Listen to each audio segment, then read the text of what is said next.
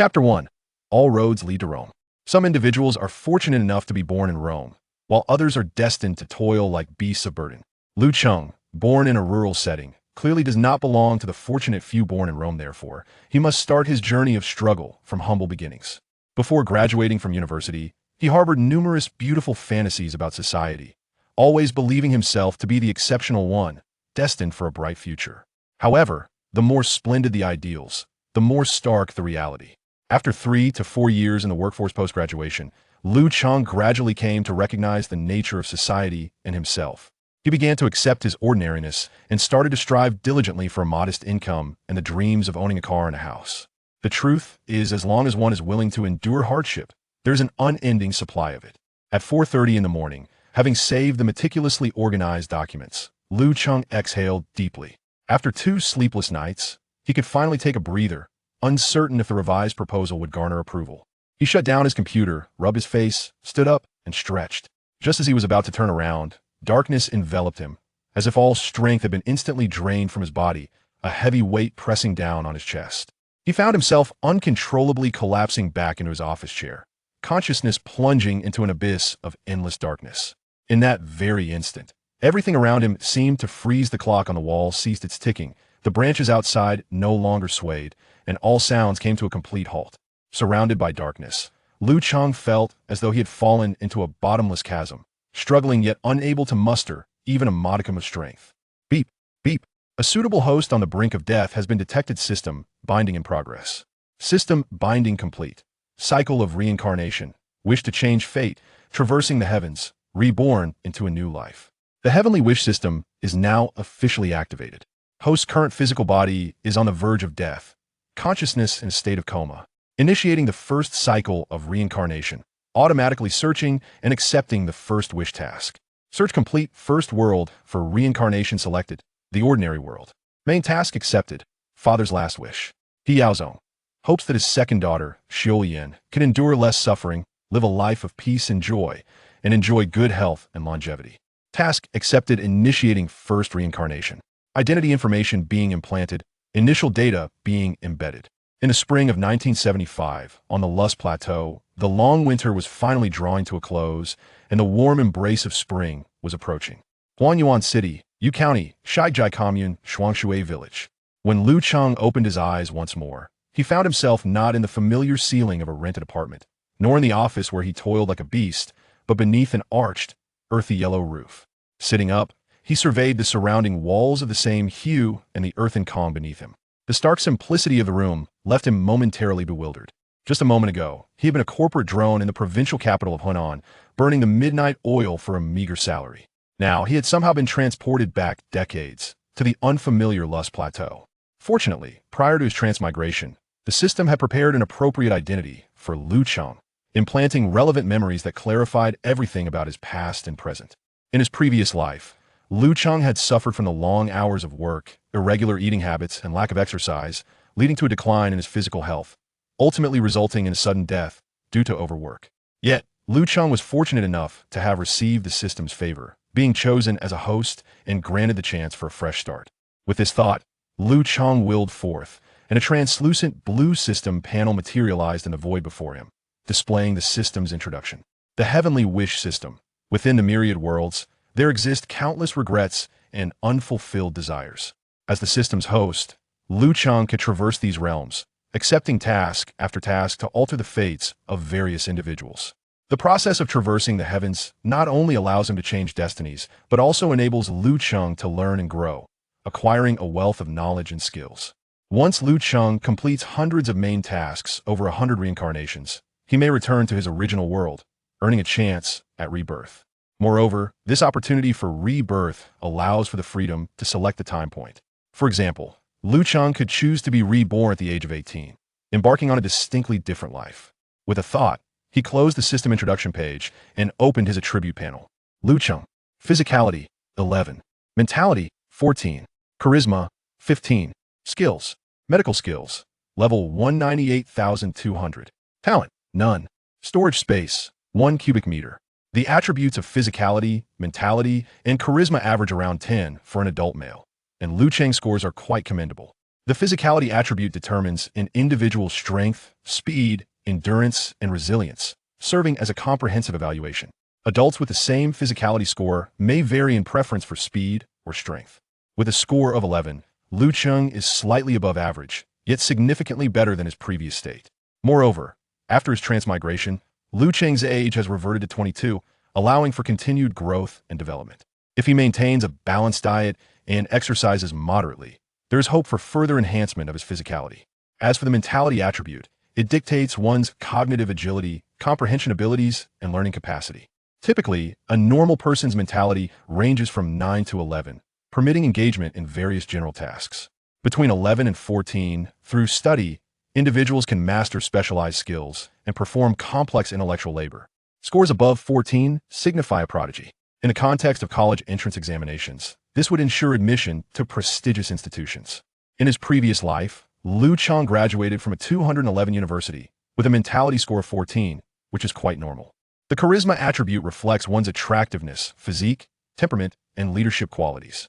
With a charisma score of 15, Lu Cheng stands as an exceptionally rare individual. Although he may not rival the likes of Yan Zhu or Yu Yin, he is certainly not far behind. Overall, Lu Cheng was quite satisfied with his 3 foundational attributes.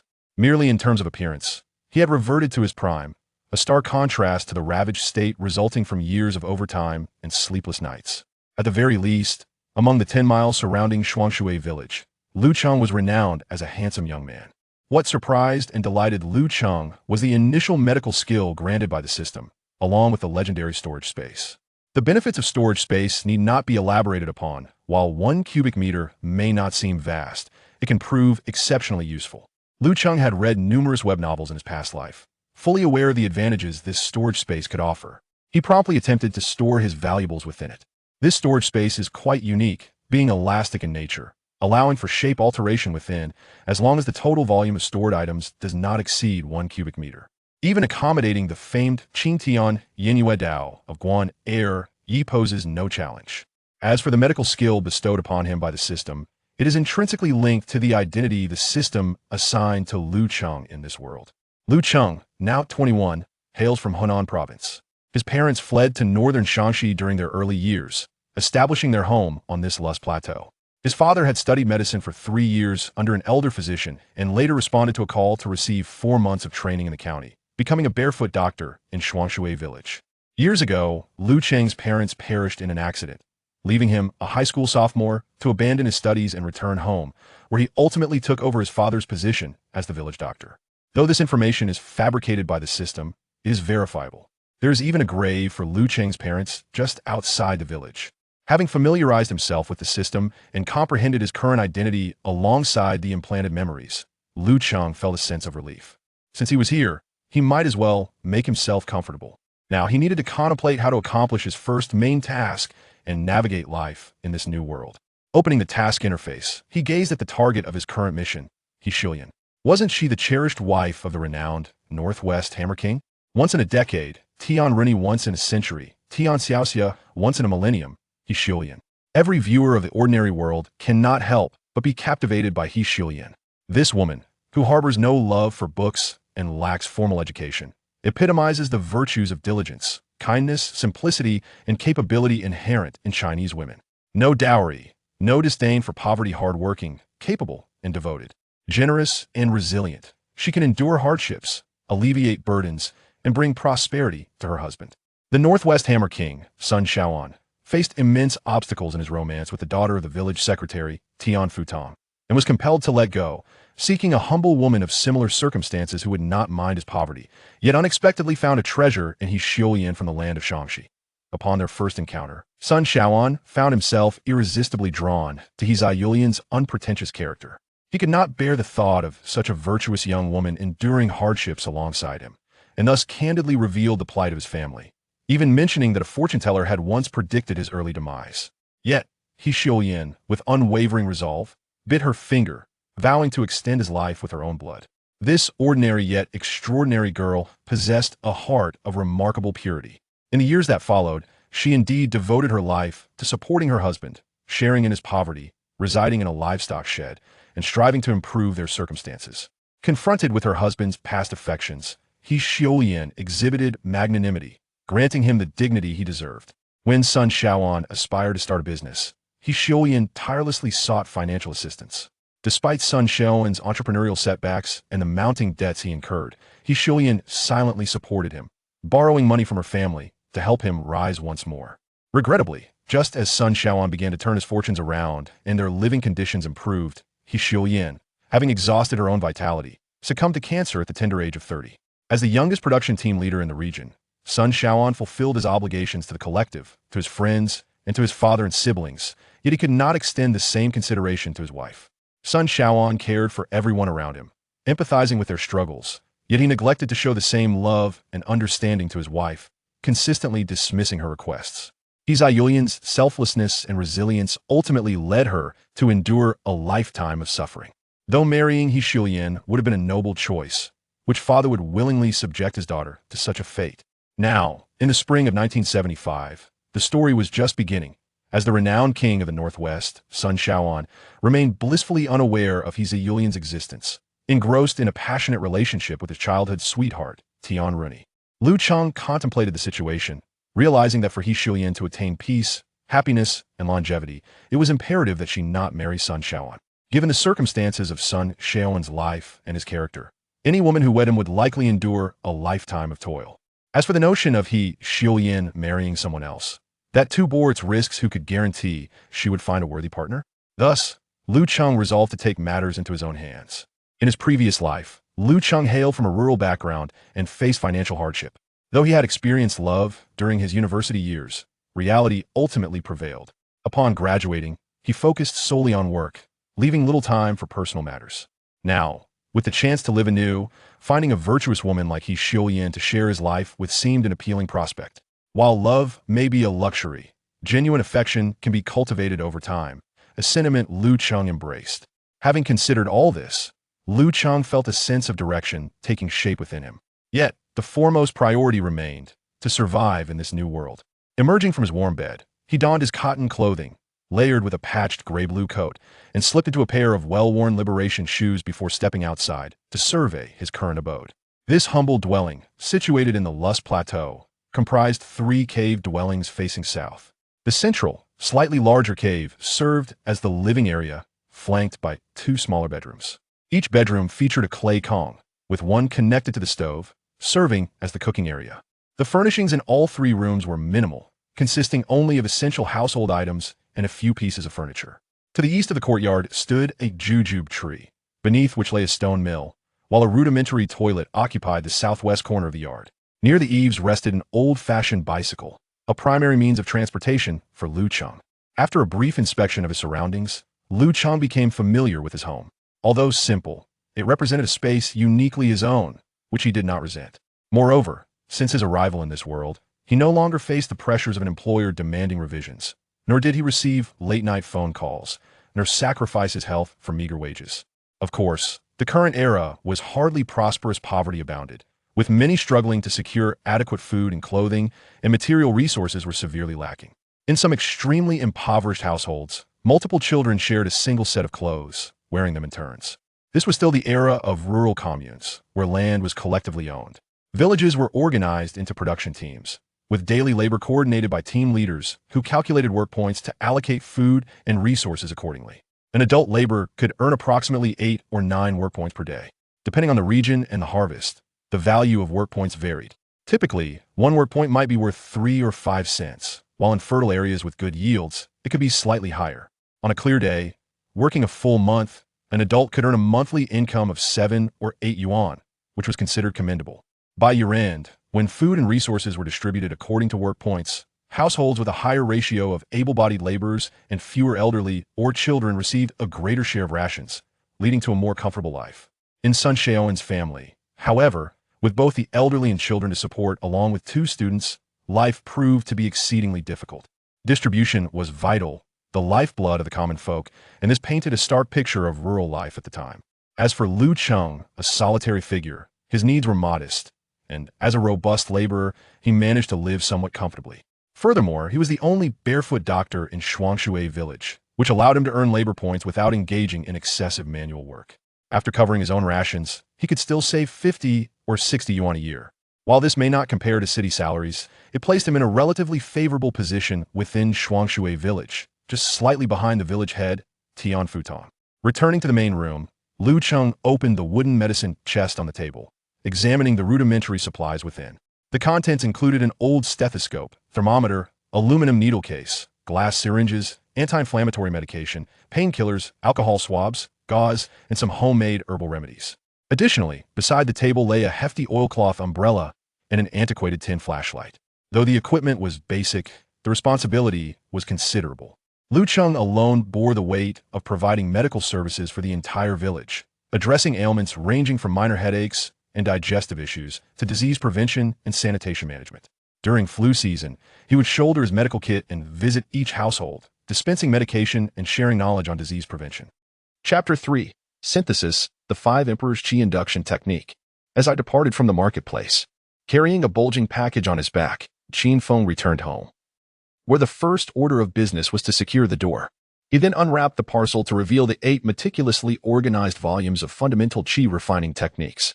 By now, Qin Feng was quite adept at the process. After 3 rounds of synthesis, the 8 foundational manuals had successfully transformed into a slender tome titled 5 Emperors Qi Induction Technique.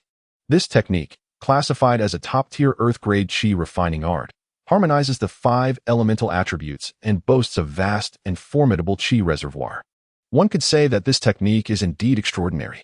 Qin Feng did not fully comprehend the concept of a top-tier realm, yet through textual explanations, he could roughly grasp its implication of being extraordinarily formidable.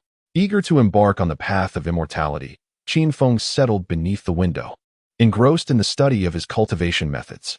The books were inscribed in traditional characters, yet the difficulty of reading them was not insurmountable. Around midday, Qin Yu returned, carrying several bags. Noticing Qin Feng absorbed in his reading beneath the eaves, her curiosity piqued, but she chose not to disturb him and proceeded directly into the kitchen. Moments later, the sound of the spatula echoed through the air. Cultivating immortality is indeed a formidable challenge. Qin Feng perused the martial arts manuscript for quite some time. While he could comprehend the individual characters, stringing them together into coherent meaning proved to be a formidable challenge. Moreover, the text was replete with numerous acupoints, rendering the entire matter utterly perplexing. It was indeed a daunting task. With a sigh, Qin Feng returned the martial arts manual to his room and hurriedly made his way to the market, where he purchased numerous books and autobiographies concerning acupoints and various aspects of cultivating immortality. Upon his return, he was greeted by the enticing aroma of the meal that Qin Yu had prepared from afar. The simple yet delectable spread consisted of stir-fried pork belly with greens, a tomato and egg drop soup, accompanied by rice, which made Qin Feng's mouth water in anticipation. Just as he was about to sit down for dinner, he was questioned about his earlier absence. Qin Yu shot an angry glare at Qin Feng, then pushed a large bowl of white rice in front of him. I am going out to purchase some items. Why do you need to buy so many books? Qin Yu did not inquire about why he had not gone to work today. She merely found Qin Feng's behavior over the past couple of days rather peculiar. Qin Feng wiped the sweat from his forehead and, while eating, remarked, "Sister, I aspire to cultivate and become an immortal so that I may protect you." She replied, "Can you truly succeed with your reckless training? In due time, I shall take you to seek out Master Huang. We shall discuss it further then." Qin Feng neither accepted nor opposed the idea. After all, if he struggled to find a threshold, apprenticing to a master was essential. Even with a fifth-rate spiritual root, one must still harbor dreams, mustn't one? After finishing his meal, Qin Feng sat in the courtyard engrossed in his book, while Qin Yu occupied herself with needlework beside him. The sky gradually darkened. Qin Feng intended to put away the book and revisit it the following day when, unexpectedly, a flicker of pale yellow light illuminated the space beside him. In the past, during his school days, he had little fondness for reading, yet now, he finds himself captivated by it. Qin Yu placed the oil lamp on the adjacent shelf, affectionately squeezing Qin Feng's shoulder with a face full of tenderness. Qin Feng smiled silently, wholly engrossed in absorbing the contents of the book. The night was deep and tranquil. Qin Yu had long succumbed to slumber, while Qin Feng remained seated in the courtyard, engrossed in his reading, seemingly oblivious to the passage of time. It was only when Taizhu appeared at the entrance of the courtyard that he finally set aside his book. "Brother Feng, you must treat me to a grand feast in the future," Taizhu declared, his face beaming with pride as he revealed a sizable bundle from the shadows. "Today, While tidying up the alchemy chamber, I meticulously swept through every corner, and it appears I unearthed a couple of slightly flawed elixirs. They will undoubtedly cleanse your household of any pests. Qin Feng took the package and weighed it in his hands. It contained at least 100 worthless pills. With a smile, he patted Tai Zhu on the shoulder and said, "You've worked hard." Tai Zhu, blushing with a shy smile, soon revealed an expression of indignation. "Brother Feng, let me tell you something, but please don't be angry." "What is it?" "Butler Zhao has heard about yesterday's events and asked me to inform you not to go." After speaking, Tai Zhu took out more than a dozen translucent items resembling grains of rice from his pocket. "However, they've settled your payment."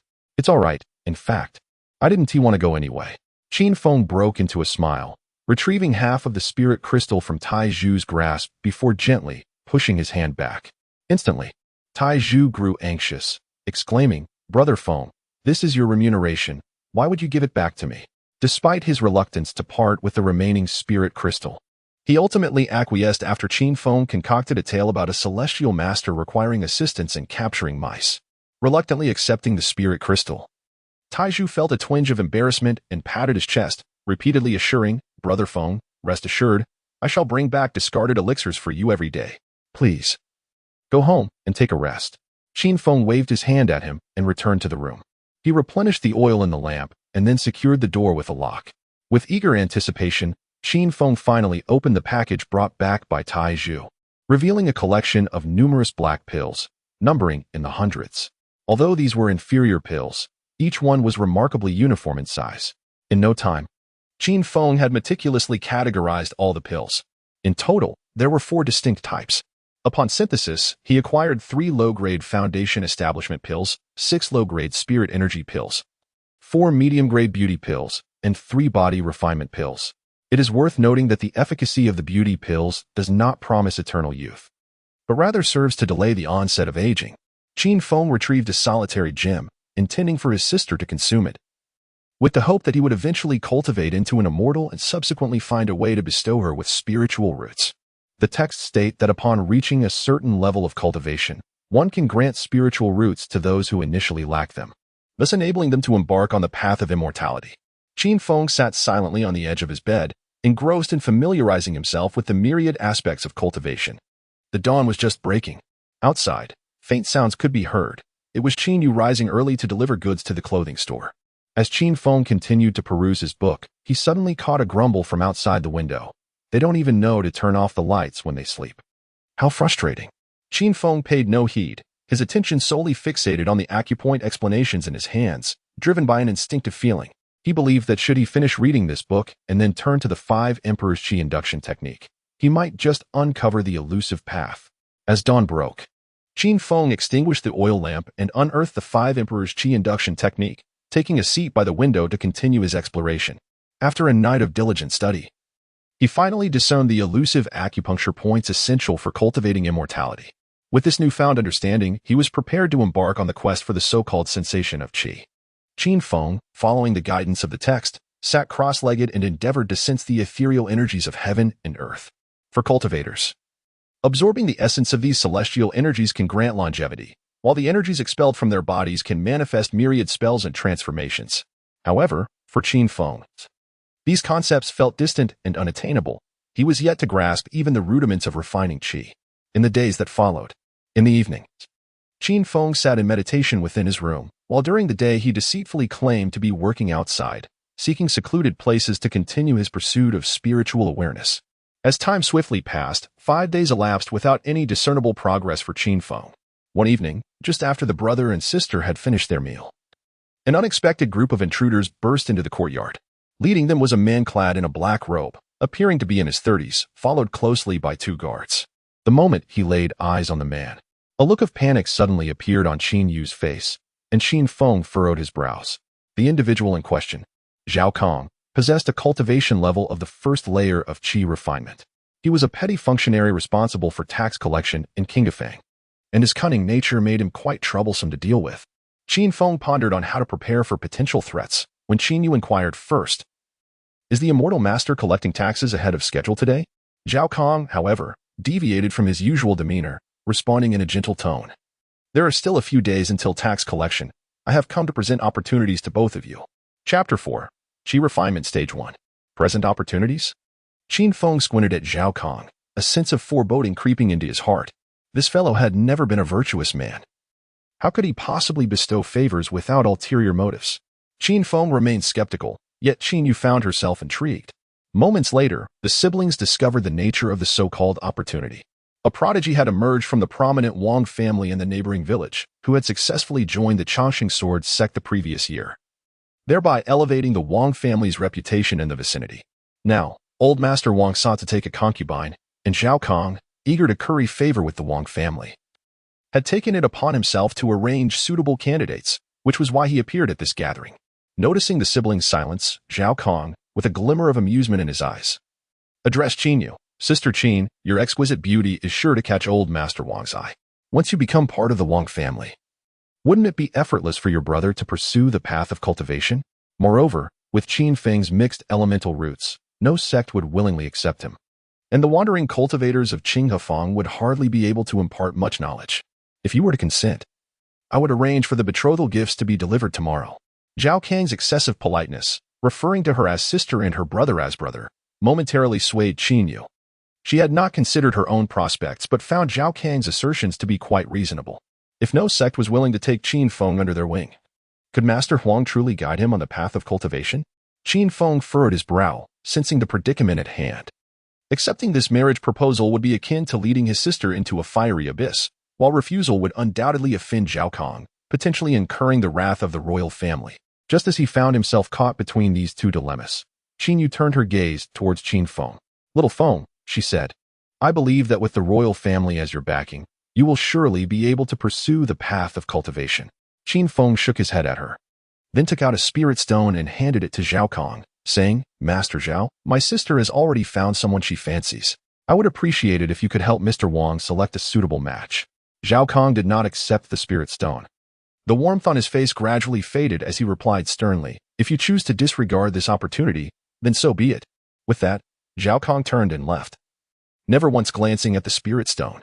Once the group departed, a look of concern emerged on Qin Yu's face.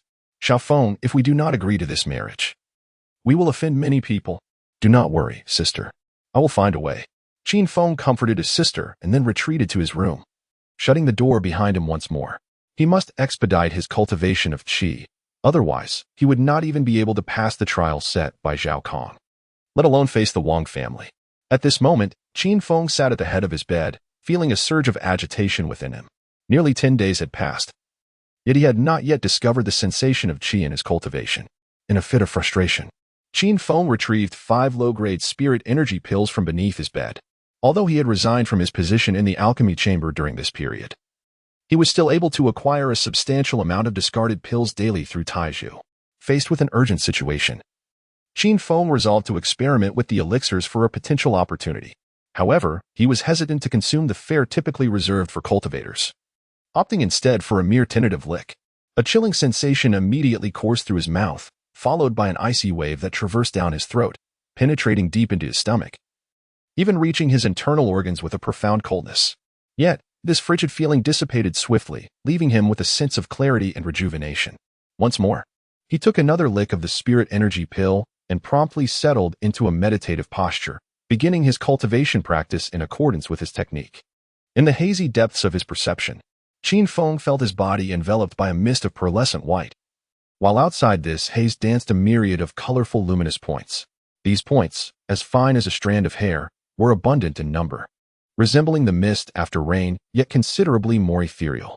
As the milky vapor surrounding him gradually dissipated, the vibrant specks of light seemed drawn by an unseen force, gently approaching Qin Feng, penetrating through his pores and coursing through his veins. Gradually, Qin Feng's consciousness was immersed within his meridians, oblivious to the passage of time. It was not until Qin Yu outside the door knocked and called for dinner that he realized he had inadvertently cultivated throughout the night. Upon opening his eyes, he beheld a thin layer of black grime on his body, and a surge of joy enveloped him. Success was finally within reach. He merely needed to cultivate a few more times to expel all impurities from his body before he could officially embark on the path of qi refinement. Qin Feng promptly exited the room to take a shower. Upon his return, Qin Yu had already arranged the meal. To avoid any complications, the small dining table was moved into the inner room, and the main door was securely locked. However, today's fare was rather sparse, consisting merely of a plate of dry pickled vegetables accompanied by thin rice porridge. During the meal, Qin Yu appeared somewhat distracted, and she said to Qin Feng, "Xiao Feng, please refrain from going out for a while. I fear that Zhao Kong may cause you some trouble." "Understood," he replied. Qin Feng, not inclined to venture outside, determined to seize the opportunity and master the nuances of his cultivation technique. During his meal, he cast a fleeting glance towards his sister's room by the entrance, where 2 or 3 large bags lay piled up, suggesting that she had taken on several days' worth of work and had no intention of leaving the house either. Qin Feng felt a sense of tranquility within himself and advised her not to call him for dinner. After hastily finishing his meal, he returned to his room to continue his seclusion. Time flew by, and in the blink of an eye, 5 days had passed. On that particular evening, at the entrance of the Zhao family's alchemy workshop in Qinghefang, Taizhu had just completed his tasks when he was intercepted by Zhao Kong. "Master Zhao?" Upon seeing this individual, Taizhu felt a wave of distaste, though he was compelled to muster a smile. "What is it that you require of me, Master Zhao?" With an icy demeanor, Zhao Kong inquired, "Has Qin Feng not reported for work these past few days?" In response, Taizhu relayed, "According to Master Zhao, Qin Ge has been unwell and has ceased coming." Zhao Kang's gaze fell upon the items in Taizhu's hands. "What do you carry there?" "They are merely discarded medicinal concoctions, unwanted by the esteemed alchemists, which I intend to take home for my family," Taizhu replied. After a few more inquiries, Zhao Kang allowed him to depart, and Taizhu hurriedly made his way home. Upon returning to the village, he rushed to Qin Feng's residence and knocked on the door. "Qin Ge, Yu Jie, it is I, Taizhu. What is it?" The door was opened by Qin Yu, who looked at Taizhu with a puzzled expression, unable to fathom what could be causing such urgency. "Where's Qin Ge?" Qin Yu knew her younger brother had been dabbling in cultivation lately, so she casually remarked, "He's asleep." Taizhu's face was etched with anxiety as he said, "Just now, Zhao Kong was asking about Feng in the alchemy room. Did he offend Zhao Kong somehow? It's probably nothing. Taizhu, you haven't eaten all day. Go home and have a meal." "All right then. When Feng wakes up, tell him to come find me." After sending Taizhu off, Qin Yu closed the door and wandered absent-mindedly toward the inner chamber. "Sis, are you worried about Zhao Kong?" The sudden voice startled Qin Yu, making her jump. She turned to see Qin Feng standing in the doorway, grinning with a mouthful of pearly white teeth. Instantly, irritation flared within her, and she swatted him lightly on the arm. "You little rascal, scaring your own sister like that. Let me show you a little trick." A mysterious expression appeared on Qin Feng's face as he extended his hand before Qin Yu, gradually exerting force. As the 5 Emperors Qi induction technique commenced, a diminutive orb of red light slowly materialized in the palm of his hand. Witnessing this scene, an expression of astonishment instantly flickered in Qin Yu's eyes. "You have." Qin Yu's voice was quite loud. Had she not covered her mouth with her own hand, she might have alerted the entire neighborhood. After her initial excitement, she began to observe her brother's changes, pinching his cheeks and arms as if to confirm his authenticity. Once reassured that it was indeed her brother, she broke into a silly grin and embraced Qin Feng tightly. When Qin Yu finally calmed down, Qin Feng spoke. "Sister, I have only just begun. Please try not to let the news slip. I will find a way to resolve the situation with Zhao Kong." "All right, I will go prepare dinner." Qin Yu smiled and nodded, wiping her tearful eyes before turning to enter the kitchen. Today's meal was splendid, consisting of 3 dishes and a soup. Before dining, Qin Yu took care to prepare some food and fragrant incense to share the joyous news with her departed parents, though she was uncertain if they could perceive it. As the day drew to a close, the sky began to darken. Qin Feng did not continue his secluded cultivation. Instead, he took the remaining 2 spirit stones and 3 foundation building pills to Qinghe Square. Zhao Kong, also at the first level of Qi refinement, had an extensive background and thus required careful consideration. During this period of reading, Qin Feng had gleaned a considerable amount of knowledge. For instance, he learned that battles among cultivators involved not only a contest of spiritual power, but also a competition regarding the quantity and potency of their magical artifacts. After traversing through more than 10 days, he finally glimpsed the hope of cultivating immortality. Qin Feng ventured to Qinghefang this time with the intention of acquiring more magical artifacts for self-defense. Chapter 5. This man has already invited his own doom. As dusk approached, the streets of Qinghefang still bustled with passers-by, though the number of street vendors had dwindled. Among the crowd were ordinary folk and cultivators alike, each minding their own business without interaction. Many cultivators donned voluminous black robes or veiled their faces with gauze, and the others wisely kept their distance. Such individuals were notoriously wary. Any unwarranted approach would only provoke displeasure. Qin Feng felt as though enlightenment had struck him. He immediately stepped into an ordinary grocery store. Moments later, a figure clad in a black robe emerged from the shop, seamlessly blending into the throng of people. "I am truly a genius," Qin Feng thought as he donned the black robe, feeling an overwhelming sense of security, although his own strength was lacking. This attire was sufficient to deter the average person from harboring any ill intentions towards him. While searching for a shop, Qin Feng caught a glimpse of Tai's shoe through the gap at the front of his robe. The latter appeared disheveled, his black clothing marred by numerous footprints. As he hurriedly passed by with a small package of dark items, it seemed he had encountered some trouble today. However, Qin Feng had no opportunity to greet him and resolved to inquire later. After Taiju departed, Qin Feng took the chance to enter a store that specialized in wares for cultivators. He chose this particular shop because it was devoid of other customers, significantly reducing the risk of being noticed. What would the esteemed cultivator like to purchase? A young maiden of about 15 or 16 greeted him as he entered, her purple robe subtly hinting at her youthful vitality. Though the girl was beautiful, Qin Feng was acutely aware of his purpose for being there. After popping 2 pieces of freshly bought beef jerky into his mouth, he chewed while mumbled, "Do you accept elixirs?" "Yes, we do." "What kind of elixir does the esteemed cultivator wish to sell?" The maiden leaned slightly forward, bowing her head in anticipation of his reply. "Foundation establishment pill." Upon concluding his words, Qin Feng extracted a low-grade foundation establishment pill from his pocket and placed it upon the nearby counter. The moment the pill came into view, a flicker of surprise illuminated the young girl's eyes, swiftly followed by a sincere declaration of the price. "Is this indeed a low-grade one? If confirmed, our Qi Yuan Pavilion is willing to acquire it for 400 spirit stones." 400? Within the confines of his black robe, Qin Feng's expression radiated elation. It had taken him 50 arduous days of labor in the alchemy room to earn a single spirit stone. Now, the mere sale of one foundation establishment pill could yield 400 spirit stones, equating to an astonishing 2,000 days' worth of wages. If the esteemed master finds the price unsatisfactory, Linger could offer an additional 50 spirit stones. An additional 50 spirit stones. Although Qin Feng was not well versed in the market trends, he sensed that the price was reasonable. "Very well, I shall procure some additional items." Qin Feng directly requested a low-grade yellow tier storage ring and 10 commonly used fire snake talismans for Qi refining practitioners. He had a rough understanding of their prices, having read about them in books. The storage ring alone cost 300 spirit stones, while the 10 fire snake talismans amounted to 50 spirit stones, leaving him with a remaining balance of 100 spirit stones. After completing his purchase, Qin Feng felt apprehensive about his ability to utilize the storage ring. But the young lady's attentive service alleviated his concerns. She retrieved a black pouch from the counter, extracted 100 spirit stones, and then, in Qin Feng's presence, carefully placed both the fire snake talismans and the spirit stones into the pristine storage ring. Finally, she handed the storage ring to Qin Feng. "Thank you." Qin Feng once again stuffed a piece of beef jerky into his mouth and, clutching the storage ring, turned to leave. Though he had yet to acquire the magical artifact, he dared not sell any further. From the glance cast by the young girl moments ago, he sensed that the foundation establishment pills were a rare commodity in Qinghefang. If he were to sell too many at once, he would not only attract the attention of thieves but also that of the shopkeepers.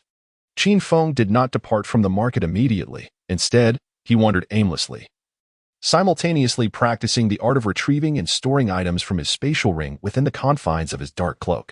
After ensuring that no one was tailing him during his perambulation, he finally paused before a stall devoid of customers. The table was adorned with an array of minor spells and various martial techniques. The stall owner, a young man with dark skin, was engrossed in a book, seemingly oblivious to the presence of others. Qin Feng paid him no mind and began selecting from the plethora of books available. Fireball technique, rolling stone technique, water dragon technique, withering wood spell, sunfire skill. Each spell, technique, and secret manual dazzled the eyes. If a cultivator practices a spell that aligns with the attributes of their cultivated spiritual energy, their progress will be significantly accelerated. Conversely, if the attributes differ, the outcome will be quite the opposite. Qin Feng possesses the 5-element spiritual root, and his cultivation of the 5 Emperor's Qi technique enables him to simultaneously harness the quintessence of 5 distinct spiritual energies, allowing him to master spells that embody the attributes of the 5 elements. After much deliberation, Qin Feng finally selected a thick tome from among the many books. Its cover inscribed with the formidable title The 18 Techniques of Qi Refinement. The name alone exudes an air of dominance. Qin Feng reached for a book, only to have his hand firmly pressed down by the stall owner with a slender bamboo stick. Despite its delicate appearance, the stick exerted considerable force. The stall owner cast a displeased glance at Qin Feng and disdainfully remarked, "How can you be so ignorant of the rules?" Qin Feng was momentarily taken aback but quickly grasped the situation, inquiring, "How many spirit stones?" 30, he replied. He then retrieved 30 spirit stones and placed them on the stall. The vendor put away his bamboo stick, accepted the spirit stones, and resumed his reading. Qin Feng, disinterested in conversing with him, simply stowed the book into his storage ring and turned to leave. Upon returning to the village, he found that night had already fallen for quite some time. As Qin Feng passed by the home of Taizhu, he noticed that the lights were still aglow, and he could faintly hear the intermittent sobs of his mother. The front door was merely ajar, and the moment he pushed it open, the scent of medicinal broth wafted through the air. As Qin Feng stepped through the doorway, he was immediately met with the indifferent gazes of 4 or 5 men within. Meanwhile, Taizhu's father squatted at the entrance, his brow furrowed in distress as he smoked his dry tobacco. With a hint of impatience, Qin Feng inquired of Taizhu's father, "Uncle Han, what has transpired?" Han Tinyu, his face devoid of emotion, cast a fleeting glance at Qin Feng and replied coldly, "Taizhu was beaten by Zhao Kong." Qin Feng furrowed his brow and took a step inside. Standing at the threshold of the main room where he could glimpse the situation within, Taizhu's mother was crouched beside the bed, weeping inconsolably, obscuring any view of Taizhu's face. All that was discernible was a darkened patch on the azure pillow, tainted by some substance, alongside which lay a small packet of something black. Qin Feng's brows furrowed even deeper. What was Zhao Kong doing to Iron Pillar? And this family seemed to harbor a significant animosity towards him. To hell with it. Once he mastered the spells, he would eliminate them. Qin Feng's teeth clicked rhythmically as he turned and rushed back to retrieve some items. Although he had not been working in the alchemy room during this period, he had managed to concoct several treasures through Taizhu. Among these were body-refining pills suitable for mortals, blood-boosting elixirs, and even the life-saving golden ox gall pills favored by the wealthy. Moments later, Qin Feng returned, bringing with him 3 types of pills ground into powder and placed in 3 bowls. Upon his arrival, the men in the room seemed to have conspired, as they immediately blocked the doorway. Taizhu's mother, hearing the commotion, emerged with a furious expression, shouting at Qin Feng, "Disaster! Your entire family is a calamity." "What do you mean by that, Antonio?" Qin Feng feigned ignorance, but Taizhu's mother quickly pointed a finger at him, unleashing a torrent of insults. Qin Feng grasped the situation. Just moments ago, Zhao Kong had come here, silently inflicting grievous harm upon Taizhu and threatening that either Qin Feng's family must leave or Taizhu's must. In an instant, Qin Feng understood the wickedness of the manipulation at play. This man was indeed on a path of destruction. However, rescuing Taizhu was of utmost importance now. Without engaging in idle chatter, Qin Feng pressed directly into the overlapping bowls he held. Upon reaching the first level of Qi refinement, his physical prowess had significantly improved, rendering a mere handful of village men utterly incapable of impeding him. Upon arriving at the bedside, he found that Taizhu was already breathing more out than in. Qin Feng hurriedly grasped the nearby medicinal concoction as if it were water, and sequentially infused it with the powders of 3 different elixirs. In his urgency for the medicine to take effect swiftly, he paid little heed to its efficacy, channeling his spiritual energy into Taizhu's body through his grasp. After a brief moment, a pained expression emerged on Taizhu's face, his chest rising and falling violently. With evident distress, he rose and leaned over the bedside, coughing violently as thumb-sized blood clots began to emerge from his mouth. It was uncertain which part of the process had borne fruit, but thankfully, he had survived. Chapter 6. Han Taizhu's ambitious undertaking. As Taizhu regained consciousness, Qin Feng took his leave. Having hurried home to procure the medicine, he had neglected to inquire about Qin Yu's condition. Upon learning the circumstances, Qin Feng grew increasingly concerned for his sister, fearing she may have already faced a scolding from Taizhu's fierce mother. "Sister, are you awake?" Qin Feng approached the door of Qin Yu and gently knocked. There was no response from within. Straining his ears, he could faintly discern the rhythmic sound of breathing. It seemed she was asleep. Qin Feng did not linger excessively. He returned to his chamber and illuminated the oil lamp. He retrieved all the elixirs he had accumulated during this period from beneath his bed and carefully stored them in his spatial ring before resuming his practice of the Qi induction technique. Since the casting of spells emits a luminous glow, Qin Feng resolved to postpone this endeavor until daylight. The following day, just as dawn began to break, Qin Yu arose early, packed the garments she had sewn, and set out to deliver them. Qin Feng, engrossed in his cultivation, perceived her actions with clarity. Had it not been for the events of the previous night, he might have harbored concerns for his sister's safety.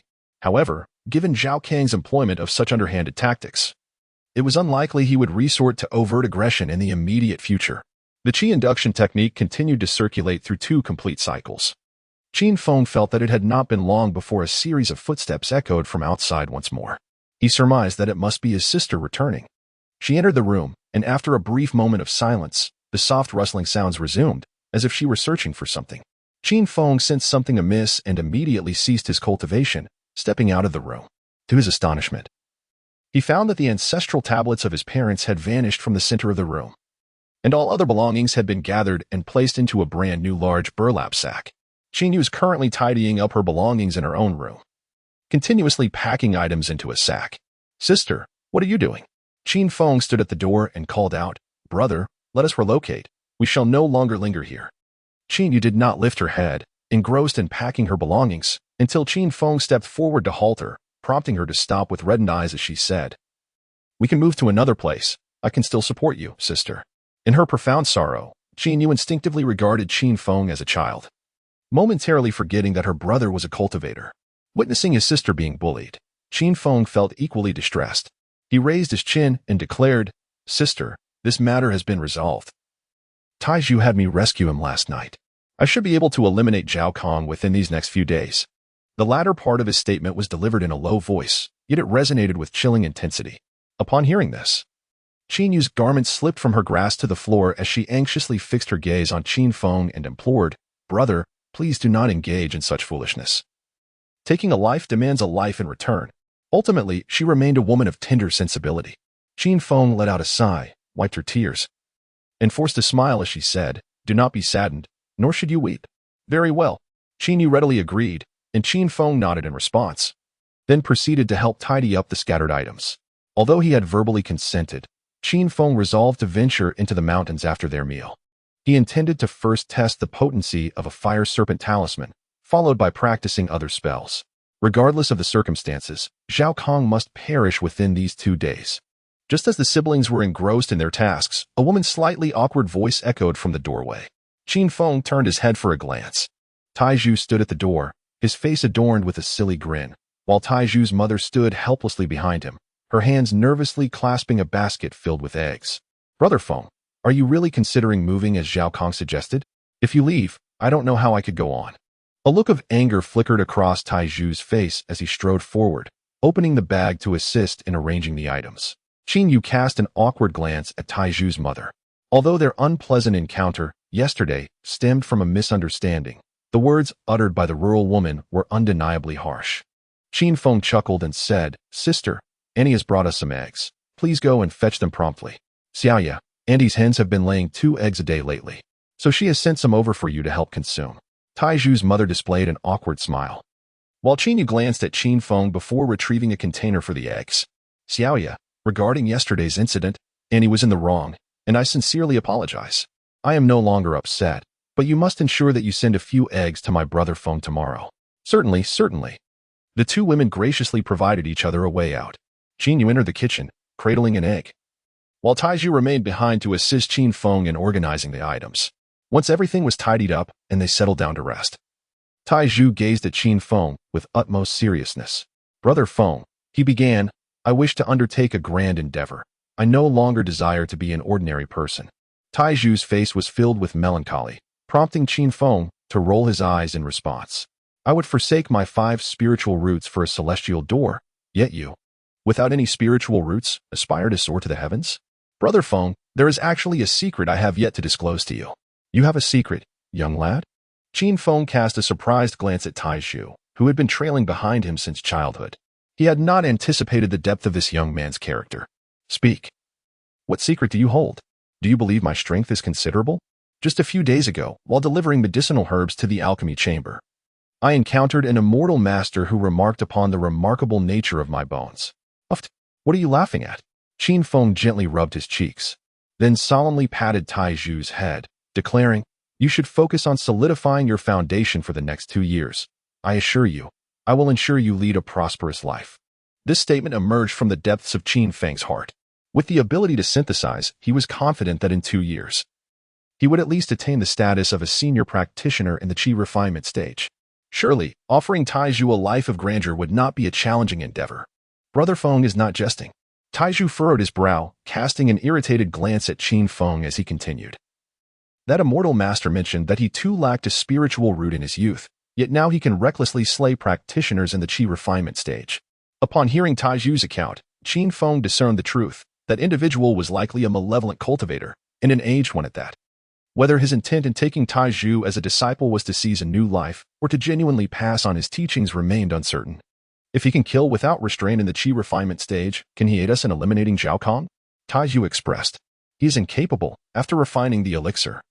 I had to support him to leave, he sighed, his lips curling in discontent before he rose and strode towards the door, with Qin Feng following him. Turning around, Taiju spoke with unwavering determination. Brother Feng, I understand that cultivators can be virtuous or wicked, but rest assured, regardless of my nature, I will never forget your life-saving grace. With that, Taiju departed for home, likely to bid farewell to his parents. Little Tai Dan, Qin Feng, dinner is ready. Qin Yu emerged from the kitchen, carrying 2 plates of dishes. Upon seeing Qin Feng standing alone at the entrance, she promptly inquired, "Why didn't you invite him to stay for dinner? He is preoccupied with his errands." This child, during the course of our meal, Qin Feng advised Qin Yu to refrain from venturing outside, claiming that he was soon to enter the mountains to assist Taiju in foraging for medicinal herbs. As he stepped out, he happened to spot Taiju also departing. The young boy, with his petite frame, bore a large bundle on his back, bidding farewell to his parents. Upon sensing Qin Feng's gaze, Taiju turned his head, flashing a bright smile that revealed his pearly whites, and then joyfully hopped towards Qinghefang. "Farewell, little iron egg, until we meet again." Qin Feng waved his hand towards the silhouette receding into the distance. A look of helplessness etched across his face. Although he possessed unique abilities, his current powers were limited. All he could do was dissuade. Yet, Taiju had resolutely set his heart on embarking on the path of cultivation. Without spiritual roots, the only avenue available to him was to become a malevolent practitioner. After watching Taiju's figure vanish from sight, Qin Feng turned and walked in the opposite direction. According to the calendar, Zhao Kong was due to arrive in the village to collect taxes within the next couple of days.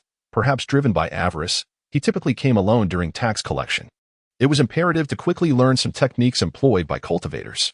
Chapter 7. Mastery of the Golden Blade Technique. Qinghefang, nestled against the majestic Wulong Mountain, is representative of Qinghe village.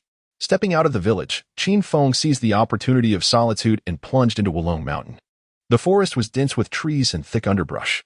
Occasionally, small creatures scampered across his path, yet Qin Feng paid them no heed, intent on his journey. While hunters occasionally roamed the outskirts of the mountain, Qin Feng was reluctant to reveal his identity, compelling him to venture deeper into the mountain. Upon reaching the first level of Qi refinement, Qin Feng's physique had surpassed that of ordinary individuals, enabling him to move with greater agility than seasoned hunters. However, utilizing spiritual energy to enhance his speed proved to be taxing, and after half an hour, he found his energy depleted. Fortunately, he had arrived at his destination. Before him stood a sheer cliff, with a cave suspended 2 to 3 meters above the ground, a vine hanging nearby that was just ample enough for climbing. During his earlier Qi refinement, Qin Feng had ascended this way. Returning to this familiar place, he skillfully grasped the vine like a nimble monkey and swiftly entered the cave. Inside, the space was vast, with an opening in the ceiling allowing light to filter through. A few wild monkeys, noticing the intrusion, promptly scampered away down the vine. Time was of the essence. It was now imperative to indulge in a moment of extravagance. Qin Feng, with a visage marked by pain, extracted a spirit pill from his storage ring. The moment the pill touched his lips, it transformed into a torrent of spiritual energy, swiftly replenishing his vital essence. At that moment, 5 radiant orbs of varying hues floated within his energy reservoir, corresponding to the elements of metal, wood, water, fire, and earth. While ordinary cultivators with mixed spiritual roots could typically cultivate only 2 types of energy simultaneously, Qin Feng's unique cultivation method granted him the ability to harness them all at once. Once his spiritual energy was restored, he began to contemplate the spells chronicled in the 18 Techniques of Rampancy. This tome was an autobiography penned by a peak-stage Qi refinement rogue cultivator. detailing the 18 formidable spells he had acquired throughout his life. According to the text, mastering these 18 spells would render one invincible among Qi refinement practitioners. The spells included Earth Wall Technique, Water Shield Technique, Metal Blade Technique, Fire Dragon Technique, and Tai Rejuvenation Technique. While these 18 spells were commonly employed by Qi refinement cultivators, the average practitioner lacked the capacity to dedicate themselves to such an extensive array of techniques. Qin Feng also felt a throbbing pain in his head. If he were to learn everything, it would take an eternity. Ultimately, Qin Feng chose the Golden Blade Technique and the Earth Wall Technique, one for offense and the other for defense, coupled with the Fire Serpent Talisman. He was resolute in his belief that he could vanquish that scoundrel Zhao Kong. A look of contentment flickered in Qin Feng's eyes as he began reciting the incantations and hand seals of the Golden Blade Technique. Unbeknownst to him, 2 hours slipped by. Only after committing the mantras and gestures to memory did Qin Feng compose himself to attempt the spell, channeling metallic spiritual energy into his hand, forming the seal. He could feel the golden essence growing increasingly volatile as he synchronized it with the chant. 2 breaths later, Qin Feng suddenly fixed his gaze upon the stone wall ahead and thrust forth his hand seal with force. Golden Blade Technique. Boom. For an instant, golden radiance blossomed in the air before the spell collapsed spectacularly. Damn it. Qin Feng, having adjusted his emotions, resumed his practice of the Golden Blade Technique with fervor. With each failed attempt, his excitement only grew. If success came too easily, it would cast doubt upon the authenticity of his cultivation. After an hour, the Golden Blade Technique failed. Half a day later, it failed again. As evening approached, however, he finally succeeded in casting the Golden Blade Technique. Before Qin Feng, a 3-foot-long golden dagger materialized from the void, swiftly slicing towards the stone wall ahead. A resounding thud echoed as the wall trembled slightly, with fragments cascading down. Upon closer inspection at the site of the strike, it appeared as though the golden dagger had effortlessly cleaved a gash, akin to cutting through tofu. The potency of this weapon was indeed formidable, yet it undeniably consumed a significant amount of spiritual energy. The moment the Golden Dagger technique was successfully executed, Qin Feng felt as though all the spiritual energy within him had been instantaneously drained, his vision whitening as he nearly collapsed into unconsciousness. Were it not for the spirit-replenishing pill, he might well have spent the night right there on the spot. As his spiritual power gradually restored, he simultaneously reflected upon the intricacies of spellcasting techniques. After a brief respite, Qin Feng resumed consecutively invoking the Golden Blade Technique, succeeding 5 or 6 times in succession before finally pausing. By this time, dusk's embrace had begun to gently cloak the world beyond the cavern's mouth. Qin Feng understood that there was little hope for the Earth Wall Technique today, yet before departing, he resolved to give the Fire Serpent Talisman a try. Suddenly, a blinding burst of crimson light erupted from within the cave. After a considerable time, Qin Feng emerged, his face smeared with dirt and ash. The power was commendable, though the area of effect was somewhat extensive. When Qin Feng returned home, the night had fully descended. The familiar glow of the fire pit illuminated the yard, where Qin Yu sat beside it, mending garments. "Brother, you're back," she exclaimed. "I'll prepare something for you to eat." Upon seeing Qin Feng enter through the door, Qin Yu promptly rose and made her way into the kitchen, where the dishes were warming in the pot, ready to be served. After finishing their meal, Qin Feng returned to his chamber, ignited the oil lamp, and commenced his practice of the breath-concealing technique. Techniques such as the turtle-breathing method are merely for mortals masquerading as the deceased. Only the breath-concealing technique can genuinely suppress the spiritual energy within, rendering one's realm and vitality inscrutable. A night passed. Qin Feng managed to learn the art of breath control with great difficulty. As long as he maintained this state of restraint, he was certain to master it proficiently over time. The following morning, Qin Yu was in the kitchen preparing a meal, while Qin Feng sat at the door, lost in thought. During this period, he not only advanced to the first layer of the Qi refinement stage, but also mastered the Golden Blade technique and the breath concealment skill. Additionally, he acquired a storage ring along with various medicinal pills. Most importantly, he still had 9 fire snake talismans left. These talismans possessed considerable power. When he utilized one, Qin Feng felt that had he taken a few more steps forward at the moment of its detonation, he might have met his demise on the spot. He wondered if Zhao Kong would be able to withstand it. Qin Feng sat on a small stool, resting his chin on his hand in contemplation, when unexpectedly, a smile graced his lips. Suddenly, a flurry of footsteps echoed from outside the courtyard. Moments later, several figures clad in black robes entered, led by Zhao Kong. Each individual held silks and packages, and 2 among them carried a crimson box. "Brother Qin," I trust you have come to a decision during this time? Zhao Kong inquired, wielding a folding fan, while a middle-aged man with a goatee stood beside him. It appeared that these individuals were indeed from the Wang family. From the kitchen, Qin Yu peeked out and promptly emerged. Master Zhao, there seems to be a misunderstanding. We have never consented to this marriage proposal. Qin Yu wore a troubled expression, while the man with the goatee gazed at her in surprise, chuckling as he remarked, Indeed, Madam Qin, you are as beautiful as the rumors suggest. My master genuinely wishes to marry you. Rest assured, you shall not be mistreated. Zhao Kong, with a stoic demeanor, interjected, The Wang family has already chosen an auspicious date. The first day of next month is deemed propitious. Prepare accordingly for their arrival. The group paid little heed to the attitudes of Qin Yu and her brother, setting down the betrothal gifts before departing. Among them, none was more pleased than Zhao Kong. He had been stagnating at the first level of the qi refinement stage for quite some time. By aligning himself with the Wang family, he anticipated that their prodigious disciple might offer him the guidance necessary to break through his cultivation bottleneck. Alas, what is to be done? Qin Yu anxiously paced around the courtyard, her gaze fixed upon the betrothal gifts, while Qin Feng, with drooping eyelids, remained silent. The Wang family merely boasted a single clan member who had entered the Changsheng sword sect. The rest were mere mortals. What was there to be so proud of? Their prowess was notable, yet her own fire serpent talisman was no less formidable. Chapter 8. Youth is wonderful, and sleep comes easily the following afternoon. Qin Feng sat in the courtyard, engrossed in his reading, while faintly perceiving the commotion of chickens and dogs throughout the village of Qinghe. Voices of lamentation echoed, Oh, esteemed immortal master, I am the only one in my household who can move. Might we delay this year's tax collection? If you refuse to pay, will the immortal master of Qinghefang permit you to labor? Enough of this nonsense. Hand over your travel permit if you cannot provide spirit stones. Wasn't a labor badge given only upon payment of taxes in previous years? Why this year must we surrender our travel permits instead? These demands are the wishes of the immortal masters of Qinghefang. Will you comply or not? The mundane folk, like fish on a cutting board, found themselves at the mercy of the cultivator Zhao Kong.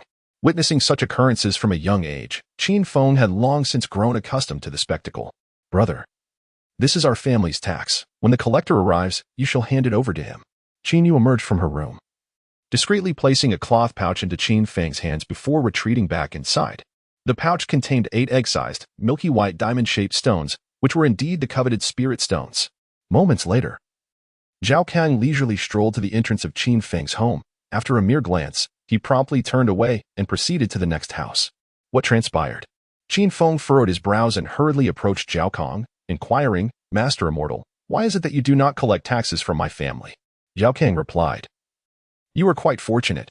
The Wang family has already taken care of your taxes. With that, he made his way towards the home of Taizhu. During this period, Taizhu's parents had been utterly preoccupied with their son's troubles, leaving them no inclination to work in the marketplace. It is highly likely that they would be unable to pay their taxes as well. Moments later, a cacophony of cries and chaos erupted from the neighboring courtyard. Qin Feng hurriedly rushed over to take a glance. Taizhu's mother lay on the ground, weeping and wailing, while his father stood at the doorway, brandishing a kitchen knife. Zhao Kong held an unusual talisman in his hand, invoking its powers. If he were to complete the incantation, it was likely that 2 lives would be lost in a gruesome manner right before their eyes. Master Zhao. Qin Feng rushed forward to block the way, simultaneously pressing the parcel into Zhao Kang's hands. Allow me to handle the taxes for your family. Zhao Kong glanced at the cloth bundle in Qin Feng's grasp. The murderous intent in his eyes considerably diminished. Very well. However, do remember to buy some fine delicacies for your sister during this time. Do not let down the Wang family's goodwill. Zhao Kong patted Qin Feng on the shoulder and proceeded to the next household. Zhao Feng, we will find a way to return your spirit stones. The expressions of Iron Pillar's parents were a mix of emotions as they looked at Qin Feng, ready to kneel before him. Uncle, Auntie, please refrain from such gestures. Iron Pillar and I are good brothers. I will certainly look after him in his absence. Qin Feng soothed the emotions of the 2 individuals before turning to leave. By the time the taxes were collected, darkness had fully enveloped the sky. The distance from Qinghe village to Qinghefang was approximately 4 miles. Zhao Kong walked the path back to Qinghefang, a smile illuminating his face. Today, I made over 100 spirit stones. Qinghe village truly is a land of fortune for me.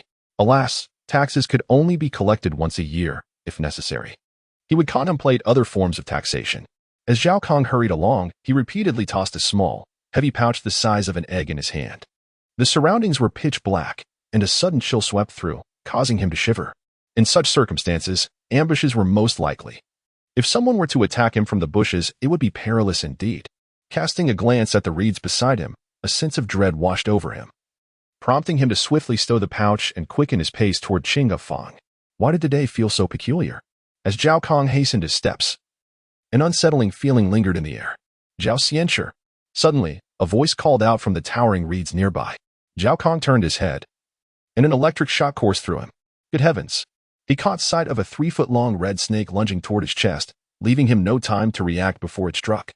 Countless flames erupted in an instant, engulfing his vision with fiery serpents. A fire snake talisman? This was the last thought to cross Zhao Kang's mind. Almost immediately, his entire being was enveloped in flames, and in the blink of an eye, he was reduced to char and succumbed to slumber.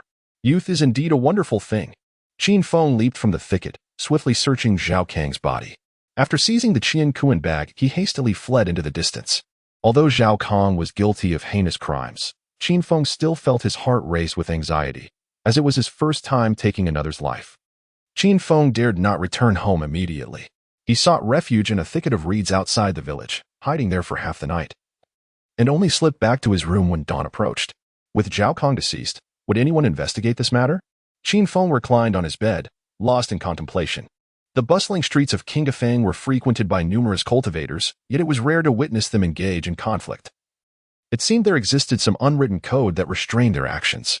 However, Qin Feng was disinclined to ponder such matters and instead commenced his cultivation practice, only emerging from his room when Qin Yu called for dinner. During the meal, a group of individuals clad in ornate attire, with blades sheathed at their waists, passed by in search of something. Among them was a burly middle-aged man, his temples prominently bulging, who approached Qin Feng's residence. With a single glance, Qin Feng discerned that he was not a cultivator, yet undoubtedly a formidable figure among ordinary people. The middle-aged man, his expression inscrutable, inquired, "Have you seen any suspicious individuals last night?" "Suspicious individuals? No, not at all," Qin Feng replied.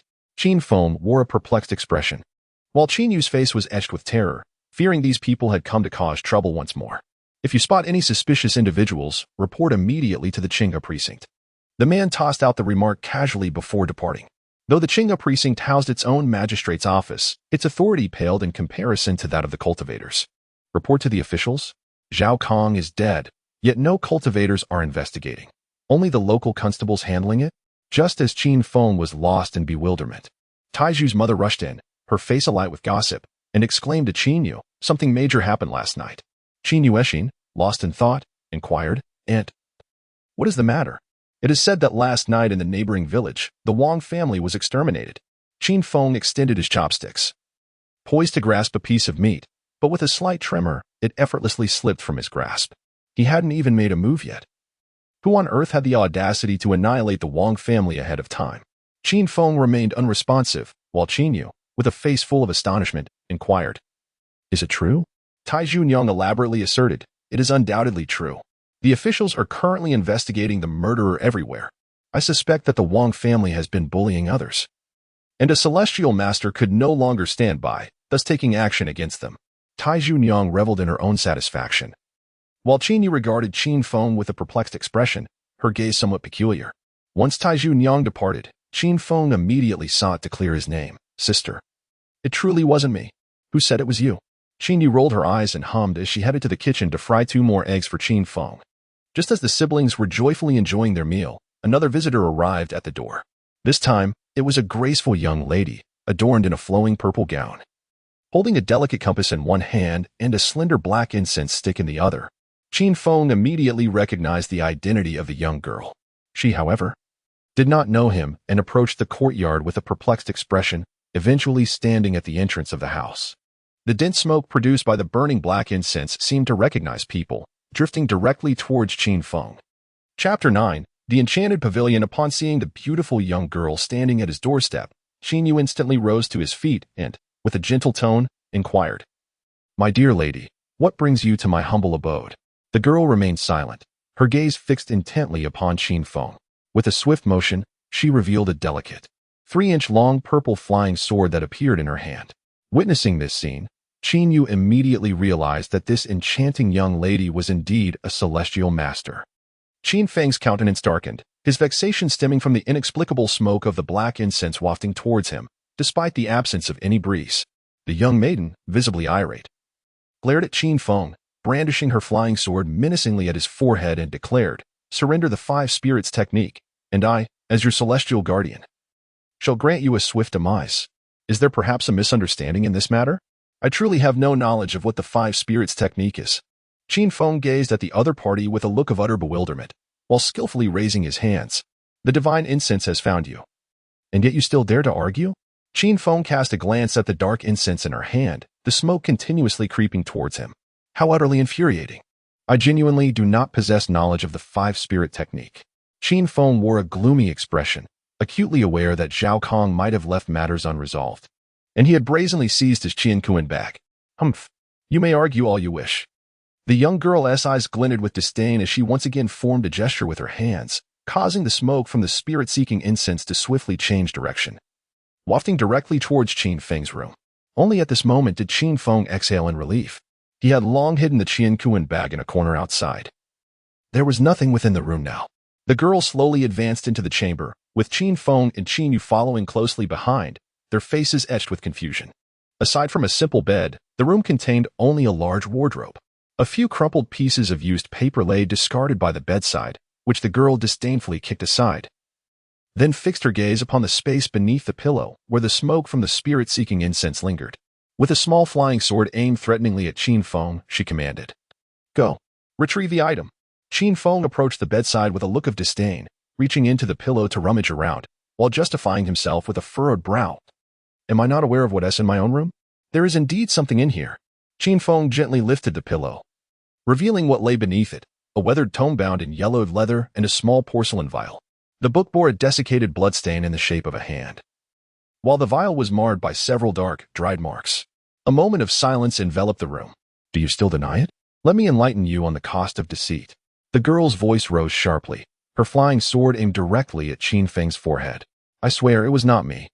Qin Feng immediately pressed his hand against the bloody handprint on the book and explained, "Look, my hand is significantly larger than this one."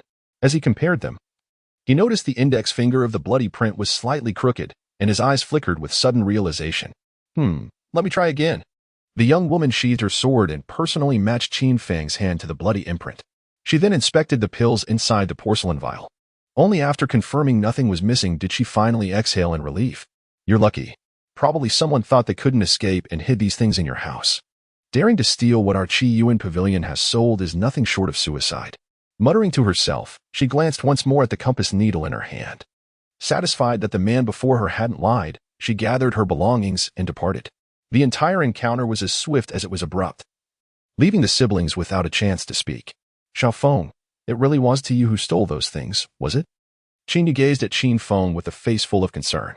Once again, today, there were officials from the magistrate and cultivators seeking something, which left her feeling rather unsettled. "I shall inquire about it." Qin Feng, filled with perplexity, immediately rushed out the door to inquire of the young lady, "Esteemed master, what on earth is happening?" Perhaps feeling that her earlier stance had been somewhat impolite, she turned casually and replied, "Last night, someone infiltrated the Wang family, committing murder and theft, thus violating the regulations of my Qiyuan pavilion." After the young lady departed, Qin Feng remained utterly bewildered. What are the regulations of Qiyuan pavilion?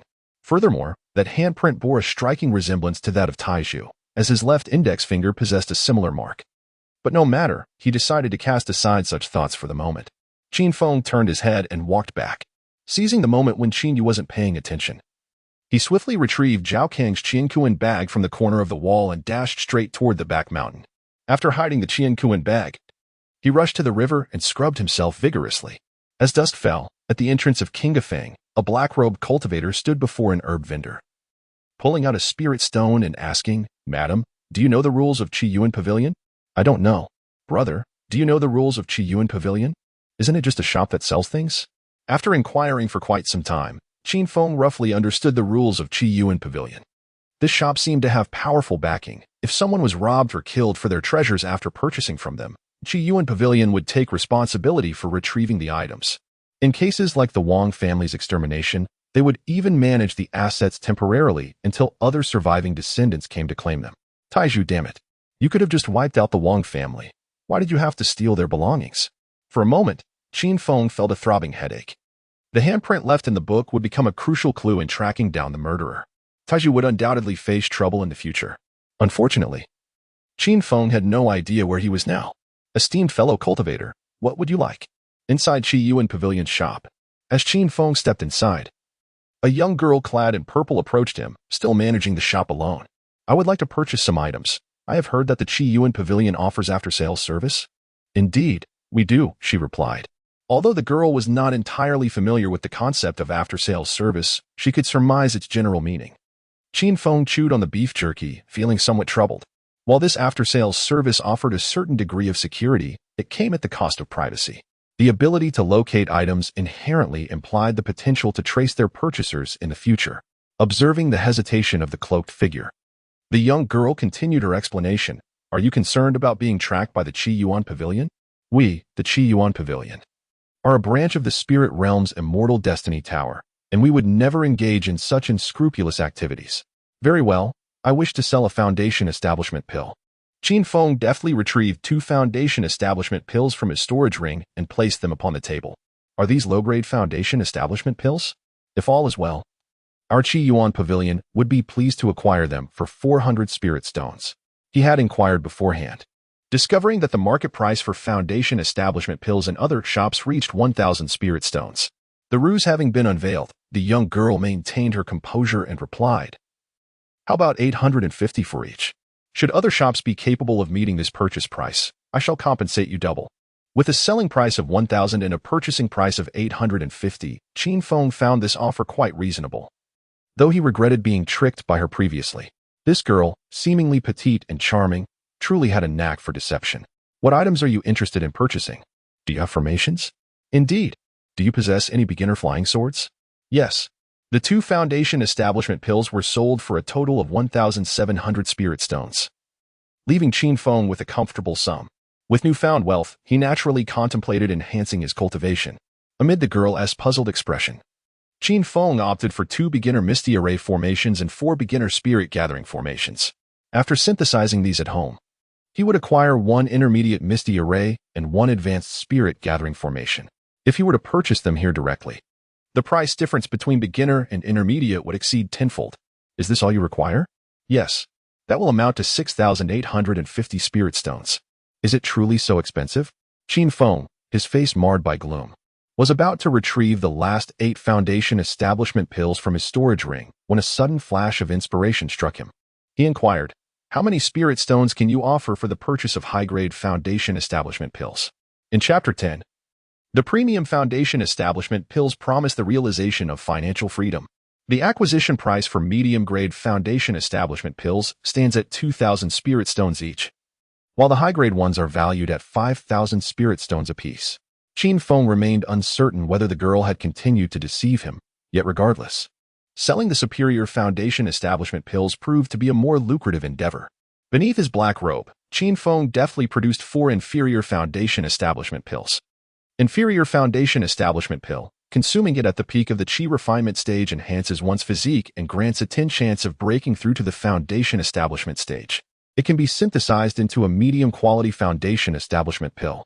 After synthesizing 2 medium-quality pills, Qin Feng proceeded to create a superior one. At that moment, a delightful fragrance unique to elixirs wafted from beneath his robe. Superior Foundation Establishment pill. Consuming it at the peak of the Qi refinement stage enhances one's physique and provides a 70 chance of breaking through to the Foundation Establishment stage. It has reached the pinnacle and cannot be further synthesized.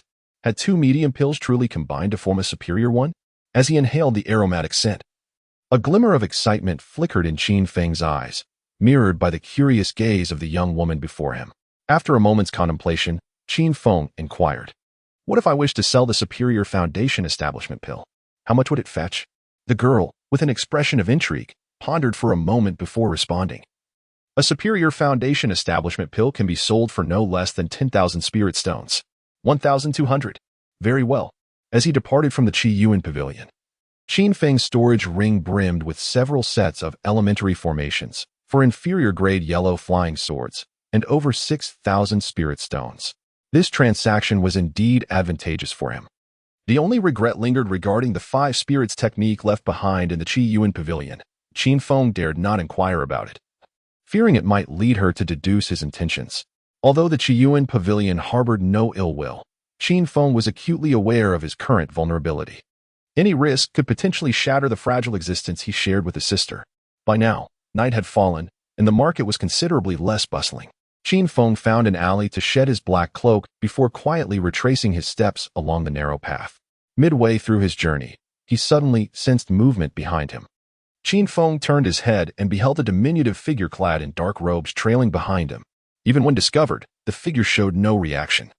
Standing motionless with an eerie stillness that lacked any semblance of vitality, instead exuding a putrid stench, Qin Feng felt a shiver run down his spine and, summoning his courage, inquired, "Do you have business with me, my lord?" "It's me, Brother Feng," came a hoarse voice from beneath the black robe, reminiscent of iron sand scraping against a pot, sending chills throughout his body. Qin Feng had an inkling of the situation, yet he remained silent, simply observing the figure before him.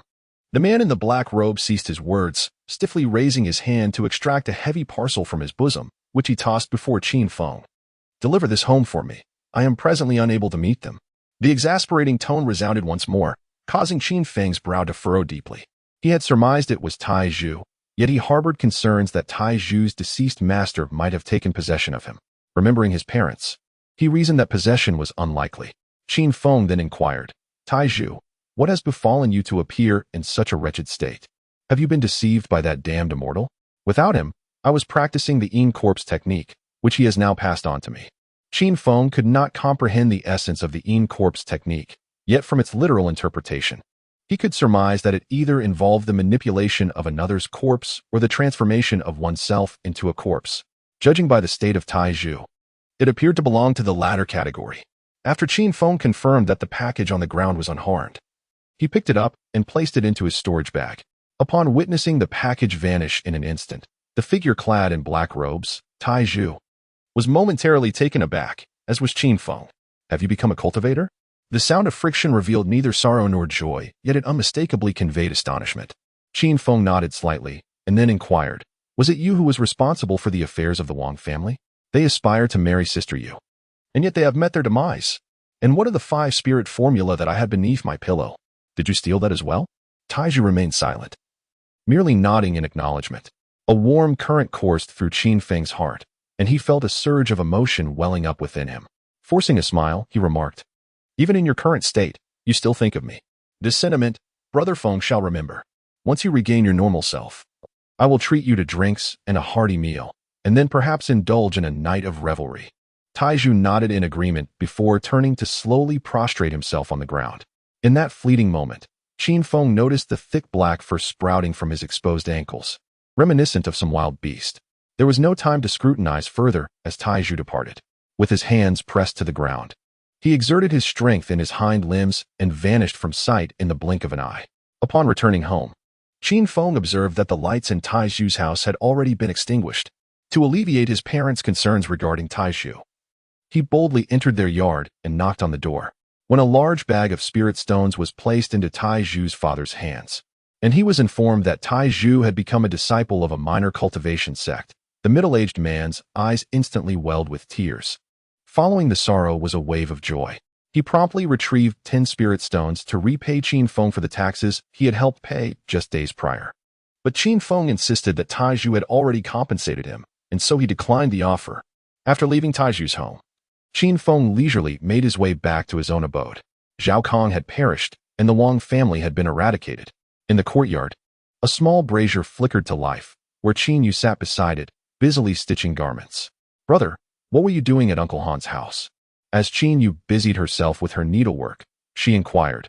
"Tai Zhu entrusted me with the task of delivering spirit stones to them and conveyed a few messages. The rice in the pot is still warm. Are you hungry?" "I am indeed hungry." Qin Feng smiled broadly, while Qin Yu set aside the items in her hands and playfully pinched Qin Feng's cheek before rising to head to the kitchen to serve the meal. A generous bowl of steamed white rice was presented, adorned with remnants of vegetables and 2 perfectly fried eggs atop. Qin Feng quietly consumed his meal while observing his sister engage in her needlework. After a moment, he finally spoke. "Sister, why not cease your labor from now on? The spirit stones I possess are more than sufficient for us to live comfortably for a lifetime. What meaning does life hold if one remains idle? Only pigs spend their days eating and sleeping. Qin Yu curled her lips, showing no concern for how many spirit stones Qin Feng possessed. Very well, but do take it easy and refrain from overexerting yourself.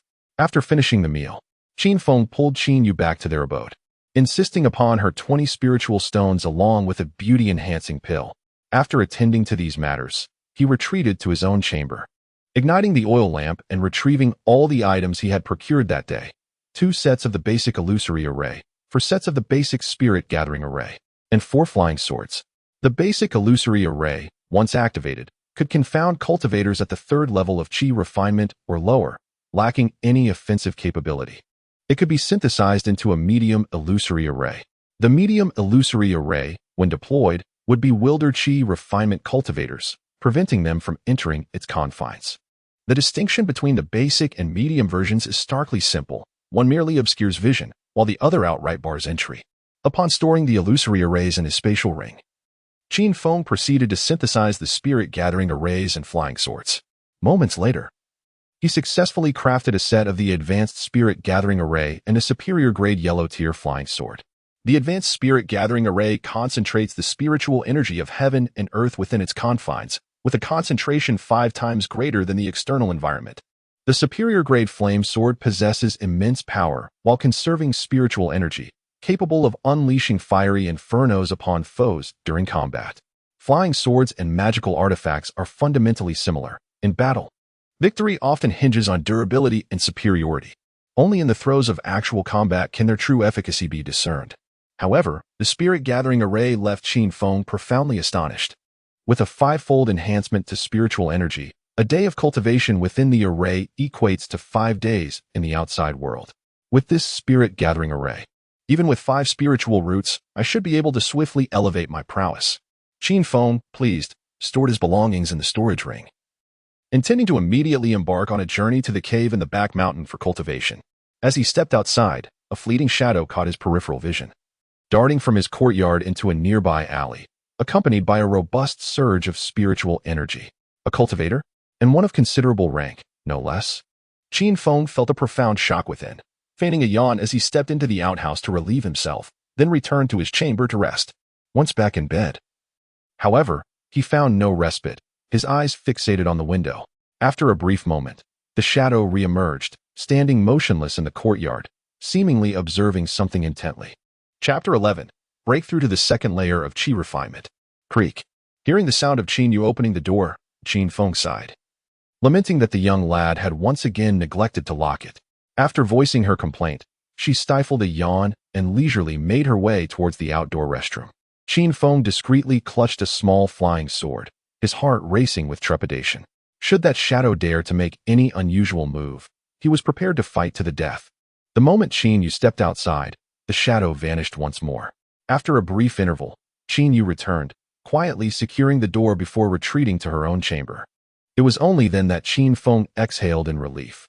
Yet, on the window paper, the dark silhouette reappeared, elongated under the moonlight.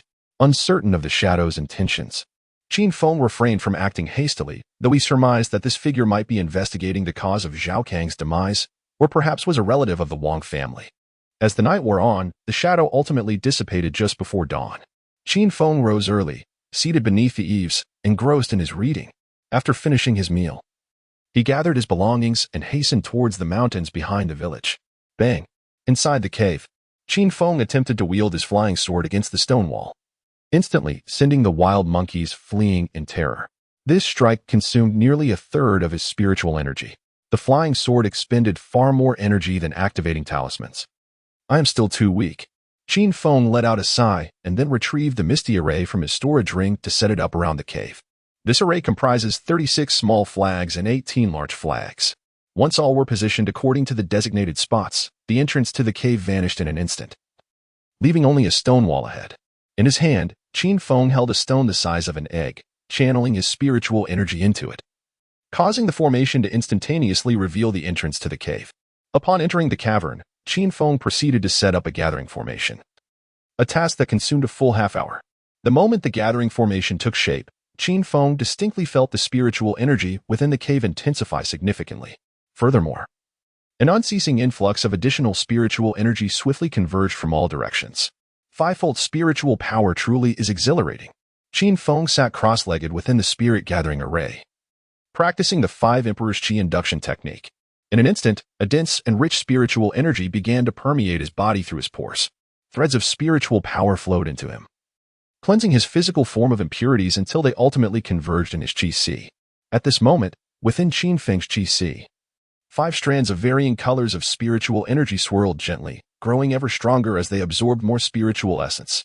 Typically, a cultivator at the first layer of Qi refinement would possess insufficient spiritual power to wield a flying sword, yet Qin Feng, endowed with 5 strands of spiritual energy, required only a third of his power to perform such a feat. This reality brought him both joy and concern. While cultivating 5 types of spiritual energy would eventually grant him quintuple the strength of an ordinary individual, he could not dare to ponder the implications for his foundation establishment or nascent soul. For now, his sole desire was to elevate his strength with urgency. Enhanced by the spirit-gathering array, Qin Feng's cultivation progressed rapidly, and before he realized it, an entire day had elapsed. Evening approached. Qin Feng returned home punctually for dinner. Qin Yu, now aware of Qin Feng's current circumstances, refrained from inquiring about his affairs and quietly prepared the meal. That night, the shadow reappeared, remaining as silent as the previous evening, merely standing in the courtyard. The figure exhibited no unusual behavior, and Qin Feng had no intention of alarming it. Thus, this continued for over 10 days. One afternoon, Qin Feng sat cross-legged within the spirit-gathering array, fervently absorbing the ethereal energy of the heavens and earth. At this moment, each strand of spiritual power within him surged with immense magnitude, subtly teetering on the brink of fragmentation. A breakthrough is imminent. Qin Feng's heart swelled with elation as he channeled all his focus into circulating his cultivation technique, voraciously absorbing spiritual energy. Boom! Within his dantian, 5 strands of spiritual energy detonated like fiery projectiles, the formidable shockwave causing his qi and blood to churn turbulently. After stabilizing himself once more, each spiritual strand had bifurcated. Now 10 potent currents of spiritual energy coursed through Qin Feng's meridians. The second layer of qi refining stage finally breached.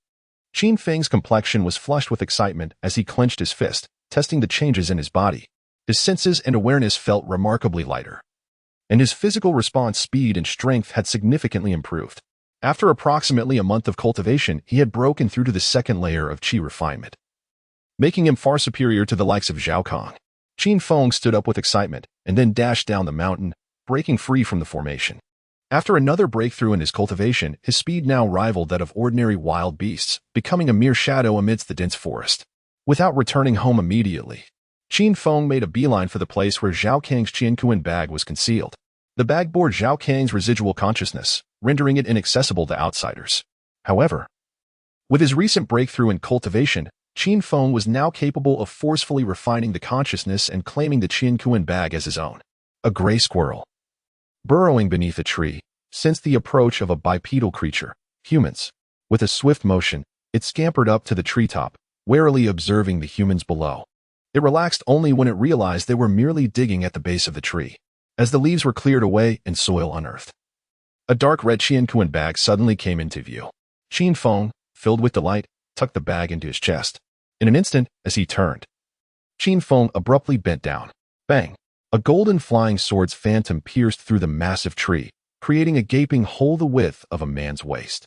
I detest ambushers the most. Qin Feng spat out the remnants of wood in his mouth, his hand firmly grasping the blazing fire sword. Not far away, a figure gradually emerged from the grass on the slope. It was a woman, approximately 30 years of age, clutching a golden talisman. Her expression was one of fury, her face radiating murderous intent as she glared at Qin Feng. "You vile wretch dare to harm my junior brother Zhao. Today, I shall capture you and bring you back to the sect for judgment." Zhao Kong, a mere rogue cultivator, had a sect? In that instant, Qin Feng discerned the unfolding narrative. It seemed this female cultivator had discovered the location of his concealed Qiankuan bag and was now lying in wait. Through the recent surge of spiritual energy, Qin Feng sensed that her cultivation level surpassed his own, rendering him unable to contend. Zhao Kong had met a deserved fate. With a blank expression, Qin Feng uttered a single phrase before swiftly ascending the mountain.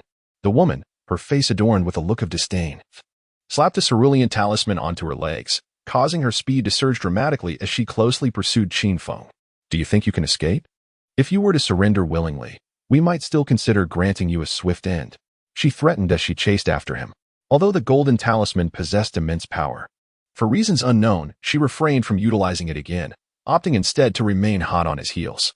Qin Feng initially intended to dash towards the mising array, but upon further contemplation, he decided against it. This woman could perish anywhere, but not in close proximity to his own lair. With this thought, Qin Feng altered his course, hastening towards another peak. The chase unfolded with both parties exhibiting remarkable speed.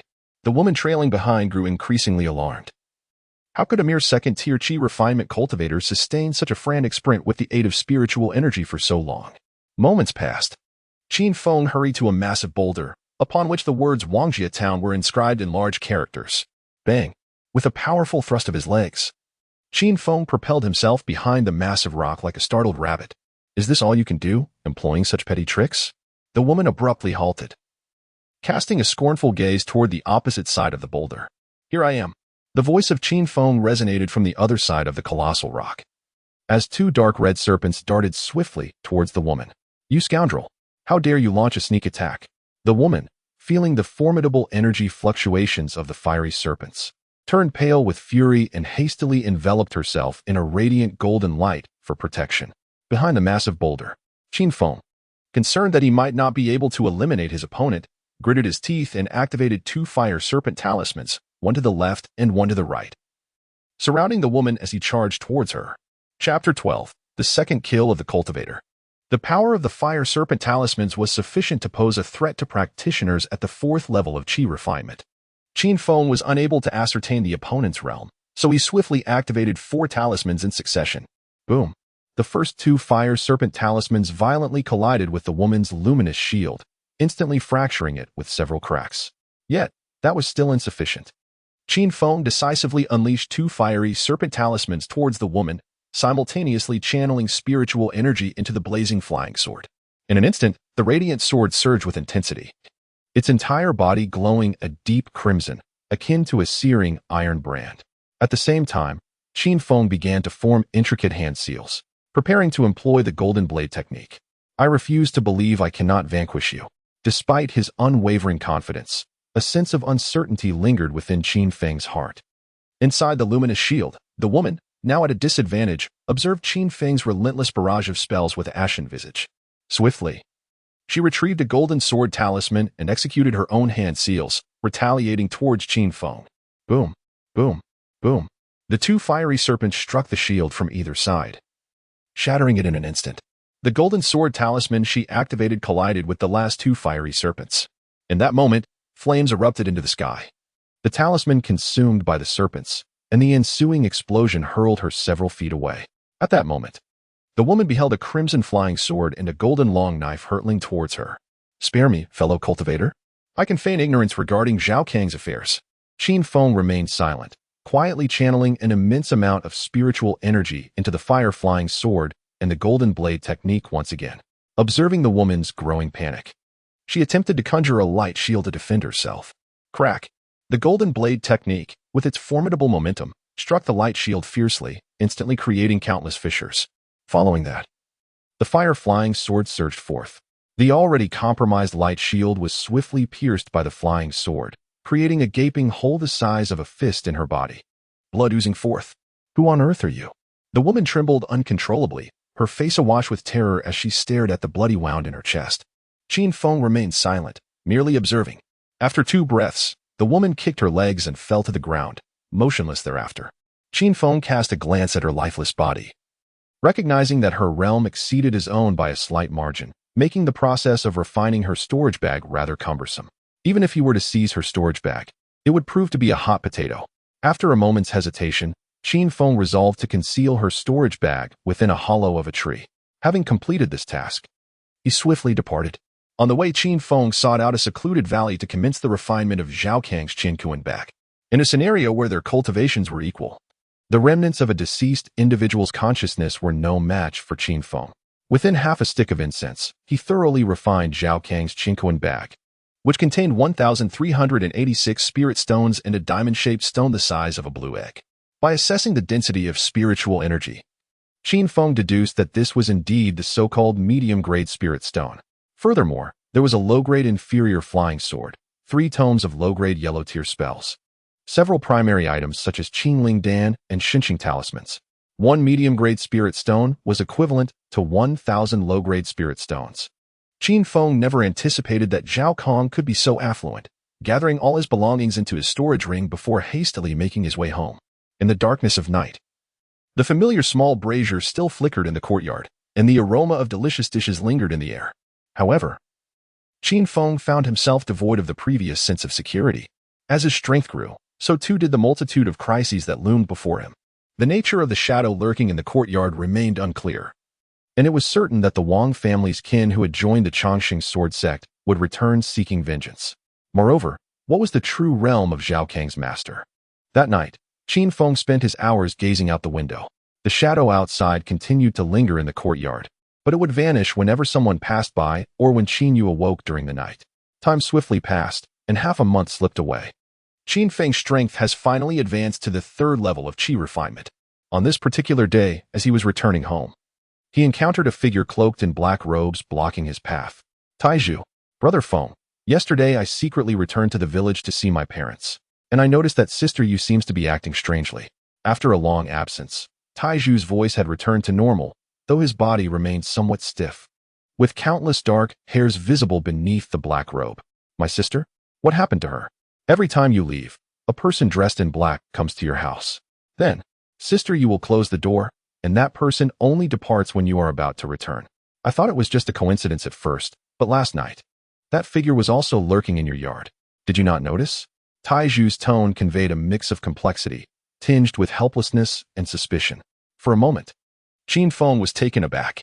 A person in black? Male or female? Could it be that my sister has a boyfriend? But this progression seems a bit too swift. Brother Feng, what should we do now? Taizhu's voice was filled with concern, evidently sharing the same apprehensions as Qin Feng. After a brief moment of contemplation, Qin Feng asked, Taizhu, what is your current strength like? I should have no problem dealing with someone at the 4th level of Qi refinement. Then tonight, let us join forces and uncover the true identity of this person. I came to find you for this very reason. We must ensure that Sister Yu is not deceived. Upon returning home, Qin Feng did not immediately enter the room to read. Instead, he sat nearby, silently observing Qin Yu as she engaged in her needlework. Her breathing was steady, and an enchanting fragrance surrounded her. Unwilling to give up, Qin Feng employed the gazing technique he had practiced over the past 2 days. Yet, no matter how he looked at his sister, she still appeared untouched, her expression and gaze devoid of the sweetness characteristic of romantic love. Brother, what is the matter with you today? Sensing Qin Feng's gaze lingering on her, Qin Yu assumed her face had become flushed and quickly reached up to touch it. Sister, has anyone troubled us during this time? No, not at all. Qin Yu engaged in conversation with remarkable fluency, while Qin Feng observed her aura through the art of divination. However, a multitude of factors collectively indicated that she was not deceiving him. After exchanging a few casual remarks, Qin Feng retired to his chamber for the night, while Qin Yu continued her tasks, only returning to her room to rest when the glow of the brazier had dimmed considerably. As night fell, a fierce wind began to howl outside. Even within the confines of the room, the rustling of branches and underbrush could be distinctly heard. The moonlight shone brightly, and Qin Feng lay in bed, intently gazing at the window. Beside him were arranged a flying sword, a fire serpent talisman, and 3 spirit energy pills. Every potential tool he might require was meticulously laid out. In his heart, Qin Feng silently resolved that once the time came to act, he would unleash his full force without hesitation. With Taizhu by his side, even if they could not vanquish their opponent, they would certainly create a considerable uproar. The proximity to Qinghefang meant that any disturbance would inevitably attract the attention of those responsible for its management. Once he confirmed that his preparations were complete, Qin Feng redirected his gaze. On the window, a dark silhouette had appeared at some point, remaining utterly still despite the ferocious winds. Damn it, this was sheer audacity. Qin Feng bit down on 3 Qi nourishing pills, then seized his flying sword and thrust it through the narrow window. In the darkness of night, the blazing sword emanated a crimson glow as it soared directly towards the shadow. To prevent the foe from fleeing, Qin Feng opened the window and leaped out in one swift motion. Bang!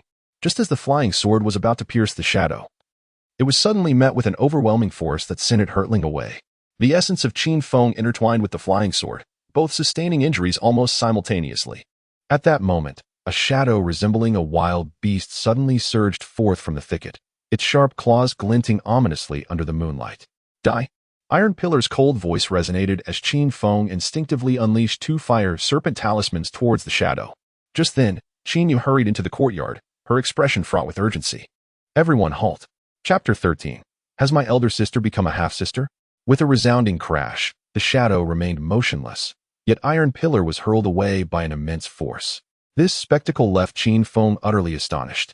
Despite his and Iron Pillar's full-throttle assault, they had barely grazed the surface of their opponent's strength.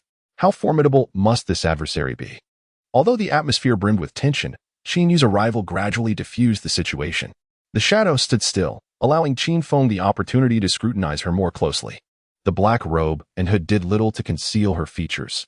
He could discern that she was a woman, appearing to be in her 30s, with striking beauty, and she regarded him with an appreciative gaze.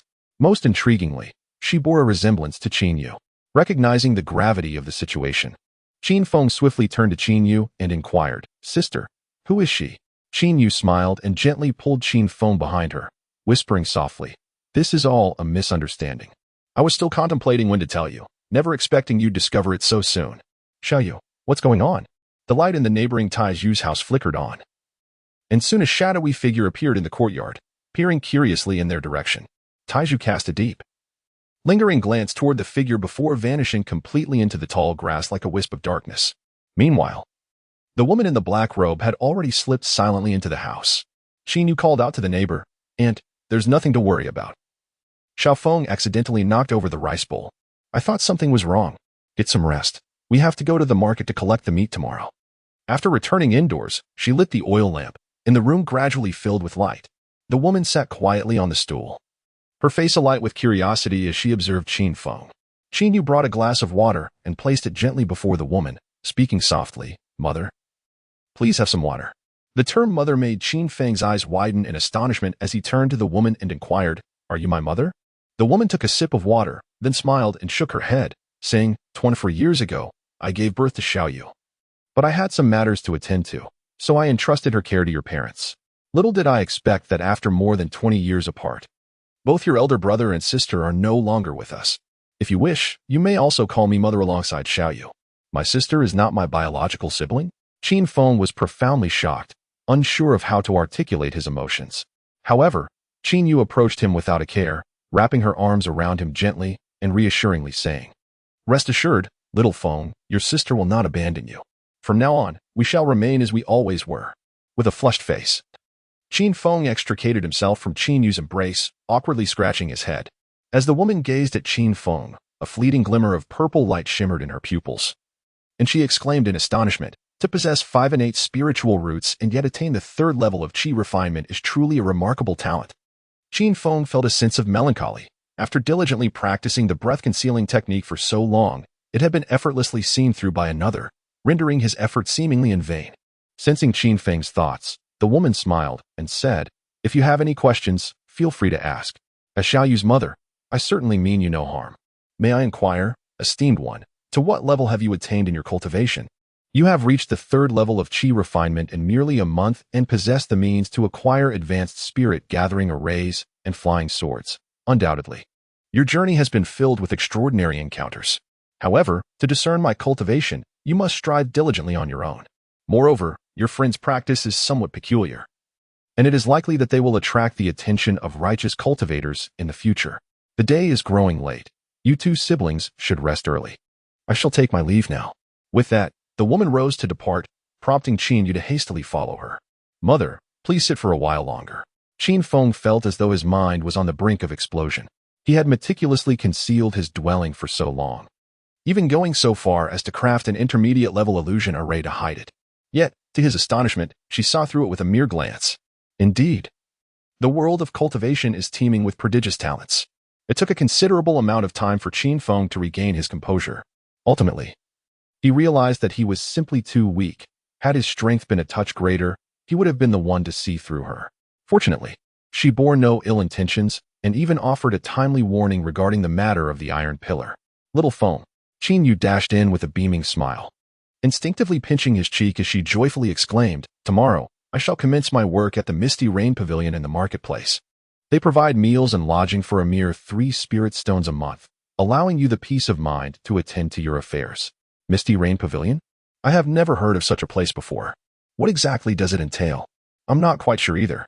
Mother mentioned that it is a shop owned by an old friend of hers and encouraged me to go without hesitation. If you find yourself missing me, simply visit the Misty Rain Pavilion. What is your mother's name? I do not know. The other day, I heard someone call her, and it seemed her surname was Li. Qin Feng meticulously questioned for an extended period, gradually unraveling the intricacies of the situation. The shadow he initially discovered was likely in pursuit of Qin Yu, as cultivators possess numerous methods to locate their own bloodlines. Subsequently, that woman began to frequently appear in Qin Yu's life, accompanying her on shopping excursions by day.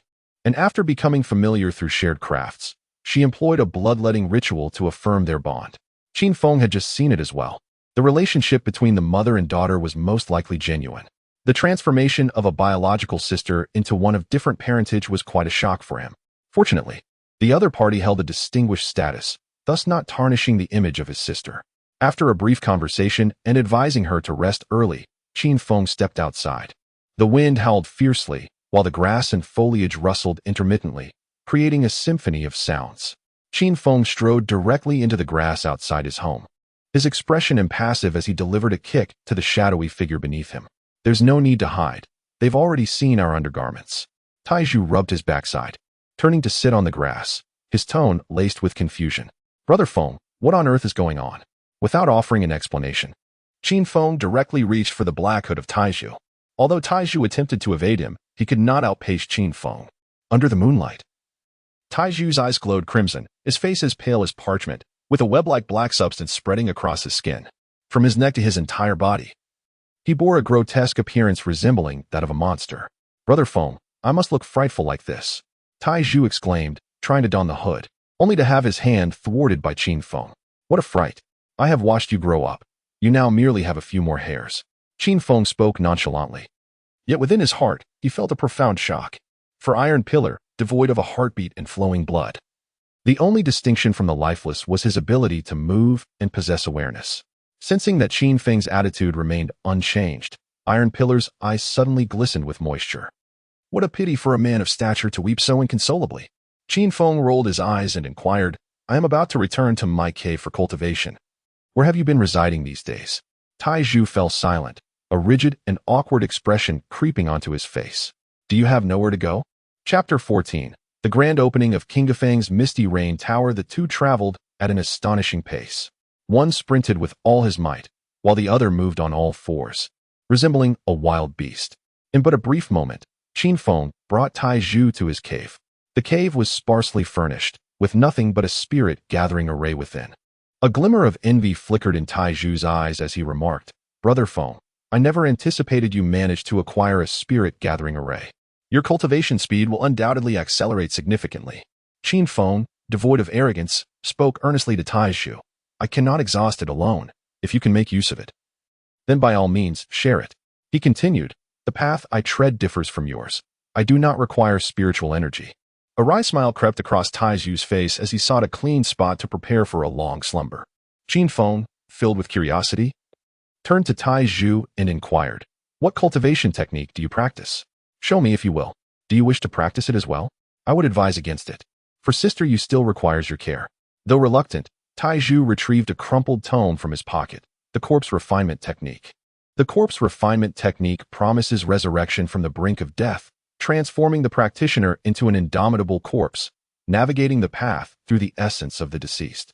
However, its progression is painstakingly slow, necessitating the consumption of copious amounts of fresh blood. It appears that this method bears resemblance to that of a vampire.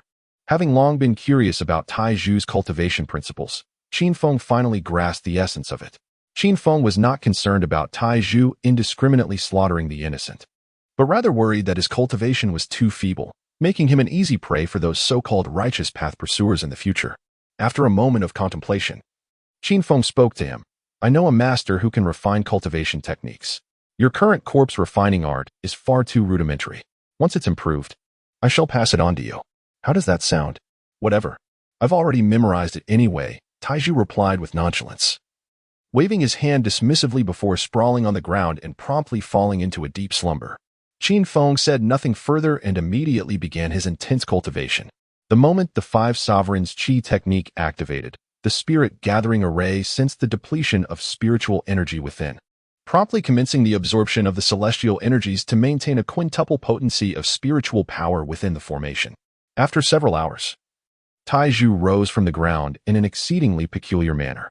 The dark patterns on his face had multiplied, now extending to his lips, which were entirely black. I am so hungry, Brother Feng. I shall go find something to eat, Taiju mumbled, then strode out of the cave. It was only after his figure had completely vanished that Qin Feng opened his eyes, quietly stowing away 2 fire serpent talismans into his storage ring before resuming his cultivation. At dawn, Taiju returned. His complexion had returned to normal, his belly round and full, exuding a strong scent of blood, though not that of human origin. Upon his return, Taiju also sat cross-legged in a corner of the cave to cultivate, without disturbing anyone throughout the entire process. Taiju, I will make a trip to the market. Qin Feng addressed Taiju with a single utterance before swiftly departing the cave to head towards the bustling marketplace. After a brief moment, Taiju opened his eyes and retrieved a pair of sharp claws, dark and gleaming with a metallic luster, from his bosom. Gazing at the claws for an extended period, he raised his hand and struck himself fiercely across the face, lamenting, "How could I, treated so by Brother Feng, still harbor suspicions against him? I am truly wretched." The early morning at Qinghefang was remarkably lively. Vendors had already set up their stalls along the streets, eagerly awaiting potential customers, while the shops lining the thoroughfare had also opened their doors, though few patrons graced them with their presence. Ultimately, Qinghefang was rather secluded. In terms of spiritual energy and geographical positioning, it was the least favorable, and thus, it was hardly a gathering place for numerous cultivators. Qin Feng donned a black robe, enveloping himself completely, while leisurely chewing on dried beef, trailing behind Qin Yu at a languid pace. As she walked, she also scanned her surroundings. After navigating through 2 bustling streets, she finally spotted their destination at a secluded corner. It was a 3-story building, resplendent in crimson, with a sturdy sign emblazoned above, boldly proclaiming the name Yin Yu Tower in grand characters. At the entrance, an array of rice, flour, and meat was displayed, with countless common folk patiently queuing to receive their share. This was indeed the place. A look of delight illuminated Qin Yu's face as she excitedly clutched a sword-shaped jade pendant and ventured further inside. The young servant at the entrance initially intended to obstruct her, but upon glimpsing the jade pendant in her hand, he immediately altered his demeanor. "My lady, what brings you here?" This scene was clearly observed by Qin Feng, who stood in the background, and he quietly began to form his own conjectures. It seemed that this Yin Yu Tower was likely not a place of friendship but was probably related to Qin Yu's mother. Esteemed guest, today marks the grand opening of our Yin Yu Tower at Qinghefang, and we are offering a special discount of 20% on swords purchased today. Buying a sword? For what purpose? Should you have adversaries and find it inconvenient to confront them personally, you may procure a sword from our Yin Yu Tower to assist you in resolving such matters. The price of the sword is determined by the strength of the target. Qin Feng, fully aware of the implications, discerned that the Misty Rain Tower was likely a publicly recognized assassin organization. To gauge the other party's capabilities, he casually inquired, "Is it possible to kill a cultivator at the nascent soul stage?" The attendant's expression shifted momentarily, revealing dissatisfaction as he replied, "If this esteemed guest is willing to pay the price, we would even sell a sword capable of slaying a nascent soul cultivator. However, if you are merely jesting, I suggest you seek amusement elsewhere." Qin Feng nodded slightly, then turned and departed, his peculiar behavior prompting the servant to mutter a few complaints about his ill fortune. The inhabitants of the Misty Rain Pavilion are truly extraordinary. Though not cultivators, they possess a strange aura. Indeed, the world of cultivation is a vibrant tapestry of diversity. With a sigh of contemplation, Qin Feng proceeded directly to the largest cultivator's shop in Qinghefang. The obscure technique of corpse refining practiced by Taiju piqued his interest, prompting him to seek out similar texts with the hope of amalgamating them into a superior cultivation method. While solitary strength is commendable, having a reliable ally can prove to be equally advantageous. "I apologize, esteemed guest, but we do not possess the items you seek," responded a middle-aged man who received Qin Feng. Upon merely glancing at the corpse refining technique, his expression immediately darkened. If we do not have it, then so be it. Qin Feng, unwilling to stir up further trouble, promptly turned to the next establishment. I apologize, but we do not carry such items in our shop. How bold of the sinister cultivator to venture out in broad daylight to make a purchase. After encountering repeated setbacks, Qin Feng was on the verge of giving up when, quite unexpectedly, he spotted the Qi Yuan pavilion before him. Though modest in size, this shop was familiar to him. Qin Feng adjusted his black robe and strode in nonchalantly while chewing on some beef jerky. The young woman inside recognized him at once, her eyes instantly sparkling with excitement. My esteemed friend, you have returned. What might you wish to purchase this time? Without uttering a word, Qin Feng silently placed the Corpse Refinement Sutra on the table. The book's cover was soiled and tattered, exuding an unpleasant, rancid odor. The young girl frowned, and Qin Feng awkwardly covered his nose with his hand. That wretched Taiju shows no regard for hygiene. My friend, you hardly appear to be a sinister cultivator. How is it that you possess such an item? Furthermore, this kind of technique is not accepted by our Qi Yuan pavilion. I dare say no one in the entire Qinghefang would welcome it. Qin Feng chewed on the beef jerky. Unconcernedly inquiring, I wish to purchase it. Is it possible? Acquiring it is rather challenging, although this is the most fundamental technique among the heretical cultivators. It is seldom available for sale. 500 spirit stones for 1 volume. Deal. The girl's expression brightened, and she proudly proclaimed, I, elixirs, conduct more business than everyone combined in the entirety of Qinghefang. Should you have any other transactions in the future, do remember to seek me out. Although the other party agreed so readily, Qin Feng felt no elation. Instead, he secretly regretted his decision. He had offered too high a price. Qin Feng acquired 3 identical volumes of the Corpse Refinement Technique, spending a total of 1,500 spirit stones. With great enthusiasm, elixirs hurried back to her chamber. Rummaging through her belongings, in mere moments, she produced 3 identical manuals of the Corpse Refinement Technique. After gathering all 4 volumes of the technique, Qin Feng shifted his focus back to elixirs. Is there anything else you desire? She inquired. A Dan furnace, the formula for foundational elixirs, true fire charcoal, and medicinal herbs, he replied. Chapter 15. Cultivating immortality is not merely about combat.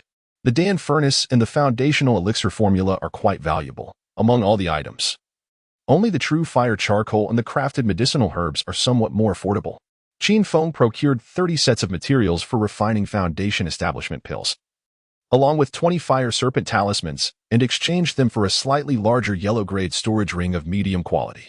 In total, his expenditures amounted to over 36,000 spirit stones. Not only had he depleted his savings, but he had also exhausted the pills synthesized from the waste elixirs that Taiju had previously pilfered. As he departed from Qinghefang, with a contented hum, Qin Feng reveled in his modest circumstances, although he appeared destitute. The prospect of refining 30 sets of foundational elixirs promised at least 100 inferior pills. With his remarkable skills in synthesis, he foresaw a substantial fortune on the horizon. With his sister absent from home, Qin Feng decided against returning, opting instead to head directly to his cave dwelling. Upon arrival, however, he was taken aback.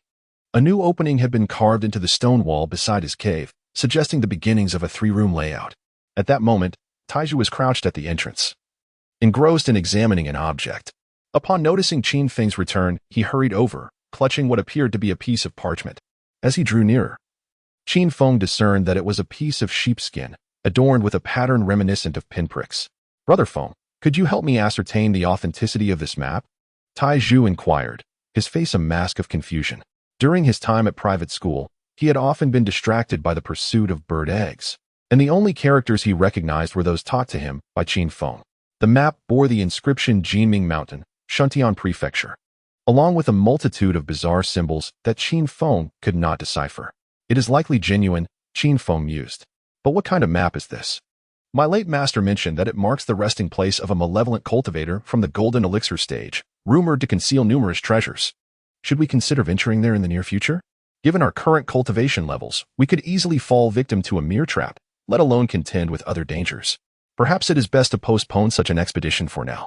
Qin Feng rolled his eyes and then gestured towards the adjacent 3-bedroom apartment, inquiring, Are you planning to reside here permanently? Taiju grinned, revealing his sharp fangs, and replied with a smile, Aside from this place, I have no other destination. Should you ever decide to move, be sure to call me. I intend to follow you for the rest of my life. They then returned to the cave dwelling. Qin Feng skillfully combined the 4 volumes of the corpse refining art into 2, and subsequently into 1, resulting in the extreme polar corpse sovereign technique. This technique harnesses the essence of corpses, allowing for remarkably swift cultivation. It requires the absorption of malevolent, yin, turbid, and miasmic energies, which must be concentrated within the body to counteract all forms of yin entities. Upon synthesis, the extreme polar corpse sovereign technique proved to be vastly superior to the yin corpse technique, both in its methodology and its malevolent nature. Most importantly, its cultivation speed rivals that of Qin Feng's current 5 Emperors Qi induction technique. After entrusting the newly merged technique to Taizhu, Qin Feng retreated to his cave dwelling to resume his intensive training. The inherent speed of the 5 Emperors Qi induction technique, further enhanced by an advanced spirit gathering array, allowed Qin Feng to progress at an astonishing rate. To address the issue of spirit stone consumption, he would occasionally set up a pill furnace in his spare time to experiment with alchemy. However, in the initial stages, lacking experience, he reduced all the medicinal materials to ashes, failing to produce even a single waste pill. 2 months slipped by in the blink of an eye. Qin Feng's cultivation has finally ascended to the 5th layer of the Qi refinement stage. Within a sea of Qi, 5 distinct colors of spiritual energy swirl gently, abundant and vibrant. As he stretches his body, the sound of cracking bones resonates throughout, and Qin Feng feels an exhilarating clarity wash over him. With his breakthrough in cultivation, his physique has also strengthened. He senses that he could effortlessly dispatch a bull with a single punch. Just as Qin Feng intends to exit his cave dwelling for a breath of fresh air, a sudden explosive sound erupts from outside the cave of the iron pillar. Following the explosion, a cacophony of furious shouts ensues. "You vermin! You have harmed my senior brothers and sisters, and yet dare to construct your cave here. Come forth and face your demise.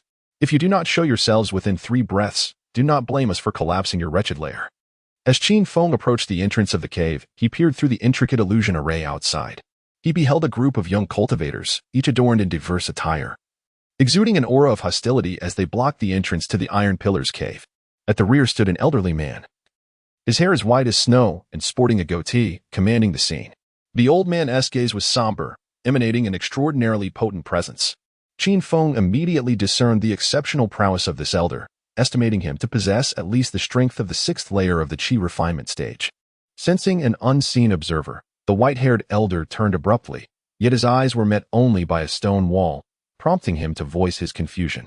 Despite the apparent emptiness, an unsettling feeling of being watched lingered.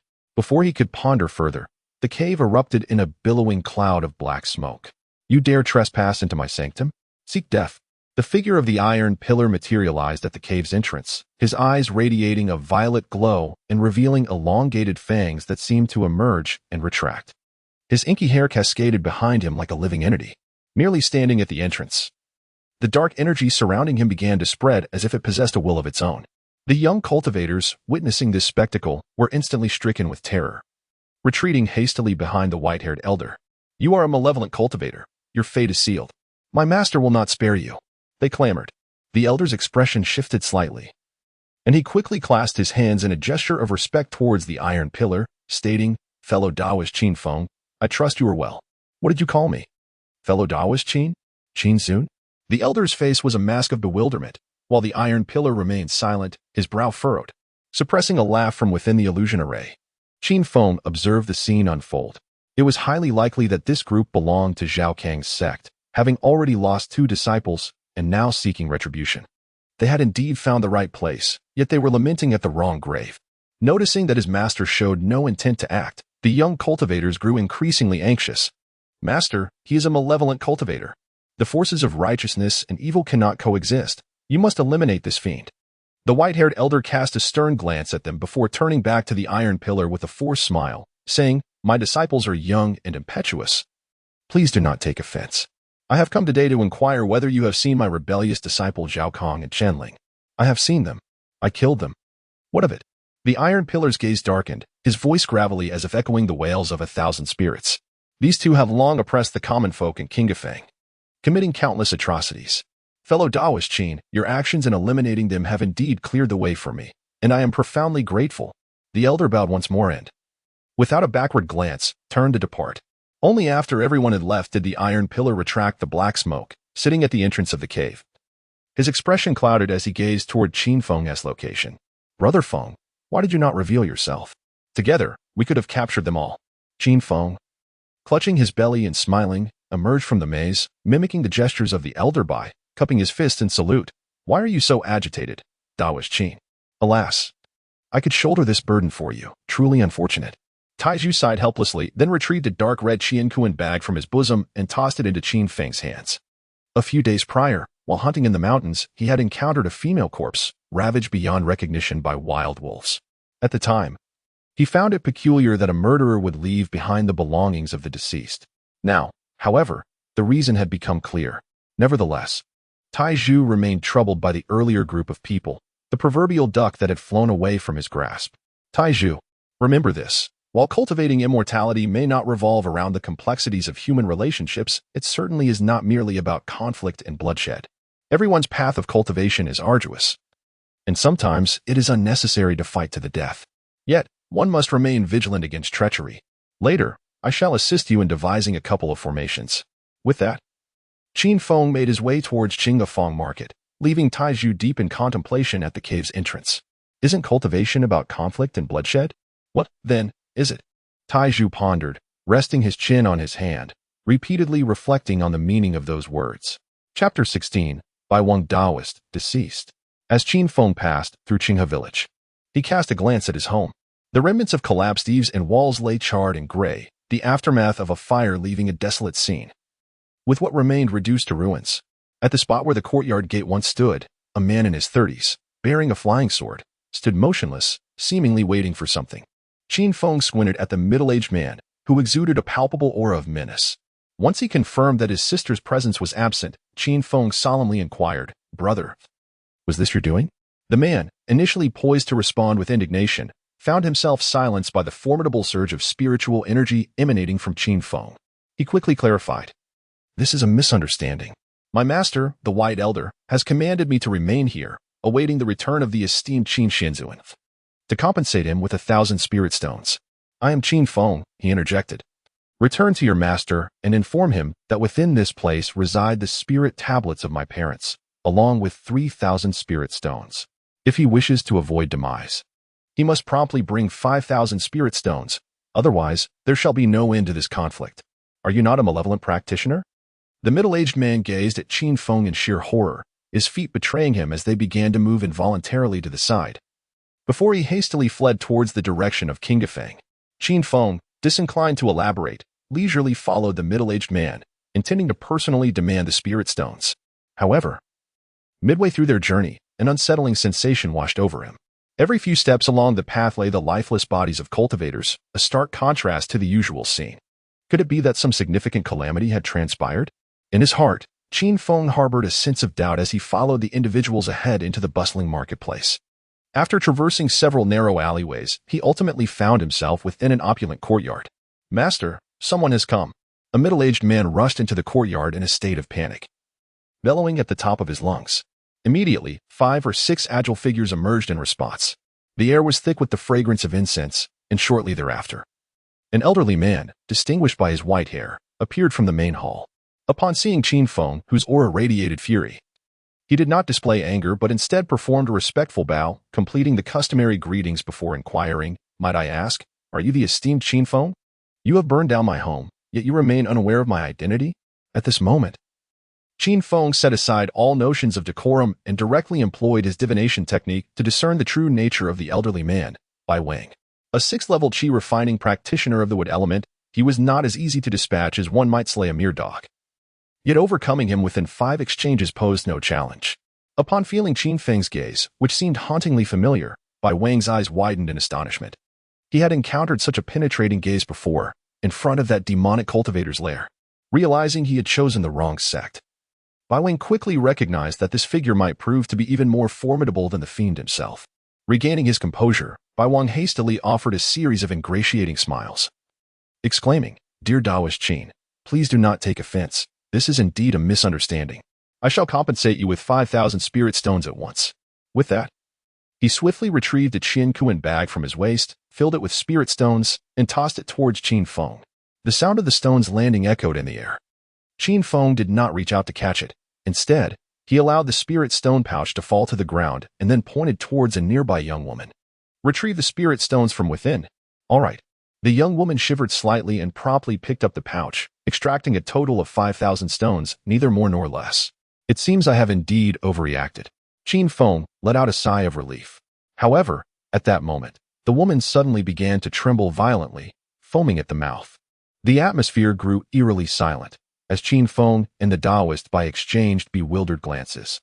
After a brief pause, Qin Feng effortlessly lifted the blazing sword with one hand while skillfully wielding the golden knife technique with the other.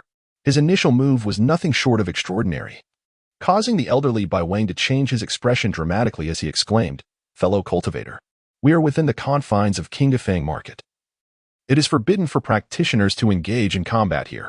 Qin Feng reassured him, "Rest assured, I shall not cause a significant disturbance." Qin Feng's expression turned icy as the fiery sword and the golden blade technique surged toward his opponent. The white-clad Taoist revealed a glimmer of fear in his eyes and promptly summoned an earthen wall to shield himself, while simultaneously slapping a swift movement talisman onto his body. Intending to make his escape, "You shall not evade me." Qin Feng fixed his cold gaze upon him. The hand that had once held the flying sword, now forming a precise gesture unbeknownst to him.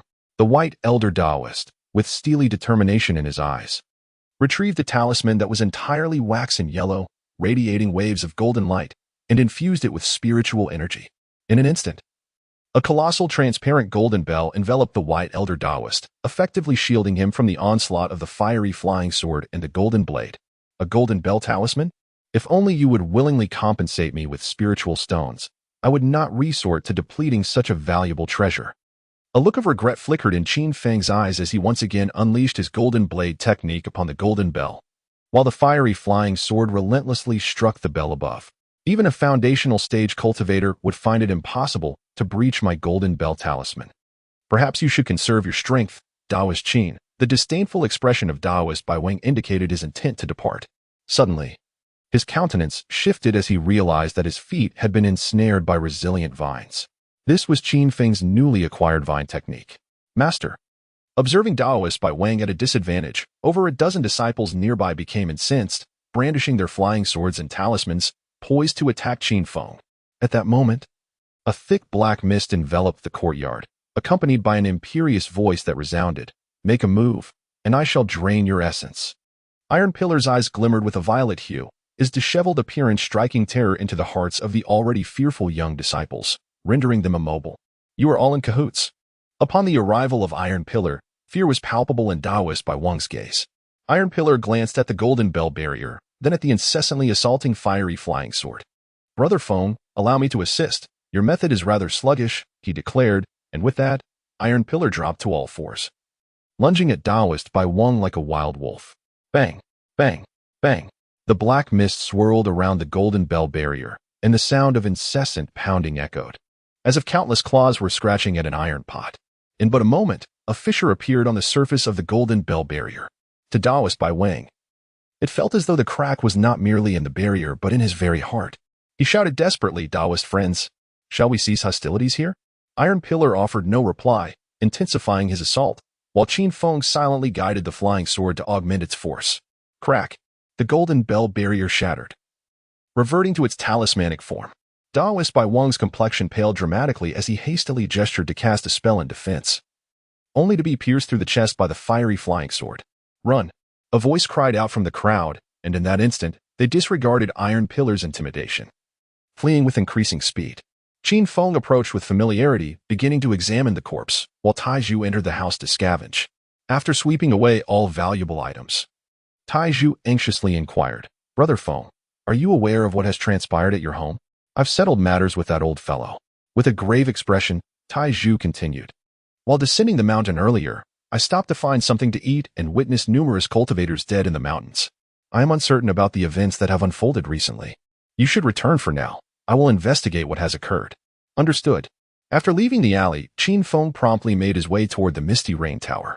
The recent chaos in the vicinity of Qinghefang signified that something significant had happened. The Misty Rain Tower would undoubtedly hold the key to the truth.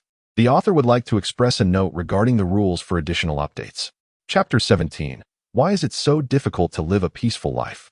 Emerging from the alley, I walked along the street, Qin Feng then realized that the number of street vendors had significantly diminished, and even the people on the streets had become scarce.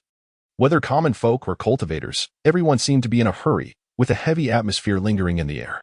It appeared that withdrawing into seclusion for too long was not advisable after all. Qin Feng felt a profound sense of confusion, as if he were disconnected from society.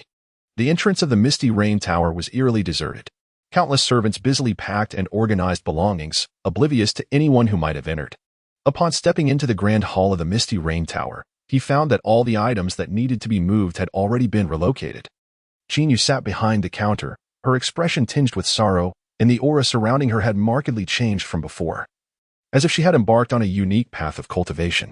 Qin Feng was somewhat taken aback, and then exclaimed, "Sister, what on earth are you all doing?" Qin raised her head and cast a glance, a smile gracing her features as she promptly emerged from behind the counter. "Brother, where have you been during this time? I have searched for you several times, but could not find you." Qin held Qin Feng tightly in her embrace, her hands roaming over him, as if fearing he might be missing an arm or a leg. "Sister, I merely secluded myself for a period of cultivation, and upon my return. The atmosphere feels rather off. What exactly has transpired?" Qin turned and poured a cup of tea, offering it to Qin Feng, then sighed as she spoke. "I have been seeking you out to share this matter. Until recently, everything was well. However, half a month ago, my mother received alarming news. The Emperor of the Qin Kingdom, in a bid to defy fate and alter his destiny, has allied with the Haoran sect to establish the Tai Grand Formation within the borders of the Qin territory. This formation is said to have the power to siphon the essence of celestial beings. Once activated, it will render the area devoid of spiritual energy, subjecting the common people to various calamities and disasters. Those who have caught wind of this news have been migrating in droves. It is clear that we cannot remain in the Qin Kingdom any longer." Qin spoke with confidence regarding the intricate formations and spiritual energies, evidently having acquired considerable knowledge during her time at the Misty Rain Tower. "Where do you intend to go?" she inquired. "The headquarters of the Misty Rain Tower is in the Zhao Kingdom, but I wish to accompany you. Wherever you go, I shall follow." She tucked a stray lock of hair behind her ear and smiled at Qin Feng. A wry smile flickered across Qin Feng's face as he silently sipped his tea. He had originally intended to procure more supplies and settle permanently in the mountain cave dwelling, perhaps cultivating medicinal fields once his cultivation advanced. Never did he anticipate the despicable maneuver from the Golden Empire's emperor. The so-called Haoran sect, or the Golden Emperor, mattered little to Qin Feng. His sole concern was his sister's safety. After all, she remained his only kin in this vast world. Finishing his tea, Qin Feng acquired a meticulously drawn map detailing various kingdoms, sects, and cultivation clans. The Qinghe quarter happened to be situated in northern Golden Empire, marking the southernmost edge of the cultivation realm on the map. 300 li northward lay Zhao Kingdom's territory, where spiritual energy grew increasingly abundant the further north one traveled. Surveying the map, Qin Feng couldn't suppress a heavy sigh. How arduous it proved to simply establish a peaceful home and live undisturbed. Qin stood beside the counter, resting her chin on one hand, her expression one of bewilderment as she remarked, "If you do not intend to go to Zhao, you must at least depart from Qin. The path my sister is currently treading diverges from yours. Following you would only render me a burden, no matter where you choose to venture. You must not stray too far from Zhao. Should you contemplate a long journey, you must inform me." Qin turned her head, an expression of subtle pleading in her eyes. Over the past 2 to 3 months, her life had undergone a profound transformation. Although she had not suffered at the Misty Rain Tower and her mother had treated her well, Qin found herself longing for the days spent in the thatched cottage. "Sister, rest assured, I will not stray too far from you." After a moment of contemplation, Qin Feng resolved to migrate towards the Zhao Kingdom. This choice was twofold. It would keep him close to his sister, and it would also facilitate Iron Pillar, who would undoubtedly wish to bring his parents along, making Zhao a suitable destination. After a leisurely chat, the siblings parted ways following a meal at a nearby tavern. The Tai Great Formation was set to activate within half a month at the latest. While it would not immediately bring about death, the Misty Rain Tower, being a business, needed to evacuate without delay. To ease Qin Feng's anxiety, Qin shared numerous details about the Misty Rain Tower. She spoke of her cultivation path, which involved the Tao of killing, akin to Iron Pillar's corpse Tao, as well as the Ghost Tao, Gu Tao, and the Tao of incense spirits, among others. The master of the Misty Rain Tower, named Li Qingqing, had once assassinated 3 nascent soul stage cultivators, among other feats. Upon learning this information, Qin Feng felt a surge of happiness. The stronger Li Qingqing was, the safer his sister would be. Only then could he devote himself wholeheartedly to his own cultivation. As for where he would practice, it mattered little to Qin Feng. He returned to his cave dwelling. Qin Feng originally intended to share this news with Taizhu first. However, he found that the latter was not at home. Inside the cave, there lay a disarray of straw, resembling that of a wild boar's den. Qin Feng returned to his cave for cultivation, and it was not until dusk that Taizhu leisurely returned, carrying half a wild boar. With a thud, he tossed the meat onto the ground, then produced a variety of seasonings from his pocket. He called out to Qin Feng's cave, "Brother Feng, come out. Let us feast on roasted meat together." As Qin Feng stepped out of the cave dwelling, he had already kindled a fire, wielding an inexplicably procured kitchen knife. He was slicing meat with practiced ease. Only when the sizzling roast began exuding its tantalizing aroma did Qin Feng retrieve 2 jars of wine from his storage ring. "Brother Feng, I cannot hold my liquor. You should drink alone," Taizhu mumbled indistinctly between voracious bites of wild boar leg. His words nearly lost amidst his carnivorous feasting. Qin Feng nodded, simultaneously consuming food while recounting the tales of the Jin Kingdom and the Haoran sect to Taizhu. Upon learning that the Tai Grand Formation sought to absorb the essence of the celestial beings, resulting in widespread suffering among the populace, Taizhu felt an immediate loss of appetite for the meat in his hand. That wretched emperor, why must he bring ruin upon my parents while pursuing his own path to immortality? And what nonsense is this Haoran sect? I shall surely bring them to ruin one day. As Taizhu chewed on the meat, a fierce glimmer ignited in his eyes. Any onlooker witnessing this scene would likely be struck with terror. Noticing Taizhu's defiance, Qin Feng offered solace. "We are currently too weak to confront them directly. You must focus on your cultivation. In the future, should you ascend to become a celestial or demonic sovereign, it would be trivial to sacrifice an entire realm, let alone a mere nation. Time is of the essence, for I must venture to Jiming Mountain in search of my destiny." Taizhu, with a look of urgency, turned to Qin Feng and said, "Brother Feng, I will return home shortly to inform my parents to gather their belongings and await us. Let us head to Jiming Mountain tonight, shall we?" Jiming Mountain in Shuntian Prefecture lies approximately 100 miles from Qinghefang. If all goes well, a round trip could be completed in a single day. The resting place of a Jiadan period cultivator likely harbors many treasures. As a practitioner of the dark arts, Taizhu need not worry about any disputes over spoils. "Shall we set off this evening?" "Excellent. The sooner, the better." Taizhu's face brightened, and he promptly discarded the roasted meat. Sprinting towards Qinghe village, Qin Feng ventured to Qinghefang, procuring some fire snake talismans, swift movement talismans, and various other charms. Chapter 18. The night raid on Jiming Mountain. Under the cloak of night, 2 shadowy figures swiftly navigated through the dense forest on the rear mountain of Qinghe village. One figure moved with the grace of a predator, propelling itself from the ground with astonishing force, leaping several zhang with each bound. The other shadow, maintaining a more conventional pace, exhibited a light-footedness that allowed it to effortlessly cover 8 or 9 feet with each stride, surpassing even the speed of a galloping horse. Amidst the dark thicket where visibility was near zero, the only sound was the crisp crackle of dry leaves beneath their feet.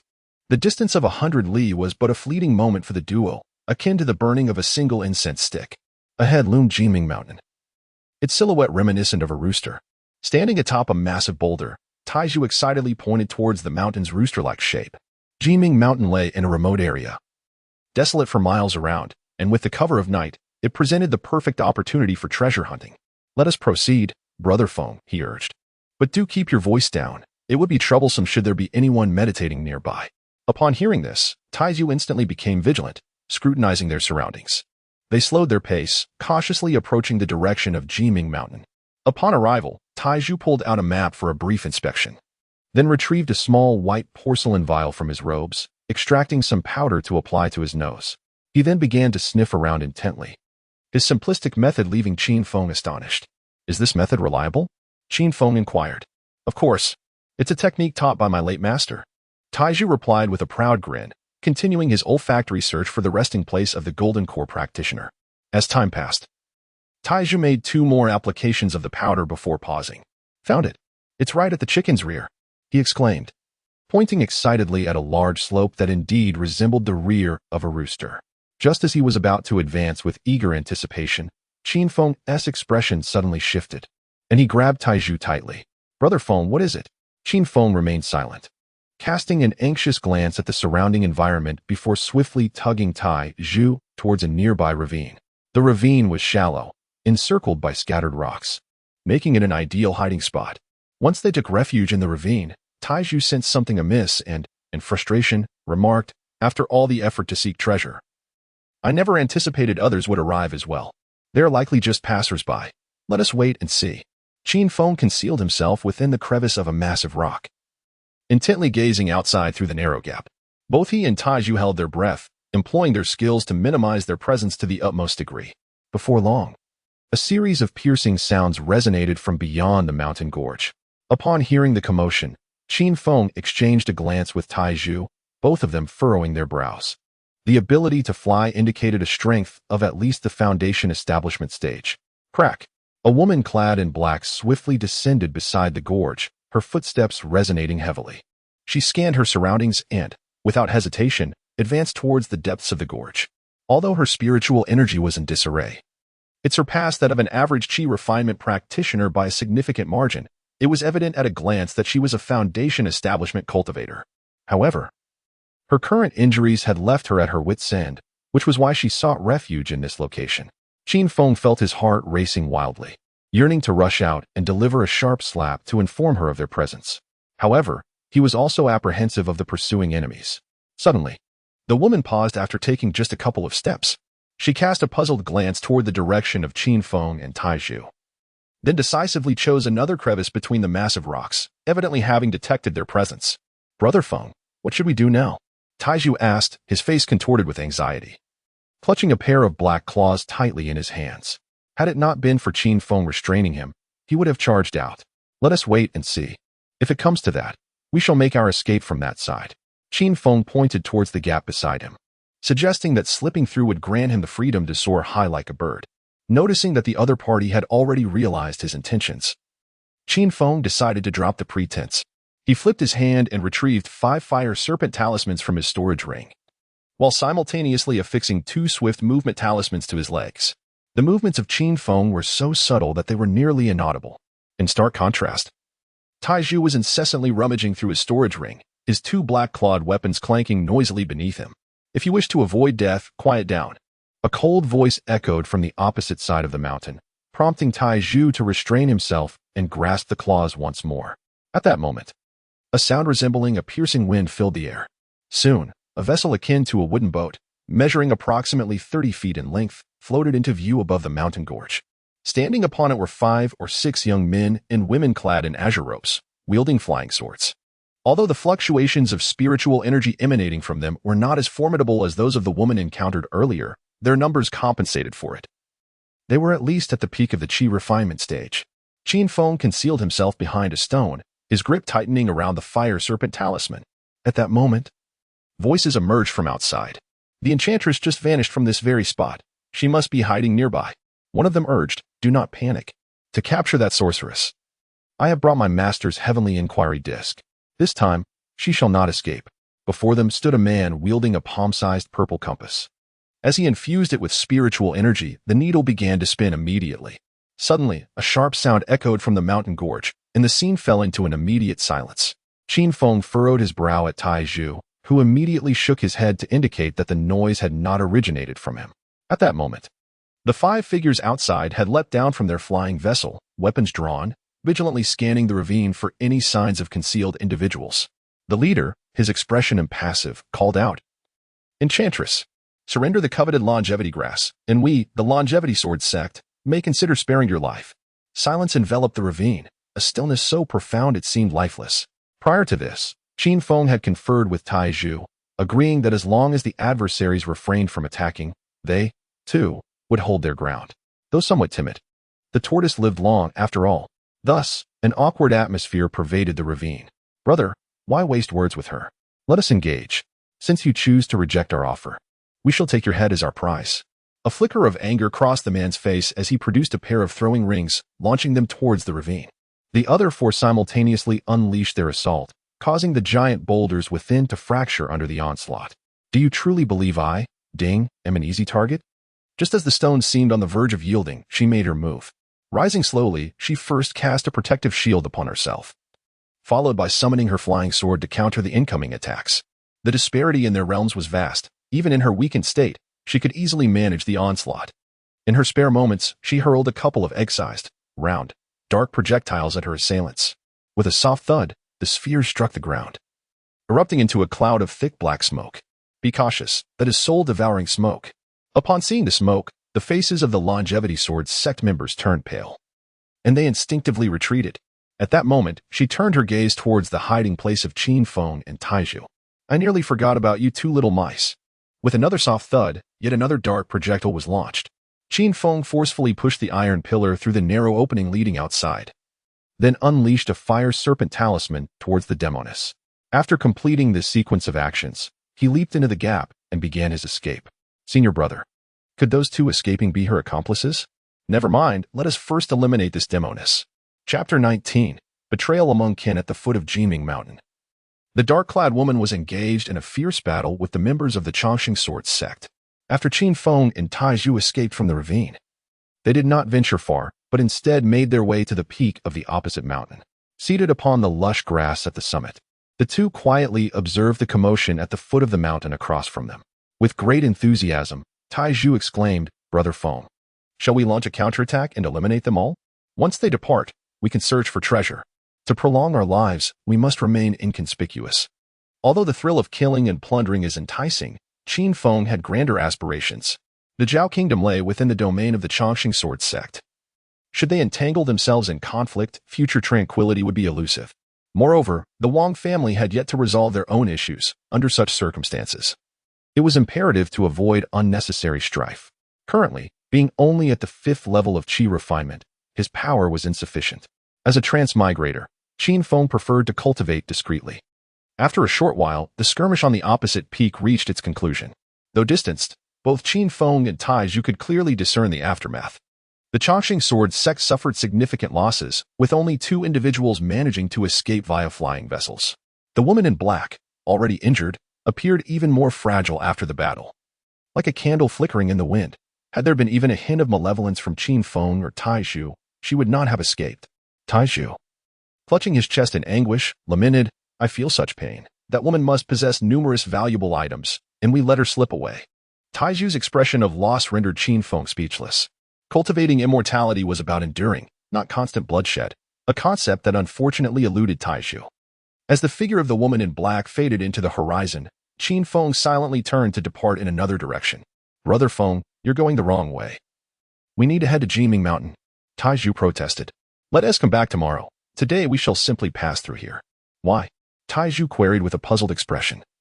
Yet he swiftly followed Qin Feng away.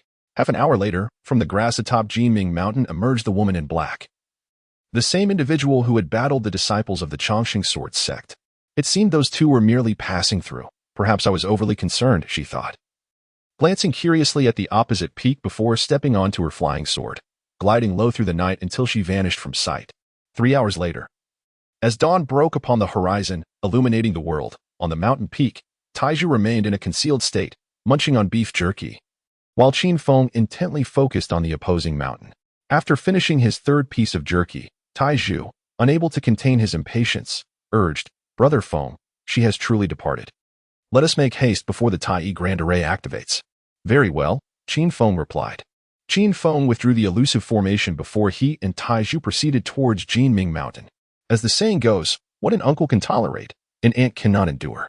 If that woman were to be lurking nearby, it would be imperative to deal with her decisively.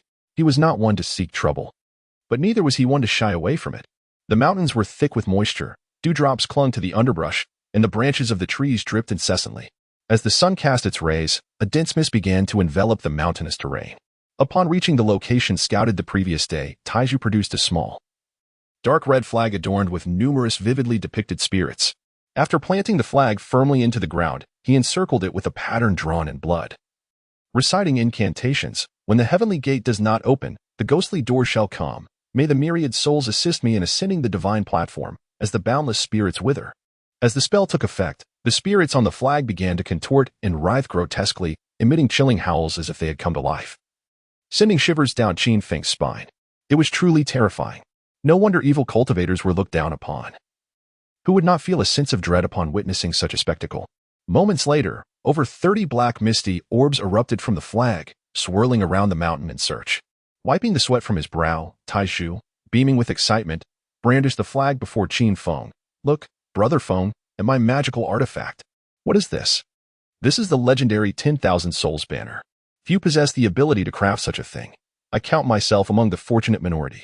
Taiju laughed as he waved the 10,000 Souls banner, unleashing a torrent of black mist, swirling like a tempest as malevolent spirits danced wildly. Qin Feng furrowed his brows and stepped back a few paces, unabashedly displaying his disdain. Taiju felt his pride wounded and hastily offered an explanation. "Do not be deceived by its terrifying appearance. It possesses numerous advantages." "What advantages?" "In the future, should you acquire any enemies, simply inform me, and I shall ensnare their souls within the soul banner, bound to my command for eternity, never to be reborn." "Is this truly what you call an advantage?" Qin Feng, disinterested in idle chatter, attempted to discern the truth using his divination skills. Unfortunately, his limited abilities rendered him unable to perceive any clues. At that moment, a sudden explosion of black mist erupted from the nearby underbrush, revealing a crude stone slab that emerged from the ground. Upon it were etched numerous dark crevices resembling a form of symbols. At last, he had discovered something significant. Taiju swiftly summoned the Wand of Souls to gather the spirits, his excitement palpable as he approached the slab. As 2 gourds of wild boar's blood were poured upon the stone, the ground began to tremble violently. Immediately, a faint, ethereal light illuminated the adjacent stone wall, clearly marking the entrance. It was only then that Qin Feng realized the intricate pattern on the slab was a formation. Taiju's actions had essentially been akin to a thief unlocking another's door. Beyond the stone wall lay an unfathomably deep passageway. Oil lamps adorned the walls, and as light flooded in, they flickered to life, casting a far brighter glow yet still imbued with a sense of foreboding. Surely, nothing untoward would occur, would it? Qin Feng felt a twinge of apprehension. With his ability to synthesize, there was truly no need for him to risk himself in pursuit of any treasures. "Rest assured, Brother Feng," Iron Pillar confidently proclaimed, "while this place may seem daunting to practitioners of the righteous path, I am here. The spirits within are akin to me. What is there to fear?" To demonstrate his unwavering reliability, Iron Pillar boldly took the lead, forging a path ahead. Qin Feng trailed behind at a distance of 2 or 3 zhang, gripping the golden bell talisman he had received from the White Elder, poised to activate it at a moment's notice.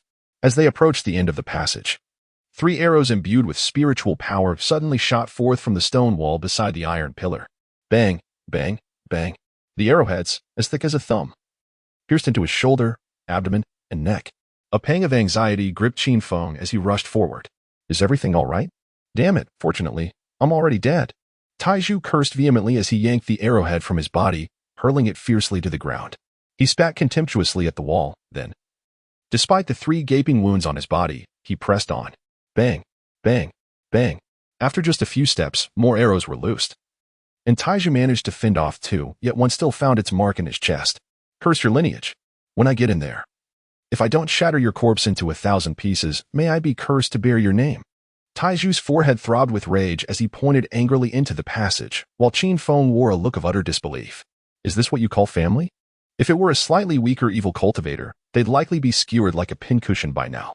With trepidation, Qin Feng descended the last few steps, while Taiju, aflame with fury, charged down without hesitation. At the end of the passage lay a vast, artificially hewn cavern. The ground was strewn with decayed white bones, and stone tables and benches were plentiful. In the distance, a skeletal figure, draped in tattered garments, sat cross-legged upon a stone bed. Taiju extracted a black claw from his pocket and spat. "That dead thing shot me 4 arrows. If I don't smash you to bits today, I'll take your name." "Is that so?" The skeleton emitted a series of crackling sounds, and as it turned to face them, Qin Feng was horrified to see blue flames dancing within its eye sockets. In that instant, a chill ran down his spine. This was no mere resting place. It was evidently an ancient being in seclusion, awaiting a fated encounter. Chapter 20. Unleashing one's skills. The skeletal figure sat eerily still, resembling a living soul. Its gaze fixed intently ahead, the flames in its eye sockets flickering restlessly. Qin Feng sought to discern the true strength of his opponent, yet found himself utterly confounded. "Be cautious, Brother Feng. I shall confront him." Taiju's gaze was fixed intently on the skeletal figure, the violet light in his eyes suddenly radiating outward. It appeared that Taiju was determined to engage in a fierce struggle, quite reckless indeed. "I may be aged, but I am not yet deceased. I am curious to know who informed you that I have already passed into the void." The skeletal figure remained motionless, yet an ancient voice resonated through the cavern, echoing ominously. Taiju remained silent, a dark mist enveloping his form as he produced the Wandering Soul's banner, a cold smirk adorning his face. Since you are not dead, then let us make you the primary flag of my Wandering Soul's banner. The mention of the Wandering Soul's banner intrigued the skeletal figure, who showed no sign of fear. The ghostly flames flickered within its eye sockets, and soon a soul materialized before the stone bed. Cloaked in dark mist, its visage remained obscured. Yet Taiju could ascertain its considerable power. Although devoid of any discernible spiritual energy fluctuations, it emanated an undeniable strength. Taiju's breath quickened as he wielded the Wandering Soul's banner with fervor. Kill. Dozens of souls erupted from the banner, shrouded in the same dark mist. Howling as they surged toward the elder. Taiju, hold on for a moment. Qin Feng issued a quiet reminder before donning his black robe in one swift motion. From his storage ring, he retrieved 8 Fire Serpent Talismans. Basic Fire Serpent Talisman. Upon striking its target, it inflicts substantial damage, posing a genuine threat to cultivators at the 6th level of Qi refinement. These can be synthesized into intermediate Fire Serpent Talismans. After merging all 8, Qin Feng obtained 4 intermediate Fire Serpent Talismans, which he then further refined into 2 advanced Fire Serpent Talismans. Advanced Fire Serpent Talisman. Upon impact, it unleashes a soul-shaking strike, capable of endangering even early-stage core formation cultivators. These can be synthesized into Peerless Fire Serpent Talismans. Still synthesizable? Qin Feng squinted at the 2 advanced Fire Snake Talismans in his hand. The inscriptions had turned to gold, and the paper was entirely crimson, as if they had been plucked from the depths of the inferno. Merely holding them, one could sense the terrifying heat contained within, potent enough to threaten an early-stage core formation cultivator. Qin Feng hesitated. Should he fuse them once more, he would lose the opportunity for an attack. Brother Feng, quickly strike at his skeleton. At that moment, Taiju turned to Qin Feng and shouted, then charged at the old man with bare hands. A dark mist enveloped Taiju, and black veins emerged on his face. Every punch he threw was shrouded in this ominous fog. Yet, the old man faced him with calm composure. Youngster, lend me your body for a year, and I shall take you as my disciple. How does that sound? The old man's voice was hoarse, prompting Taiju to unleash a flurry of blows with even greater ferocity, his punches falling like a torrential rain. Truly, how audacious. Qin Feng forcefully hurled the blazing flying sword towards the elderly man. The flaming blade pierced directly toward his chest. However, the old man neither dodged nor evaded. The sword struck him, yet it passed through his body without causing the slightest effect. It seemed that the old man was currently in a spirit state. Qin Feng was taken aback and hastily redirected his flying sword to strike at its skeletal form. You, a mere 5th-layer Qi refinement practitioner, dare to challenge me? How presumptuous. The old man cast a scornful glance at Qin Feng before resuming his struggle with the iron pillar, seemingly indifferent to Qin Feng's presence. What utter disdain for others! Qin Feng felt a surge of frustration rising within him as the blazing fire sword struck fiercely against the skeletal structure. A resounding clang echoed through the air, and the fiery blade was abruptly deflected. Brother Feng, unleash your full prowess. If we can just shatter his skeleton, victory will be ours. Iron Pillar offered a brief reminder, then delivered a powerful punch to the old man's nose, though he too bore the brunt of the encounter. I shall employ my techniques at once. Qin Feng took a deep breath and activated the advanced Fire Serpent Talisman in his hand. The old man beside him attempted to intervene but was swiftly pulled back by Taiju. A low hum echoed through the void as the Fire Serpent Talisman seemed to come to life, transforming into a 3-foot-long crimson serpent, its body radiating an ominous heat that locked onto its target with chilling precision. The initiation methods for advanced talismans are indeed distinct. Qin Feng sensed that the situation was now under control. The elder, who had initially worn a disdainful expression, was suddenly thrown into disarray. He hastily proposed, "Dear young friends, what if you cease your actions? I can offer you a chance. You worthless creature, even if we end your life, that opportunity remains ours." Before anyone else could speak, Taiju responded first, his strikes becoming even more ferocious, as if a relentless specter were engaged in a fierce struggle.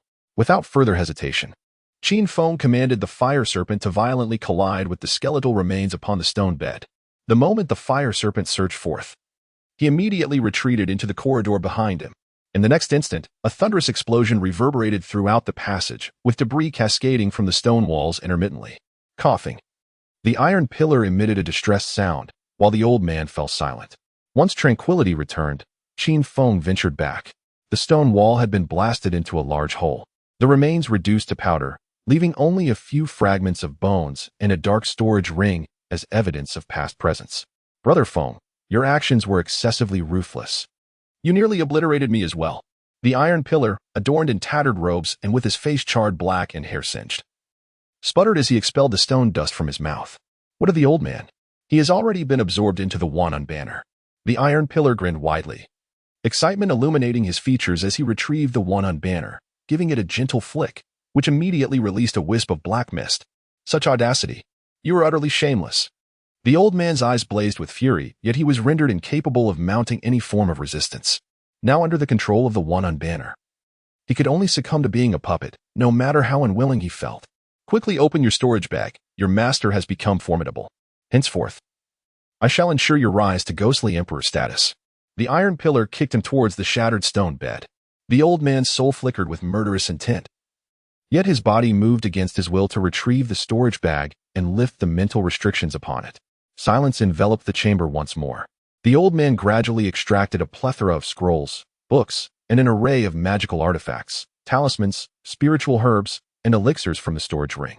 Among these, the most astonishing was a small black flag, its intricate design identical to that of the iron pillar's Wanhun banner, yet the gathered ghostly energy was far denser, lingering in the air.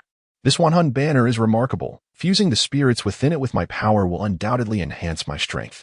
Brother Feng, feel free to choose whatever you desire. This Wanhun banner is of no use to you, so it shall belong to me for now.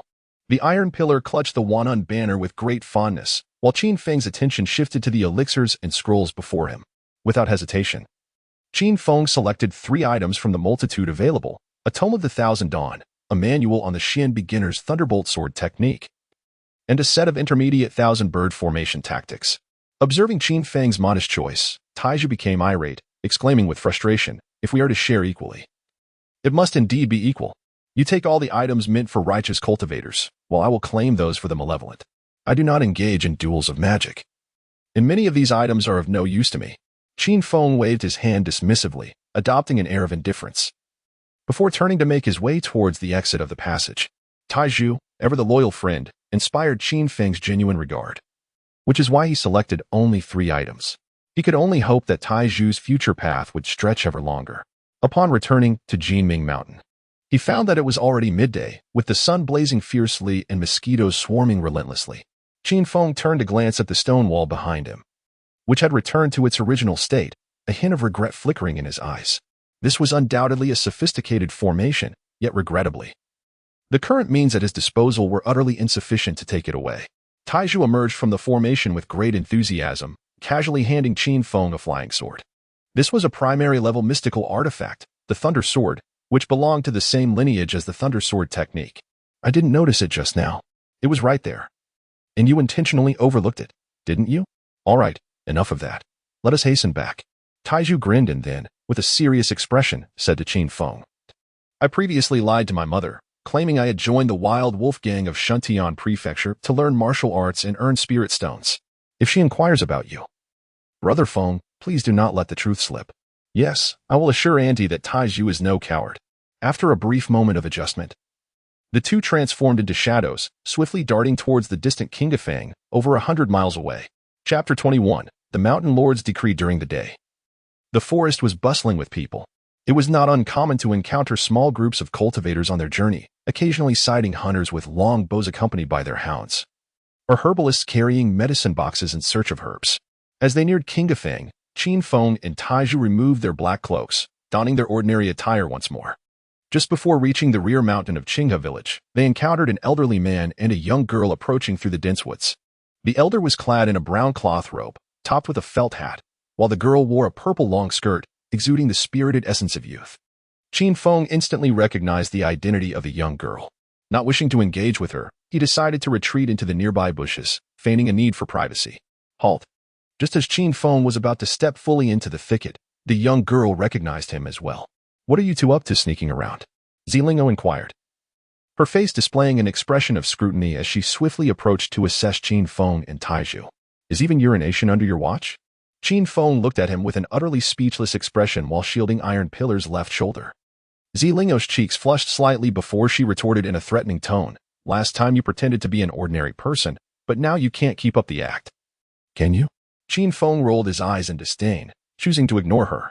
Meanwhile, Taizhu continuously cast curious glances between Qin Feng and Ziling'o.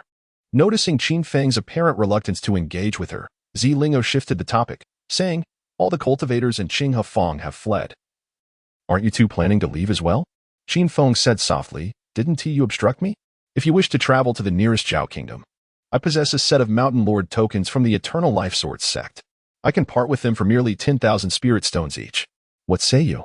Mountain Lord tokens?" With a look of perplexity, Qin Feng listened attentively as Ziling'o, noticing his interest, promptly elucidated the origins of the Mountain Lord's decree.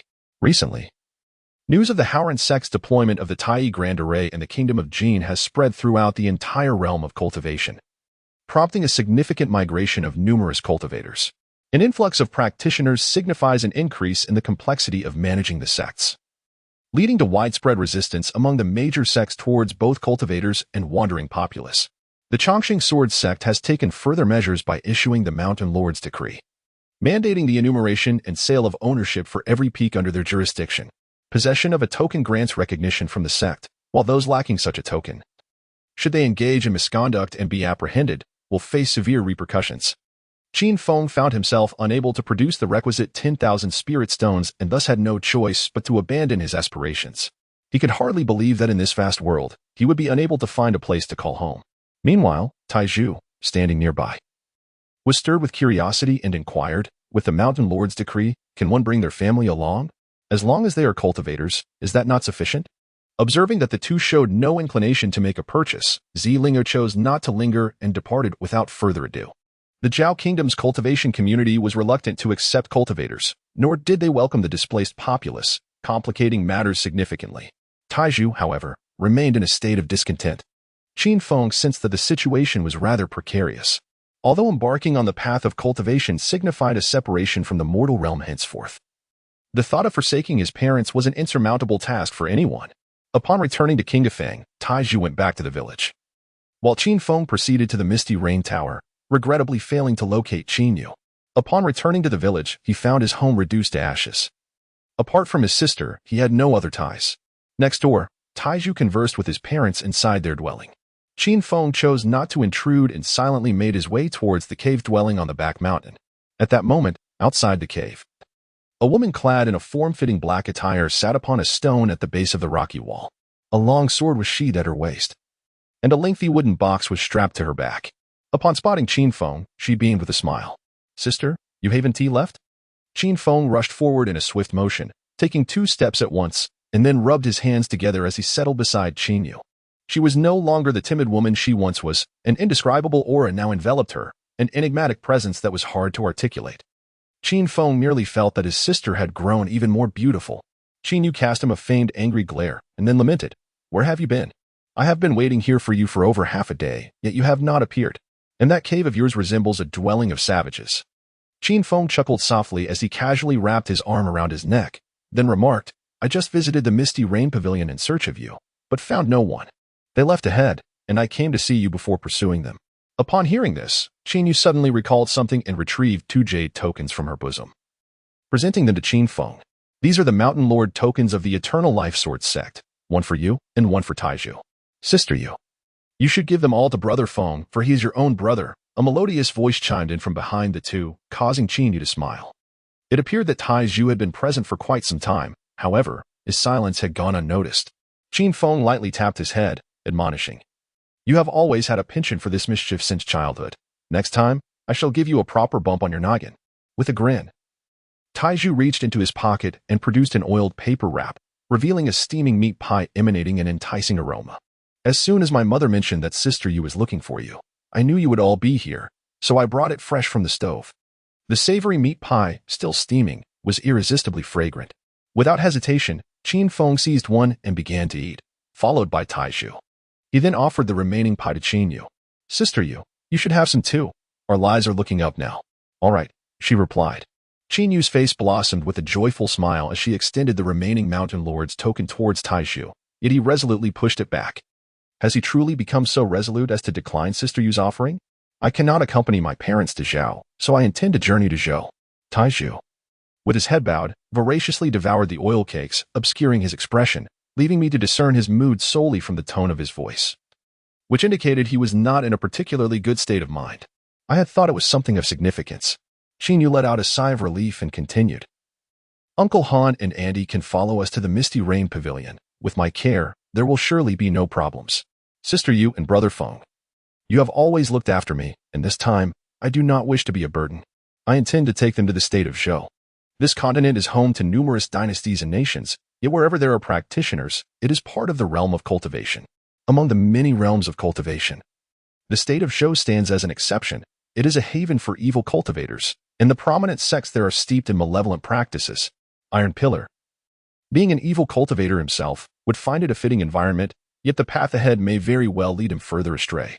As Qin Feng was about to offer his counsel, Taizhu suddenly rose to his feet. He wiped the grease from his face, his expression grave, and spoke earnestly, Brother Feng, I shall never forget the life-saving grace you have bestowed upon me. Moreover, Sister Yu has treated me like a true brother since childhood.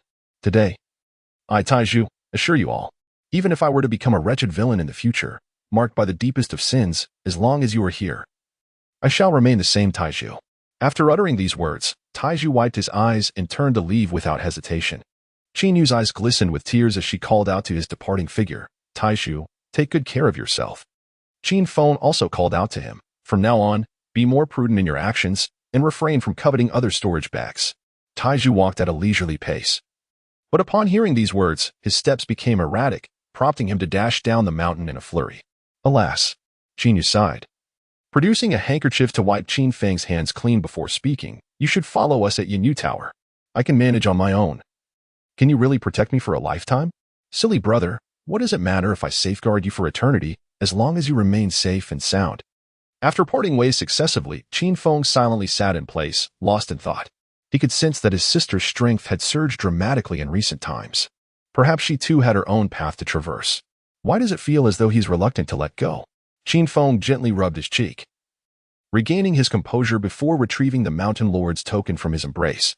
Crafted from exquisite jade and inscribed with runes, this item was worth a staggering 10,000 spirit stones. It surely could not be so simple. Chapter 22, Wonium Mountain, Senior Sisterding as the spiritual energy surged forth.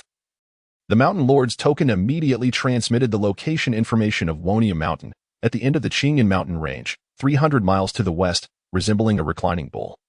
Abundant in spiritual energy and valued at 100,000 spirit stones.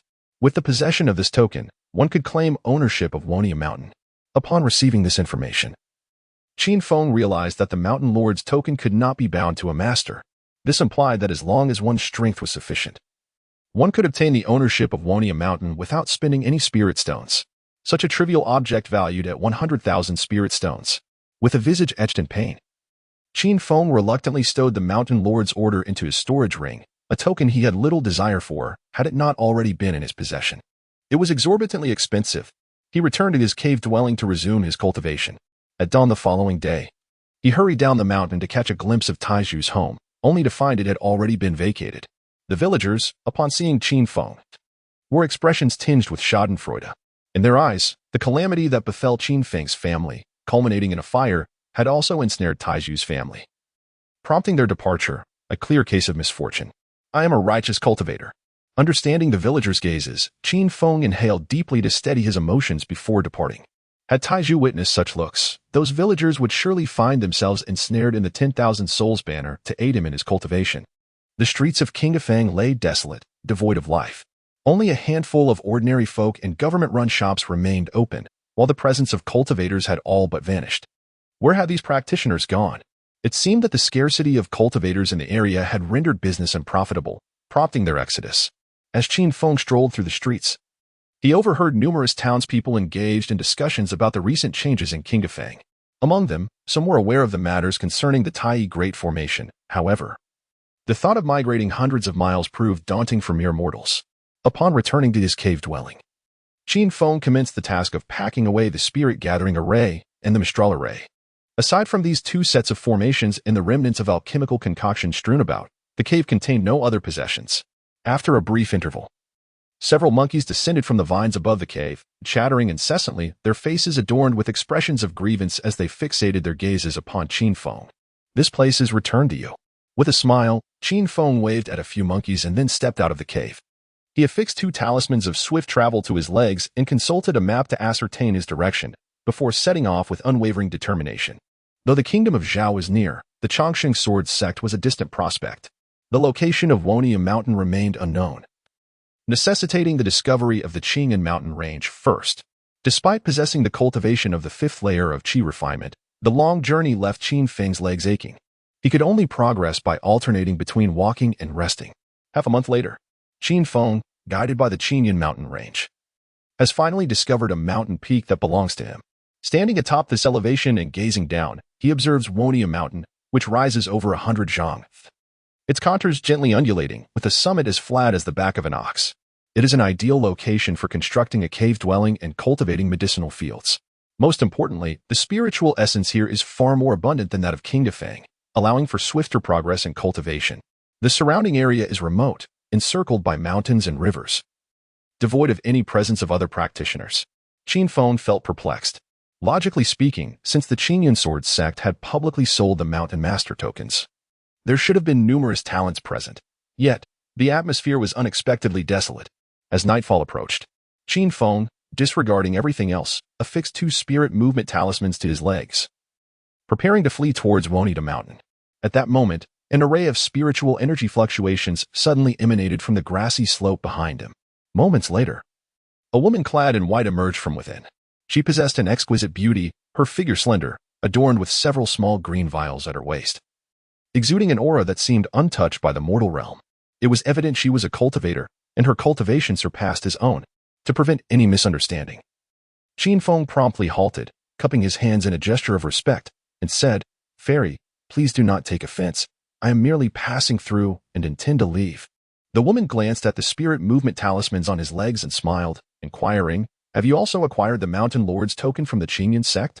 Qin Feng nodded thoughtfully and then pointed towards the distant Wonia Mountain, 100 zhang away. "Do you know the origin of the Mountain Lord's decree? Please enlighten me." Celestial Maiden. The woman's eyes sparkled with appreciation before she began recounting the tale of the Mountain Lord's decree, while Qin Feng listened, increasingly disheartened. It turned out that the decree had been passed down for over a century. Those in possession of the token could claim dominion over the mountain marked by the decree. However, the Chongqing sword sect dispatched individuals monthly to collect a management fee. The fee's amount was determined by the avarice of the patrolling disciples. Should one fail to pay the required spirit stones, they would forfeit the protection of the Chongqing sword sect and face numerous disruptions from rogue cultivators. Qin Feng was utterly speechless, as he felt an uncanny sense of familiarity with this approach. After finishing her words, the woman turned to Qin Feng and inquired, "What is your name?" "I am Qin Feng, a junior. My cultivation is not significantly higher than yours, so you may call me Sister Ding in the future." Having said this, she turned and vanished up the slope, clearly indicating that this mountain peak was shrouded in an illusionary array designed to obscure vision. Sister Ding? Qin Feng was momentarily taken aback, his mind involuntarily drifting to the enchanting demoness he encountered one fateful night on Jiming Mountain, who also bore the surname Ding. As the dusk deepened, Qin Feng dismissed his thoughts and swiftly turned to run towards Wonia Mountain. The terrain atop the mountain was gentle, and near the edge of the hillside stood a peak towering over 10 zhang, perfectly suited for the establishment of a cave dwelling. Qin Feng retrieved the fire sword, poised to commence his task, but suddenly switched to the thunder sword. With a series of resounding strikes, the thunder sword, empowered by spiritual energy, exhibited remarkable sharpness, slicing through the hard earth and rock with the ease of cutting through tofu. In mere moments, he had carved out a rudimentary cave dwelling. By this time, darkness had enveloped the sky. Qin Feng swiftly retrieved the Mising formation, diligently placing flags around the sleeping bull mountain.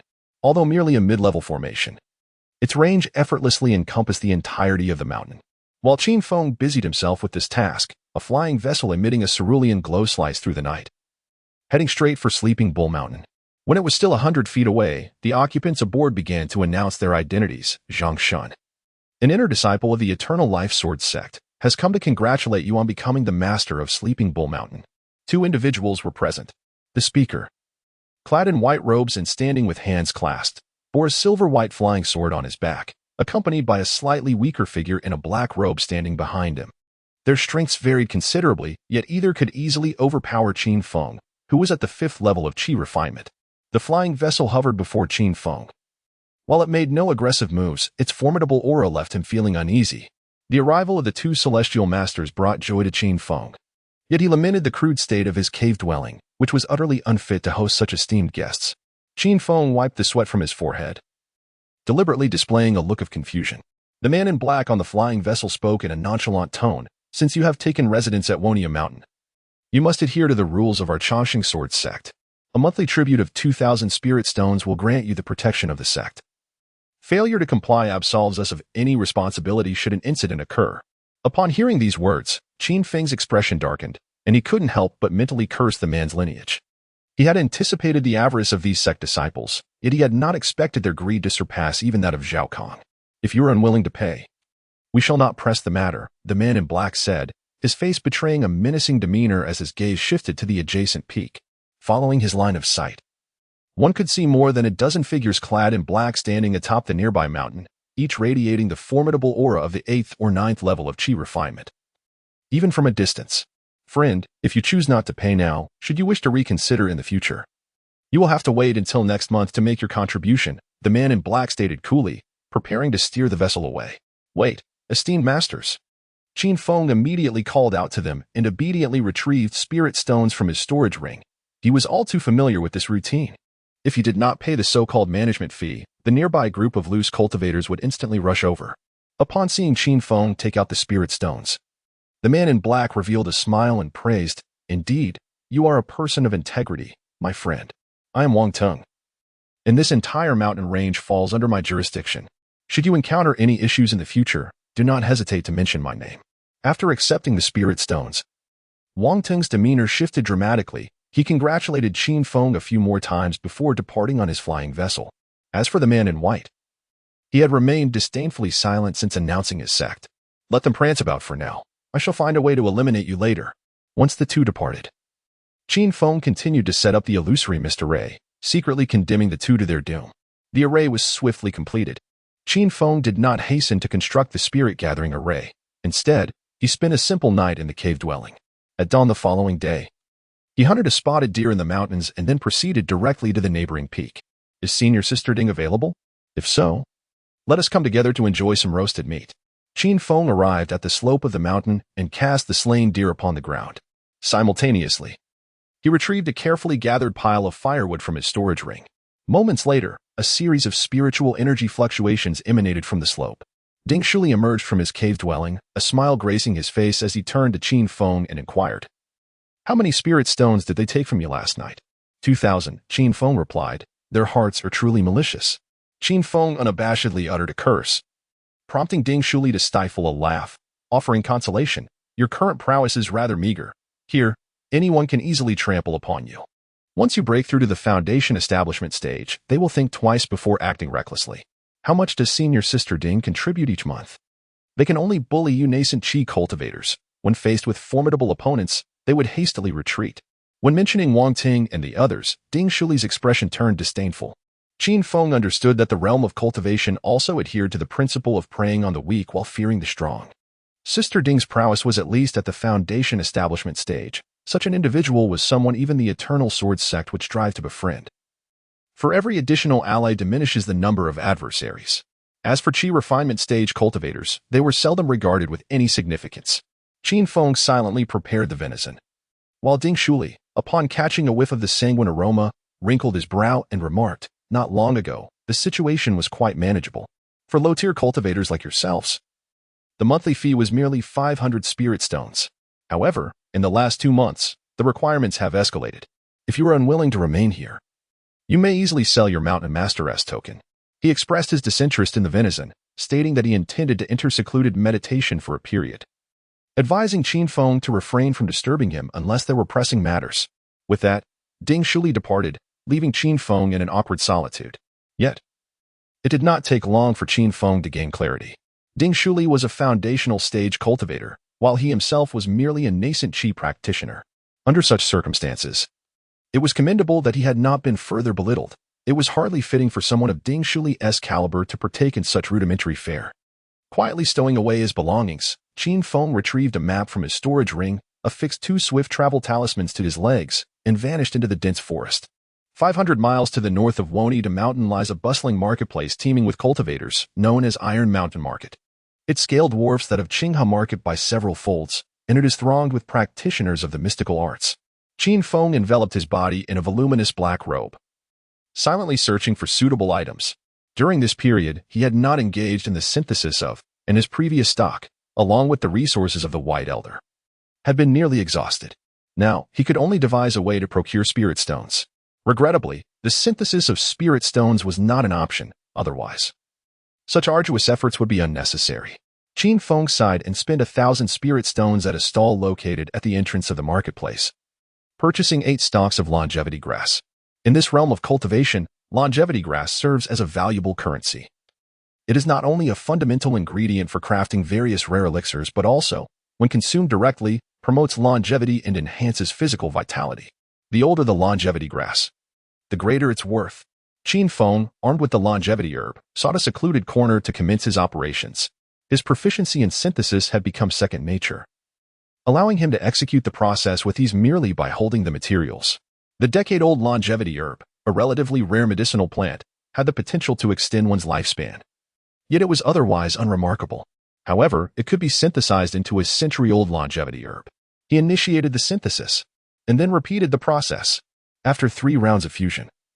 For decade-old longevity herbs transformed into a singular millennium-old longevity herb. Upon repeating the procedure, he acquired 2 millennium-old longevity herbs.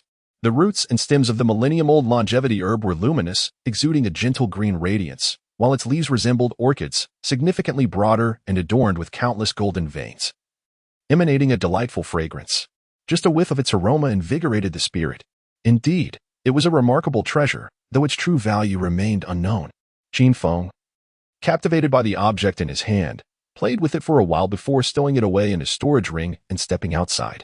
On the bustling street, vendors peddled their wares, repeatedly demonstrating their spells. The stall selling flying swords was filled with an aura of sharpness.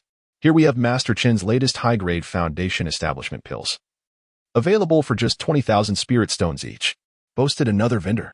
And don't miss the premium yellow-grade flying artifacts, suitable for Qi refining practitioners, now at a discounted price.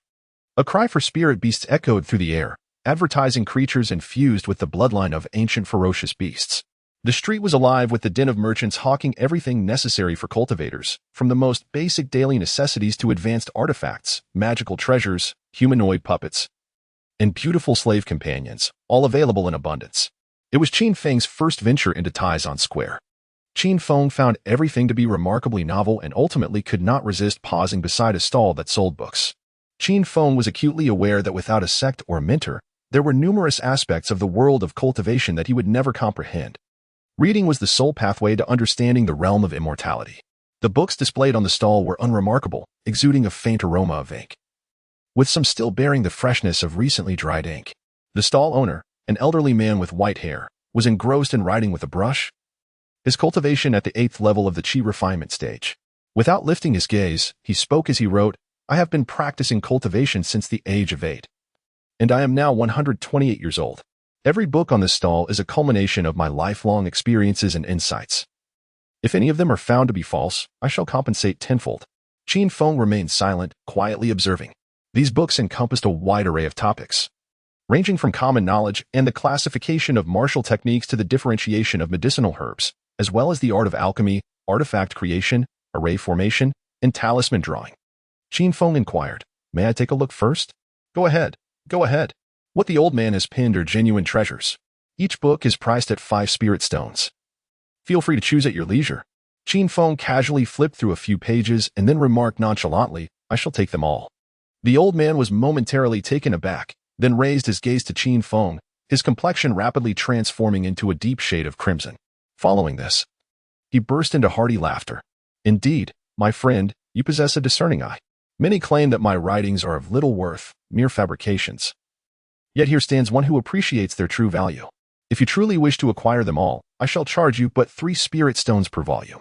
Displayed on the stall were approximately 20 books, their cumulative cost not amounting to much, for it is no easy task to pen such works. It takes a century of cultivation merely to reach the 8th layer of Qi refining. Qin Feng, unwilling to exploit the old man's generosity, produced 100 spirit stones before he began to collect the books from the stall. "You are truly a good person, and good deeds are rewarded." Upon seeing the 100 spirit stones piled before him, the elderly man instantly broke into a broad smile. Qin Feng inquired, "Esteemed elder, is there a Qi Yuan pavilion in this marketplace?" "Qi Yuan pavilion? Presently, there are 2 Qi Yuan pavilions in Taizan Feng. Would you prefer to visit the established one or the newly opened? Chapter 24. The Perils of Ignorance. After navigating through 3 bustling streets, he finally arrived at the entrance of the newly opened Qiyuan Pavilion.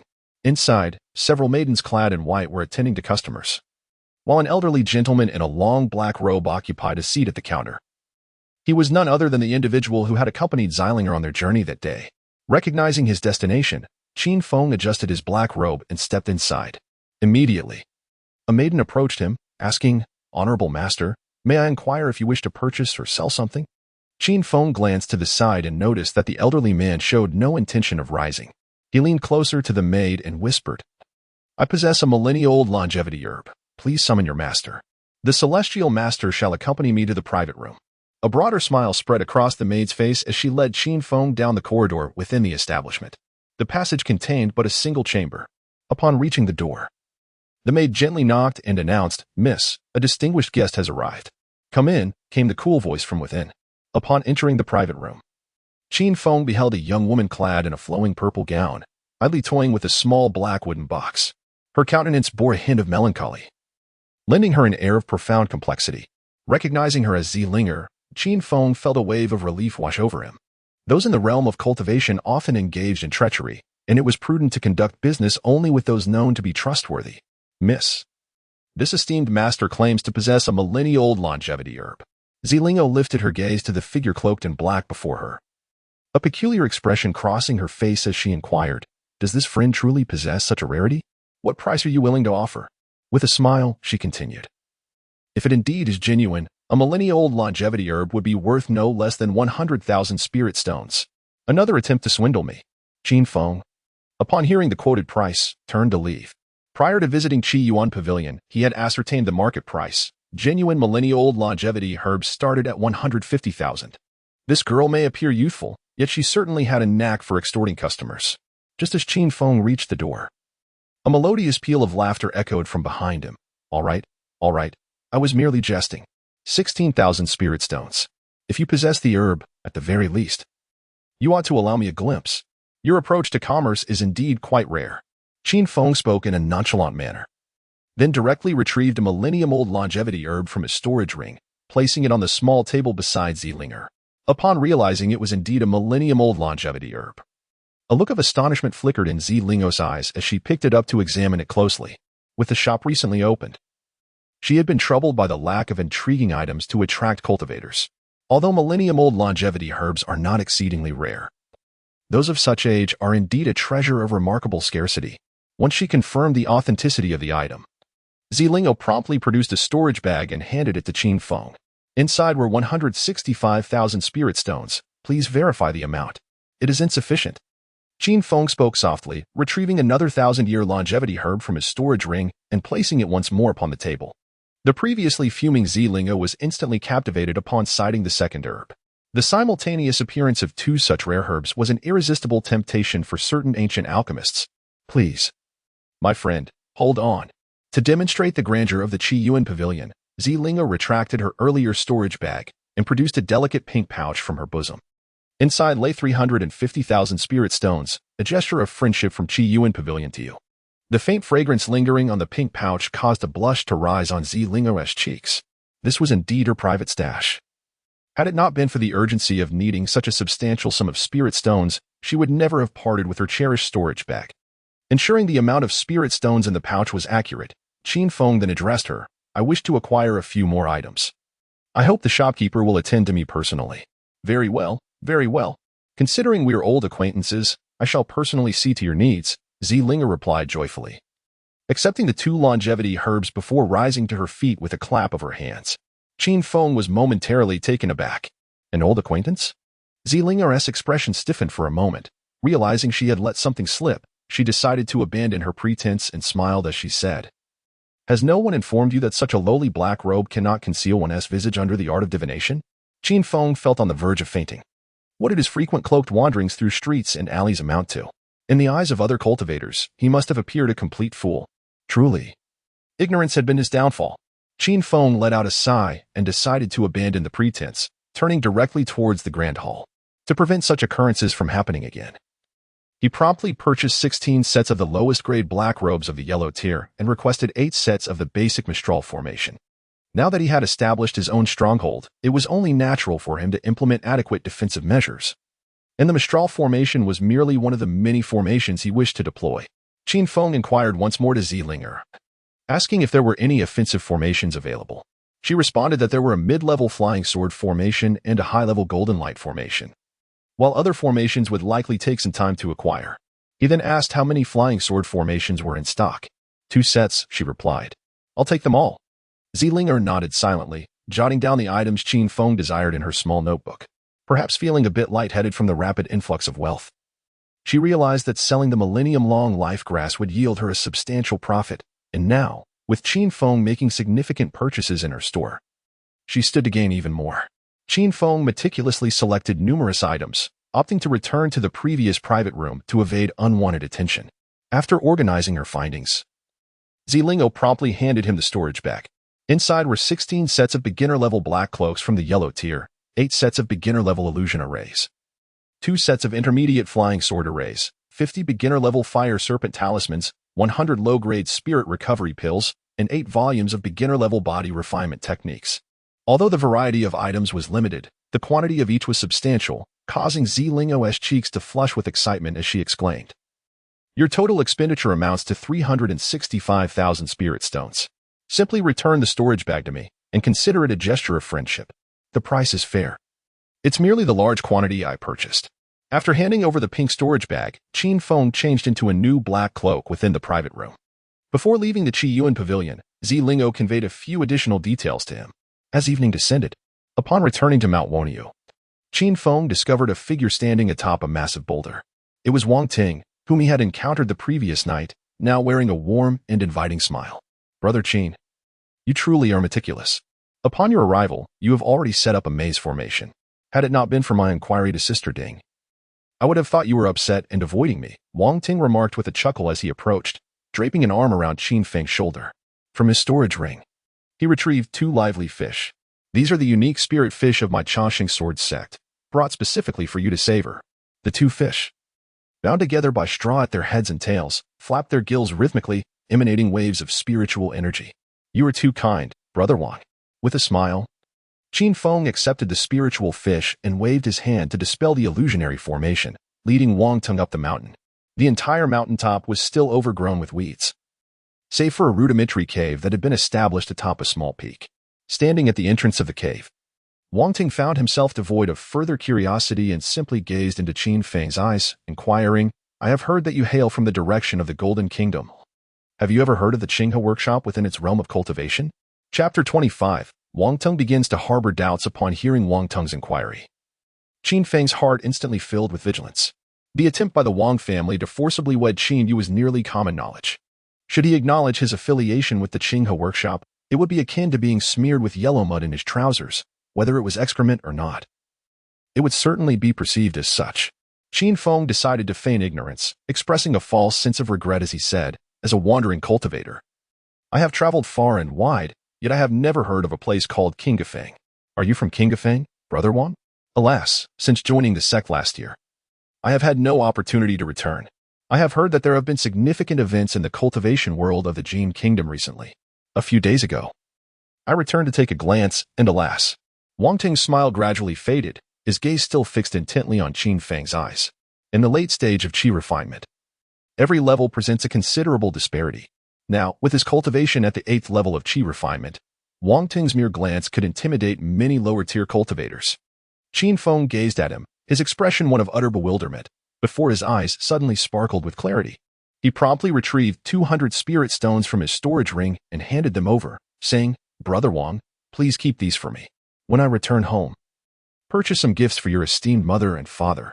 "Excellent," Wang Ting exclaimed with a hearty laugh, accepting the spirit stones. He surveyed the surroundings atop the mountain before producing a flying vessel and soaring into the void. Aboard the vessel, Wang Ting clutched a tome, his countenance gradually transforming into one of ferocity, culminating in clenched teeth. The book bore numerous dark, mottled stains, accompanied by a faint blood handprint. "Curse it! Should I uncover the perpetrator responsible for the demise of my Wang family, I shall ensure he suffers eternally." Wang Ting bellowed with venomous rage, the weight of his resentment intensifying. He had been resolute during the interrogation, prepared to act the moment the individual confessed to having visited Qinghefang. I would rather err in judgment than allow a guilty party to escape. Unfortunately, the individual had not been to Qinghefang and even offered spirit stones as a bribe. Such a coward could hardly be capable of murder while wandering the territory of the Eternal Life Sword sect. As night descended, the atmosphere thickened with tension. Qin Feng sat at the entrance of the cave, tending to a fire to roast fish. The flickering flames illuminated his face, yet a wave of vexation stirred within him. How infuriating! Has he truly discovered the truth? Just moments ago, he had been fixated on my hands. Could it be that he has returned from the Qiyuan pavilion with that book? Qin Feng absent-mindedly turned the grilled fish. His mind entangled in the dilemma of whether to summon Taizhu from the Zhou kingdom. Residing in Wenyou Mountain had rendered many matters inconvenient. However, Taizhu was a different story. He was a practitioner of the dark arts. The dichotomy between righteousness and malevolence was inherently irreconcilable, and the elimination of a few righteous cultivators seemed entirely justifiable.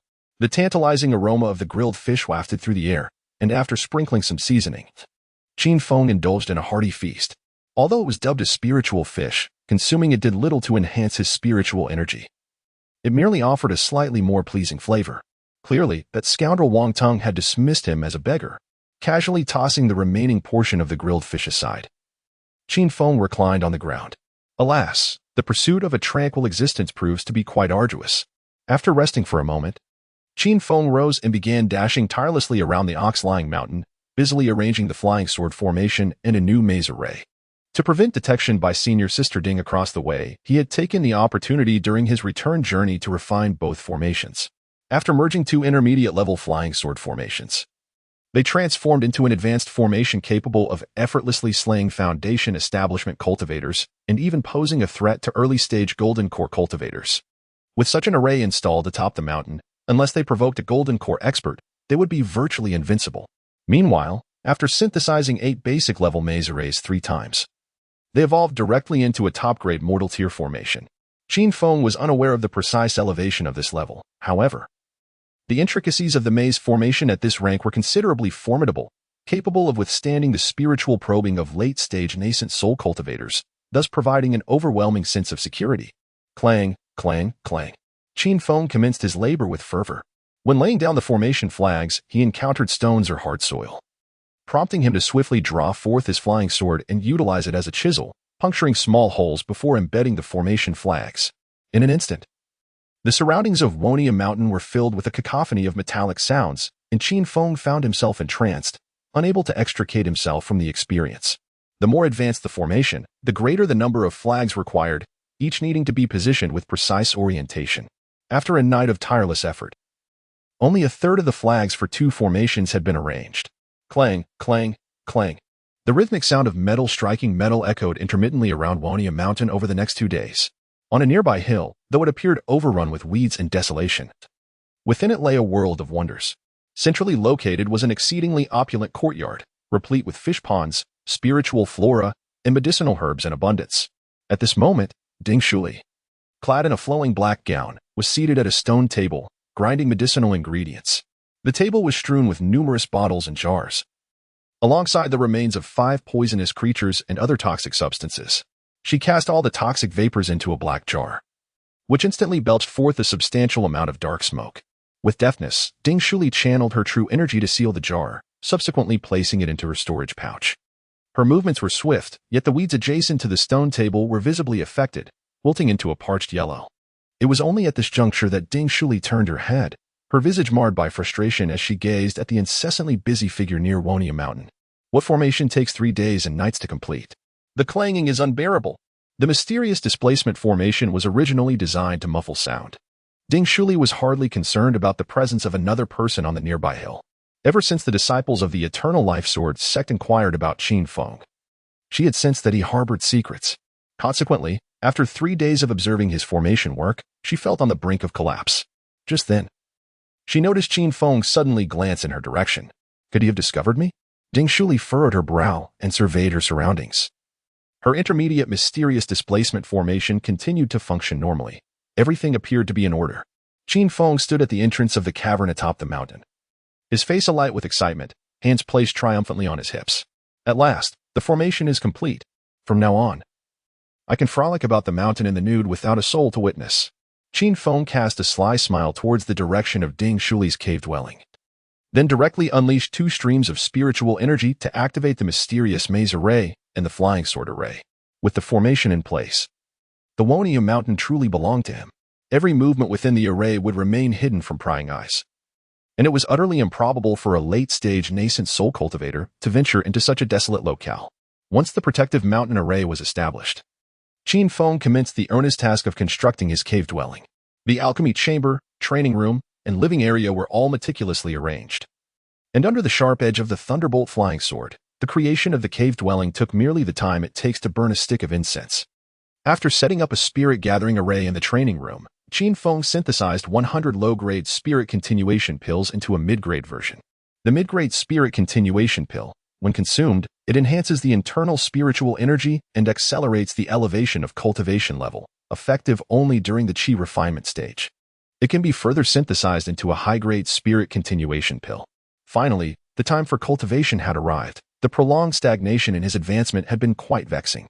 With the cave dwelling and arrays fully constructed, and the assistance of the spirit continuation pills for cultivation, Qin Feng felt an exhilarating surge of excitement. After ensuring that all arrays were functioning properly, he swallowed a spirit continuation pill, seated himself within the spirit gathering array, and entered a state of cultivation. Meanwhile, outside Wonia Mountain, Wang Tung held a black incense stick, commanding his flying vessel to hover in midair, his expression dark as he surveyed the desolate mountain before him.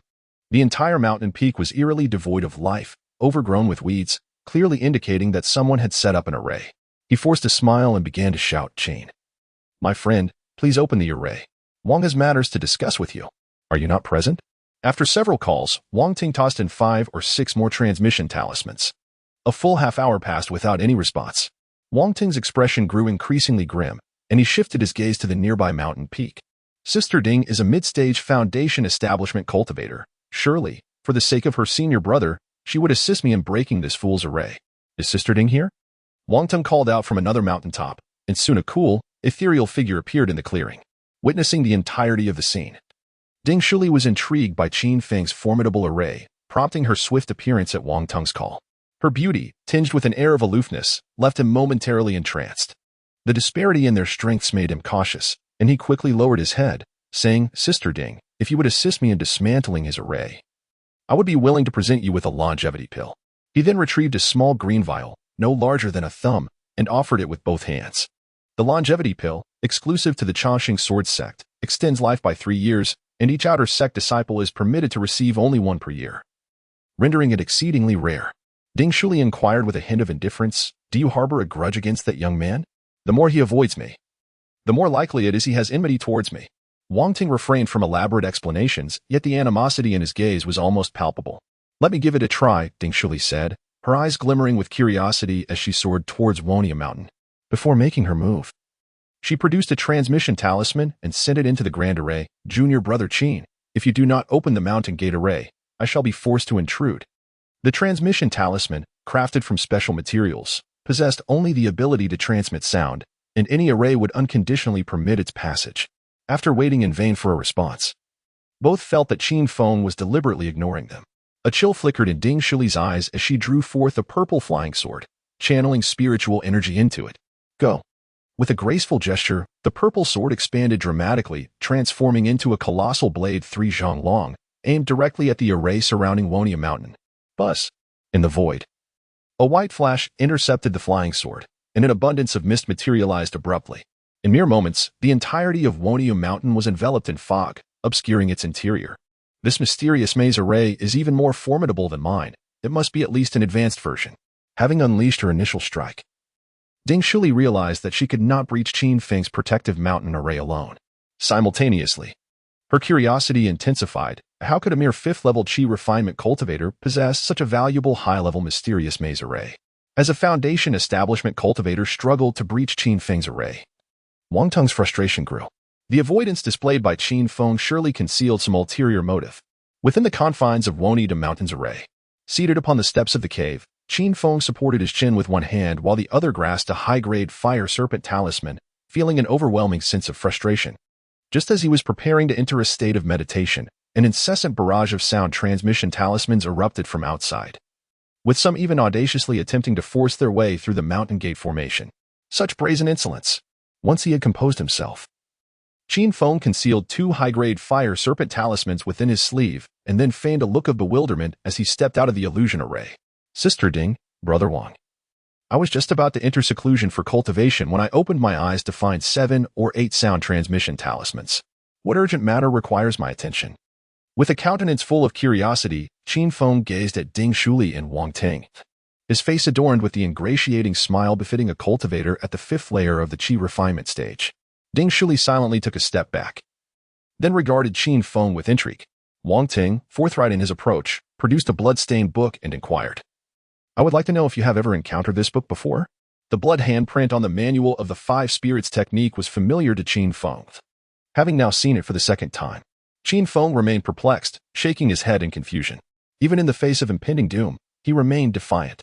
Wang Teng's expression suddenly twisted into a grotesque mask of fury. He made a swift motion as if to retrieve something, causing Qin Feng to shudder and retreat several paces, simultaneously clasping the fire serpent talisman tightly in both hands. Why so anxious? Wang Ting sneered, raising the object in his hand, a long black incense stick, emitting thick plumes of smoke. Qin Feng recognized this item all too well. It was the very object that had led Zilingo to his home not long ago. This was the Soul Pursuit incense, capable of tracking anyone who had ever come into contact with it, ensuring they could not escape within 1,000 miles. Wang Ting's grin grew increasingly sinister as he advanced the Soul Pursuit incense towards Qin Feng. The lines had been irrevocably drawn. All that remained was to prove that Qin Feng had indeed touched the 5 spirits technique. As time passed, the smoke from the incense thickened, swirling ominously in Qin Feng's direction. Witnessing this scene, Qin Feng felt a chill run down his spine. Qin Feng's heart raced to his throat. A few days ago, when he visited the Qi Yuan Pavilion, Zilingo mentioned matters concerning Wang Ting, and then cast some spell upon herself. Surely, it wouldn't he have expired by now? Qin Feng fixed his gaze intently on the drifting black smoke, while Wang Ting squinted, his hand gripping his flying sword, ever ready for action. Just as the ominous smoke was about to make contact with Qin Feng's body, it unexpectedly veered off, drifting away to a distant point. The atmosphere fell into a profound silence. With a scowling expression, Wang Ting extinguished the soul-chasing incense, forcing a semblance of a smile as he addressed Qin Feng. It appears this is a misunderstanding. Why are you so anxious, Brother Qin? Your realm surpassed mine by a considerable margin. What could possibly go awry? Qin Feng hesitated, unable to articulate his thoughts fully, yet the intended meaning was unmistakable. Brother Qin. You jest, he replied. I merely sought to ascertain whether you were being truthful. After Wang Teng put away his belongings, he exchanged a few pleasantries with Qin Feng before retrieving his flying vessel and departing with Ding Shuli. What a ridiculous test! Qin Feng cast a disdainful glance at the figures of the 2 individuals before turning and retreating to his secluded dwelling, where he commenced his rigorous cultivation. The spiritual energy of Wonia Mountain was exceptionally abundant, and with the assistance of a 5-fold spirit gathering array and the sustaining spirit pills, Qin Feng's power ascended rapidly.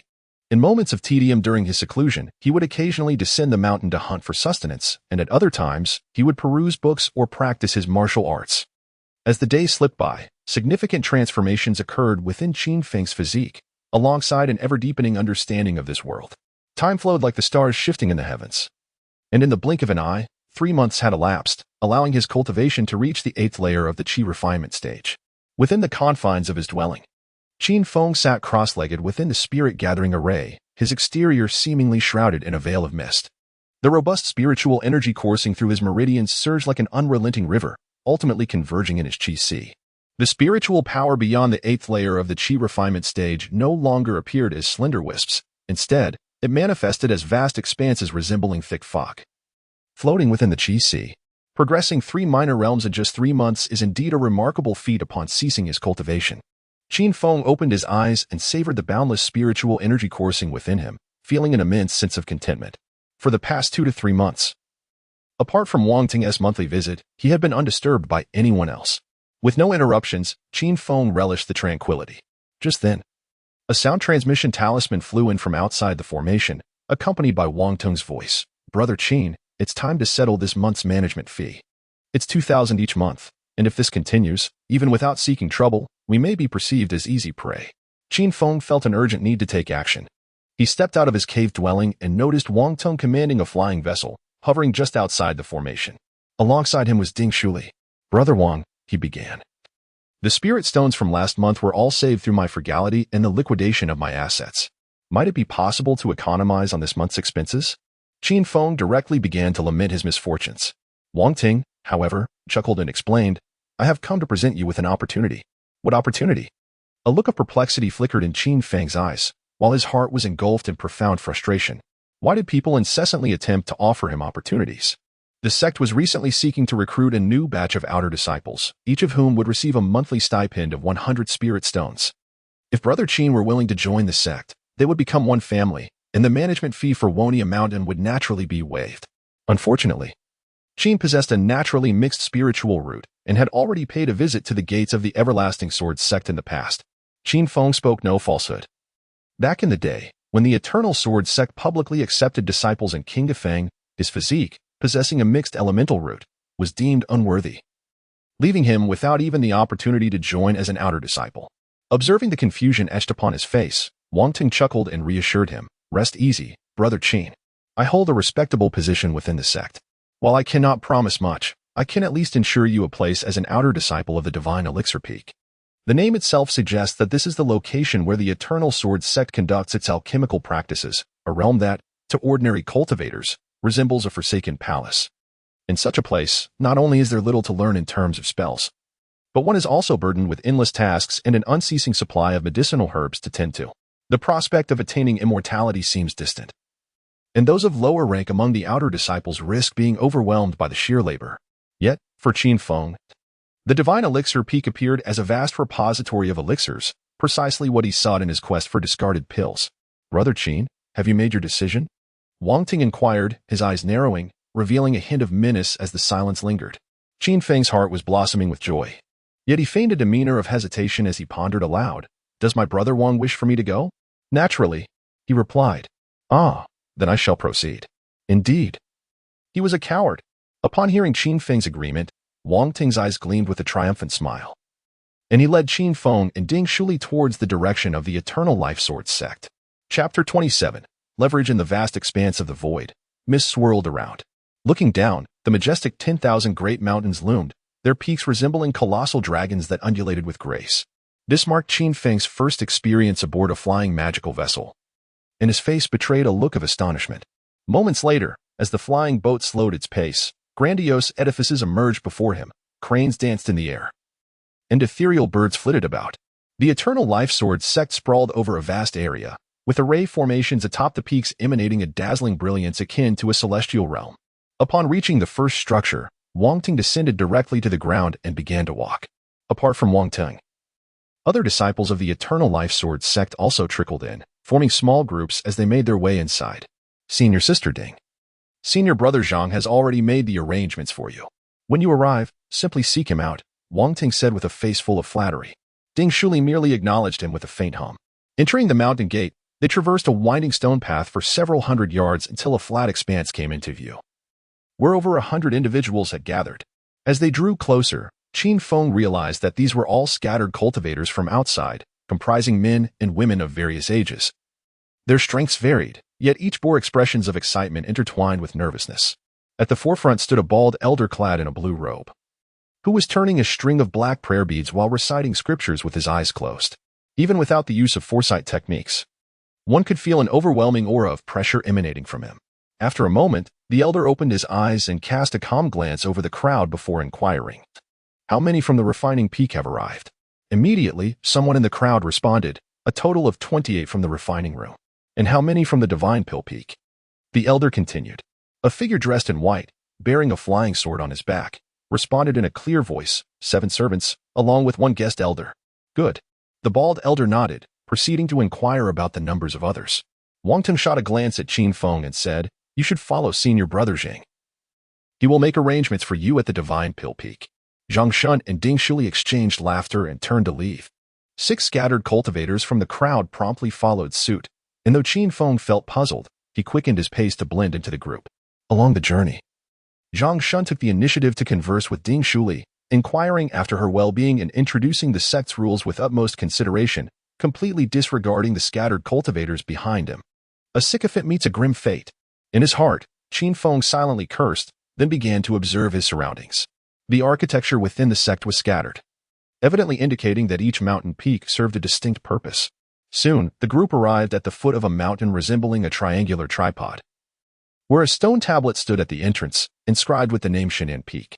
The mountain was dotted with medicinal fields. Some individuals were fetching water and fertilizing. Others were tilling the land with tools, while yet others wielded hoes to harvest spiritual herbs. Upon reaching the summit, Zhang Shun led several individuals to collect 2 sets of miscellaneous servant attire, distributed identity tokens with the requirement of blood oath for recognition, and then assigned daily tasks and accommodations. After completing these arrangements, he expressionlessly announced the rules to the group. You are now disciples of Shinan Peak's miscellaneous servants. The specifics of your duties will be determined by the overseer, and you are forbidden from damaging sect property. Most importantly, you must show respect to fellow disciples. Violations will result in the light punishment of forfeit of cultivation, or in severe cases, the annihilation of your entire clan. Having said this, Zhang Shun departed, leaving several scattered cultivators gazing at one another in bewilderment. Moments later, a middle-aged man erupted in anger, exclaiming, "What the hell?" To put it nicely, we are here as miscellaneous servants, but bluntly, we are clearly being treated as laborers. Had I known it would be like this, I would never have come. The group soon realized they had been deceived by the disciples of the Chongqing Sword sect, yet the identity tokens had already bound them to this place, making exit far more challenging than entry. Anger surged within them. Qin Feng feigned a few curses, then resumed surveying his surroundings. Shinan Peak was the sect's hub for alchemy, where even the elders and certain inner disciples opted to refine their elixirs. If he could devise a way to secure tasks related to cleaning the alchemy chambers, he could gather discarded pills in abundance. With this thought, Qin Feng's heart brimmed with joy. On the following day, before dawn, a sudden clamor of gongs echoed outside the quarters of the miscellaneous servant disciples. Inside the shared dormitory, Qin Feng rose alongside the seasoned disciples responsible for menial tasks, then stepped outside to await the steward's assignment for the day's duties. Qin Feng stood amidst the crowd, his face etched with perplexity. These individuals were undoubtedly cultivators, the weakest among them being at the second level of qi refinement, yet they appeared utterly lifeless. Moments later, Qin Feng followed a man to the riverbank, where they filled buckets with water for the medicinal herb garden. The wooden buckets were specially crafted tools, and Qin Feng was uncertain about their exact capacity. But he knew it took a considerable time for them to fill when submerged in the river. Crucially, the overseer had stipulated that these water-filled buckets could not be placed into storage rings, for doing so would cause them to lose their vitality and jeopardize the herbs. After filling 2 buckets, Qin Feng crouched down, resting his shoulders on the yoke, and exerted his physical strength, yet the buckets remained utterly still.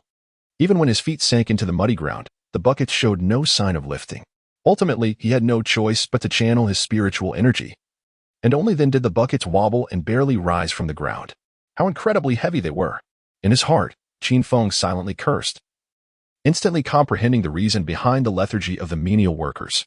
As evening approached, the laborers returned to their quarters one after another, gathering in small groups to engage in games of stone tiles or to practice in silence within the confines of soundproof barriers.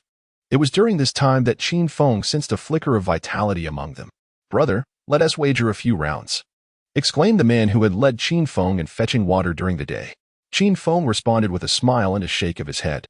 They placed bets on spirit stones and minor spells, though these were merely low-level incantations, lacking any significant merit. Moments later, the individual who had won the most, wearing a frown, cursed, "You scoundrels, all of you are relying on the breath concealment technique. I've had enough of this for a year, even to use it for wiping." To the average wanderer, the breath concealment technique might hold value, yet in a gathering of such cultivators, it appeared rather inferior. Before him lay a pile of over 10 identical copies of the technique.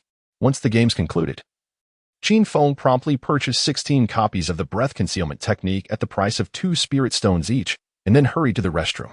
The Dao One technique. By employing this method, one can obscure their own aura, capable of withstanding the scrutiny of beings 4 major realms above. When mastered, it allows for the concealment of one's physical form, classified as a top-tier technique of the heavenly level. It cannot be further synthesized. From its literal meaning, Qin Feng could surmise that the Dao One technique might very well be the pinnacle of concealment arts in this realm. In the days that followed, aside from his water-fetching duties, Qin Feng also took turns with tasks such as planting spirit herbs, gathering medicinal plants, and cleaning the herbs. While the more leisurely task of tidying the alchemy room remained elusive, monopolized by favored individuals. As cultivators, everyone adhered to the sect's rule forbidding private duels, allowing them to practice openly during the day, and Qin Feng secretly advanced his training in the Dao 1 technique to the entry level. On this particular day, Qin Feng was once again assigned the task of fetching water. Accompanying him was an elderly man at the third layer of the qi refining stage.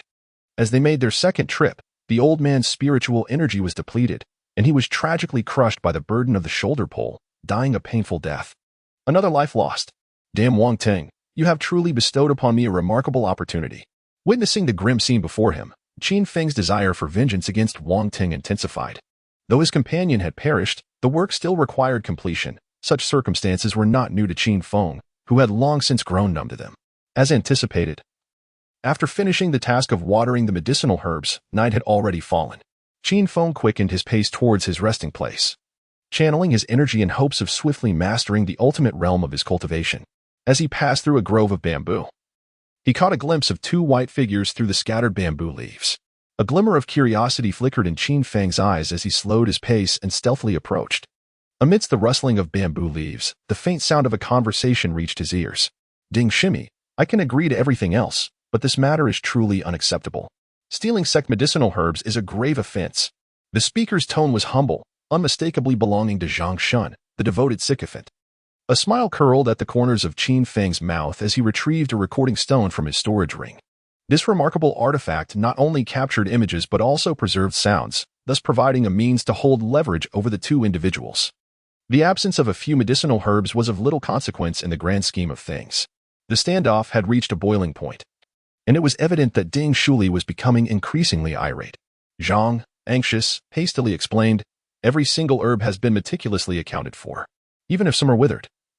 They must be submitted for the elders to handle personally. Please, junior sister, show me mercy. I do not require much. Simply find a lowly servant to take the blame. After all, those servants are mere low-level cultivators. Who would dare to steal? After a brief silence, Ding Shuli finally spoke. There is an individual named Qin Feng whose prowess is commendable. I sense he is not to be underestimated. The two engaged in a brief discussion before concluding that they would pilfer the herbs and frame Qin Feng for the theft, all the while planning to transform him into a puppet to seize control of his sect and its formations. Outside the bamboo grove, upon hearing the plans of the two, Qin Feng felt a chill run down his spine. Had it not been for the recent use of the recording stone, he would likely be facing calamity by tomorrow. What a venomous and despicable woman. Qin Feng squinted, pondering how to address the situation at hand. With an abundance of magical artifacts at his disposal, he believed that even if they confronted him directly, they would find it futile. It would be far better to confront them head-on. If they were to succeed in stealing the medicinal herbs, he would be unable to absolve himself, regardless of the depths he might plunge into the Yellow River. Just as he was about to step outside, he noticed Zhang Shun soaring away on a flying sword. It appeared he intended to make a hasty escape, leaving behind an alibi while simultaneously granting Ding Shuli the opportunity to pilfer the herbs. He could not allow her to steal the medicinal materials. Qin Feng extracted the golden bell talisman, holding it firmly in one hand while raising the reflection stone with the other as he strode forward. Who goes there? Ding Shuli drew her flying sword in an instant, yet Qin Feng was quicker to reveal the golden bell talisman and the reflection stone. A sardonic smile gracing his lips as he spoke. Sister Ding, surely you would not wish for the secrets just unveiled to become public knowledge, would you? Chapter 28. Tidying up the alchemy chamber, a dreadful task. Is it you? The moment she recognized the person before her, Ding Shuli visibly exhaled with relief. Maneuvering her flying sword to carve lines in the air, then coldly threatened, throw me the reflection stone, or I shall take your life. Observing the disdainful glint in her eyes, Qin Feng felt a surge of indignation. She had consistently maintained an air of superiority, and even now, in this precarious situation, she continued to look down upon others. Qin Feng could not help but feel a surge of anger, sneering, if you're unconvinced, you may as well take the first strike and see if you can shatter my golden bell talisman. In that instant, he infused his spiritual energy into the talisman, causing a golden bell to materialize from thin air, enveloping Qin Feng within its protective embrace. To be on the safe side, he simultaneously cast several earthen spells beneath his feet and drew forth a fire serpent talisman. The golden bell talisman? Upon witnessing Qin Feng encased within the golden bell, Ding Shuli's eyes reflected a grave concern. The golden bell talisman could withstand attacks from practitioners in the core formation stage, although it could be worn down over time. Such a strategy bore significant risks. Should a confrontation ensue, it would undoubtedly attract the attention of others. Ding Shuli sighed, sheathing her flying sword before inquiring. What do you intend to do? Strip off your clothes? Absolutely not. Ding Shuli's face turned pale with anger as she gripped her flying sword tightly. Just moments ago, you conspired with Brother Zhang to take my life. I have no intention of harming you, but is it unreasonable to request a glimpse of your form?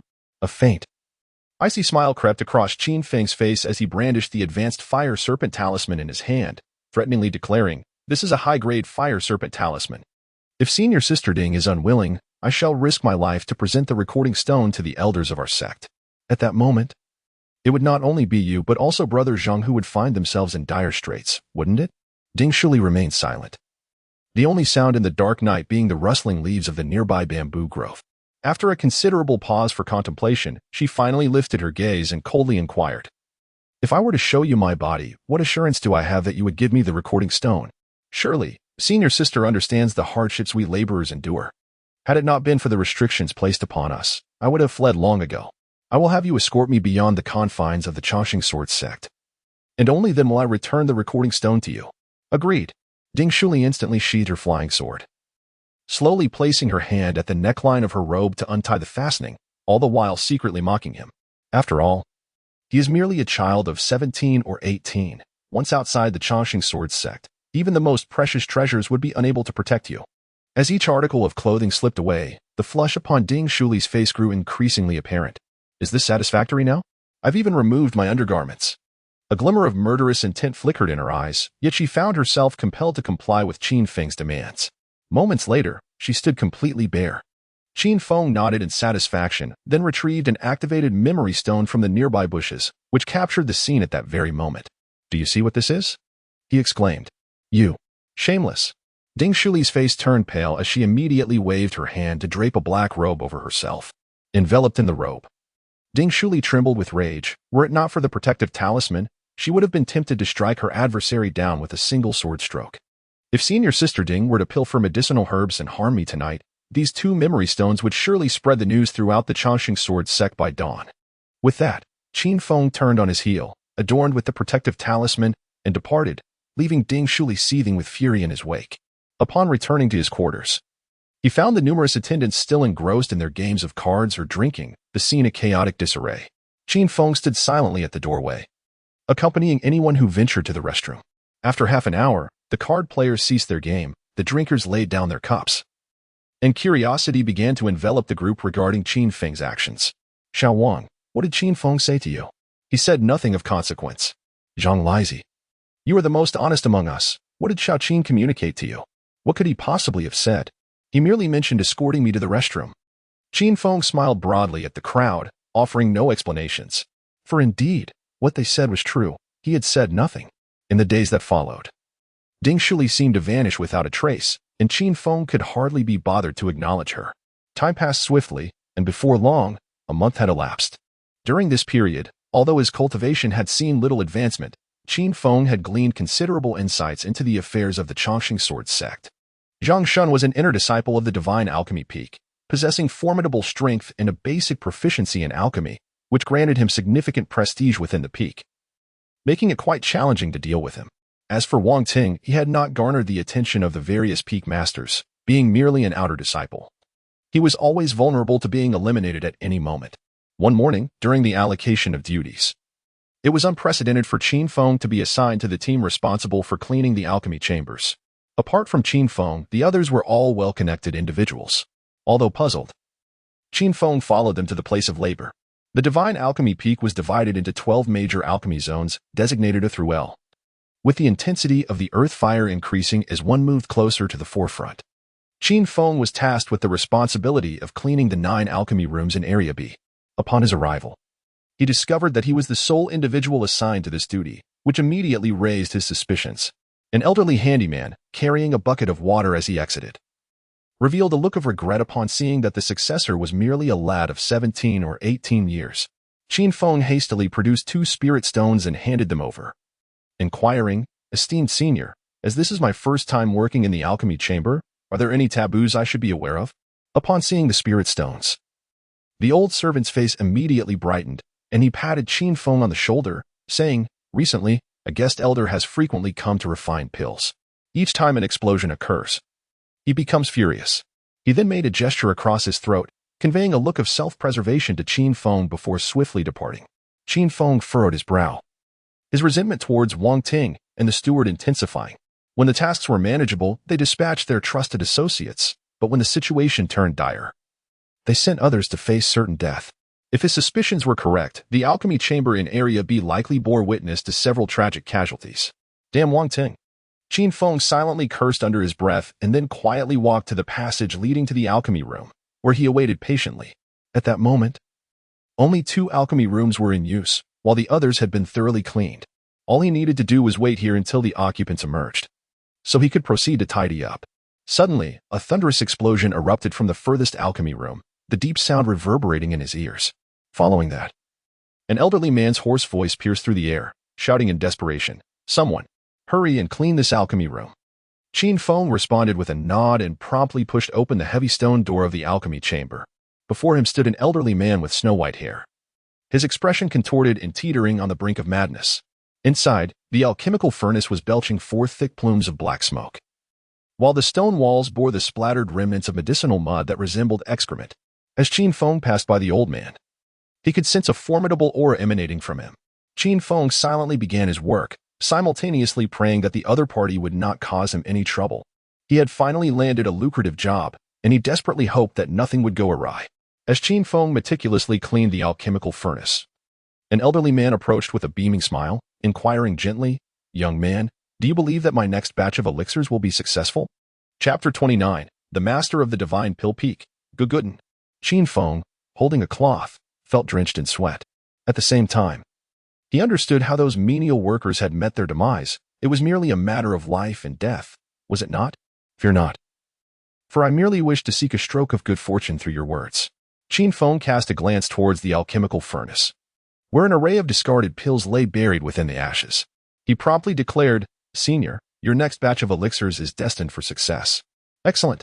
The elder's spirit soared, and he immediately bestowed a spirit stone upon Qin Feng as a token of gratitude, before resuming his preparations for the next batch of medicinal ingredients. Once the area was sufficiently tidied, Qin Feng departed from the alchemy chamber, resuming his vigil in the corridor outside. During this time, other alchemists arrived one after another to occupy the vacant alchemical rooms. Bang! Not long after, a resounding explosion erupted from the elder's alchemical chamber. The stone door of the chamber swung open with a loud crash, and the elder stormed towards Qin Feng, his eyes gleaming with a frenzied light. Clearly on the brink of madness. "Please wait, Senior. I shall assist you in examining the situation." Qin Feng took the initiative, intending to stride towards the alchemy chamber, when the elder suddenly reached out to stop him, presenting a flying sword along with a storage pouch. "Senior, what is your intention?" the young man inquired. "Young one, I beseech you to assist me. My storage pouch shall belong to you," the elder replied, pain evident in his eyes. He continued, "Help me sever my head." Upon witnessing this scene, Qin Feng instinctively stepped back several paces. He had contemplated numerous possibilities, yet he had never anticipated such a cunning ploy from the old man. It seemed likely that before he could even grasp the flying sword, he would be met with a swift retaliation. Did someone of such caliber truly require an excuse to take a life? "I implore you, please, behead me." Seeing Qin Feng remain motionless, the elder suddenly knelt down with a thud. Qin Feng promptly turned and approached the entrance of the alchemy chamber, attempting to soothe the elder in a haphazard manner. "Senior, do not fret. Even if the furnace explodes, there remains a chance of producing a refined elixir. I shall go and investigate." With that, Qin Feng swiftly entered the alchemy chamber. His words were not entirely unfounded. Such occurrences had been documented in ancient texts, though the odds were akin to searching for a needle in the ocean. The stone chamber was in disarray, with ash and black smoke rendering the air suffocating. Beneath the ashes of the alchemical furnace lay numerous discarded elixirs, all reduced to char. He picked up a failed elixir, and a line of small text immediately materialized before his eyes. "Abandoned function pill. A low-grade human tier discarded elixir. Consuming it yields no effect and may result in diarrhea. Can be synthesized. 3 pattern function pill. High-tier elixirs are categorized into 3 realms: heaven, earth, and humanity, with each realm further divided into upper, middle, and lower grades. The quality of high-tier elixirs is distinguished by their patterns, with anything below 3 patterns considered inferior. To avoid raising the elder's suspicions, Qin Feng only collected 2 discarded Fengshen pills for synthesis. The 3-pattern Fengshen pill gleamed with a golden radiance reminiscent of crystal, yet it possessed a certain translucence. 3-pattern Fengshen pill. After consumption, spiritual power surges dramatically, allowing for a temporary elevation of one major realm. Following this effect, one will experience weakness for half a month. This elixir proved to be quite formidable. Indeed, it was worthy of being classified as a human-tier elixir. Qin Feng was struck with astonishment as he unhesitatingly rolled the elixir in the ashes a few times, then hurriedly ran out of the alchemy room, cradling the potion in his hands. Elder, is this the elixir you concocted? The old man, at that moment, was slumped on the ground, weeping profusely. As he saw Qin Feng rush in, a flicker of murderous intent crossed his face. I commanded you to kill me, since you have not. Then noticing the item in Qin Feng's hands, the old man's eyes instantly gleamed with excitement. He seized it, scrutinizing it closely, and after a brief moment, he burst into hearty laughter. It's done. I have finally succeeded. Grasping the divine ascension pill, he wildly danced through the passage of the alchemy chamber, his hair in disarray. The alchemist from the surrounding chambers, feeling discontent, peeked out to glance at the old man before promptly retreating. After quite some time, he finally calmed down, tidied his unkempt hair, and turned his gaze to Qin Feng, asking, You are my savior. What is your name? I am but a junior. Qin Feng, but this elixir is entirely your accomplishment, senior. The old man waved his hand dismissively and then earnestly assessed Qin Feng's aura. 5 spiritual roots. 8th level of Qi refining. Your talent is somewhat inferior to mine, yet you are my savior. I hereby declare that you shall be my sole disciple, Gogoden. Bang. Bang bang. The sound of exploding furnaces echoed simultaneously from 5 or 6 nearby alchemy rooms, followed by an eerie silence, with no one calling to clean up the mess. Humph. A bunch of useless fools. The old man glared disdainfully at the surrounding alchemy rooms, then turned to Qin Feng, handing him a token. This is the token of the master of the divine pill peak. I must take my leave now and shall return to seek you out later. With that, he hurried away, leaving Qin Feng standing there, utterly bewildered. The token of the master of the divine pill peak. Hadn't he that old servant mentioned the elder of the guest Qin? At that moment, several individuals began to emerge from the surrounding alchemy rooms. They were all clad in garments adorned with the insignia of the Eternal Life Sword sect, exuding formidable auras. Upon seeing Qin Feng, they all greeted him with warm smiles. Junior brother Qin, oh no, congratulations, Master Uncle Qin, on becoming the closed-door disciple of Master Ge. We hope you will look after us in the future. The speaker was a man closest to Qin Feng, dressed in brown, appearing to be around 30 years old, yet already had reached the late foundation establishment stage. The others, though wearing the unified attire of inner disciples, also chimed in with their congratulations. Such an unusual treatment left Qin Feng somewhat perplexed, prompting him to furrow his brows and inquire, Are you saying that Gogoden is the master of the divine pill peak? Indeed, Master Uncle, replied the man, named Shin Shaoan, one of the true disciples of the divine pill peak. The master of the divine pill peak is indeed Master Ge, your master and our grandmaster. However, apart from our masters, everyone else can only refer to him as Master Ge. After asking numerous questions, Qin Feng gradually grasped the situation. It turned out that Gogoden had been stuck at the master alchemist level for many years, unable to break through to concoct human-grade elixirs, and by chance, their meeting led to Qin Feng becoming his closed-door disciple. Qin Feng gazed intently at the token in his hand, a lingering sense of disbelief settling within him.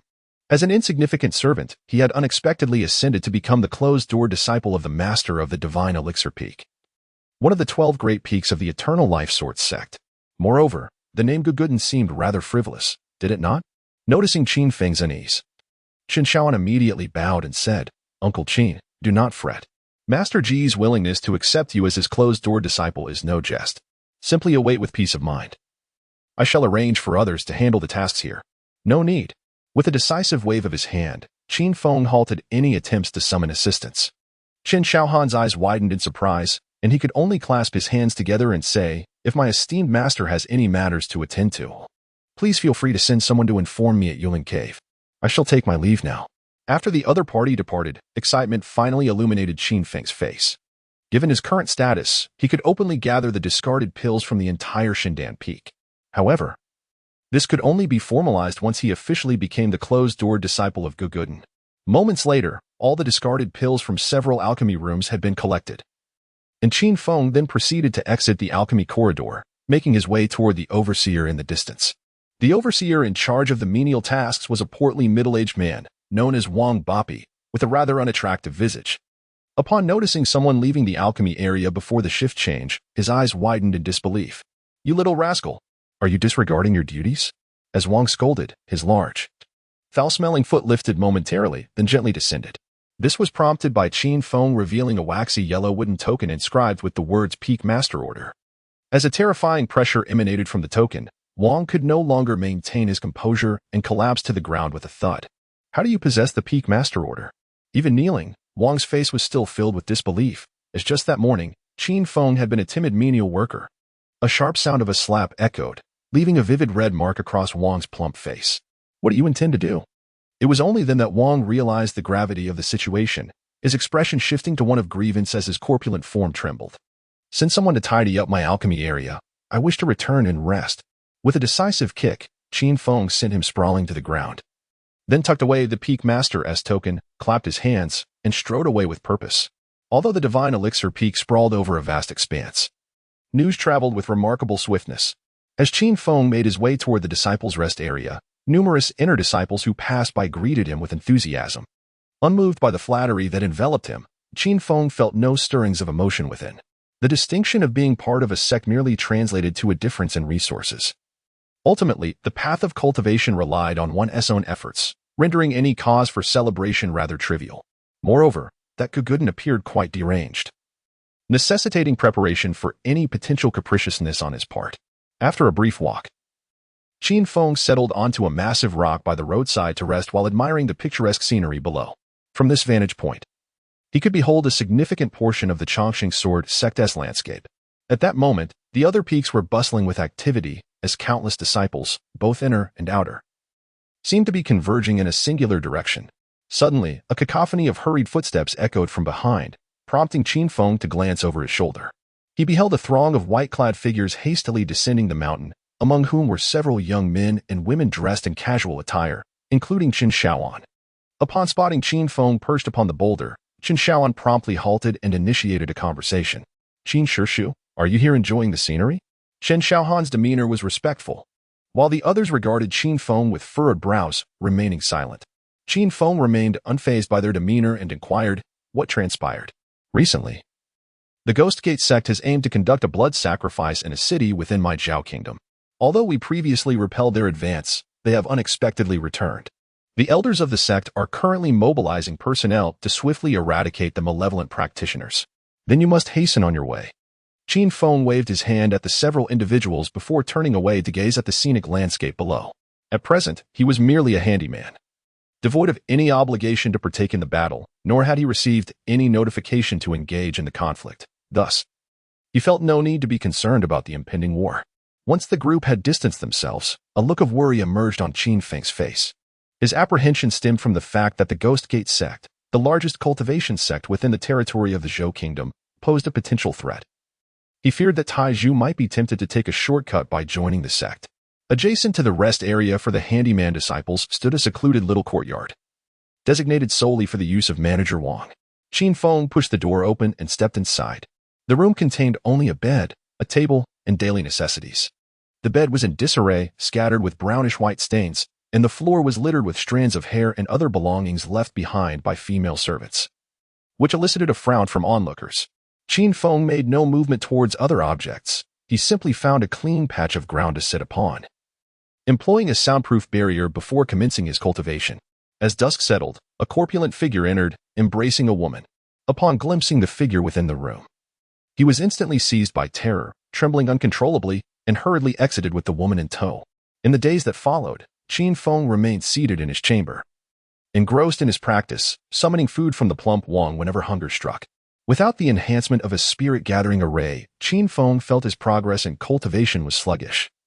Yet he could only bide his time through meditation, as that old rascal Gugudin had yet to return. 5 days later, Wang, trembling with trepidation, cautiously pushed open the door to convey a message, stating that the esteemed Gufeng had summoned him to the grand hall of the divine elixir peak. Qin Feng ceased his cultivation and allowed Wang Fatty to lead the way. Atop the mountain stood a majestic violet palace, with a meticulously paved stone plaza before its grand entrance. Near the edge of this area was an imposing black cauldron, towering 3 zhang high. Upon entering the hall, Qin Feng was met with the gaze of more than a dozen individuals, some of whom bore an intensely aggressive demeanor, causing him considerable discomfort.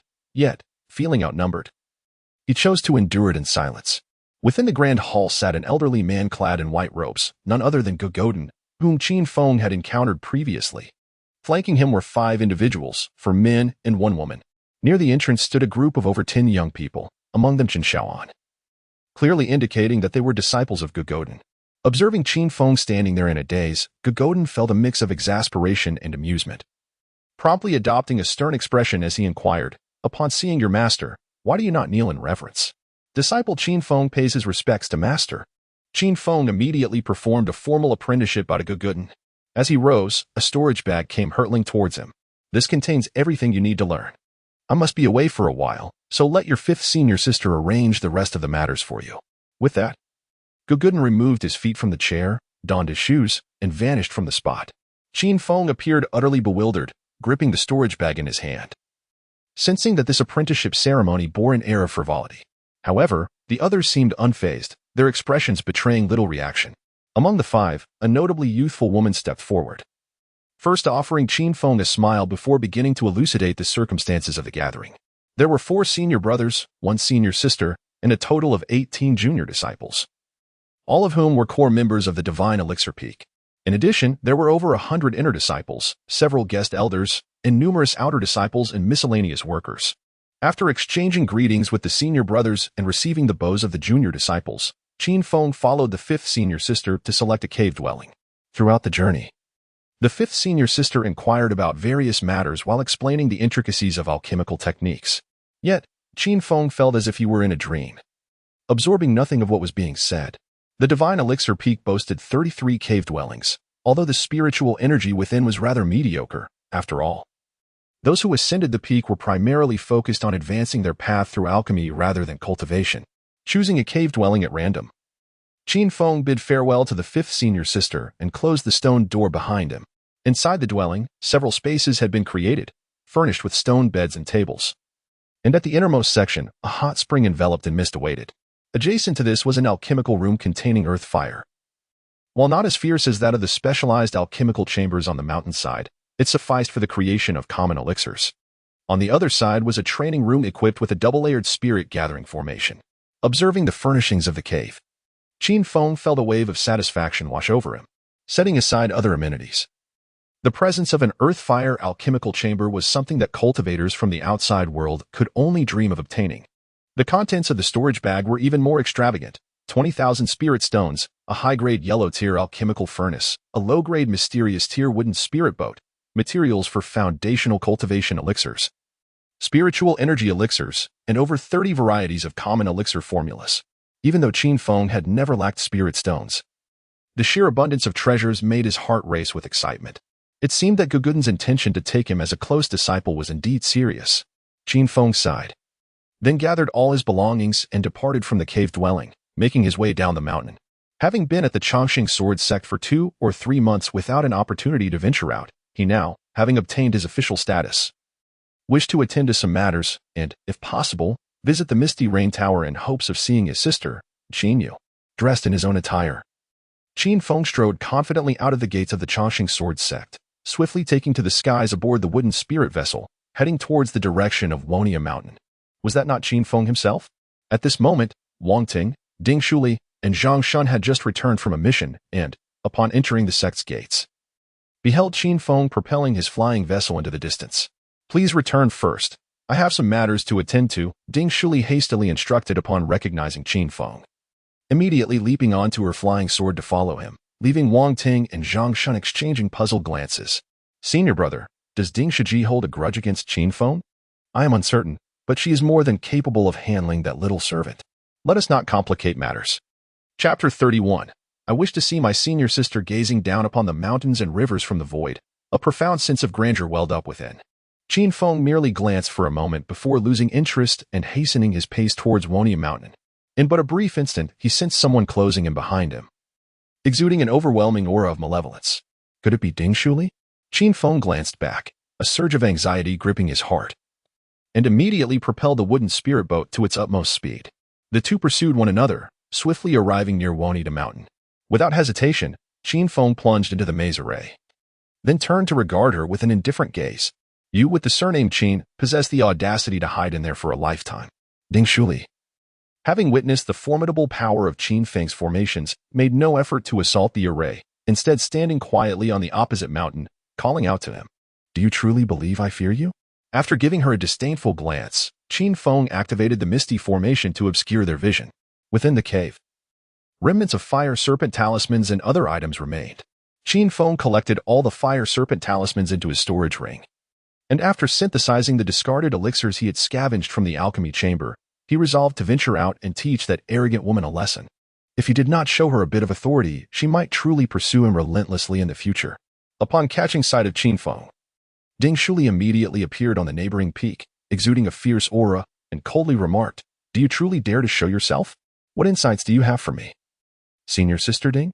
Qin Feng stood atop a hill outside the formation, one hand grasping a golden bell talisman, while the other held 3 advanced fire snake talismans. Now that you have emerged, I shall send you to your demise. Ding Shuli glared darkly as he soared through the air, producing a small black porcelain vial that he hurled ferociously towards Qin Feng. Bang! A thunderous flying sword materialized instantaneously, shattering the vial upon impact. As the porcelain fragmented, a thick cloud of black smoke billowed forth. At this juncture, Qin Feng was nearly certain that Ding Shuli was the enigmatic woman in black from that fateful night on Jiming Mountain. The black smoke seemed to possess a will of its own, drifting directly towards him. Without hesitation, Qin Feng unleashed a fireball technique aimed at the smoke. Bang! The fireball pierced through the black mist, crashing into the stones behind, yet the smoke remained unaffected, continuing its advance towards him. Are you toying with poison?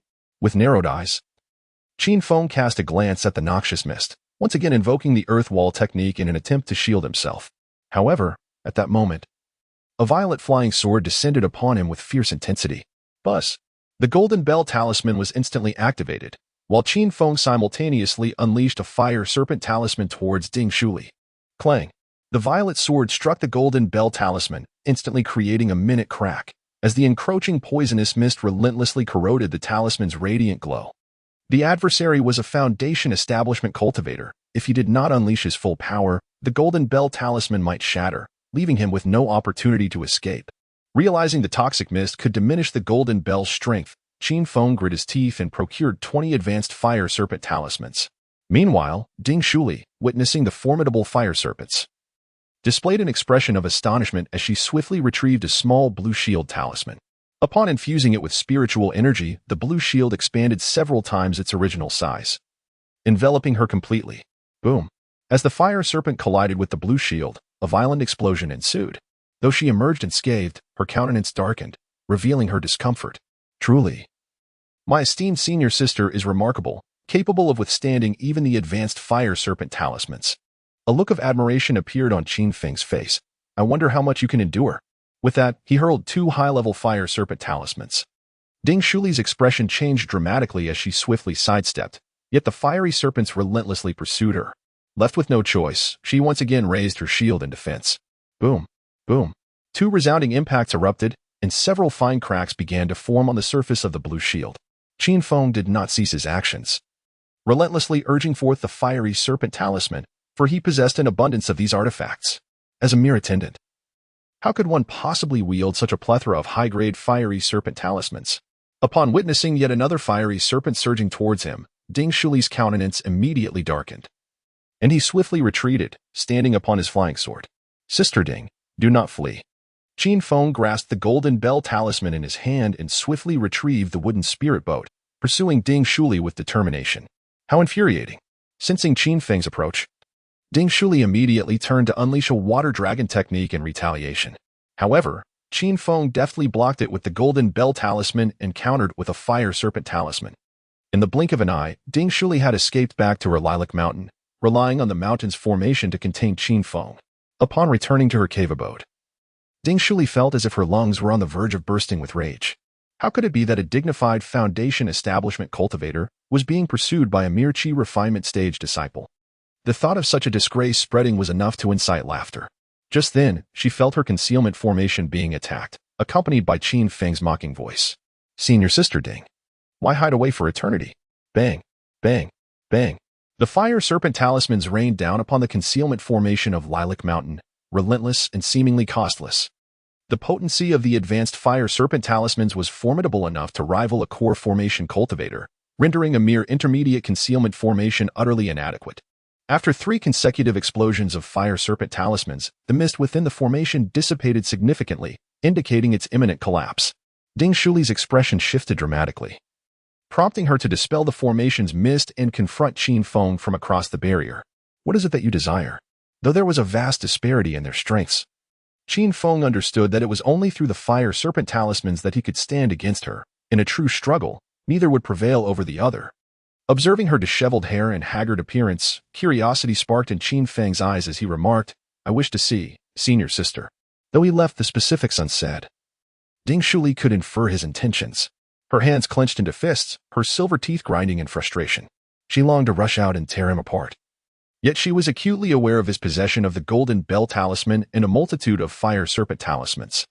The menace in Qin Feng's gaze grew increasingly palpable as he spoke. "Senior sister Ding, I am merely taking a look. Surely that is permissible?" Ding Shuli felt an overwhelming surge of anger, as if she might sputter blood in response. Though she wished to depart, Qin Feng would not allow it. And the Datura cave, into which she had invested considerable effort, could not be so easily relinquished. Moreover, it was not as though he had not seen it before. Contemplating this, a faint blush crept onto Ding Shuli's cheeks, and with a frigid tone, she declared, "You may have a look, but from this moment forth, we shall owe each other nothing." It appeared that senior sister Ding was prepared to sever all ties. Qin Feng grasped a fiery talisman in each hand, ready to unleash their power. Ding Shuli, startled, retreated a few steps and hastily fumbled to unfasten the ties of her garment. Cloak, long skirt, undergarment. Behind the veil of the transparent illusory array, one stood in silent admiration while the other, blushing, bared her soul. The air seemed to thicken with heat at that moment. Qin Feng's face flushed crimson, while Ding Shuli, eyes shut, appeared as if she were a lamb awaiting sacrifice. After a prolonged gaze, Qin Feng turned and steered the wooden spirit vessel away, leaving behind a parting remark. "For today, I shall spare you. Perhaps, when my disciple's mood improves, I shall return." Humiliated, Ding Shuli quickly draped herself in a black robe and called out to his retreating figure, "I will surely kill you. I shall await that day." Qin Feng responded casually, hastening his departure. As he journeyed towards Qinghefang, he could feel his heart racing, and he began to question whether he was perhaps a bit too twisted. The sight of a cold, menacing woman yielding to his pressure brought him an inexplicable sense of satisfaction. Yet, he quickly readjusted his mindset. While he might not be a virtuous person, Ding Shuli was undoubtedly a villain. The moment she made her fateful decision on Shinin Peak, she sealed her fate to face his wrath. In the realm of cultivation, notions of righteousness and evil are mere illusions. The truth lies solely in the survival of the fittest. At this moment, the wooden spirit vessel had already reached the vicinity of Qinghefang. Qin Feng chose a secluded spot to descend, then donned his self-forged black robe of superior quality, before leisurely making his way into Iron Mountain Square to inquire about matters. "Friend, is there a misty rain tower nearby?" "Indeed, there is, but the location." Observing the hesitation in his interlocutor's voice, Qin Feng promptly slipped 2 spirit stones into his hand, successfully obtaining the precise coordinates of the misty rain tower. Chapter 32. The artifacts that can ensnare others. Upon entering Iron Mountain Square, a cacophony of sounds immediately enveloped him, the surroundings vibrant with blooming flowers and throngs of passers-by. After traversing several streets, he finally located the Misty Rain Tower with ease. As Qin Feng stepped through the entrance, a young attendant promptly approached him, inquiring, "Immortal Master, are you here to purchase a sword?" "I seek to find your young master, Qin. And you are?" "I am Qin Feng." "Ah, it is indeed young Master Qin. Please follow me." Upon hearing Qin Feng's name, the attendant's face lit up with enthusiasm as he led Qin Feng to the 3rd floor of the Misty Rain Tower.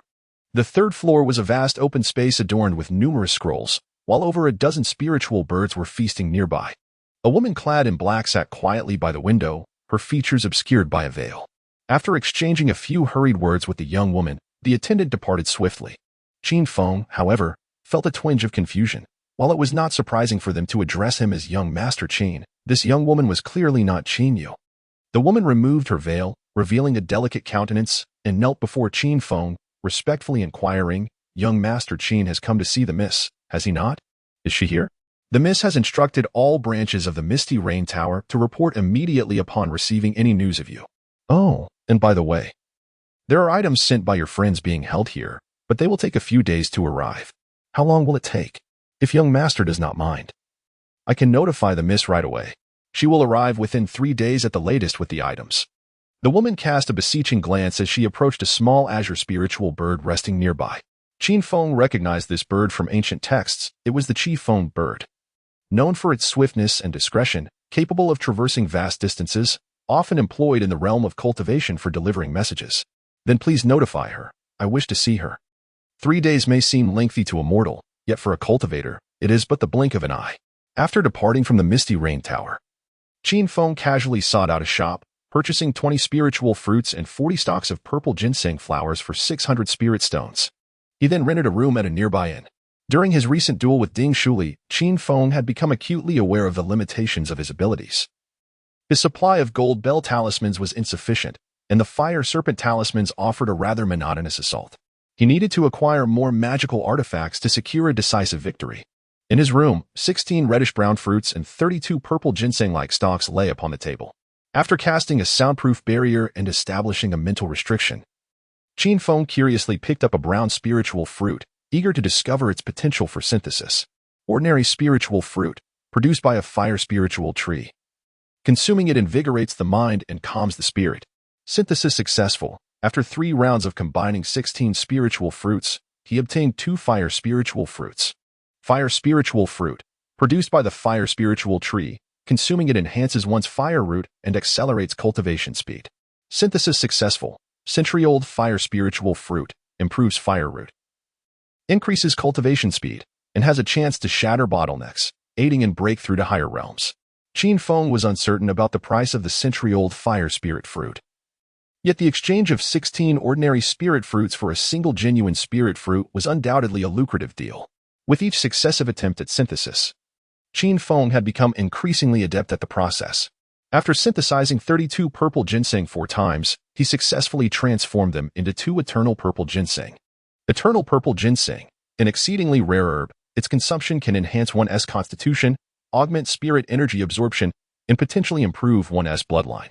In fact, further synthesis was still possible, as long as the necessary materials were available. However, Qin Feng hesitated to proceed.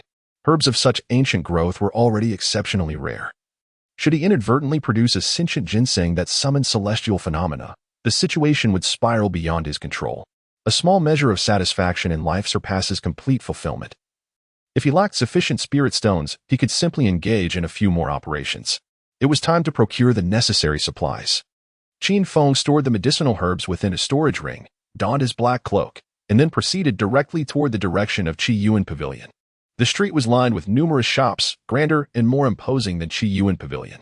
However, the proprietors within exuded a sense of unreliability that paled in comparison to that of Xilinger.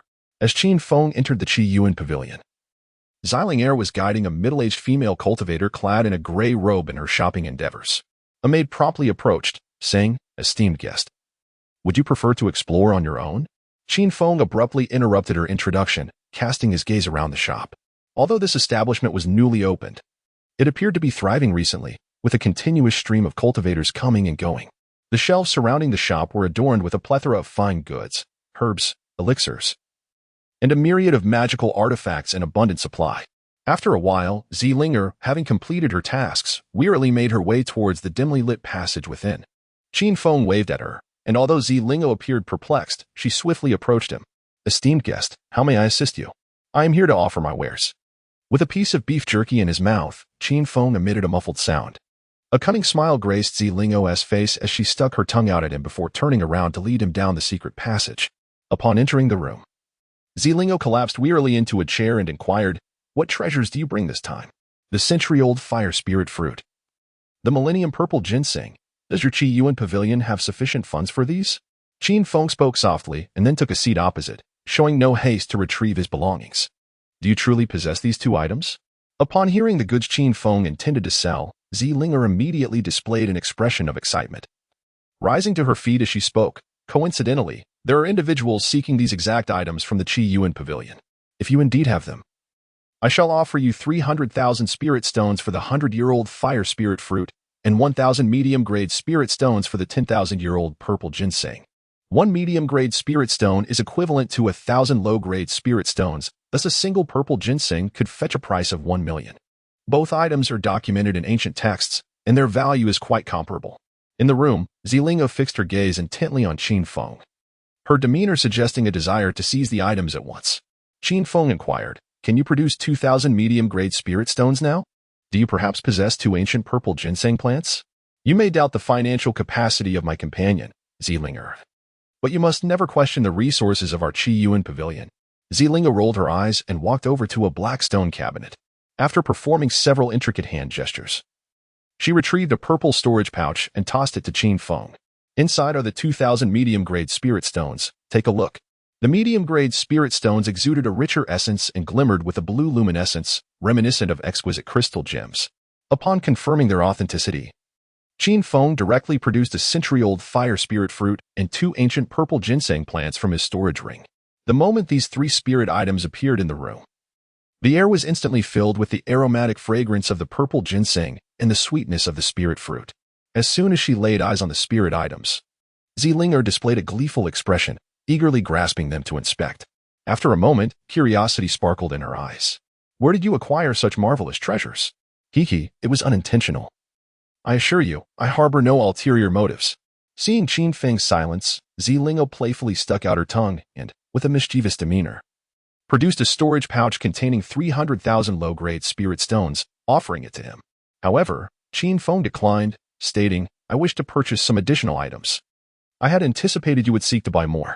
Ziling'o's face lit up with a sly smile as she produced an account book and inquired, "What do you wish to acquire this time?" "I require some enchanted artifacts capable of restraining or trapping others, in addition to defensive artifacts. I would also like some talismans and flying artifacts, preferably identical ones. The more, the better." The rest of the request seemed quite standard. Yet Ziling'o focused intently on the artifacts meant for binding others. Suddenly, a peculiar expression crossed her face as she confirmed, "You seek artifacts that can bind others?" "Indeed. Ones that render the target incapable of resistance?" Is there a distinction?" "Just wait. I shall see what we have available." Ziling'o displayed a look of disdain before swiftly exiting the room, leaving Qin Feng in a state of confusion. Is it truly shameful to use artifacts that can ensnare enemies?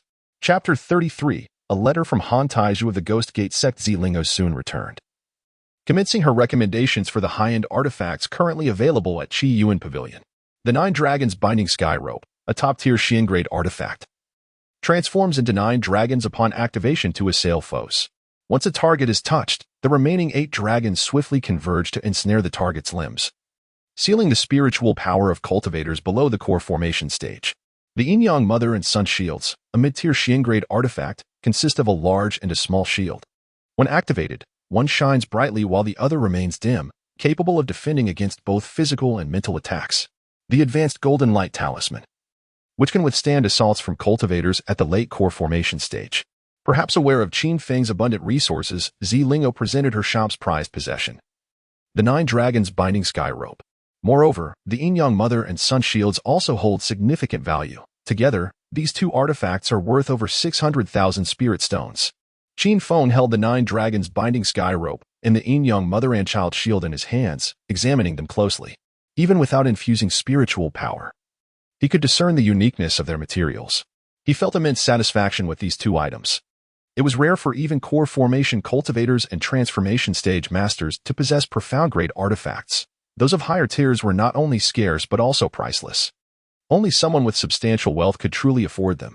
For an ordinary Qi refining stage cultivator, merely acquiring a couple of yellow-grade artifacts would be considered a mark of affluence. Qin Feng quietly contemplated whether there were any omissions in the pairing of the 2 magical artifacts. Inside the room, on the opposite chair, Ziling'o observed Qin Feng's infatuation with the Tianquan rope, her disdainful gaze intensifying. She had begun to suspect that this fellow might indeed be planning to use these treasures for nefarious purposes. Qin Feng paid no heed to Ziling'o's expression and, in a state of exuberance, proceeded to pack away the 9 Dragons Binding Heaven Rope and the Yin-Yang Mother and Child Shield.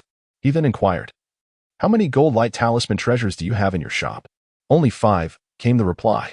"If you find that insufficient, we have other defensive magical artifacts." "What is the flying apparatus with the largest stock in your store?" "The low-grade yellow tier wind-chasing boat, priced at 5,000 spirit stones each." "How many would you like?" Thus, he gathered the 9 dragons binding heaven rope, the yin-yang mother and child shield, 5 gold light talisman treasures, and 32 low-grade wind-chasing boats. Qin Feng, with an audacious demeanor, persuaded Zilinger to part with 200 primary fire serpent talismans. Given that each talisman could be sold individually for a mere 5 spirit stones, she had little reason to deny such a significant patron. Ultimately, his expenditures amounted to a staggering 860,000 spirit stones. He provided 26,000 inferior spirit stones and supplemented with 600 medium-grade spirit stones before striding confidently away from the Qi Yuan pavilion.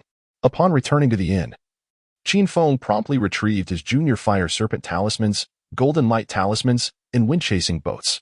The 200 fire serpent talismans could be synthesized into 50 advanced fire serpent talismans, whose explosive power posed a significant threat to early-stage core formation cultivators.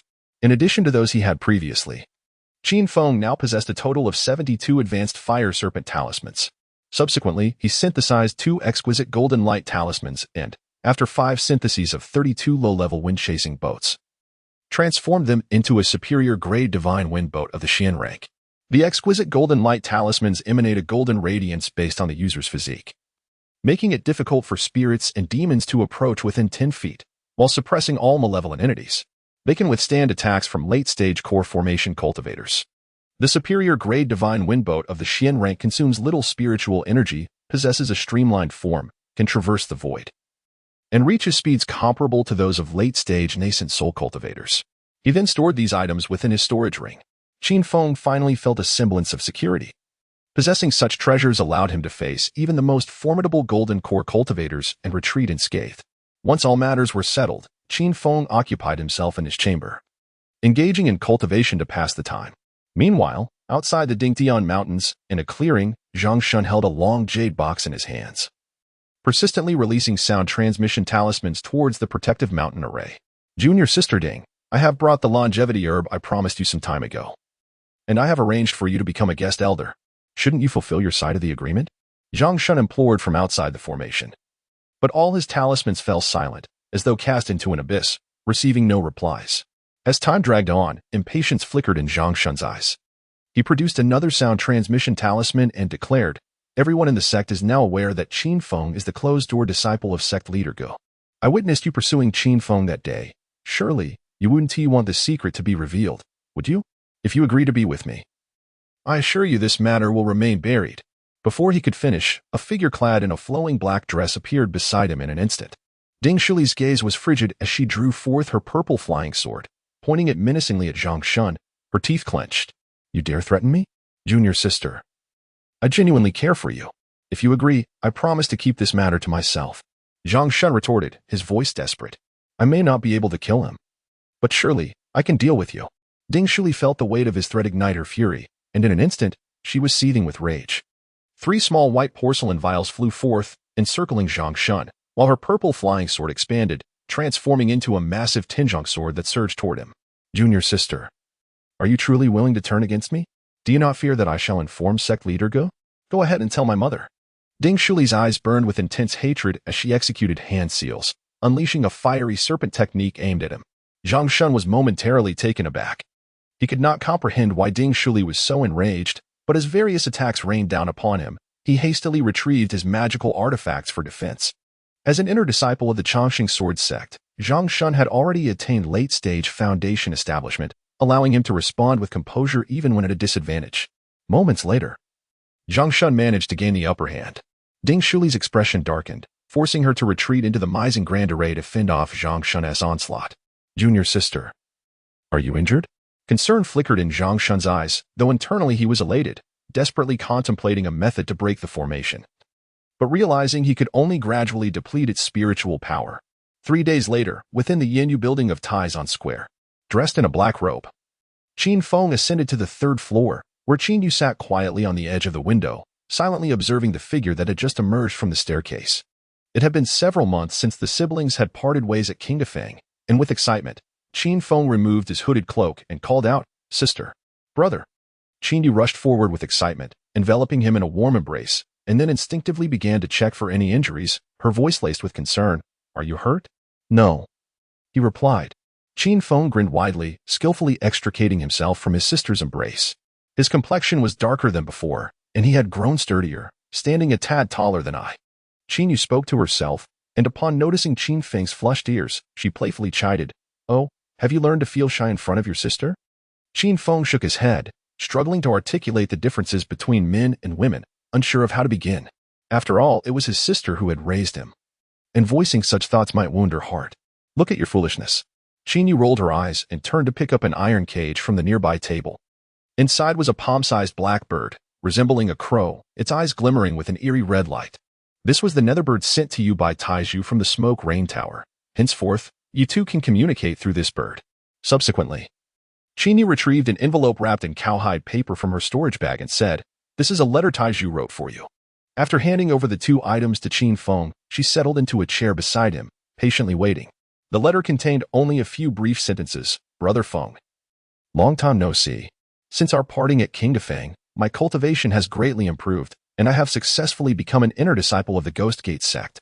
Recently, I have been embroiled in conflicts with those scoundrels from the Eternal Life Sword sect. I must seize the opportunity to earn merits and become a true disciple. If you receive the netherbird, do write back." Setting the letter down, Qin Feng's gaze shifted to the bird in the cage as he pondered whether he could be considered a member of the Eternal Life Sword sect. Was Taiju doing well? Upon seeing Qin Feng finish reading the letter, Qin Yu approached him immediately. "That rascal is doing quite well. He has even become an inner disciple of the Ghost Gate sect." The Ghost Gate sect seemed to belong to the sinister path, but it mattered little. He remained himself. Qin Yu displayed an indifferent expression, and Qin Feng felt similarly unconcerned. Having just joined the sect, he held no particular regard for anyone other than his benevolent master and his fifth senior sister. Qin Feng extended his finger, drawing a drop of blood for the netherbird to swallow. He then procured paper and a pen to compose a reply for Taiju, ultimately placing the letter into the bird's beak before releasing it into the sky. After consuming the blood of two individuals, even the netherbird, regardless of distance, could unfailingly deliver messages. Thus Qin Feng harbored no concerns about its ability to find him in the future. In the ensuing hours, Qin Feng accompanied Qin Yu as they wandered through the marketplace, indulging in shopping. It was not until the following evening that he set sail on the Divine Wind boat, hastily making his way toward Woni Mountain. Upon his arrival at Woni Mountain, the night had already fallen. Qin Feng maneuvered the Divine Wind vessel to hover outside the mountain gate, casting a curious glance towards the adjacent peak of Ding Shuli. There, he beheld two individuals vehemently assailing the protective formation of the mountain. One was Zhang Shun, while the other was Wang Ting. At that moment, both men noticed Qin Feng, and a look of astonishment flickered in Zhang Shun's eyes. "You are not dead?" Qin Feng furrowed his brow and cast a puzzled glance at the two, inquiring, "Why must I die?" After several days of futile attempts to breach Ding Shuli's protective mountain formation, Zhang Shun was already consumed by anxiety. Upon seeing Qin Feng in such lively spirits, an ingenious plan sparked in his mind, and he sneered, "Since you are not dead, I shall take it upon myself to kill you on behalf of junior sister Ding." Chapter 34. Annihilate Zhang Shun, Slay Wang Ting. Noticing the malevolent expressions on Zhang Shun and Wang Ting's faces, Qin Feng felt a twinge of discontent. Why is it that those in the realm of cultivation are all of the same ilk, quick to resort to violence, rather than displaying the simplicity of the folk from Qinghefang? As Qin Feng pondered, Zhang Shun had already drawn a flying sword, advancing through the air with menacing intent. In his eyes, Qin Feng was merely a worthless, menial disciple, easily dispatched. Observing the relentless approach of his adversary, Qin Feng's expression revealed a flicker of terror, prompting him to pivot the flying vessel and flee, albeit at a significantly reduced speed compared to his arrival. Still harboring thoughts of escape, Zhang Shun's gaze brimmed with disdain, and channeling his spiritual power, he surged forward with remarkable swiftness. In mere moments, Zhang Shun had closed the distance to Qin Feng. Just then, Qin Feng abruptly turned, eyes wide with fear, and shouted, "Sister Ding, do not kill him." "What?"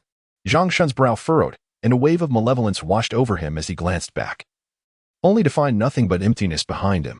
Realizing he had been deceived, Zhang Shun quickly formed a water shield with a hand gesture. As the shield materialized, two 3-foot-long fire serpents swiftly approached. One serpent collided with the water shield, resulting in a violent explosion, while the other penetrated directly into Zhang Shun's chest.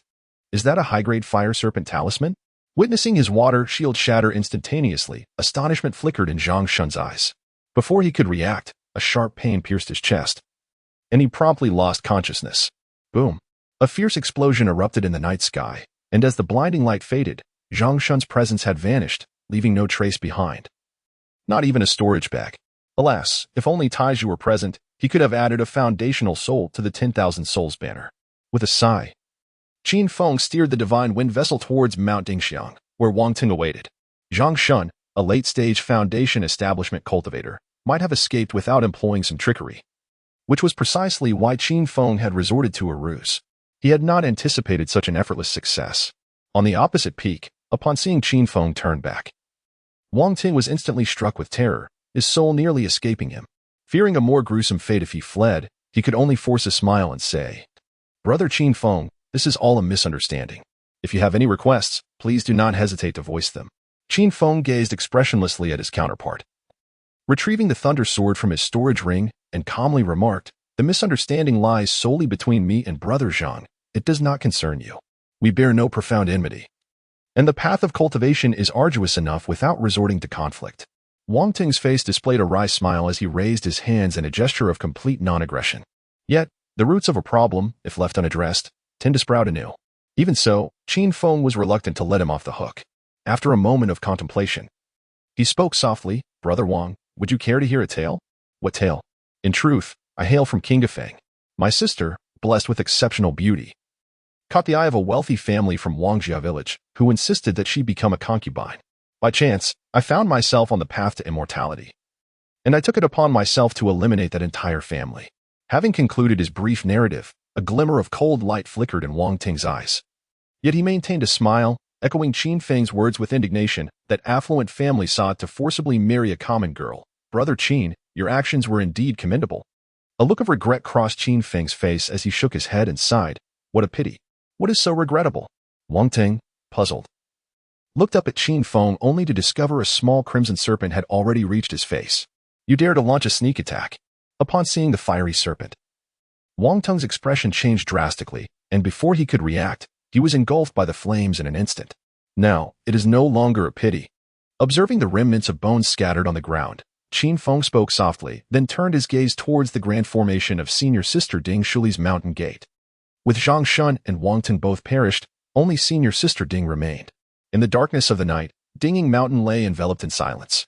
Qin Feng stood silently, gazing at the mist shrouding the mountains ahead, calculating how many fire serpent talismans would be required to breach the formation. At that moment, the fog on the mountain began to dissipate, gradually revealing a slender figure. Ding Shuli appeared haggard, and though she was reluctant to confront Qin Feng, she had no choice but to emerge. Having witnessed Qin Feng's prowess, Ding Shuli understood that his abilities far surpassed those of the inept Zhang Shun. If she did not reveal herself, the mountain defense formation would undoubtedly be overwhelmed by an incessant barrage of fire serpent talismans. Standing within the formation, Ding Shuli, with an impassive expression, explained, "They intended to kill you and frame me. It was never my desire to take your life." Qin Feng held the fire serpent talisman in his hand and inquired nonchalantly, "So, you no longer wish to kill me?" Upon meeting his indifferent gaze, Ding Shuli felt a sudden wave of unease wash over her. Yet, the intent to kill could not be concealed behind one's eyes. She merely fixed her cold stare upon Qin Feng without uttering a word. It seemed she had encountered someone unafraid of death. Qin Feng comprehended the situation and retrieved 5 advanced fire serpent talismans, ready to infuse them with spiritual energy. At that moment, Ding Shuli voluntarily activated the formation. She stood still, gradually closing her eyes, and then lifted her alabaster neck, seemingly resigned to her fate. Yet, to allow her to perish so easily would indeed be to afford her an undeserved mercy.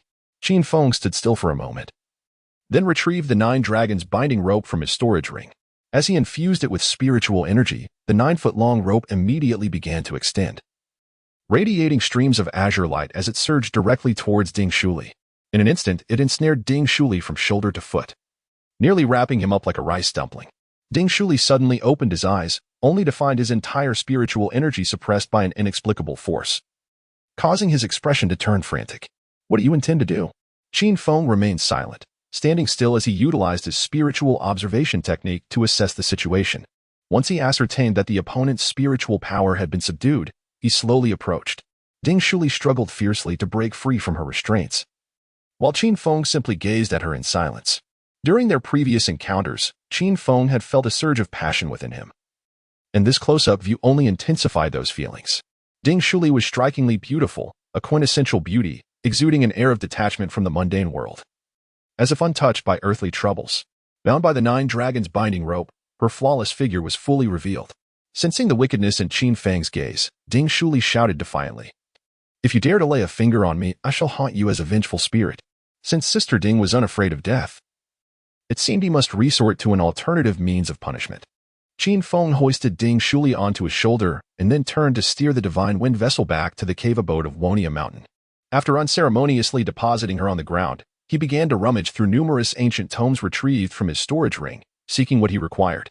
Female cultivators who have attained a certain level of mastery place immense importance on chastity. Now, Ding Shuli was genuinely frightened. She vented her fury, exclaiming, "You vile scoundrel! May you meet a wretched end. Do you not fear that someone might treat your sister in the same manner?" A resounding slap echoed through the cave, leaving 5 distinct fingerprints etched upon Ding Shuli's cheek, plunging the room into an immediate silence. Qin Feng squinted at her, his tone icy as he declared, "You are unworthy to be compared to my sister. Do you understand?" Ding Shuli's expression turned aggrieved. After a brief nod, she immediately burst into tears. Her wailing, akin to the mournful cries at a funeral, was utterly disruptive. Qin Feng tossed the book before her, instructing her to read it herself. Upon noticing the words puppet refinement method inscribed within the pages, terror flickered in Ding Shuli's eyes. Chapter 35, The Origins of Ding Shuli with a Trembling Voice. Ding Shuli inquired, "Do you intend to turn me into a puppet? Otherwise, do you think I covet your body?" A look of disdain flickered in Qin Feng's eyes as he picked up the puppet crafting technique from the ground, beginning to search for the necessary materials. Leaning against the stone wall, Ding Shuli grew increasingly anxious and immediately burst into tears. Qin Feng, growing impatient, exclaimed, "Will you please be quiet?" However, the other party paid him no heed and instead cried even louder. With a sense of helplessness, he turned her over and delivered a resounding slap to her backside. The sound echoed through the cave, momentarily silencing the atmosphere. A faint flush appeared on Ding Shuli's face as she immediately shouted in anger, "Scoundrel, I shall kill you." The response was yet another merciless slap, and this time she refrained from cursing, merely casting him a resentful glare. Qin Feng chose to ignore her, swiftly flipping through the pages of the books before him. In truth, the methods of puppet crafting were not as daunting as they seemed. They merely involved placing controllable restrictions within the target's heart and consciousness. To employ the art of puppet crafting, one must navigate a labyrinth of intricate processes and expend considerable resources. After only a brief perusal, Qin Feng contemplated abandoning the endeavor, deeming it too cumbersome and a waste of time better spent on cultivation. Gradually, silence enveloped the cave. As the oil lamp flickered, Ding Shuli cautiously inquired, "What must I do to prevent you from turning me into a puppet?" Qin Feng cast a fleeting glance at her figure and inquired, "How old are you? Where do you hail from?" "I am 20, from the snowy plains," she replied. "At such a tender age. You ventured from the snowy plains to Zhao just to pilfer a few sprigs of longevity grass?" A flicker of sorrow glimmered in Ding Shuli's eyes, and she fell silent, as if this exchange had stirred memories of her past. Qin Feng felt disinclined to inquire further. Yet it was a fact that the other had once intended to harm her, and a price must be paid for such treachery. Thus, she politely asked, "Are you willing to entrust your body to me?" As the words escaped her lips, a flush crept across her face. Having lived 2 lives as a maiden, she harbored an intense curiosity about such matters, yet lacked experience. Ding Shuli remained silent. It seemed as though the other party was attempting to force her into a semblance of consent. "I have a condition," Ding Shuli said with her eyes closed. "I will agree, but let us part ways cleanly afterward. 3 days will suffice. This is merely the first." It was not until the red plum blossoms unfurled that Qin Feng realized she was equally inexperienced. This night was destined to be sleepless. As dawn broke, the first rays of sunlight illuminated Wonia Mountain, and Qin Feng, her face etched with fatigue, hoisted Ding Shuli from the cave. After escorting her to Lingxiang Mountain, Qin Feng took a few steps back to maintain a safe distance before casting her spell to retract the 9 dragons' binding. Ding Shuli glanced at her expressionlessly, then limped into the midst of the mountain gate formation. Qin Feng awkwardly touched his nose, secretly lamenting whether he had been too aggressive. However, the deed was done, and regret seemed futile. He returned to Wonia Mountain. Qin Feng directly swallowed a spirit continuation pill and then settled into the quintuple spirit gathering array to commence his seclusion for cultivation. Bolstered by the array and the effects of the pill, he diligently practiced for 7 consecutive days. Yet, his strength remained stagnant at the 8th level of qi refinement. Qin Feng could not help but feel a sense of exasperation, sighing, "This must be what they refer to as a bottleneck." Encountering such a plateau in cultivation is a common plight for every practitioner, requiring a measure of introspection to discover the opportunity for breakthrough. However, Qin Feng remained unperturbed. After all, a mere bottleneck was nothing to fret over. If necessary, he could always venture back to Iron Mountain Workshop to procure some century-old spirit fruits. For now, he would treat this as a respite. He walked directly to the entrance of his cave and sat on the steps to begin studying the Flying Thunder Sword technique. This technique is characterized by its swiftness, dominance, and lethality. While ordinary cultivators can wield swords to slay, such actions pale in comparison to the prowess of the Flying Thunder Sword technique. Akin to a commoner wielding a long sword against a master swordsman, there is no need to compare their strengths. Moreover, the Flying Thunder Sword technique is not exclusive to those of the lightning attribute. Even water attribute cultivators can master it to the point where they can generate thunder from water, with the complete attributes of the 5 elements. Qin Feng faced no hindrances in his practice. Realizing the potential of this remarkable tool, he immediately commenced his cultivation. In the void above Mount Wonyu, a dark-hued flying sword darted back and forth, crackling with the sound of electricity, though it did not unleash any thunder. The Thunderbolt Sword technique consumed spiritual energy at a far greater rate than ordinary flying sword techniques, and within less than half an hour. The spiritual energy in his sea of qi was utterly depleted, compelling him to return to his cave abode to replenish his energy. By night, he practiced the 5 Emperor's Qi induction technique, and by day, he immersed himself in the Thunderbolt Sword technique. Qin Feng found this routine to be immensely fulfilling. In the blink of an eye, another month had passed. On this particular night, while immersed in his cultivation, Qin Feng suddenly sensed a series of vibrations emanating from the identity token within his storage ring. Upon retrieving the identity token of Shenan Peak, a fragment of information surged into his mind. There is a matter concerning the sect. Return swiftly. What trivial issue could this possibly be? With a furrowed brow, Qin Feng stowed away his token and gathered all his belongings into his storage ring. He then steered his divine wind vessel out of the Wonyu mountain formation, soaring towards the direction of the Changxing Sword sect. Simultaneously, on the opposite peak, a figure radiating an air of cool detachment rose on her sword. Evidently having received the same summons from her sect, Ding Shuli cast a fleeting glance at Qin Feng, said nothing, and accelerated her departure without further ado. Qin Feng paid her no heed, merely ambling along behind until they were unobserved, then swiftly ascended to the lofty altitude of 10,000 meters. Screech! A hoarse avian cry pierced the void. Extending his arm and opening his palm, Qin Feng watched as a shadowy figure darted from the clouds and alighted upon his hand. The netherworld bird steadied itself before promptly disgorging a letter from its beak. The missive read, "The Grand Elder of the Eternal Sword Sect has seized the ghost witch maiden of our Ghost King sect. A bloody battle is inevitable in 3 days.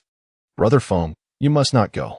I am already grievously wounded, recuperating within the sect." Heh. The words exuded an unmistakable air of roguishness, coaxing an involuntary smirk from Qin Feng's lips. Iron Pillar, this kid, he is finally catching on. A conflict of this magnitude would only reduce low-level cultivators to mere cannon fodder. As a disciple of the divine alchemy peak, surely I want to be required to participate. Right? No sooner had his concern for Iron Pillar subsided than Qin Feng began fretting over his own fate. After all, during the last great battle, the divine alchemy peak had dispatched no small number of its members. Retrieving paper and brush, he swiftly pinned a few lines and entrusted them to the netherworld bird for delivery. Qin Feng then continued his journey towards the sect. Upon reaching the Divine Pill Peak, he found a considerable crowd gathered in the open space before the main hall. Something seemed amiss. Qin Feng furrowed his brow as he surveyed the crowd gathered ahead. Among them were many capable auxiliaries, outer disciples, and guest elders, yet genuine inner disciples were scarce, and not a single true disciple was present. At the forefront, an unfamiliar elder clad in black was rallying the spirits of the assembly.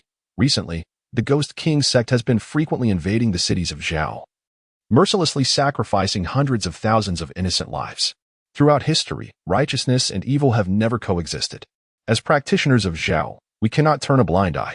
He proclaimed that for every enemy slain, a reward of 1,000 spirit stones would be granted, and for 10 slain, a chance to ascend to inner disciple status would be bestowed. Under the elder's fervent encouragement, the crowd of cultivators was stirred into a fervor. Their faces flushed with excitement at the prospect of rising from auxiliaries or outer disciples to inner disciples, a leap that promised unparalleled resources and prestige. However, Qin Feng found these fiery proclamations deeply ironic. The notion of city invasions was mere pretense. The true elder had seized what belonged to others, and now they sought manpower for a brawl. In the distance, at the entrance of the Grand Hall, he could faintly discern several true disciples entering. Qin Feng's curiosity was instantly piqued. Clearly, they were summoning mere cannon fodder. Why, then, were even the true disciples called forth? Moreover, he held a position, albeit modest, within the upper echelons of the divine elixir peak. Qin Feng felt a sense of perplexity in his heart, yet he still proceeded discreetly towards the Grand Hall.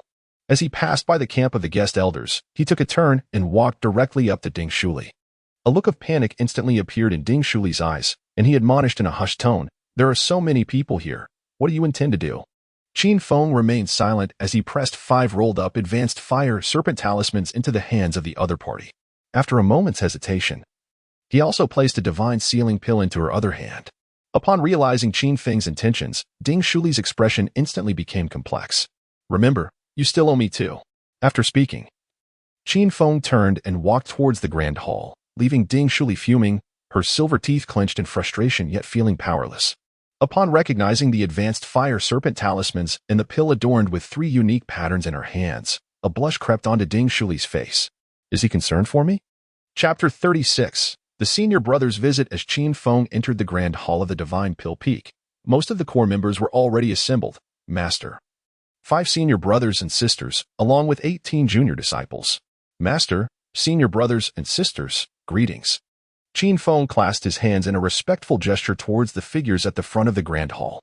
Guguten waved his hand dismissively, while the 5th senior sister returned Qin Feng's greeting with a nod. The other 4 senior brothers stood expressionless, either fixating their gaze upon their master or completely disregarding those around them.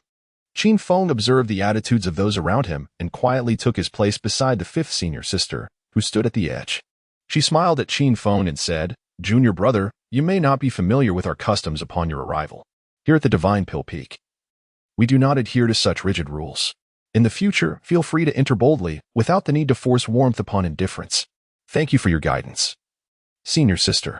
Qin Feng understood clearly that 5th senior sister was standing up for him, and his fondness for her grew even more. At that moment, Guguten, seated in his chair, casually tossed a few peanuts into his mouth, unhurriedly chewing before occasionally sipping from the tea beside him. He showed not the slightest intention of speaking. Qin Feng could not help but feel perplexed. With the impending war between the 2 sects, should not a master inspire their disciples with grandiloquent words to bolster morale? Observing Qin Feng's expression, the 5th senior sister softly elucidated, "Do not dwell on it. We are merely putting on a fade. Once those outside have departed, we shall disperse. Are we not to engage in battle with the Ghost King sect? Your unfamiliarity with the customs, as a newcomer to our sect, is understandable. However, remember this, as long as core forces are not mobilized, it is essentially all a pretense. As you encounter such matters more frequently, you will come to comprehend." Qin Feng nodded slightly, retracting his gaze and standing still, observing with a composed demeanor. After the 5th senior sister's remarks, Qin Feng began to grasp the situation. Essentially, it was a matter of expendables being thrust into battle, while others merely feigned involvement, ostensibly to bolster the morale of the expendables. Such tactics are frequently employed by sovereigns in the secular realm. However, he was taken aback to discover that the world of cultivation also conformed to this scheme. Moments later, the gathered cultivators outside the Grand Hall began their descent down the mountain, evidently on their way to engage in a confrontation with the Ghost King sect. It was only at this juncture that Gugodan finally set down his teacup, raising his gaze towards those within the hall, and spoke. "The sect's demand for elixirs has surged recently. If you do not have pressing matters, I urge you to undertake more tasks at the Alchemy Pavilion. Such opportunities are rare." He spoke in a fragmented manner, yet Qin Feng found himself enveloped in confusion, unable to comprehend the meaning behind his words. As the gathering dispersed, Gugodan retained Qin Feng, who bowed respectfully once more. "Master, do you know why I chose to take you as my closed-door disciple?" Gugodan inquired leisurely, sipping his tea while his gaze fixated on the dark residue beneath his fingernails. Qin Feng shook his head, perplexed as to why he had been accepted as a disciple. The old man had been stagnating at the 3rd-tier alchemist level for quite some time. Had he not encountered Qin Feng that day, he would have likely succumbed to the demons of his own mind. Thus, Qin Feng was regarded as a benefactor by the old man, who assured him that as long as he remained at the Divine Pill Peak, he would receive the utmost treatment. However, Qin Feng felt a profound chill in his heart. Although he harbored no particular feelings for the Eternal Life Sword sect, He had come to regard the people of Divine Pill Peak as kin. He even entertained aspirations of helping the peak flourish, only to discover that he was merely viewed as a good luck charm. Qin Feng gazed quizzically at Gugo Dan and inquired, "What does Master imply I should do?" "You need not attend such meetings in the future. Arrange your own affairs as you see fit," Gugo Dan replied, his meaning unmistakable. Essentially, it indicated that on that fateful day, a fortunate coincidence had granted Qin Feng a favor, allowing him to be bestowed with the title of an inner disciple, thereby enabling him to lead a more leisurely existence. After departing from the Grand Hall, Qin Feng deliberately sought out Manager Wang, requesting his assistance in gathering discarded elixirs. He also procured some unregulated medicinal herb seeds and tools for cultivation before finally leaving the sect to return to Inyo Mountain. Upon his return to the cave dwelling, Qin Feng ignited the oil lamp and retrieved several herbal seeds from his storage ring. He possessed dozens of seeds for various medicinal herbs, including bloodgrass, lion's mane flower, tranquil three-leaf flower, and snow spirit herb. Qin Feng yearned to experiment with synthesizing seeds. Alas, synthesis proved futile. Subsequently, he endeavored to combine numerous items, including handwritten techniques and spirit stones, yet none yielded success. It appeared that shortcuts were not an option. With a deep sigh, Qin Feng stepped out of his cave dwelling at dawn, tools in hand. Weeding and tilling the soil, he navigated each task with ease. A proficiency honed from his time as a laborer at the Chongqing Sword Sect. The flat land atop Wonia Mountain spanned approximately 10 acres, a task that proved remarkably effortless for a cultivator like Qin Feng. Utilizing his flying sword to clear the grass and channeling his spiritual energy to operate the tools for plowing, he meticulously carved out ditches and ridges to delineate various medicinal herb zones. In a mere 2 days, the landscape of Wonia Mountain underwent a remarkable transformation, yielding 10 acres of fertile land teeming with herbs. Each type of herb was cultivated across half an acre, resulting in a total of 20 rare herbs planted throughout the fields. Truly, the path of cultivation demands considerable physical exertion. It was midday on this day. Qin Feng swiftly traversed the dense forest, bearing a heavy load of water on his shoulders. The water buckets and the shoulder pole were specially crafted at Shindan Peak, boasting a considerable capacity. Despite Qin Feng's cultivation level being at the 8th layer of qi refinement, he still felt as though the burden on his shoulders weighed 1,000 pounds.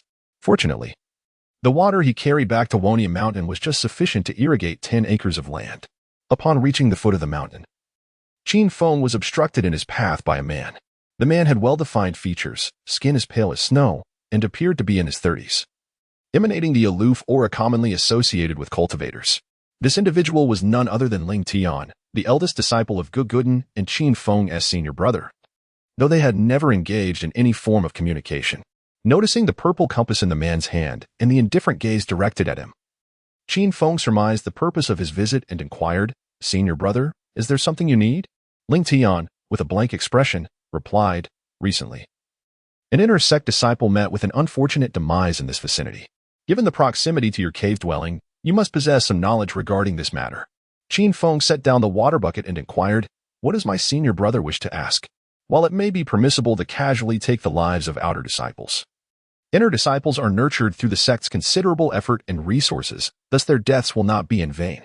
Ling Tian spoke to himself, then raised the compass in his hand, stating nonchalantly, "This is the Earth-level artifact, the Asking Heaven Compass. It not only locates the position of the corpse but also identifies the perpetrator." Upon finishing, Ling Tian infused the compass with spiritual energy, causing the needle to spin rapidly. After a brief moment, the needle came to a halt, pointing directly at Qin Feng's direction, even if the position were to change.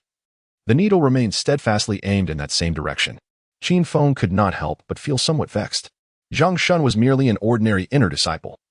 What merit or capability did he possess to warrant the senior brother's personal investigation, accompanied by the sect's Earth-tier artifact, the Heavenly Inquiry Compass? Furthermore, knowing full well that he was the culprit, why did the senior brother remain motionless? Initially, he was nothing more than a lowly errand boy, with no significant connection to him. Had the other party been committed to impartial enforcement of the law, he would not have wasted so many words. Qin Feng swiftly recognized the gravity of the situation. It seemed he was on the verge of being extorted. His senior brother was well prepared, evidently targeting him this time. Chapter 37. Eliminate him. I have heard that you possess a remarkably swift flying artifact. Just when Qin Feng was at a loss for what to do, Ling Tian, standing opposite him, spoke first. A warm smile graced his face, as if he were merely making a casual inquiry. At last, the truth was laid bare. Qin Feng's countenance was devoid of emotion, yet in his heart, he had already extended his greetings to the elder of his counterpart in every possible manner. Ling Tian shook the compass in his hand and infused it once more with spiritual energy, causing the needle to spin rapidly, this time pointing towards a nearby stone. He chuckled and remarked, "In truth, this is not the asking heaven compass at all. Such formidable artifacts do not exist in this world." Qin Feng wore a bitter smile as he inquired, "Why does my senior brother firmly believe that Zhang Shun was slain by my hand?" That night, as I passed by, I chanced upon a duel and, out of curiosity, stole a glance. Only to witness you employing a fire snake talisman to eliminate Zhang Shun along with an outer sect disciple. Allow me to demonstrate my flying artifact to you, with the assurance that the secret shall remain buried within. Ling Tian's gaze grew increasingly fervent, the underlying threat unmistakable. Since my senior brother wishes to see, I shall indeed oblige. Qin Feng retrieved the divine wind boat from his storage ring and presented it. The unactivated vessel, no larger than the palm of a hand, shimmered in a delicate azure hue, resembling a slender bamboo leaf.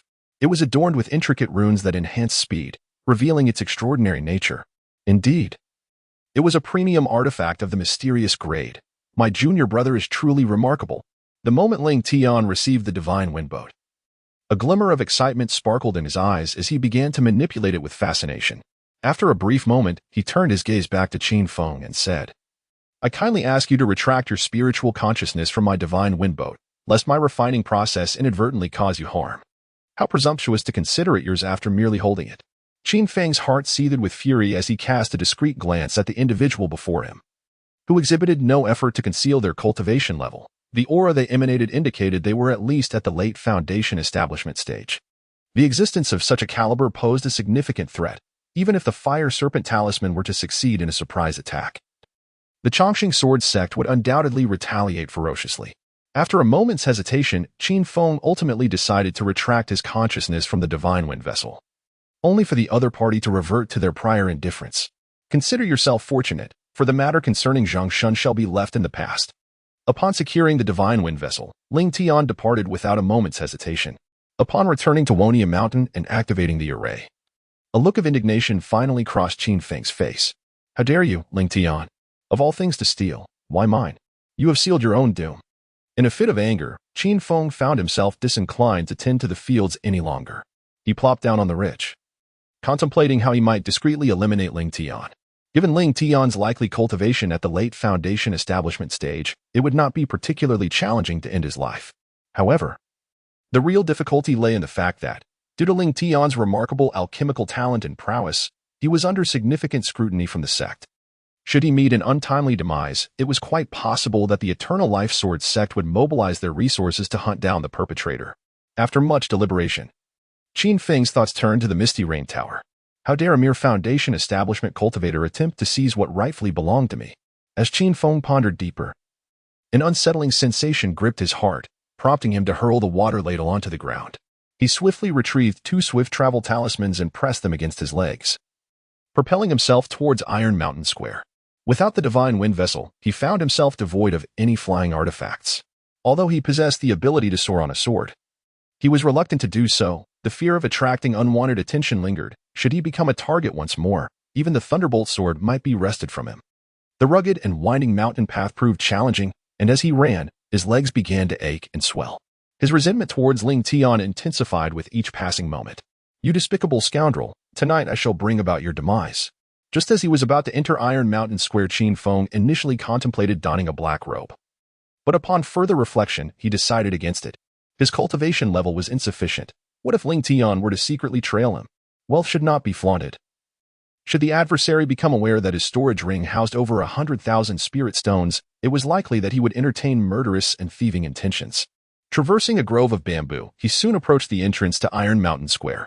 As Qin Feng stepped into the bustling market, a figure cloaked in black emerged from the bamboo grove behind him. This lad is indeed a wealthy individual, having just lost the chiffon boat. He now finds himself at Taizan Market, seemingly intent on acquiring another. Ling Tian, shrouded entirely in his black robe, was filled with an inexplicable excitement, sensing that a monumental shift in his destiny was imminent. After employing a secret technique to lock onto Qin Feng's aura, Ling Tian promptly followed in pursuit. At this moment, within the streets of Taizan Market, as Qin Feng meandered through the crowd, a sense of unease enveloped him on his way to the Misty Rain Tower. Passing by the Qi Yuan Pavilion, he decided to step inside and sought out Zilinger. "Oh, you've changed your style today?" she exclaimed with a smile upon noticing Qin Feng's absence of the customary black robe. She then inquired, "Was the rope you purchased last time satisfactory? If not, I have others available." Qin Feng wore a solemn expression and remained silent for a moment before addressing her. "I may be in trouble. I need your assistance." "Could you truly be in trouble?" Zilingo raised an eyebrow, her expression gradually shifting to one of seriousness. Qin Feng remained silent, directly retrieving paper and pen from his storage ring to compose a brief letter. He turned to Zilinger and inquired, "Could you possibly send someone to Yinyu Tower to deliver this message for me?" Moments later, under the attentive hospitality of the maidens outside, Qin Feng acquired 2 premium fire serpent talismans, which he held in his hands, and then swaggered away from Taizan Square. This fellow hastily made his exit after merely purchasing 2 talismans? Ling Tian, who was mingling among the crowd, felt a twinge of disappointment upon witnessing this scene. After leaving Taizan Square, he sought a less populated spot to retrieve his divine wind vessel, soaring into the sky amidst the envious gazes of onlookers. Why does it feel as though the anxiety is dissipated? After several hours of rapid travel as he neared Wonia Mountain, Qin Feng suddenly experienced a profound sense of tranquility within, completely devoid of the earlier turmoil. Never mind. My sister will surely arrange something for me once she receives the news. For now, I shall return. Upon arriving at Wonia Mountain, Qin Feng placed all his spiritual stones, magical artifacts, and cultivation techniques into his seldom-used storage bag, subsequently digging a hole within his cave abode to bury them. His storage ring contained only the Yin-Yang mother and child shield, the fiery flying sword, a few swift travel talismans, a god-sealing pill, and 10 fire serpent talismans. To Qin Feng, these items seemed exceedingly meager, yet they represented the pinnacle of what an ordinary Qi refinement practitioner could possess. As evening approached, Qin Feng departed from Wonia Mountain, preparing to return to his sect under the cover of night. After all, Ling Tian was on the brink of death, and given his unique status, his demise would undoubtedly cause a stir throughout the Chongqing Sword sect. It was imperative for him to fabricate an alibi. As Qin Feng had just departed from the cave dwelling and made his way to the mountainside, a figure clad in white robes soared through the air on a sword, stumbling and ultimately landing on the adjacent Lilac Mountain, clearly indicating the return of Ding Shuli. Qin Feng immediately exclaimed, "Senior Sister Ding, what has happened?" Receiving no response, he hastened towards Dixiang Mountain. Upon reaching the summit, he discovered that the formation had already been sealed. Perhaps sensing his arrival, a small aperture in the formation promptly opened, allowing Qin Feng to enter before it sealed shut once more. The interior was remarkably different from the exterior, adorned with houses, a quaint courtyard, a spiritual spring, and an abundance of medicinal herbs, all suffused with an enigmatic ambience. This ethereal aura emanated from the considerable quantity of spiritual objects present. At that moment, Ding Shuli wore a ghastly expression, seated on a stone bench in the courtyard, incessantly stuffing pills into his mouth. Chapter 38. Return to the Chongqing Sword sect. After consuming the pills, Ding Shuli turned and retreated into the house within the courtyard to tend to his injuries. Remaining silent throughout, Qin Feng stood in the courtyard, feeling an acute sense of torment. He contemplated taking a stroll, yet he feared that she had laid a trap. He wished to express his concern, but she offered no acknowledgement. "Sister Ding, I shall step out to attend to some matters and return shortly." After a moment of hesitation, Qin Feng resolved that it would be best to leave for now, calling out to the room. As he approached the formation, it automatically opened a gap for him. Night descended upon the world. The stars above scattered their brilliance freely across the sky, and Qin Feng, his legs aligned with the spirit movement talisman, swiftly raced towards the Chongqing Sword sect. However, he had not traveled far when he spotted 2 figures clad in black appearing in his line of sight. They stood upon a black flying vessel, hovering in the air as they observed him intently. Qin Feng was momentarily taken aback. Upon sensing the unusual intensity in the other person's gaze, he immediately realized that it was his sister who had arrived. "Sister?" Qin Feng tentatively called out. And Qin Yu immediately leapt from the flying vessel to stand before him, her eyes brimming with concern. "Brother, are you all right?" she inquired, and without hesitation, she began her habitual examination to ensure that he was not missing any bodily parts. Overwhelmed by his sister's tender care, Qin Feng felt a surge of emotion. After all, he had merely sent a letter requesting assistance from the Misty Rain building, yet she had led the organization's finest warriors to rush to his side. Had she not found him here, it was likely that Ling Tian would have met a dire fate that very night. "Sister, I am fine." Qin Feng, blushing, uttered a greeting before bowing respectfully towards the figure aboard the flying vessel, saying, "I am Qin Feng, the junior, and it is an honor to meet you, esteemed predecessor." Li Qingqing descended gracefully beside him, smiling as she nodded in acknowledgement. Her gaze held a hint of admiration as she remarked, "It has been quite a while. Your cultivation has indeed advanced." "It is merely luck," he replied modestly. Qin Feng humbly replied before turning his gaze to Qin Yu, saying, "Sister, the other party is merely a foundation establishment cultivator. How could we possibly trouble the esteemed senior to take action personally? We are here to carry out a mission and happen to encounter you." Qin Yu grinned widely, casually pinching the sinewy flesh on Qin Feng's arm. As if this simple act would bring her immense joy, Li Qingqing remarked lightly, "Indeed, we are on a mission. But it seems we have taken an unnecessary detour of at least 1,000 miles. My goodness." Qin Yuejiao let out a soft huff, her radiant face illuminated by the moonlight taking on a slight blush. Soon, she inquired about the matters concerning Qin Feng and Ling Tian.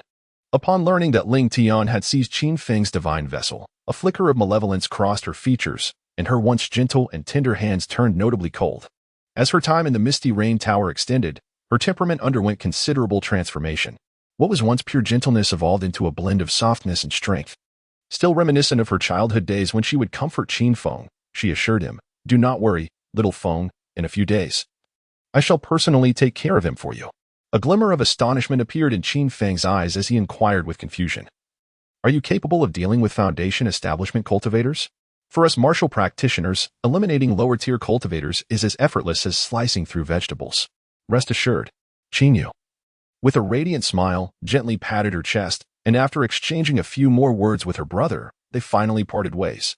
Before leaving, she playfully pinched Qin Feng's nose. On the flying vessel, Li Qingqing, with a face full of concern, patted Qin Yu's back and spoke in a conflicted tone, "Xiao Yu, he already has a partner. You still have the chance to cultivate anew if you disperse your energy now. Please heed your mother's advice and refrain from pursuing this any further. All right?" Qin Yu stood at the rear of the flying vessel, her entire being emanating an aura as frigid as ancient ice, with a faint silvery light flickering in her pupils. "Mother, how did you discern that he has a partner?" Li Qingqing fell silent. With her level of cultivation, it was effortless to perceive that Qin Feng was no longer a virgin, yet revealing such matters would render them devoid of significance. "I do not regret it. I promise to protect him for a lifetime." A gentle smile adorned Qin Yu's face, and her eyes shimmered with happiness. As if she had been transported back to the time in Qinghefang, Li Qingqing let out a sigh, saying nothing further, simply feeling that her daughter was destined for hardship. From the very first day of their reunion, her sole request had been to ensure Qin Feng's safety. On the first day of her martial arts training, when asked what she wished to learn, her answer remained the same. She yearned to acquire formidable skills to protect Qin Feng. Although Qin Yu has made remarkable progress in her martial arts journey, the price she pays is a relentless race against time. Should she fail to reach that pinnacle within a decade, she would face the dire consequences of lethal intent rebounding upon her. Curse that wretched Ling Tian. When Qin Feng arrived at the sect, the dawn had already broken. After a night of relentless travel, his legs were now aching unbearably.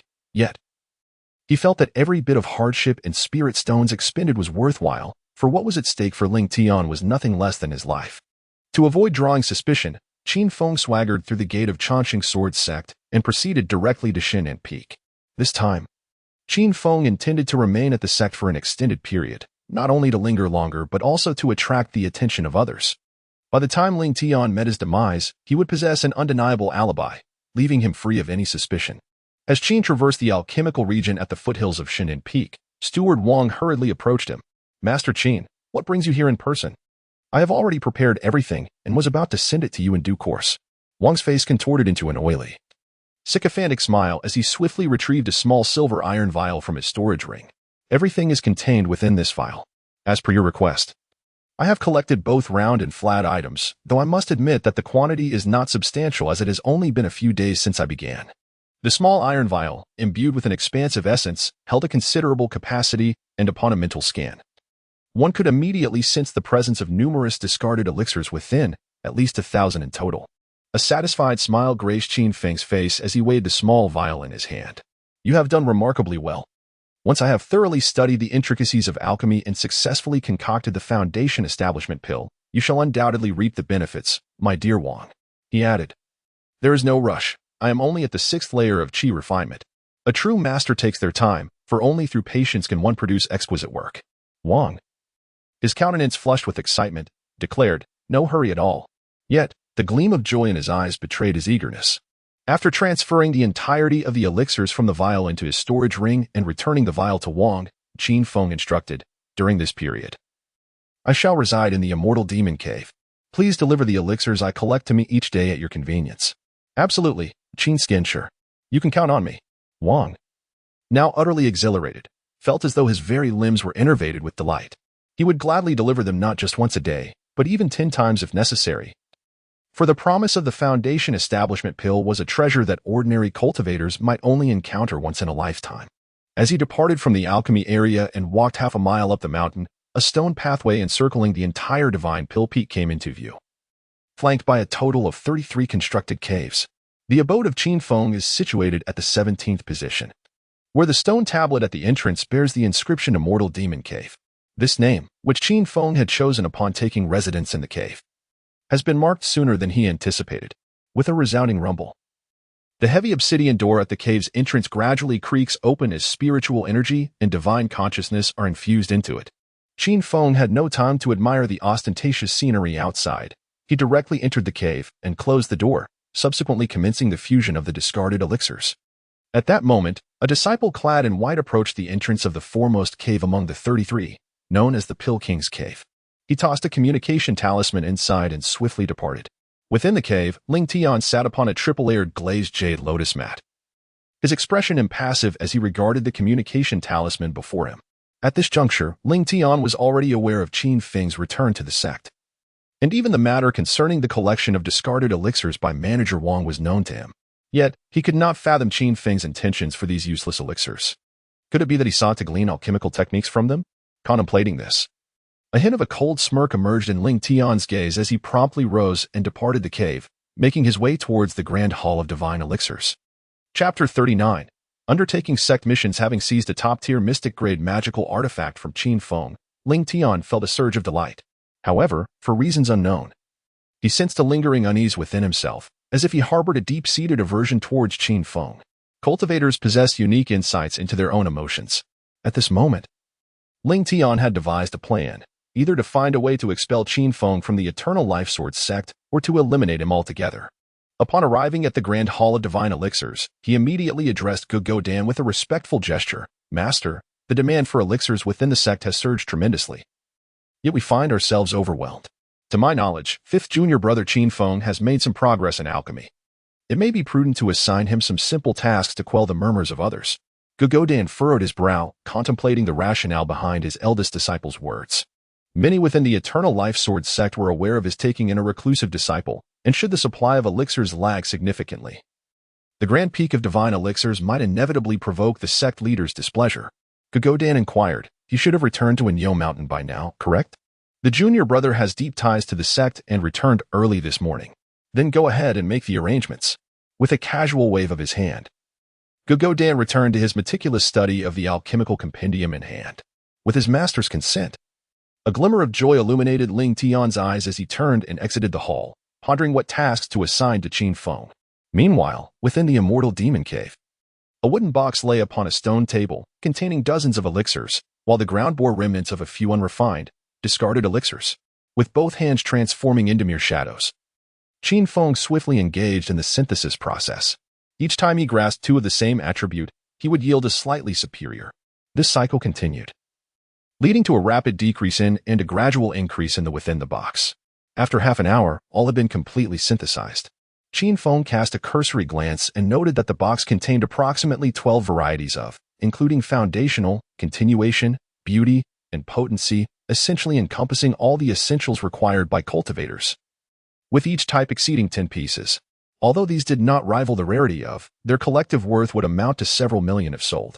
By monopolizing, I could ensure an inexhaustible supply for my future endeavors. Gazing at the densely packed in the box, Qin Feng felt an unparalleled sense of satisfaction. No matter how exceptional one's spiritual roots or innate, they paled in comparison to his synthesis prowess. Should this trend continue, he could, if he so desired, effortlessly break through to realms beyond through the consumption of and the guidance of experts. However, Qin Feng had no such intentions at present. The 5 Emperor's Qi induction technique, a top-tier earth grade, was specifically tailored for those with 5 spiritual roots, requiring a gradual approach to cultivation. The cave dwelling was equipped with all essential living supplies, and a bronze mirror hung on the wall. Approaching the mirror, his reflection immediately manifested before him. With a wheatish complexion, he was not necessarily as handsome as Pandan, yet possessed a certain charm, exuding a mature allure overall. Qin Feng placed all the elixirs into his storage ring, then popped a youth-enhancing pill into his mouth. This single pill was sufficient to grant eternal youth, its value surpassing that of the Foundation Establishment pill by a considerable margin. At that moment, a dark yellow talisman drifted into the cave, followed by the voice of a woman. "Junior brother, are you free at the moment? I am your fifth senior sister." As he opened the stone door of the cave, a figure clad in a light yellow gauze dress, exuding grace and charm, appeared at the entrance. It was indeed his fifth senior sister. Upon seeing Qin Feng open the cave door, a look of concern immediately crossed her face as she asked, "Have you offended the senior brother?" "Fifth senior sister, what do you mean by that?" "Currently, there is an urgent need for elixirs within the sect, and all the alchemists of the Divine Elixir Peak are working tirelessly to produce them. Master has also agreed to allow you to undertake the sect's alchemical tasks.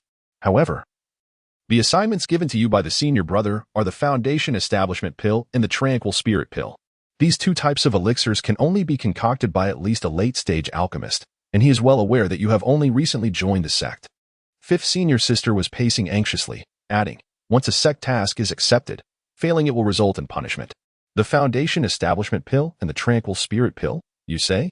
Qin Feng was momentarily taken aback, his mind racing as he surmised the intentions of his senior brother, who seemed intent on leaving no room for mercy. Not only had he seized his precious divine windboat, but he also sought to expel him from the sect? The audacity was utterly outrageous. After a brief contemplation, the fifth senior sister spoke up. "Sixth junior brother, why not have the medicinal herbs delivered to me once they arrive? I shall assist you in refining them." Qin Feng awkwardly rubbed his hands together, his face flushed with embarrassment as he said, "Senior sister, I would like to attempt this on my own first. However, in my haste to leave, I forgot to bring my alchemy furnace." "How could you forget such an essential item and still hope to accomplish your task?" The fifth senior sister paused for a moment, but ultimately retrieved a small pink furnace from her storage ring. "This is the 1,000-flower furnace I used last year. If you do not mind, you may try it out." "Of course, I don't mind at all." Qin Feng hastily stowed away the Qianhua furnace, then turned and ventured into the cave dwelling, where he rummaged for a while before retrieving a youth elixir, which he presented to her. "Junior sister, what is this?" "It is a youth elixir. Consider it my exchange for your alchemical furnace." "This is a youth elixir?" The fifth senior sister's eyes widened in surprise, and after a moment's hesitation, she accepted it. The value of the youth elixir far exceeded that of the alchemical furnace. Perhaps feeling somewhat embarrassed, the fifth senior sister produced numerous tomes on alchemy from her storage ring and handed them to Qin Feng, admonishing him, "If you find yourself unable to complete your task, do not force it. Remember to seek your senior sister." "Understood." After bidding farewell to the fifth senior sister, Qin Feng sat silently at the entrance of his cave, perusing several alchemical manuscripts authored by other alchemists.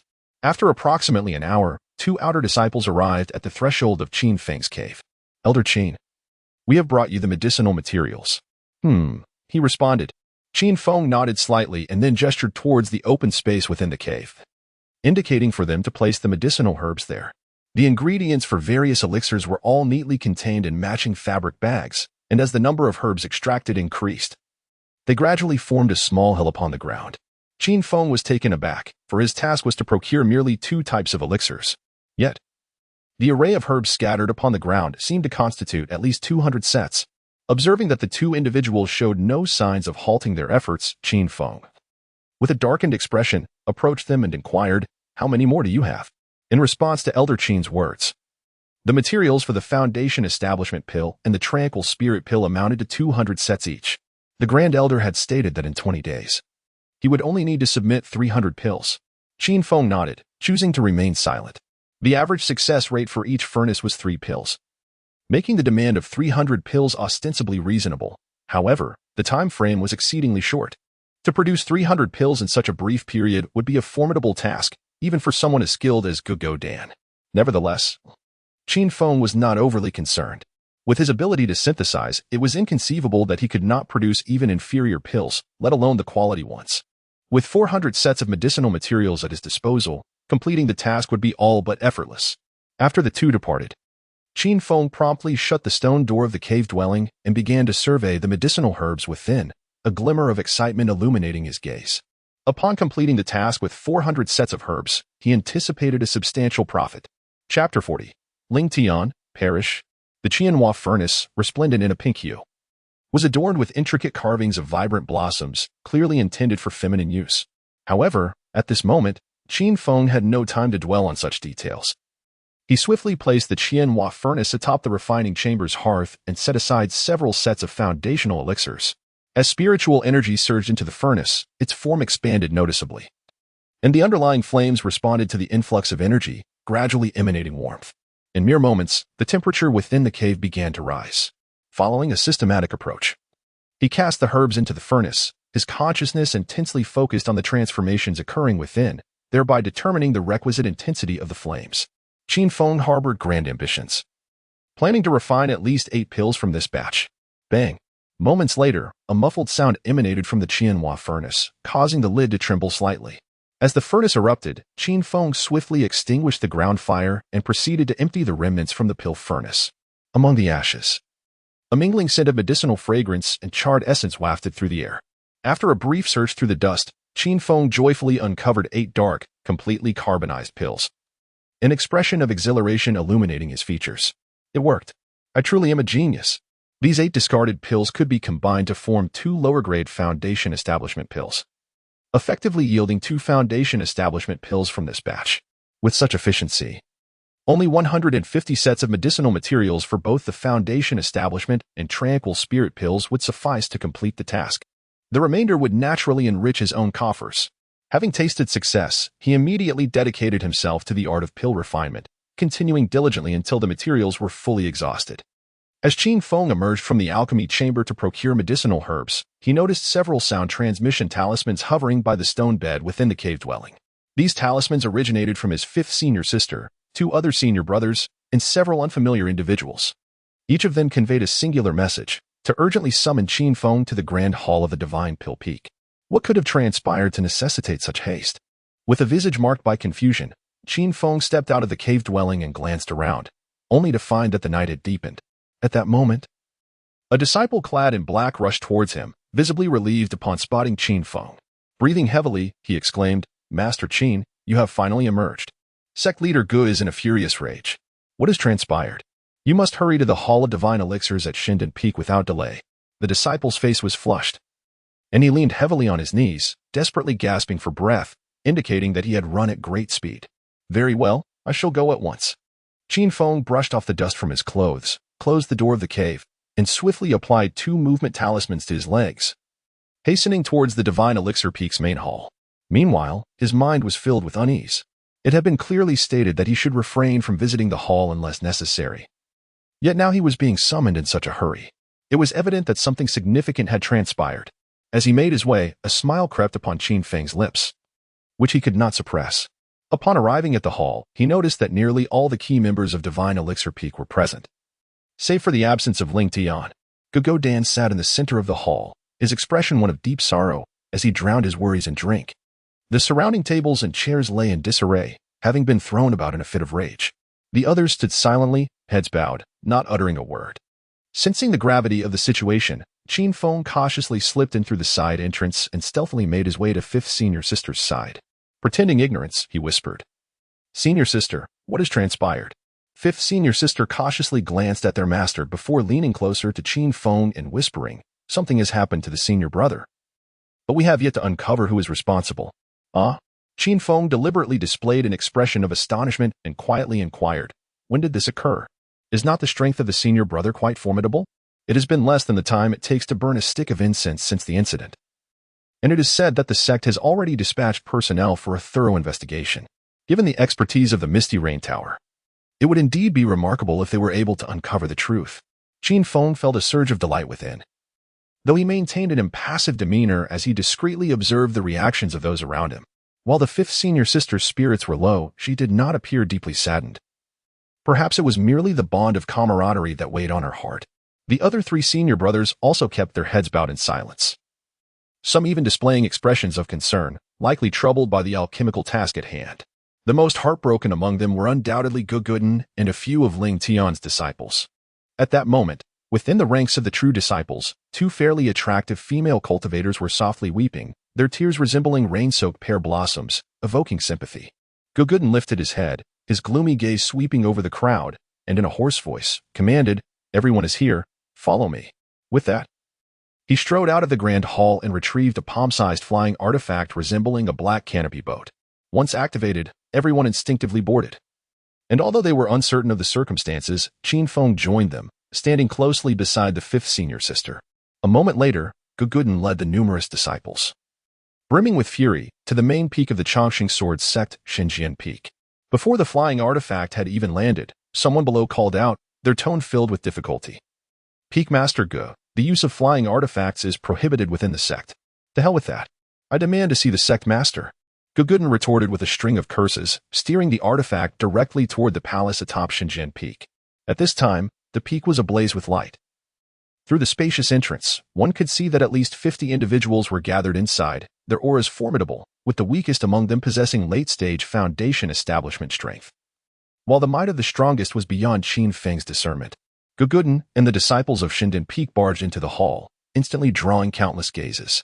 Among the crowd, an elderly man clad in white spotted Gugudin's entrance and immediately approached with a wry smile. This elder was Qin Kuan, the Grand Elder of the Chongqing Sword Sect, whose cultivation had reached the pinnacle of core formation, just a step away from the nascent soul stage. Despite his formidable prowess, he was reluctant to offend a high-ranking alchemist like Gugudin and could only manage a bitter smile as he said, "Peak Master Gu, we are already investigating this matter with all our might. What brings you here at such an hour?"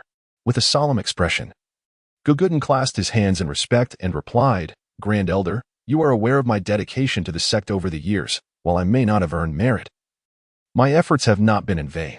I implore the sect master to emerge from seclusion and utilize the Winiang Luopan to seek out the culprit and avenge my disciple." Qin Kuan's face reflected concern as he reassured, "We recognize your contributions, Peak Master, but the sect master is currently in seclusion, collaborating with the Supreme Elder to forge the Divine Sword. This matter is of utmost importance and cannot be interrupted so easily. Would you be willing to wait another 2 months?" Gugudin's expression darkened, his voice laced with anger as he declared, "If you refuse to assist me in finding the murderer, then starting today, all personnel of Xinjian Peak shall cease alchemical operations. We shall not resume until the true culprit is found." Qin Kuan's countenance displayed difficulty, and he shifted his gaze to the others present. The crowd understood and immediately began to persuade him. "Peak Master, we share in your sorrow over this incident.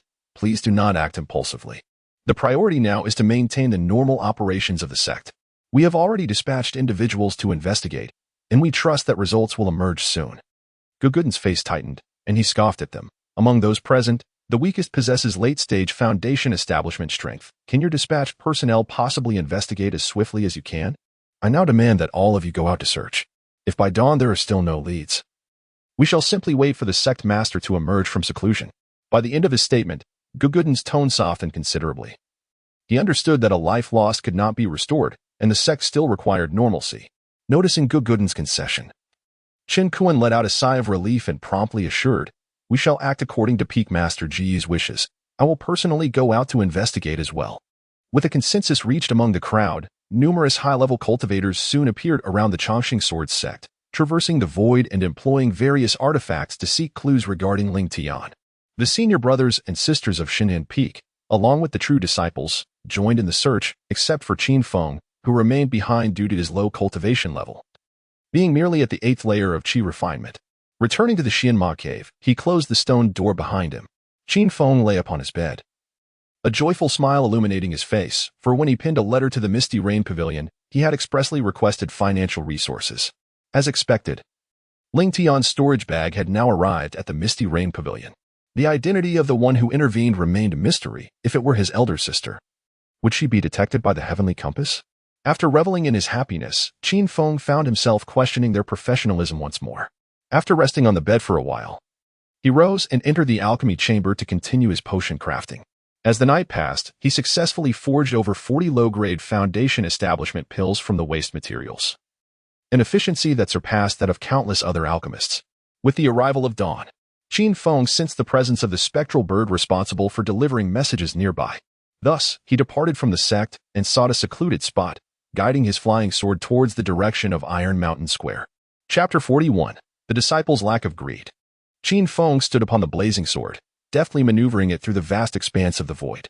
As he approached the Chongqing sword sect, situated several dozen kilometers away, a black bird emerged from the clouds, gracefully alighting on Qin Feng's shoulder. "Have you been waiting anxiously?" Qin Feng chuckled as he gently patted the head of the spectral bird, then extended his hand to prompt it to regurgitate what it had been holding in its beak. In the letter, Iron Pillar wrote, "Brother Feng, the Grand Tai formation arranged by the Howren sect in the Jin Kingdom has been tampered with, resulting in the death of nearly 80% of all living beings in the kingdom. Now, a strange calamity has befallen Jin, with corpses strewn across the land and malevolent spirits filling the air. Countless low-level evil cultivators are gathering, and soon, this land will become a fertile ground for nurturing their dark practices. I desire both the wicked cultivators and the souls they possess. Let us meet at Qinghefang in a month's time. Brother Feng, I implore your assistance."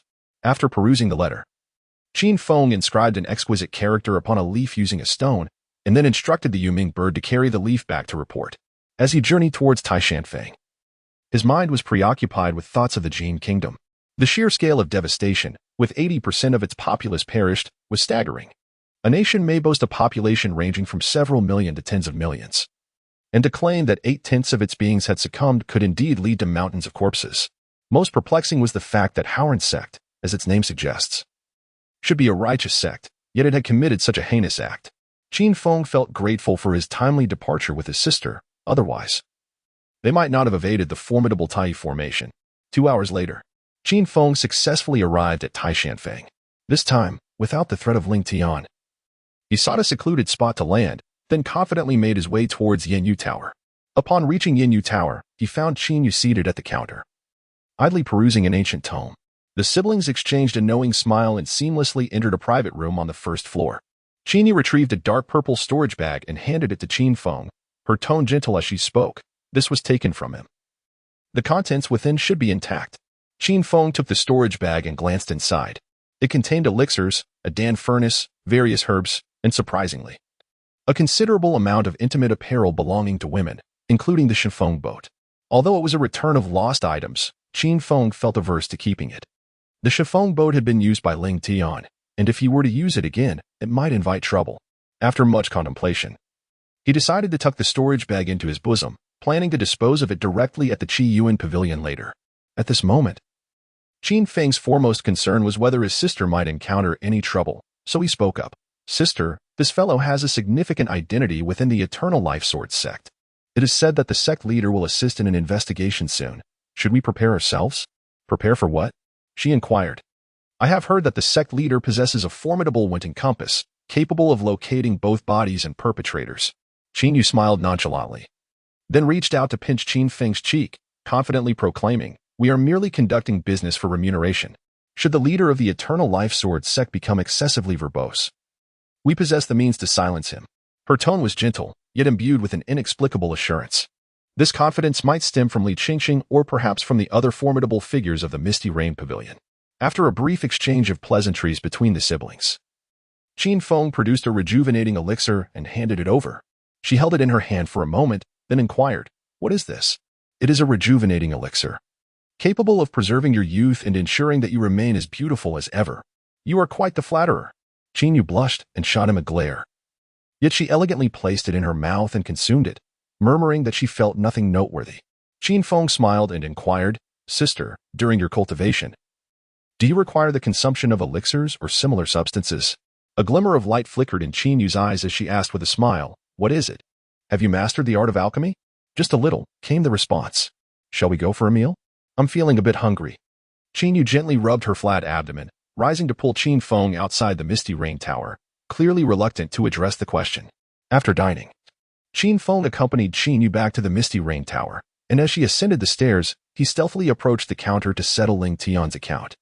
The price for assassinating a late-stage Foundation establishment cultivator while retaining their possessions was 30,000 spirit stones, and Qin Feng directly offered 3 Foundation establishment pills as compensation.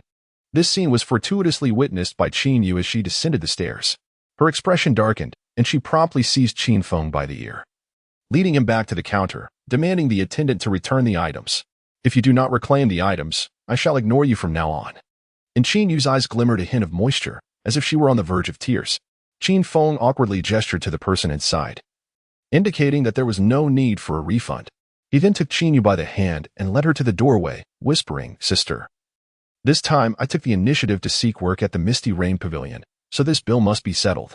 If I were to ask you for help, I certainly wouldn't offer any payment. I might even request financial assistance from you instead. Is that truly the case?" she inquired. "Indeed," he affirmed. "So, if you have any matters to attend to next time, just call upon me directly. I'm currently in charge of the business at the Misty Rain Pavilion in Iron Mountain Alley." In an effort to lift Qin Yu's spirits, Qin Feng took her out into the streets, indulging in purchases of jewelry, candied hawthorns, and scallion pancakes. They only began their return home once they had both eaten their fill. After bidding farewell to Qin Yu, he continued on his way. Qin Feng visited the Qi Yuan Pavilion to purchase 32 inferior wooden spirit boats and sought assistance from Xilinger to handle Ling Tian's bag of holding. After all, this girl was audacious enough to sell even the techniques of malevolent cultivators. The belongings of a mere deceased were trivial in comparison. The entirety of the contents within the bag was converted into spirit stones, amounting to an approximate value of 160,000 spirit stones, equivalent to 1,600 mid-grade spirit stones. Notably, the most valuable item was the Xian Tier Supreme Flying Artifact, the Divine Windboat, which alone was worth 700,000 spirit stones, combined with the spirit stones from the Wonia Mountain Cave dwelling. Qin Feng estimated that he now possessed around 3 million spirit stones. His wealth was nearing that of some minor sects within the realm of cultivation. Upon returning to Wonia Mountain, the night had fully enveloped the land. Qin Feng first returned to his own cave dwelling before proceeding to Ding Shuli's abode. Standing at the mountain's edge, he called out, "Sister Ding, are you available? I have a matter to discuss with you." After waiting for a considerable time without a response, Qin Feng tossed a sound transmission talisman inside. Moments later, a plume of white smoke rose around him, and the air gradually twisted to reveal the true environment within. Ding Shuli, clad in a flowing white gown, stood at the doorway, her expression inscrutable as she inquired, "What is it?" "I simply wish to pay a visit to my esteemed sister," he replied. Qin Feng grinned widely, then extracted the 9 dragons binding rope from his storage ring, infusing it with spiritual energy. Anger flickered across Ding Shuli's face as she promptly produced a small shield to shield herself, rebuking Qin Feng. "What do you take me for?" At her inquiry, Qin Feng found himself at a loss for words. Yet, as the saying goes, once the sword is drawn, it cannot be sheathed easily. Having revealed the rope, he could not retract it without consequence. With a bold demeanor, Qin Feng replied, "We had agreed on 3 tries." Following his declaration, he manipulated the 9 dragons binding rope, sending it surging towards Ding Shuli. In an instant, a purple flying sword shot forth from Ding Shuli's palm, striking fiercely against the 9 dragons binding rope. Such a top-tier mystical artifact was far from fragile. With a swift motion of his right hand, Qin Feng divided the rope into 9 segments, each launching towards Ding Shuli from different directions. Simultaneously, he formed a hand seal to cast the Woodvine technique. A glimmer of murderous intent ignited in Ding Shuli's eyes as she drew forth a pale golden talisman. Upon seeing this talisman, Qin Feng was momentarily taken aback. Wasn't this the fire serpent talisman he had given her? With a furrowed brow, Qin Feng inquired, "Sister Ding, are you certain you wish to employ this against me?" Ding Shuli momentarily paused, only to be swiftly ensnared by Qin Feng, who seized the opportunity to tightly bind her with the 9 dragons binding rope. "You scoundrel!" Upon regaining her composure, Ding Shuli immediately erupted in a tirade of invectives. Qin Feng, however, remained unfazed, employing his divination technique to ascertain that there were no traps in the vicinity before proceeding forward. "Sister Ding, I beg your pardon." Qin Feng swept her up into his arms and strode through the doorway behind her without hesitation. The chamber was permeated with an exotic fragrance identical to the scent clinging to Ding Shuli's form. Merely inhaling this intoxicating aroma caused Qin Feng's mind to grow feverish as he advanced purposefully toward the bed at the room's heart. Ding Shuli, her eyes blazing with fury, spat out a venomous warning. "Qin, you despicable scoundrel. Even if you claim my body, you'll never possess my heart." With roguish charm, he countered, "Fear not, dear senior sister. Your junior brother is not greedy. Your person alone shall suffice." Wretched knave. Lest the night slipped away unnoticed. The following dawn arrived. When Qin Feng awoke, it was already noon. As he turned to check on Ding Shuli, he realized that she had been awake for quite some time, yet was ensnared by the 9 dragons binding rope, rendering her completely immobile. Although he longed to assist her in untangling the cords for a heartfelt conversation, he remained apprehensive about her razor-sharp flying sword. Sensing the lingering intensity of someone's gaze, Ding Shuli, in exasperation, averted her head to the other side. Qin Feng wore an awkward smile on his face and tentatively inquired, "Sister Ding, do you know what martial artists cultivate?" "I don't know." "Huh? I truly do not know. Are you familiar with the Misty Rain Pavilion?"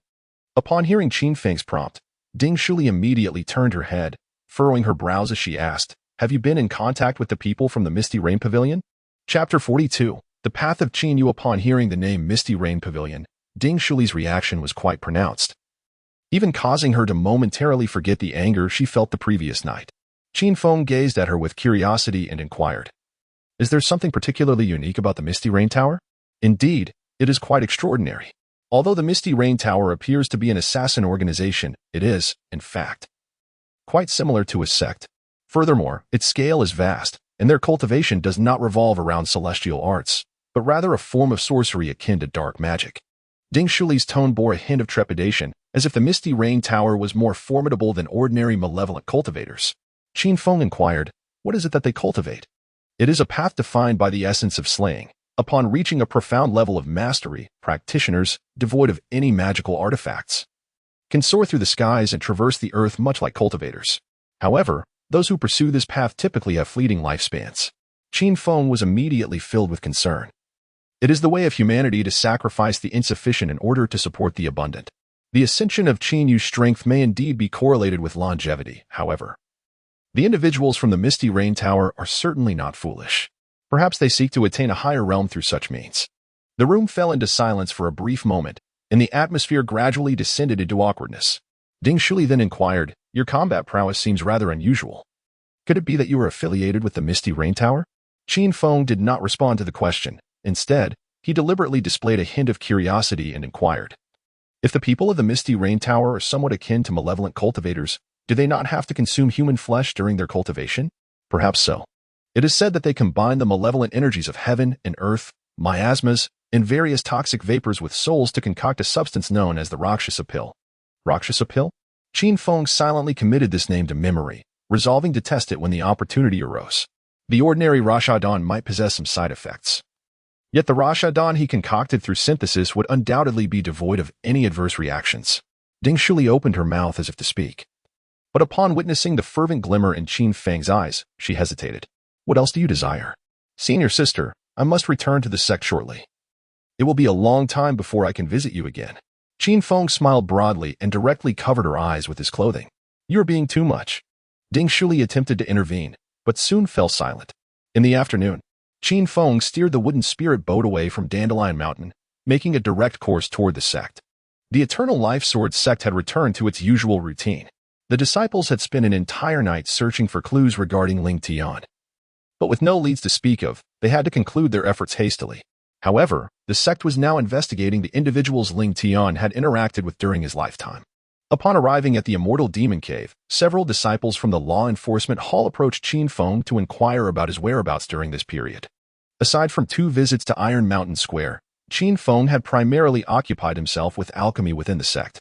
Once the law enforcement disciples departed, he pushed open the door to his cave residence, entering with a contented expression. Though the world of cultivation was rife with deceit and treachery, most practitioners preferred to eliminate their enemies personally or resort to other means, rarely enlisting the help of the Misty Rain Tower. More than a decade ago, the Misty Rain Tower primarily served the mundane world, only recently venturing into the realm of cultivation, leaving no one to suspect its involvement. Upon returning to his dwelling, Qin Feng adjusted his state of mind and gathered the materials for refining foundation establishment pills. He entered the alchemy chamber, humming a tune while he diligently worked, relishing the moment. Meanwhile, in the grand hall of the Divine Pill Peak, Gugo Dan was briefing his 5th disciple, Sun Yulan, on the day-to-day affairs of the peak, handing over various tokens, sect tasks, and the storeroom ledger. Previously, Ling Tian had managed these responsibilities, but with his demise, someone had to fill his role. Although Gugo Dan was the peak master, he was more enamored with alchemy and sharing drinks with old friends, hardly inclined to manage these trivial matters. After detailing everything, he sighed and remarked, "Yulan, your 3 senior brothers are disinterested in the affairs of Divine Pill Peak. You must take this to heart." Sun Yulan nodded and replied with concern, "Rest assured, Master, I will manage everything diligently. However, it seems that 6th junior brother may be facing trouble." "What trouble?" The sixth junior brother has a stubborn disposition. Recently, the eldest senior brother assigned him tasks involving the refining of foundation establishment pills and tranquil spirit pills, which he accepted. His lofty ambitions led him to blindly accept these responsibilities, and naturally, he must face the consequences. Do not worry about that. Focus on your own duties. Gugo Dan's expression darkened, clearly displeased with Qin Feng's audacity in taking on sect alchemy tasks as a mere novice. He even felt a twinge of regret for having accepted him as a disciple. Master, I shall take my leave now. Sun Yulan sighed, bowed respectfully, and turned to exit the grand hall, making her way directly to Qin Feng's cave. After sending 2 sound transmission talismans inside, the heavy stone door slowly creaked open after a brief moment. Qin Feng was covered in dust, his face resembling a patchwork of black soot. One could easily infer from his appearance that he had been engaged in alchemical practices. However, the frequency of his explosive mishaps seemed rather excessive, did it not? Qin Feng clasped his hands in a gesture of respect and inquired, "Fifth senior sister, is there something amiss? How many times have you blown up the furnace?" Sun Yulan frowned as she cast a glance towards the cave dwelling behind Qin Feng, where swirling smoke and rising dust created a scene reminiscent of a kitchen stove. Dark and chaotic. Qin Feng smiled as he explained, "It is quite normal for a furnace to explode when one first begins alchemy. However, you seem to be mistaken." Sun Yulan's eyes glimmered with a hint of confusion. She then inhaled the surrounding aroma and, with surprise, inquired, "Have you managed to concoct a foundation establishment pill? How does the fifth senior sister know? Despite the pervasive scent of burnt concoctions, I can still detect a fragrance uniquely characteristic of the foundation establishment pill." Hee. "It is merely a stroke of luck." Qin Feng awkwardly shrugged, intending to offer a justification, but he noticed that the fifth senior sister had already departed in haste. It appeared she was eager to convey this delightful news to their master. Qin Feng was well aware within his heart that any cultivator capable of refining a foundation establishment pill would be held in high regard by any sect. After all, foundation establishment cultivators represent the true backbone of any sect, and thus, the foundation establishment pill is of paramount significance. Unable to deter his fifth senior sister, Qin Feng allowed her to proceed and turned his attention back to the art of refining the foundation establishment pill. Each detonation of the furnace yielded 8 inferior pills, which was precisely sufficient to synthesize 2 lower-grade foundation establishment pills. Such efficiency is undeniably a remarkable phenomenon in any context. Qin Feng was engrossed in the pleasures of the furnace, and within the confines of the cave, a series of muffled explosions reverberated at intervals. Over time, the stone walls surrounding the alchemy chamber began to show signs of wear, with fragments peeling away. By the time evening descended, the battered Qianhua furnace emitted a fragrant aroma of medicinal herbs, prompting Qin Feng to realize that he might have truly succeeded. Should he risk another explosion? A conflicted expression flickered in Qin Feng's eyes. His objective was to refine the elixir, and prior to this, every time the medicinal pill began to take shape, he would abruptly intensify the flames, resulting in explosions of the furnace. Occasionally, if he became distracted and neglected to raise the temperature, Qin Feng would chastise himself, feeling he had squandered precious time. Now, as he observed the elixir nearing completion, a surge of excitement welled up within him. They say alchemy is a formidable challenge, yet I have only caused the furnace to explode 60 or 70 times, and here I stand, on the verge of success. A look of joy appeared in Qin Feng's eyes as he began to attempt the alchemical process in earnest. Suddenly, a muffled bang resonated from the Qianhua furnace, causing a crack to erupt along its body. Qin Feng, consumed by a silent vow to never engage in ordinary alchemy again, proceeded to concoct 2 more inferior foundation establishment pills. He then approached a nearby stone table to assess his recent gains. The quantity of foundation establishment pills had reached over 160. Although they were all of inferior quality, it was sufficient to meet the requirements. There remained more than 30 sets of medicinal herbs, all belonging to him. After placing the remaining herbs for the foundation establishment pills into his storage ring, Qin Feng commenced the preparation of tranquility pills. These pills were adept at preventing the emergence of inner demons, providing cultivators with serenity and calmness. Hence their crafting difficulty and value were comparable to that of foundation establishment pills. However, for Qin Feng, the distinction was inconsequential. It merely depended on the severity of any potential explosions. Extracting his alchemical furnace from the storage ring, he initiated the process of crafting once more. The prescribed duration for pill refinement was 20 days, yet Qin Feng accomplished this feat in merely 4. To avoid arousing suspicion, he tidied his abode after completing the pills and then engaged in his cultivation practices, the 5 Emperors Qi drawing technique, the Dao One technique, and the Thunderbolt Sword technique. Before long, the designated day for Qin Feng to hand over his tasks arrived. At the entrance of the warehouse atop the Divine Pill Peak, Sun Yulan anxiously paced back and forth, observing the dimming sky. In recent days, she had sought out Qin Feng at the Immortal Demon Cave, hoping to inquire if he required assistance, but all her communication attempts had fallen silent.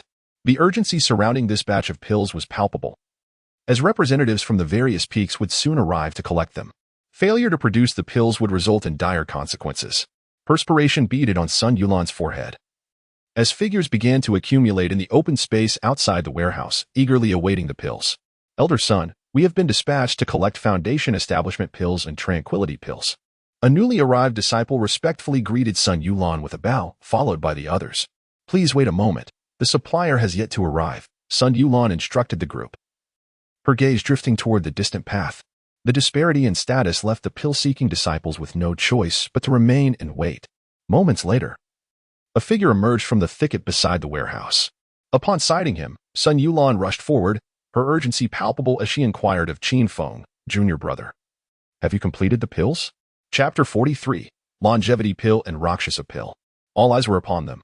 Qin Feng produced 2 silvery small iron vials and handed them over, saying, Senior sister, I possess only these 2 vials. You must return them to me. Sun Yulan shot him a glance and took the vials, probing them with her spiritual sense. Upon discovering that the combined quantity of elixirs within the vials amounted to exactly 300, her eyes widened in astonishment. She found it challenging to believe that in merely 20 days, he had managed to concoct over 100 foundational and calming elixirs. Unable to contain her curiosity, she inquired, Junior brother, did you truly refine all of these? Indeed. Qin Feng nodded, casting a glance around the people before directing his gaze towards the loft beside the storeroom. A plaque hung on the grand door of the loft, inscribed with the 3 prominent characters Wandan Gu, seemingly indicating a place for alchemical formulas. However, Qin Feng was uncertain, and thus inquired of Sun Yulan, Senior sister, what is Wandan Gu used for? It houses all the materials and formulas related to alchemy. May I take a look? Upon hearing the term formulas, Qin Feng's excitement surged. Sun Yulan smiled, confidently producing a black token as she approached the entrance of Wandan Gu. After using the token to unlock the loft's restrictions, she cheerfully replied, You have come to the right person. I currently oversee all matters of the sect, and with your status, you are permitted to view everything inside. Please, step in. I will call for you once I finish my tasks. With that, Sun Yulan gently pushed Qin Feng inside and resecured the restrictions. Wandan Gu was the most rigorously guarded place on the Divine Elixir Peak, apart from the storeroom. In addition to the disciples stationed around, the entire loft was protected by powerful sect elders, and any unauthorized intrusion would be promptly detected. Upon entering Wandan Gu, Qin Feng observed that the entire loft had been hollowed out, filled with dense shelves, each laden with countless tomes pertaining to alchemy. A cursory glance revealed that the contents could be categorized into 3 groups: the techniques of alchemy, which did not pique Qin Feng's interest, and the other 2 categories comprised commonly used formulas and some exotic elixirs. As he swept his spiritual awareness throughout the loft, confirming the absence of any other presence, Qin Feng began to explore the numerous shelves with great enthusiasm. Longevity pill? Just as he was about to enter the section of exotic elixirs, he spotted a tome on an inconspicuous shelf. Unlike the other formulas, which were merely pages of yellowed paper, the formula for the longevity pill was bound into a book, impressively thick, akin to the size of a thumb. The cover of the book was wrinkled, indicating it had been frequently perused. Curiosity piqued, Qin Feng picked up the book on the longevity pill and glanced at its contents, the origin of the formula, its effects, the ingredients, and the process of refinement. At first, everything seemed ordinary, but as he delved into the specifics of concocting the longevity pill, a frown creased his brow, prompting him to immediately return it to the shelf. To his dismay, the refinement process required the infusion of a cultivator's essence blood into the cauldron, alongside the nurturing of the elixir with one's soul. Was this not sorcery? The longevity herb was a unique medicinal ingredient of the longevity sword sect, and combined with the term longevity pill, it was evident that this was a creation of the sect. Coupled with what the Iron Pillar had mentioned regarding the sect's elder seizing the Ghost King's sect's Ghost Witch Maiden, Qin Feng could not help but ponder, would righteous cultivators resort to such means? Doubts began to creep into his mind regarding whether the menial disciples dispatched that night truly engaged in battle with the Ghost King's sect. Qin Feng's expression was taut with tension as he carefully repositioned the book exactly as it had been before, then turned toward the arcane elixirs section. This area housed mostly potions favored by practitioners of dark arts, lust powder, berserker pills, soul-dazing elixirs, though sinister in nature. These were but pale shadows compared to the sheer malevolence of the longevity elixir, their wickedness dwarfed by an immeasurable gulf. After wandering fruitlessly for what felt like an eternity, Qin Feng was about to call for his fifth senior sister to open the door when his gaze caught on a crimson-hued recipe tucked away at the very bottom of the farthest shelf. Scrawled across it in stark characters, Rakshasa elixir. At last, found. Excitement gleamed in Qin Feng's eyes. The formula for the Rakshasa pill lay in the most inconspicuous corner, shrouded in a fine layer of dust. To avoid detection of any tampering, Qin Feng lowered himself to the ground to examine it closely. The Rakshasa pill, classified as a human-grade elixir, caused Qin Feng's brows to furrow upon seeing the ingredients. The primary components for concocting the Rakshasa pill were not herbs, but rather the sinister energies of slaughter, darkness, and miasma, supplemented by some rare medicinal materials. Upon consuming the Rakshasa pill, one could enhance their physical constitution and cultivate malevolent and murderous energies. However, the side effect was a profound sense of melancholy, rendering one as cold as ice. Why do all these elixir recipes possess such malevolent qualities? Qin Feng let out a sigh, firmly etching the recipe for the Rakshasa Dan into his memory before taking a seat at the entrance of the wand and pavilion. At this moment, he began to speculate why his sister had refrained from mentioning the Rakshasa Dan. Perhaps she wished to spare him from worry. Or maybe she herself was equally discontented with her current state of existence. In his heart, Qin Feng silently resolved to attempt to assist his sister in concocting some Rakshasa pills in a few days. Coincidentally, the date he had agreed upon with Taiju was swiftly approaching. The kingdom of Jin was presently undergoing a transformation into a veritable hell on earth, with an abundance of malevolent and ominous energies. The miasma, a substance that could often be encountered in the mountains, posed no challenge in terms of sourcing materials. Contemplating this, a smile unconsciously graced Qin Feng's face. After all, they were merely human-grade elixirs, as long as the ingredients were sufficient. The worst that could happen would be the destruction of a few alchemical furnaces. Upon departing from the Wandan Pavilion, Qin Feng steered his wooden spirit vessel directly towards the direction of Wenyou Mountain, shrouded in darkness. Qin Feng stood upon the wooden spirit vessel, feeling the fierce winds lash against his face, yet his heart remained tranquil as water. Cultivation is the pursuit of immortality. Whether the Eternal Life Sword sect is righteous or malevolent holds little significance. He merely seeks temporary refuge, although he has received the sect's benevolence. He toils both as a servant and an alchemist, and thus, no one is indebted to anyone. As he approached the imminent arrival at Wenyou Mountain, Qin Feng suddenly noticed that, 20 miles away, on the mountain peak, individuals were engaged in a fierce duel of magic, with various lights flickering, suggesting an intense battle. Disinterested in the commotion and unwilling to play the role of a mere bystander, Qin Feng steered his wooden spirit vessel directly towards the mountain summit. At that moment, a brilliant burst of crimson light erupted from the side of the duel. A high-level fire serpent talisman? Qin Feng squinted as he cast a glance at Ding Shuli's cave, ultimately deciding to investigate further. The flight speed of the wooden spirit vessel was not swift, yet traversing the 20 miles took merely a few breaths. Upon arrival, he beheld 4 late-stage Qi refinement cultivators wielding flying swords to assail Ding Shuli. Perched atop a nearby stone was a young man clad in white, possessing a handsome visage. The aura of spiritual power emanating from him was significantly stronger than that of the Qi refinement stage, indicating he was a Foundation establishment cultivator. Surrounding them was a haze of toxic smoke, with several loose cultivators simultaneously engaging in combat while hastily consuming detoxification pills. It appeared to be a stalemate, however. As time progressed, the numerical advantage would inevitably sway the outcome. Noticing someone piloting a flying vessel to observe the conflict, the young man in white immediately rose, clasped his hands in a respectful gesture towards Qin Feng, and declared, "I am Feng Ping, a disciple of the blissful sect. Today, in a moment of carelessness, this woman has seized the Foundation establishment elixir from my grasp. I kindly implore you not to interfere." Chapter 44, Breakthrough to Foundation Establishment. A disciple of the blissful sect? A moment of carelessness leading to the theft of an elixir? While one might believe that Ding Shuli pilfered herbs from someone's field, the notion of stealing a Foundation establishment elixir seems implausible. After all, those who have reached the Foundation establishment stage would have little need to covet such an item. It was evidently a mere pretext to justify the coercive abduction of a woman, particularly one that belonged to him. Qin Feng, maintaining an air of composure, gently descended the wooden spirit vessel to the ground.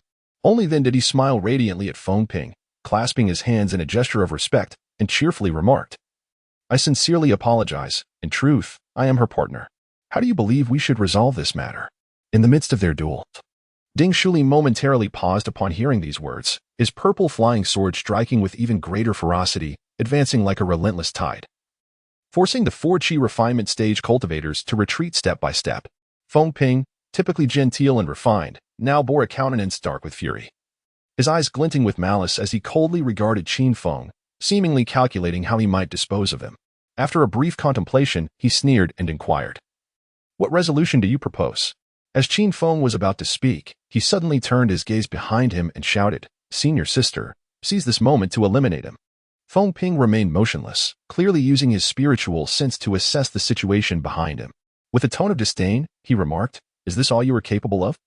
After his ambush failed, Qin Feng decided to abandon any pretense and directly retrieved a stack of golden-hued items from his storage ring. Feng Ping squinted for quite some time. But the sheer quantity of items, at least over 50, made it impossible to discern what they were as they were piled together. Come. Now let me showcase to you my greatest reliance in traversing the martial world." Qin Feng casually drew a fire serpent talisman, infusing it with spiritual power to activate it. In an instant, a slender fire serpent materialized above his palm. The moment Feng Ping laid eyes on the fire serpent, his expression shifted drastically, prompting him to immediately produce a dark wooden plaque and hold it before him, followed swiftly by another talisman. The fire serpent itself was not particularly fearsome. What truly instilled dread was the stack of fire serpent talismans. The black wooden plaque expanded severalfold under the influence of spiritual energy, effectively shielding him from behind. Upon activation, the talisman transformed into a golden bell, enveloping Feng Ping within its protective embrace. The golden bell talisman, akin to the golden bell treasure, served a defensive purpose, albeit its strength paled in comparison to the latter, and it was only usable once. With remarkable speed, Feng Ping arranged his defensive measures in the blink of an eye. Just as the fire serpent reached him, boom! The moment the fire serpent made contact with the black wooden plaque, it erupted violently, causing several cracks to form on the surface of the plaque, which was singed and partially charred. Even if it remained intact, it was rendered useless. How could a mere rogue cultivator possess a high-grade fire serpent talisman? Witnessing his artifact obliterated before his eyes, Feng Ping's gaze was instantly filled with terror. While the loss of a single artifact was not catastrophic, the presence of an entire stack was a different matter entirely. How could I not possess high-grade fire serpent talismans? It is truly absurd. With a stern expression, Qin Feng activated 2 fire snake talismans and charged towards his opponent. How infuriating. At this moment, Feng Ping was drenched in sweat, hastily retrieving a round shield to protect himself. Quite an array of magical artifacts he possesses. Noticing his adversary's abundance of magical tools, Qin Feng decided it was futile to waste time and promptly activated 10 fire snake talismans in one breath. As numerous fire snakes surged forward, Feng Ping's eyes widened in horror, and he turned to flee, only to be obstructed by an oncoming purple flying sword. Boom, boom, boom. In an instant, Feng Ping was utterly consumed by the fire snakes, leaving no trace behind. The several Qi refinement stage cultivators engaged in battle with Ding Shuli witnessed this scene, their faces paling in shock as they turned to escape. Qin Feng directly cast 4 fire serpent talismans, sending them underground to reunite with Feng Ping. The mountaintop fell into complete silence. Ding Shuli gazed at Qin Feng for a long while, then said, "Thank you." Qin Feng remained silent, promptly retrieving the wooden spirit boat to make her way back, for she had already expressed her gratitude through other means. At this hour, the night had deepened. Yet the 10 acres of medicinal fields on Wonia Mountain remained vividly visible. The fields were devoid of weeds, and countless vibrant green shoots had emerged from the soil, exuding a vigorous vitality. A delicate mist enveloped the spirit herb seedlings. A single breath of it invigorated the spirit and refreshed the mind. Indeed, spiritual herbs have the capacity to enhance spiritual energy. When time permits, she would cultivate some spirit trees. As a cultivator endowed with excellent agricultural genes, how could she leave the mountaintop barren of spiritual flora? She entered the cave dwelling. Qin Feng placed 2 spirit continuation pills into his mouth and then seated himself within the 5-fold spirit gathering array. After a period of contemplation, he sensed that the constraints binding his progress had begun to loosen, presenting a promising opportunity to break through to the foundation establishment stage before visiting Qinghefang. The spiritual energy on Wonia Mountain was significantly denser than in the outside world, and combined with the effects of the 5-fold spirit gathering array, The spiritual power within Qin Feng was rapidly augmenting, propelling his cultivation to new heights. 2 days later, Qin Feng has successfully achieved the pinnacle of the qi refining stage. Reaching the 9th level of consummate perfection, cultivators often find their paths obstructed by various factors such as innate talent, bottlenecks, and the constraints of the heavenly Tao. Even those who attain the pinnacle of the qi refining stage may remain stagnant for years.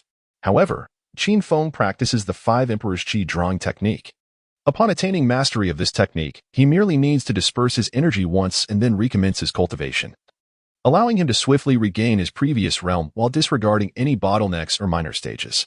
After a period of 6 months in silence, he has finally awaited this day. He disperses his energy. Within the quintuple spirit gathering array, Qin Feng sits cross-legged, his spiritual power dissipating rapidly like steam. In mere moments, he plummets from the pinnacle of the qi refining stage to the 1st level, ultimately reducing himself to an unremarkable mortal devoid of any cultivation. Qin Feng remained seated within the spirit gathering array, enveloped in an aura of profound mystery. As the 5 Emperors Qi drawing technique resumed its operation, the lingering spiritual energy within the cave was swiftly drawn back, as if countless strands of spiritual force were irresistibly attracted, rapidly converging towards the cave. Qi Refinement Stage 1. Qi Refinement Stage 2. Qi Refinement Stage 3. Qin Feng's realm began to ascend steadily, reaching the 4th level of the Qi Refinement Stage in less than the time it takes to burn a stick of incense.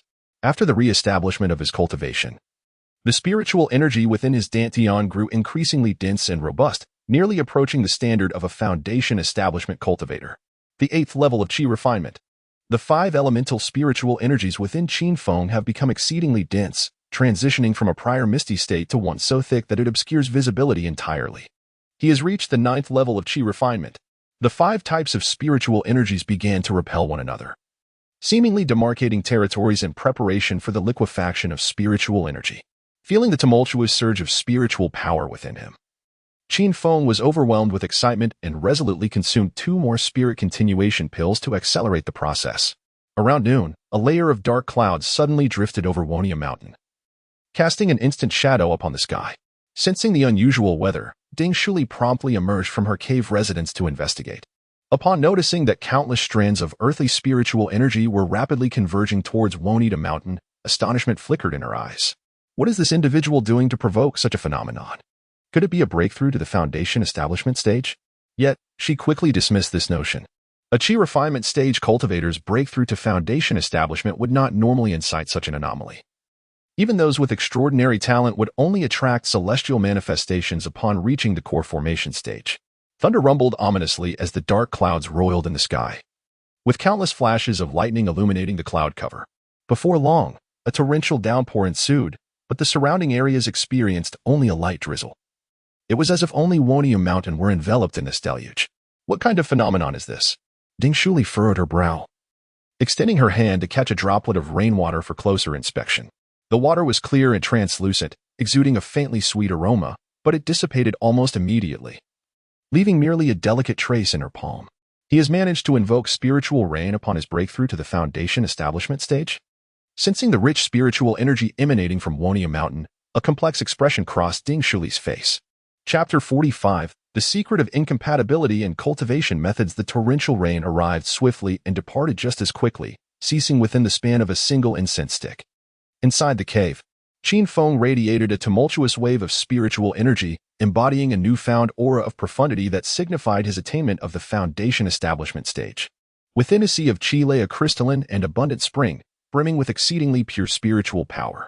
Furthermore, his consciousness had sharpened, allowing him to perceive with clarity the happenings within a radius of 3 zhang, even without the necessity of opening his eyes.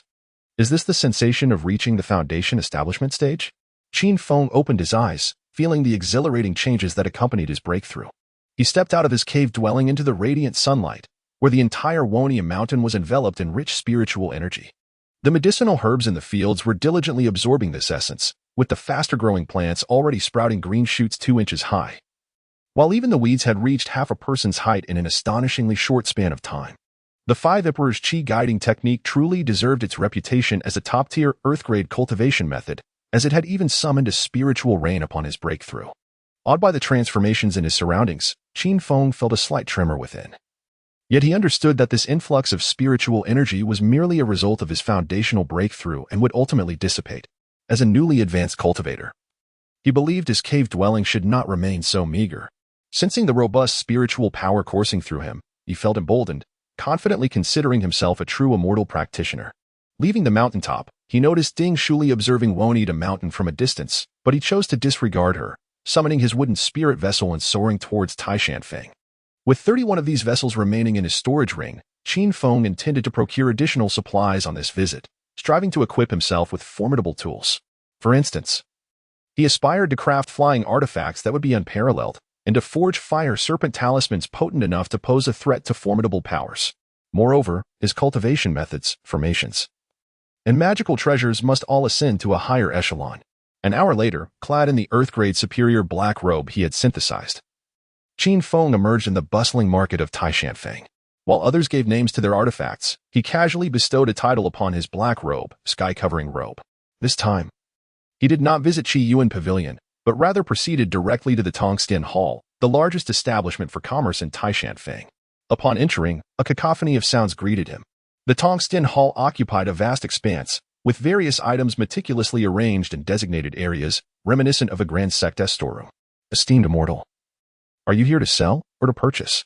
inquired a voice. After waiting for quite some time, Qin Feng was finally attended to by a young servant. Having reached the foundation establishment stage, he could manipulate spiritual energy to produce various sounds. After a moment's contemplation, Qin Feng chose to emulate Wang Ting's voice. "I wish to make a purchase." Upon finishing his statement, he handed over a prepared list that detailed the procurement of 96 low-grade wood spirit boats and 128 sets of primary gathering arrays. Upon inspecting the contents of the list, the servant immediately realized that this was a procurement request from a prominent sect, and his expression brightened considerably. With utmost respect, he said, "Esteemed immortal master, please follow me." He then led Qin Feng into a private room, of which there were at least 5 or 6 in the Tongxin Hall. Inside, a woman clad in a flowing red gown greeted them. Upon reviewing the list, a faint smile graced her lips as she remarked, "These items are quite numerous, but we can have them ready within an hour. If you have no objections, I shall summon the staff to prepare the goods. May I inquire how many spirit stones will be required?"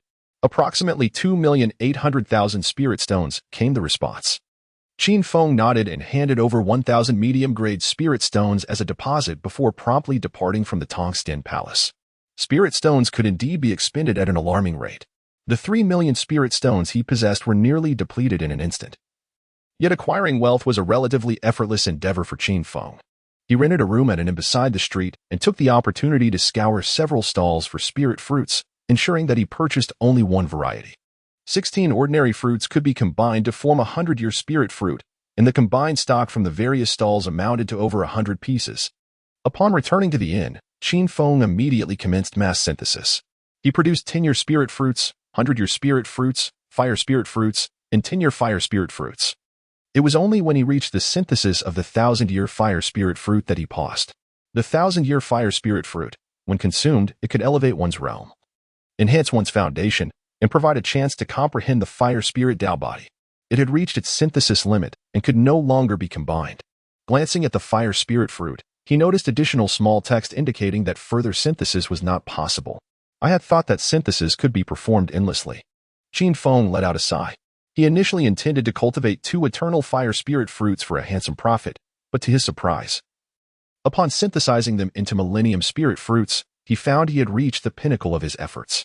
However, he began to suspect that the foundational quality of these spirit fruits was too low. Perhaps if he directly combined fire spirit fruits, he could attain a higher echelon. On the table lay 5 red, translucent fruits, each the size of a fist. These fruits emanated a crimson glow, as if magma flowed gently within. Yet they exuded a refreshing and sweet aroma. A century fire spirit fruit could fetch 300,000 spirit stones, and the millennium fire spirit fruit would certainly command a price far exceeding a mere 10-fold increase. The prospect of comprehending the fire spirit Tao body held a magnetic allure, even for some seasoned nascent soul elders. This endeavor seemed promising. He would sell them first and then produce more. He carefully stored the 5 spirit fruits within his storage ring and strolled leisurely towards the Tongxin Hall. After a flurry of activity, nearly an hour had elapsed. Upon his return to the Tongxin Hall, he was greeted by an attendant poised to assist him. Noticing Qin Feng's arrival, The attendant promptly ushered him into a private room. Inside awaited the woman in the red dress, her expression a blend of indifference and warmth, as she held a dark red storage bag. As Qin Feng approached, she slid the storage bag across the table towards him, remarking casually, "Esteemed friend, all the items you requested are prepared. If you find no issues, we may proceed with the transaction." Taking the storage bag, Qin Feng scanned its contents with his spiritual sense. Inside, neatly arranged, were the wood spirit boat and the primary gathering spirit array, the quantity evidently exceeding his request, suggesting a generous addition. Qin Feng did not rush to settle the bill and inquired, "May I pay with this treasure?" "Certainly," she replied. He then produced a fruit the size of a fist, its entire body a brilliant crimson, exuding a refreshing and sweet fragrance, which he placed upon the table. Upon sighting the spiritual fruit, the woman's eyes widened in astonishment as she uncertainly asked, "Is this the Millennium Fire Spirit fruit?" "Indeed," Qin Feng affirmed. A blush crept across her face as she carefully cradled the fruit in her palm, examining it closely before retrieving a tool to assess its spiritual energy. Once she confirmed its authenticity, excitement sparkled in her eyes, and with a bewitching smile, she said, "Esteemed sir, if you wish to use this fire spirit fruit for payment, our Tongsten Hall would gladly offer you an additional 8,000 mid-grade spirit stones." This equated to a staggering sum of 1,100,000 low-grade spirit stones for the fruit, a commendable price indeed.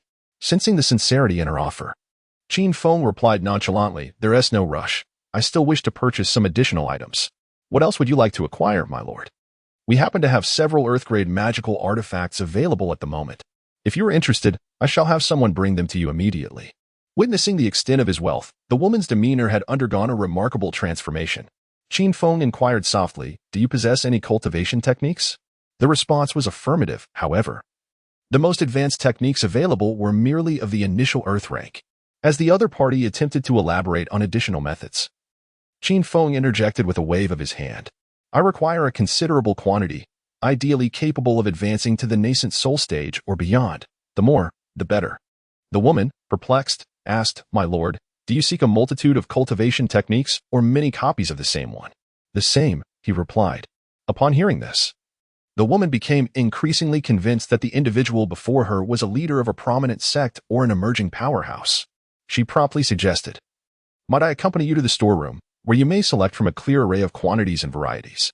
Upon entering the storeroom of the Tongsten Hall, Qin Feng instantly understood why the techniques he had transcribed could not be synthesized.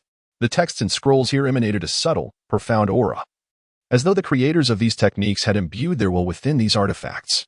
The stronger one's spiritual awareness, the more distinctly one could perceive this essence. In the Tongsten Hall's repository, most techniques could only facilitate advancement through a single stage, such as from foundation establishment to nascent soul or from core formation to spirit transformation, with higher stages commanding greater prices. After sifting through numerous techniques for an extended period without finding a suitable option, the woman seemed to anticipate Qin Feng's thoughts and remarked, "Perhaps we should set quantity aside for now. Should you find a technique that piques your interest, the Tongsten Hall can assist in replicating it. Quantity would not pose a concern. Transcribing and replicating cultivation techniques necessitates formidable spiritual awareness and intent, typically requiring at least a core formation practitioner to accomplish. As the saying goes, true transmission is but a single word, while false transmission encompasses myriad tomes. If one lacks sufficient spiritual awareness and intent, they cannot replicate the profound essence within the techniques. And thus, learners would be unable to grasp that essence. Given that the Tongsten Hall could assist in transcribing techniques, the situation became considerably more manageable. Qin Feng directly opted for the yellow-grade intermediate martial art that had caught his eye upon entering, the ninefold celestial gang force. This technique can be cultivated from the foundation establishment stage to the divine transformation stage, and it is complemented by a formidable sword formation known as the celestial gang sword array. The discerning eye of the immortal master is commendable. The ninefold celestial gang force is indeed one of the most potent techniques within the yellow grade category, with each scroll priced at 100,000 spirit stones. With a radiant smile, the woman handed the ninefold celestial gang force to Qin Feng for his inspection, simultaneously inquiring tentatively, "How many copies does the immortal master intend to transcribe?" At this moment, we happen to have 2 elders available at the Tongsten Hall. 128 copies. If possible, within 5 hours, Qin Feng replied.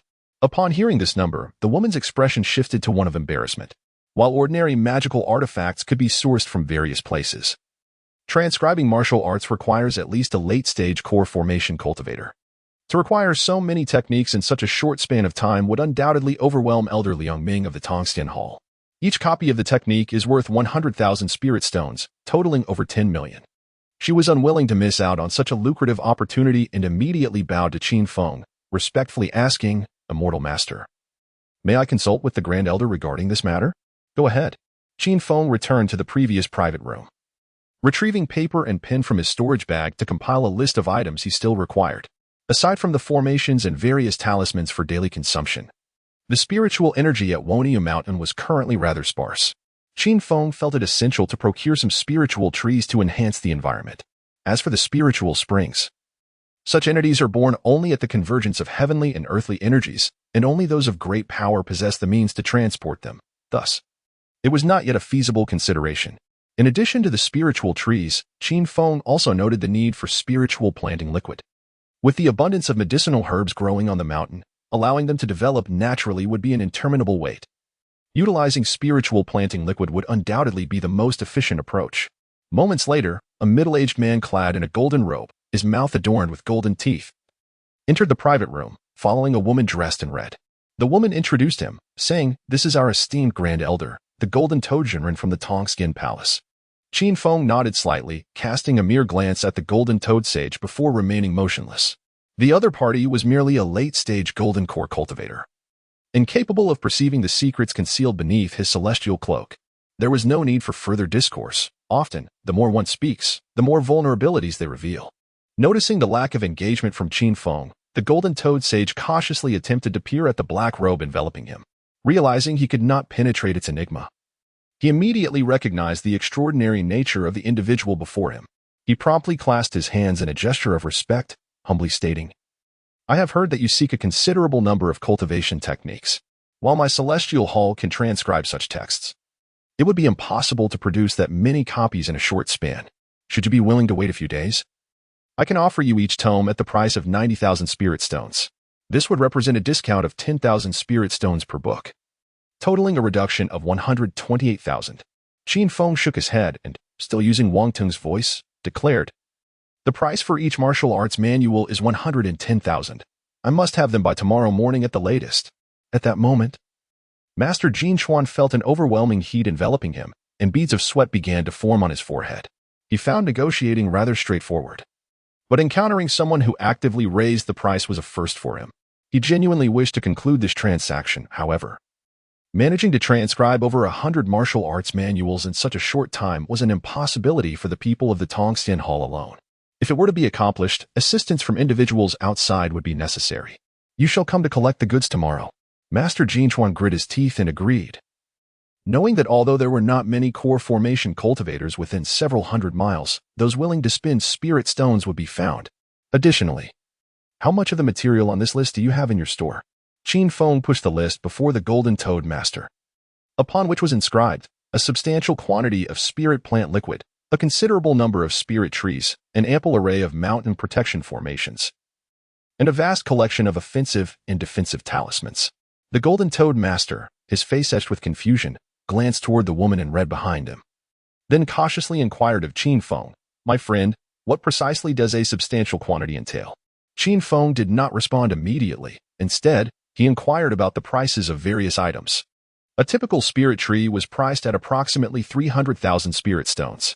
The most basic mountain protection formation, sufficient to meet Qin Feng's requirements, cost around 50,000 spirit stones per set. The most ordinary spirit plant liquid was priced at 5,000 spirit stones per barrel, while talismans and other items were considerably more affordable in comparison. Qin Feng procured an additional 16 spirit trees, 100 barrels of spirit plant liquid, 128 sets of protective mountain formations, and various other talismans. In the private chamber, the Golden Toad real person and the red-clad female cultivator who initially attended to Qin Feng were flushed with excitement. The sale of such a substantial quantity of high-priced items could rival the annual profits of the Iron Mountain Workshop's Tongxian Hall. "Rest assured, my friend, by dawn tomorrow, Tongxian Hall will be fully prepared with the goods you require." The Golden Toad real person immediately signaled to the female cultivator behind him and swiftly turned to commence preparations. "Esteemed master, we have exquisite guest rooms available. If you do not mind, I would be delighted to accompany you for a moment of respite, the red-clad woman purred. Moving closer, her neckline inadvertently slipping to reveal more of her alluring figure, exuding an enchanting fragrance that hinted at the use of some sort of charm. In terms of figure and beauty, she paled in comparison to Ding Shuli. More critically, it was Qin Feng's first interaction with Tongskin Hall. And should someone burst in midway to proclaim her as his partner, it would create an untenable situation. As the woman drew nearer, Qin Feng's voice turned icy. Are you seeking death? Forgive me, my lord. I merely wish to keep you company, hoping you would visit us more often in the future. Qin Feng rose and inquired with a calm demeanor. Does the Tongskin Pavilion have any Rakshasa pills for sale? Rakshasa pills? The woman's eyes briefly widened in surprise. And she promptly replied, we do have Rakshasa pills, but they were purchased a few days ago. Currently, there are less than 20 left, all of which are 2-pattern pills. I shall take them all. The Rakshasa pill is a human-grade elixir, though seldom utilized by cultivators. It commands a price of 3,000 spirit stones each. After securing 17 Rakshasa pills within his storage ring, Qin Feng departed from the Tongskin Pavilion and returned to the inn. The afternoon had already unfolded. Qin Feng intended to first synthesize all the Rakshasa elixirs before making another visit to the Misty Rain Pavilion. Having amassed a fortune at the Tongskin Hall today, he would require the assistance of a formidable ally to shield him from prying eyes when departing from Taizan Workshop the following day. Chapter 47. Synthesis of the Exquisite Rakshasa Elixir. Upon returning to the inn, in his chamber, Qin Feng cast a restraining spell and then retrieved all the Rakshasa pills, placing them in the palm of his hand for inspection. At the human tier, pills no longer distinguish between upper, middle, and lower grades. Their quality is solely determined by the intricate pill patterns, ranging from 1 to 9, with 9 patterns indicating the finest grade. As he scrutinized the Rakshasa pill, a line of small text appeared before him, detailing the pill's effects. 2-pattern Rakshasa pill. Upon consumption, it enhances physical constitution and power, imbues a sense of killing intent, and contains a minor toxin that can adversely affect one's disposition, potentially leading to madness. It can be synthesized into a 6-pattern Rakshasa pill. Currently, Qin Feng possessed only 17 2-pattern Rakshasa pills, having successfully synthesized 2 exquisite Rakshasa pills after 3 rounds of refinement. The exquisite Rakshasa pill, free of toxins and side effects, capable of significantly enhancing both physique and strength. It can be synthesized into the Rakshasa Divine pill. At that moment, the pill was the size of a thumb, radiating a deep crimson hue, adorned with 10 intricate patterns that were truly a feast for the eyes. The exquisite Rakshasa pill bore no toxins and would not alter one's nature. The inscription indicated the possibility of synthesizing the Rakshasa Divine pill, the very name suggesting its superior potency. However, Qin Feng hesitated. Given that his sister's current strength was not substantial, recklessly consuming such a potent pill might yield adverse effects. It would be wiser to first provide her with 2 exquisite Rakshasa pills. After placing the 2 pills into his storage ring, Qin Feng promptly departed the inn, making his way to the Misty Rain Tower. As evening fell, a torrential downpour suddenly enveloped the sky. The streets became a flurry of hurried pedestrians, all seeking shelter from the rain. Some unfurled umbrellas, navigating through the downpour, while higher-tier cultivators opted to emit spiritual energy, creating a protective barrier that kept the rain at bay within a 3-foot radius around them. In the midst of the rain, Qin Feng swiftly navigated without the aid of an umbrella or any external manifestation of spiritual power, for his celestial robe offered ample protection against the downpour. Within the Misty Rain Tower, in a training room crafted from mysterious iron, stood 18 lifelike wooden sculptures, each a testament to exquisite artistry. Qin Yu, clad in a black training outfit, stood with her eyes closed amidst a multitude of wooden sculptures. Her left hand grasped the sword sheath while her right rested upon the hilt of her sword. Soon, your opponent shall be a martial arts master at the pinnacle of the Qi refinement stage. Li Qingqing stood in the corner of the training room, extending her hand to unleash 18 strands of violet gas that merged with the wooden carvings. In an instant, the wooden figures opened their eyes, their gaze shimmering with a purple light as they charged towards Qin Yu. Qin Yu remained with her eyes tightly shut, yet her right hand swiftly drew the sword with a speed that was almost imperceptible. Clang! The sharp blade was unsheathed, with a fluid twist of her waist. Her arm thrust forward repeatedly, and in an instant, 18 glimmers of cold light accurately struck the wooden figure's forehead, piercing it to create a small hole. Clang! The treasured sword returned to its sheath with a grace that suggested it had been practiced countless times. Only then did Qin Yu finally open her eyes, the violet glow within them gradually dissipating. How was that? The aura emanating from Qin Yu was exceedingly frigid, rendering her expression almost devoid of emotion. My daughter is remarkable. With the rain falling outside, she suggested, let us take a moment to rest.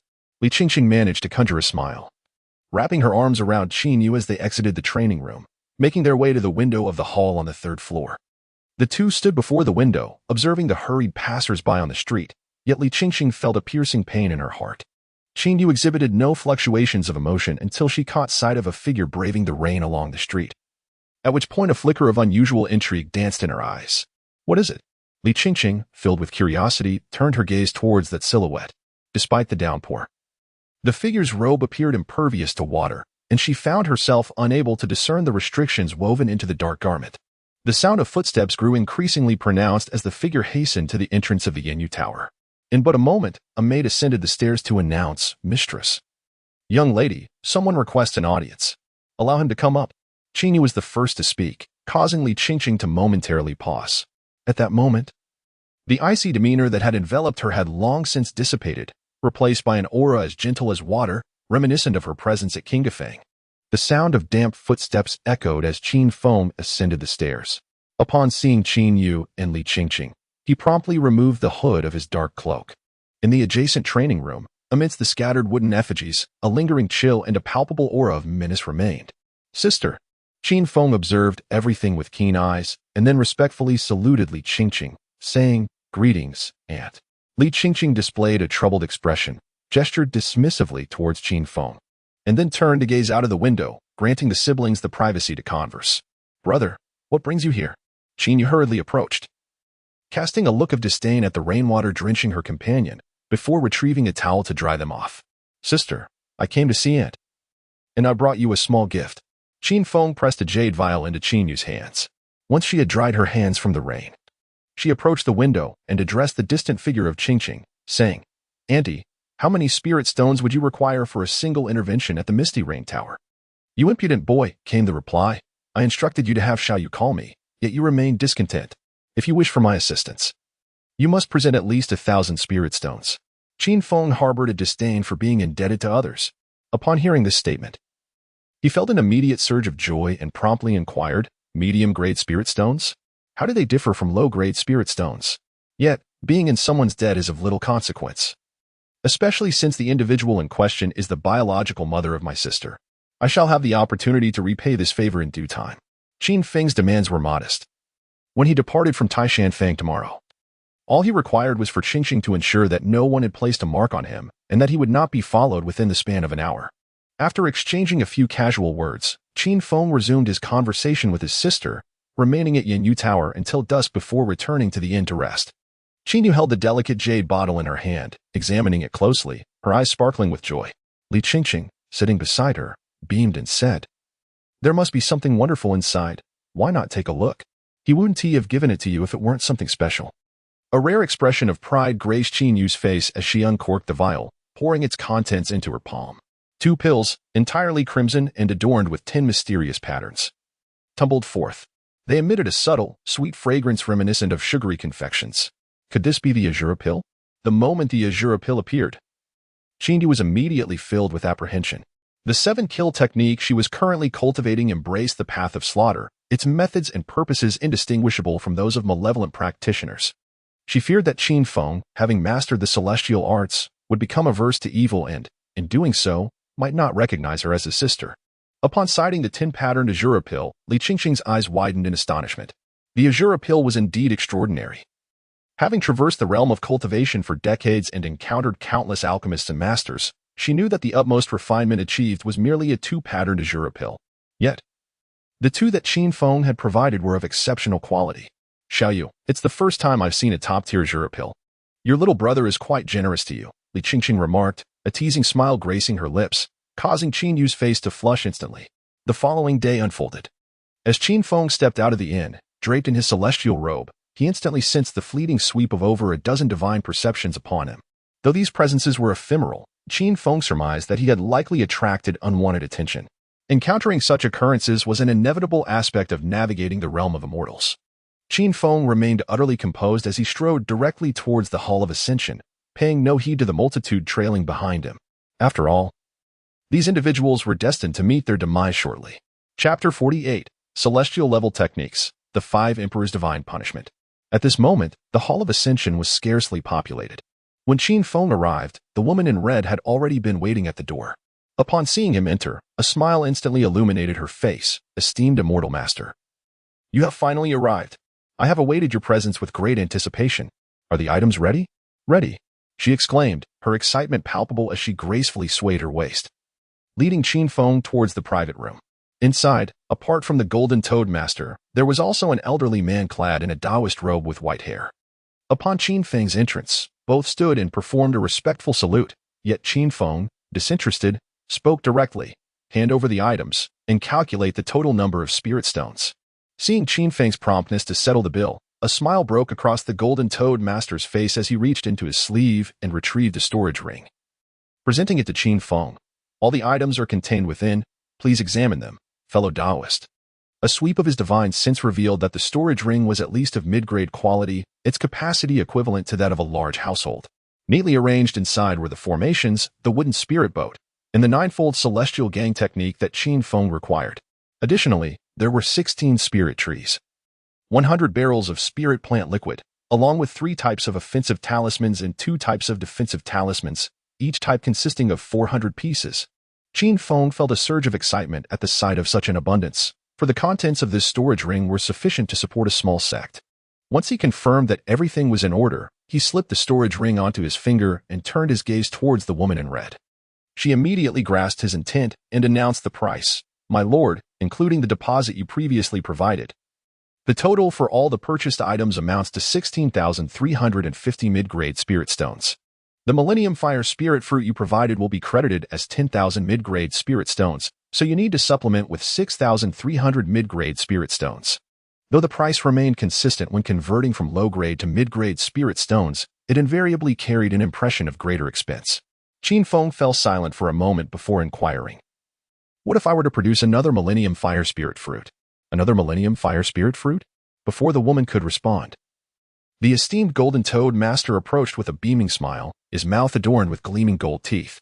He said with an ingratiating tone, rest assured, revered Immortal Master. Should you be willing to present another Millennium Fire Spirit Fruit, we shall value it at 6,000 spirit stones, in addition to supplementing you with 4,000 mid-grade spirit stones. Without hesitation, Qin Feng retrieved a Millennium Fire Spirit Fruit from his storage ring.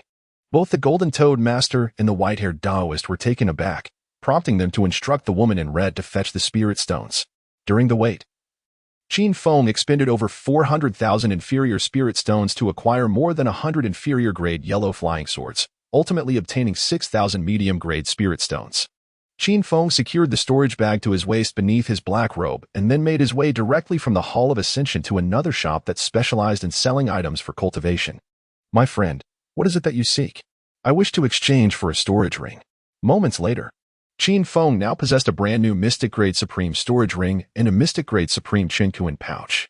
As for the ring and Spirit Stone pouch gifted by the Ascension Hall, he had already exchanged them for spirit stones. How cautious this man was. On the second floor of the Ascension Hall, Golden Toad Sage and the white-haired Taoist sat facing each other, a blue compass placed between them.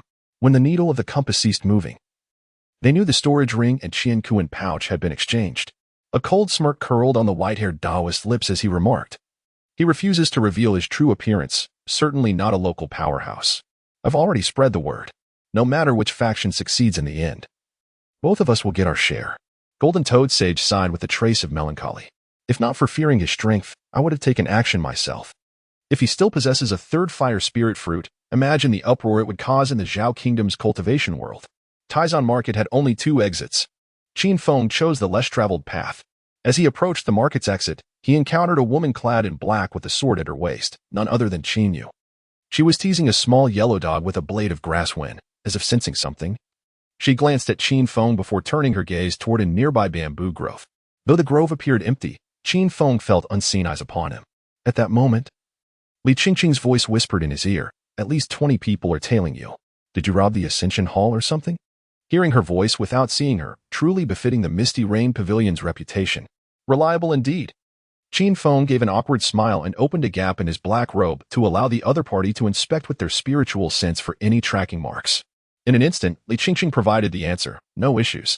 Annie's kindness is as deep as the ocean. I shall never forget it in this lifetime, Qin Feng said earnestly. Sister, I'll come visit you again soon. Upon finishing his words, Qin Feng swiftly commandeered the wooden spirit vessel, soaring into the sky. While Qin Yu cradled the small yellow dog as she returned to Iron Mountain Village. Soon, more than a dozen figures emerged at the village's exit, propelling themselves into the heavens with their flying artifacts. However, before they could fully ascend, they were met with a mysterious assault, resulting in their bodies bursting apart, with even those in the core formation stage unable to escape their fate. In the blink of an eye, the ground was littered with over 10 mangled corpses, causing the cultivators who followed to come to an abrupt halt. Qin Feng cast a distant glance, ensuring that Qingxing had taken care of the trivial matters before he descended to the ground with ease. He sought out a secluded spot to craft 2 wooden spirit boats, infusing them with spiritual energy from his shroud of heaven, transforming its appearance. With that, he swiftly made his way toward the direction of Wonia Mountain. Upon returning to the cave dwelling of Wonita Mountain, Qin Feng extracted all the ninefold celestial vigors and began the process of synthesis. The ninefold celestial vigor, a mid-tier yellow-grade technique, possesses a ferocious spiritual force akin to surging waves, with each layer surpassing the last in strength. When paired with the celestial sword array, it is most beneficial for those with fire or water spiritual roots. The synthesis yielded the ninefold divine path scripture. By this time, Qin Feng had grasped the fundamental rules governing the synthesis process. When combining items such as medicinal herbs or spiritual fruits, the age of the items would enhance the outcome, while artifacts and talismans would improve in quality. In terms of cultivating techniques, synthesis not only refined the methods but also elevated their quality. Upon completing the first round of synthesis, all techniques transformed into the ninefold divine path scripture. Subsequently, he embarked on the second and third rounds. The names and qualities of the techniques underwent rapid transformation: ninefold divine path scripture, 5 elements divine path scripture, and 5 elements ancestor scripture. Eventually, Qin Feng lost count of the number of times he had synthesized. Over 100 techniques coalesced into a resplendent golden scroll. The scroll gleamed in a brilliant gold, radiating a spectrum of colors, with 5 figures of distinct hues seated within the luminous aura. The 5 Emperors' Divine Extermination Technique, a celestial-grade technique, harmonizing the 5 attributes, capable of advancing from the foundation establishment stage to the Great Ascension stage, accompanied by a complete array of extermination formations for immortals, deities, and demons. Further synthesis was no longer possible. As for the techniques beyond the Great Ascension stage, a higher level of synthesis would be required, for the potential of the ninefold celestial vigor was limited. Indeed, celestial-grade techniques are extraordinary. Witnessing the kaleidoscopic phenomena emanating from the 5 Emperors' Divine Extermination Technique scroll, Qin Feng felt his breath quicken. Merely gazing at this spectacle instilled within him a sense of invincibility, a testament to the overwhelming nature of the technique. Upon unrolling the scroll, a strand of golden light surged forth at an astonishing speed, piercing into his brow. Qin Feng was overwhelmed, as a myriad of intricate golden characters suddenly flooded his mind, all pertaining to the intricate formations of the 5 Emperors' Divine Execution Technique. Shortly thereafter, a diminutive figure radiating a spectrum of vibrant hues appeared in his consciousness, seated in a meditative posture, seemingly engaged in cultivation. The spiritual energy flowed in and out, circulating with fervor, ultimately converging in the sea of qi, at times swift as a gale, at others fierce as a wild wolf. As Qin Feng synchronized his cultivation technique with the vibrant little figure, a resplendent aura of multicolored light gradually enveloped him. By the time he fully mastered the invincible divine slaying technique, the little figure had nearly exhausted its energy. After a practitioner breaks through their boundaries, it is essential to solidify their newfound realm.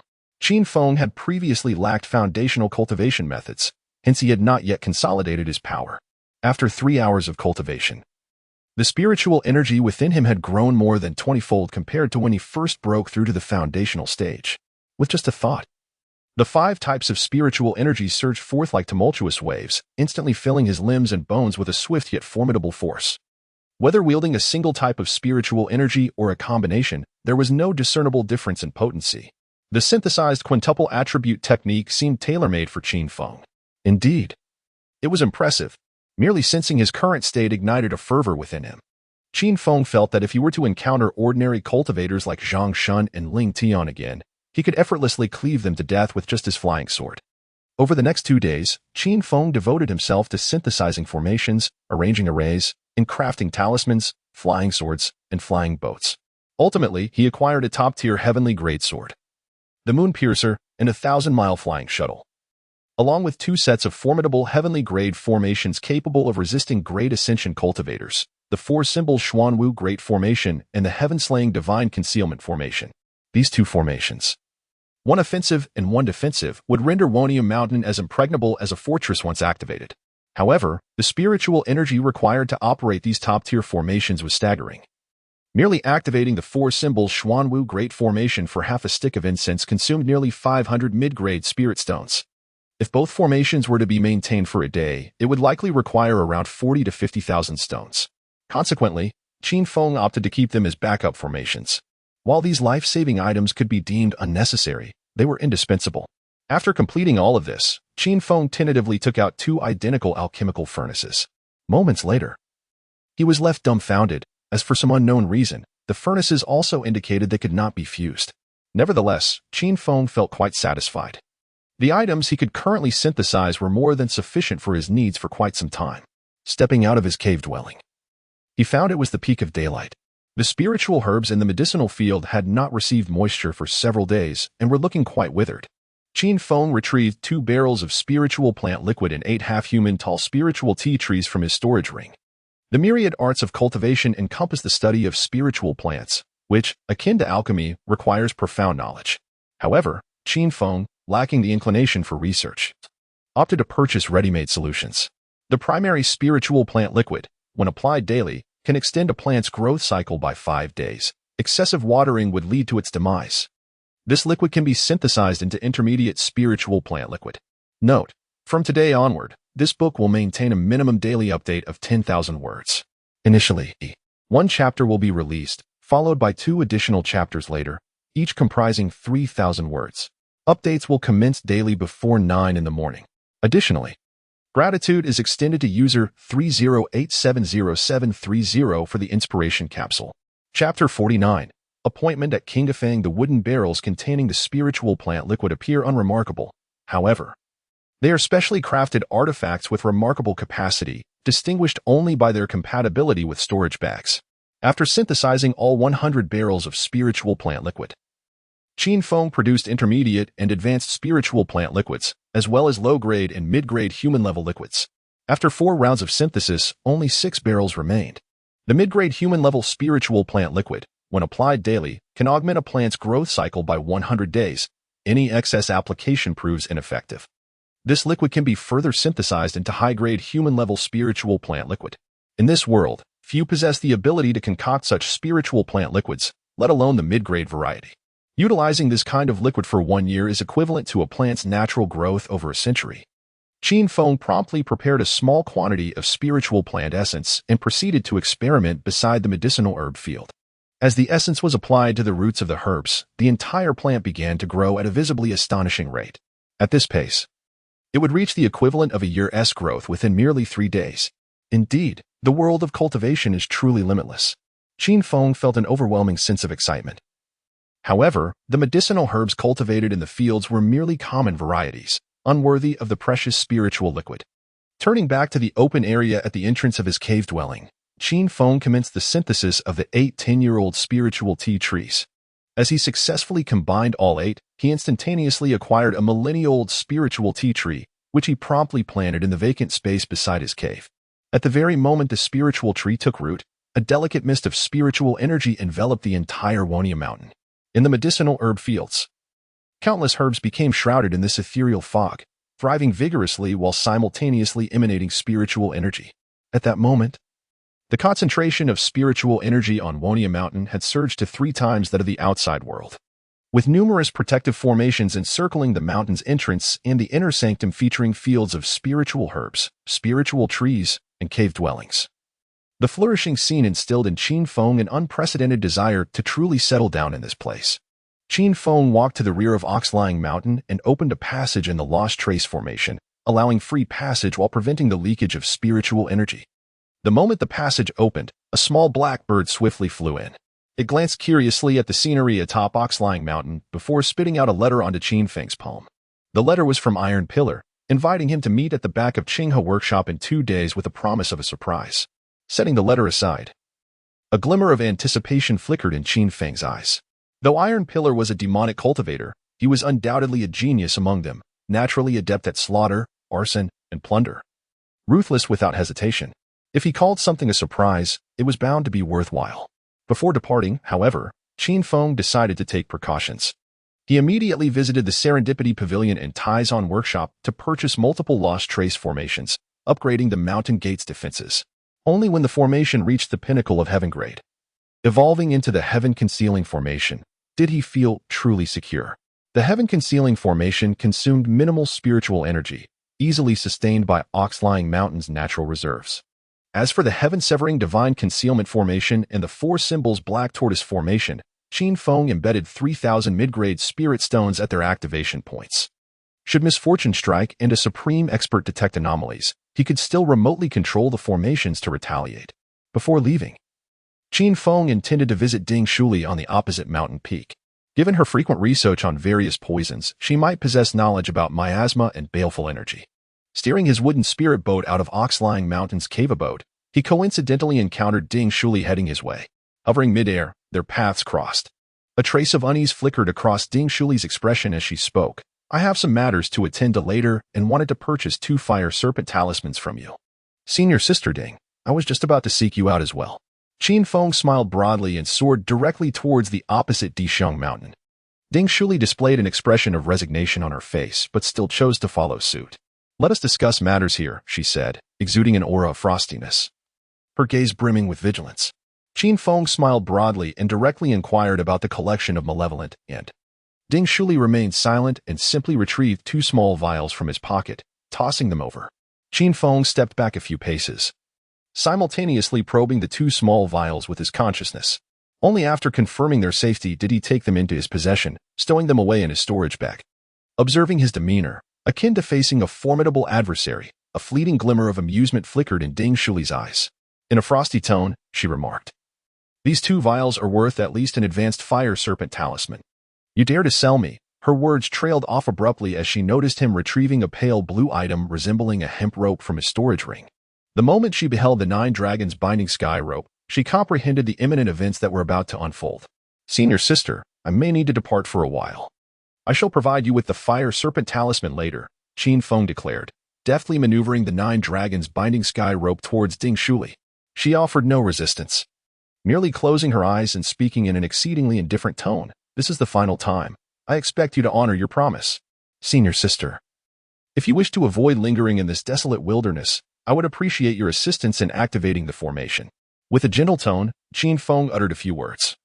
And as the formation opened, he promptly bound her with the 9 dragons binding rope, cradling her like a returning beauty. The cave abode remained unchanged. Yet within the boudoir stood a weathered wooden statue, marred by scars, with the character Qin intricately engraved upon its chest. It seems that Senior Sister Ding still harbors considerable resentment towards me.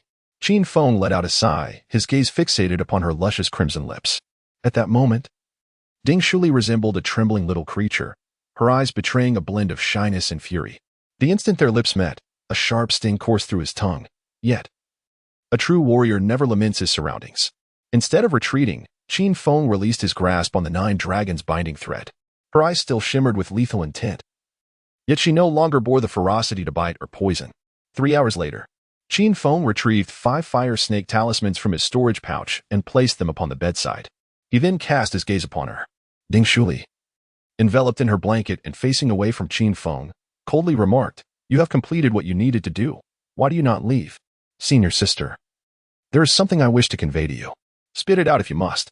This time does not count."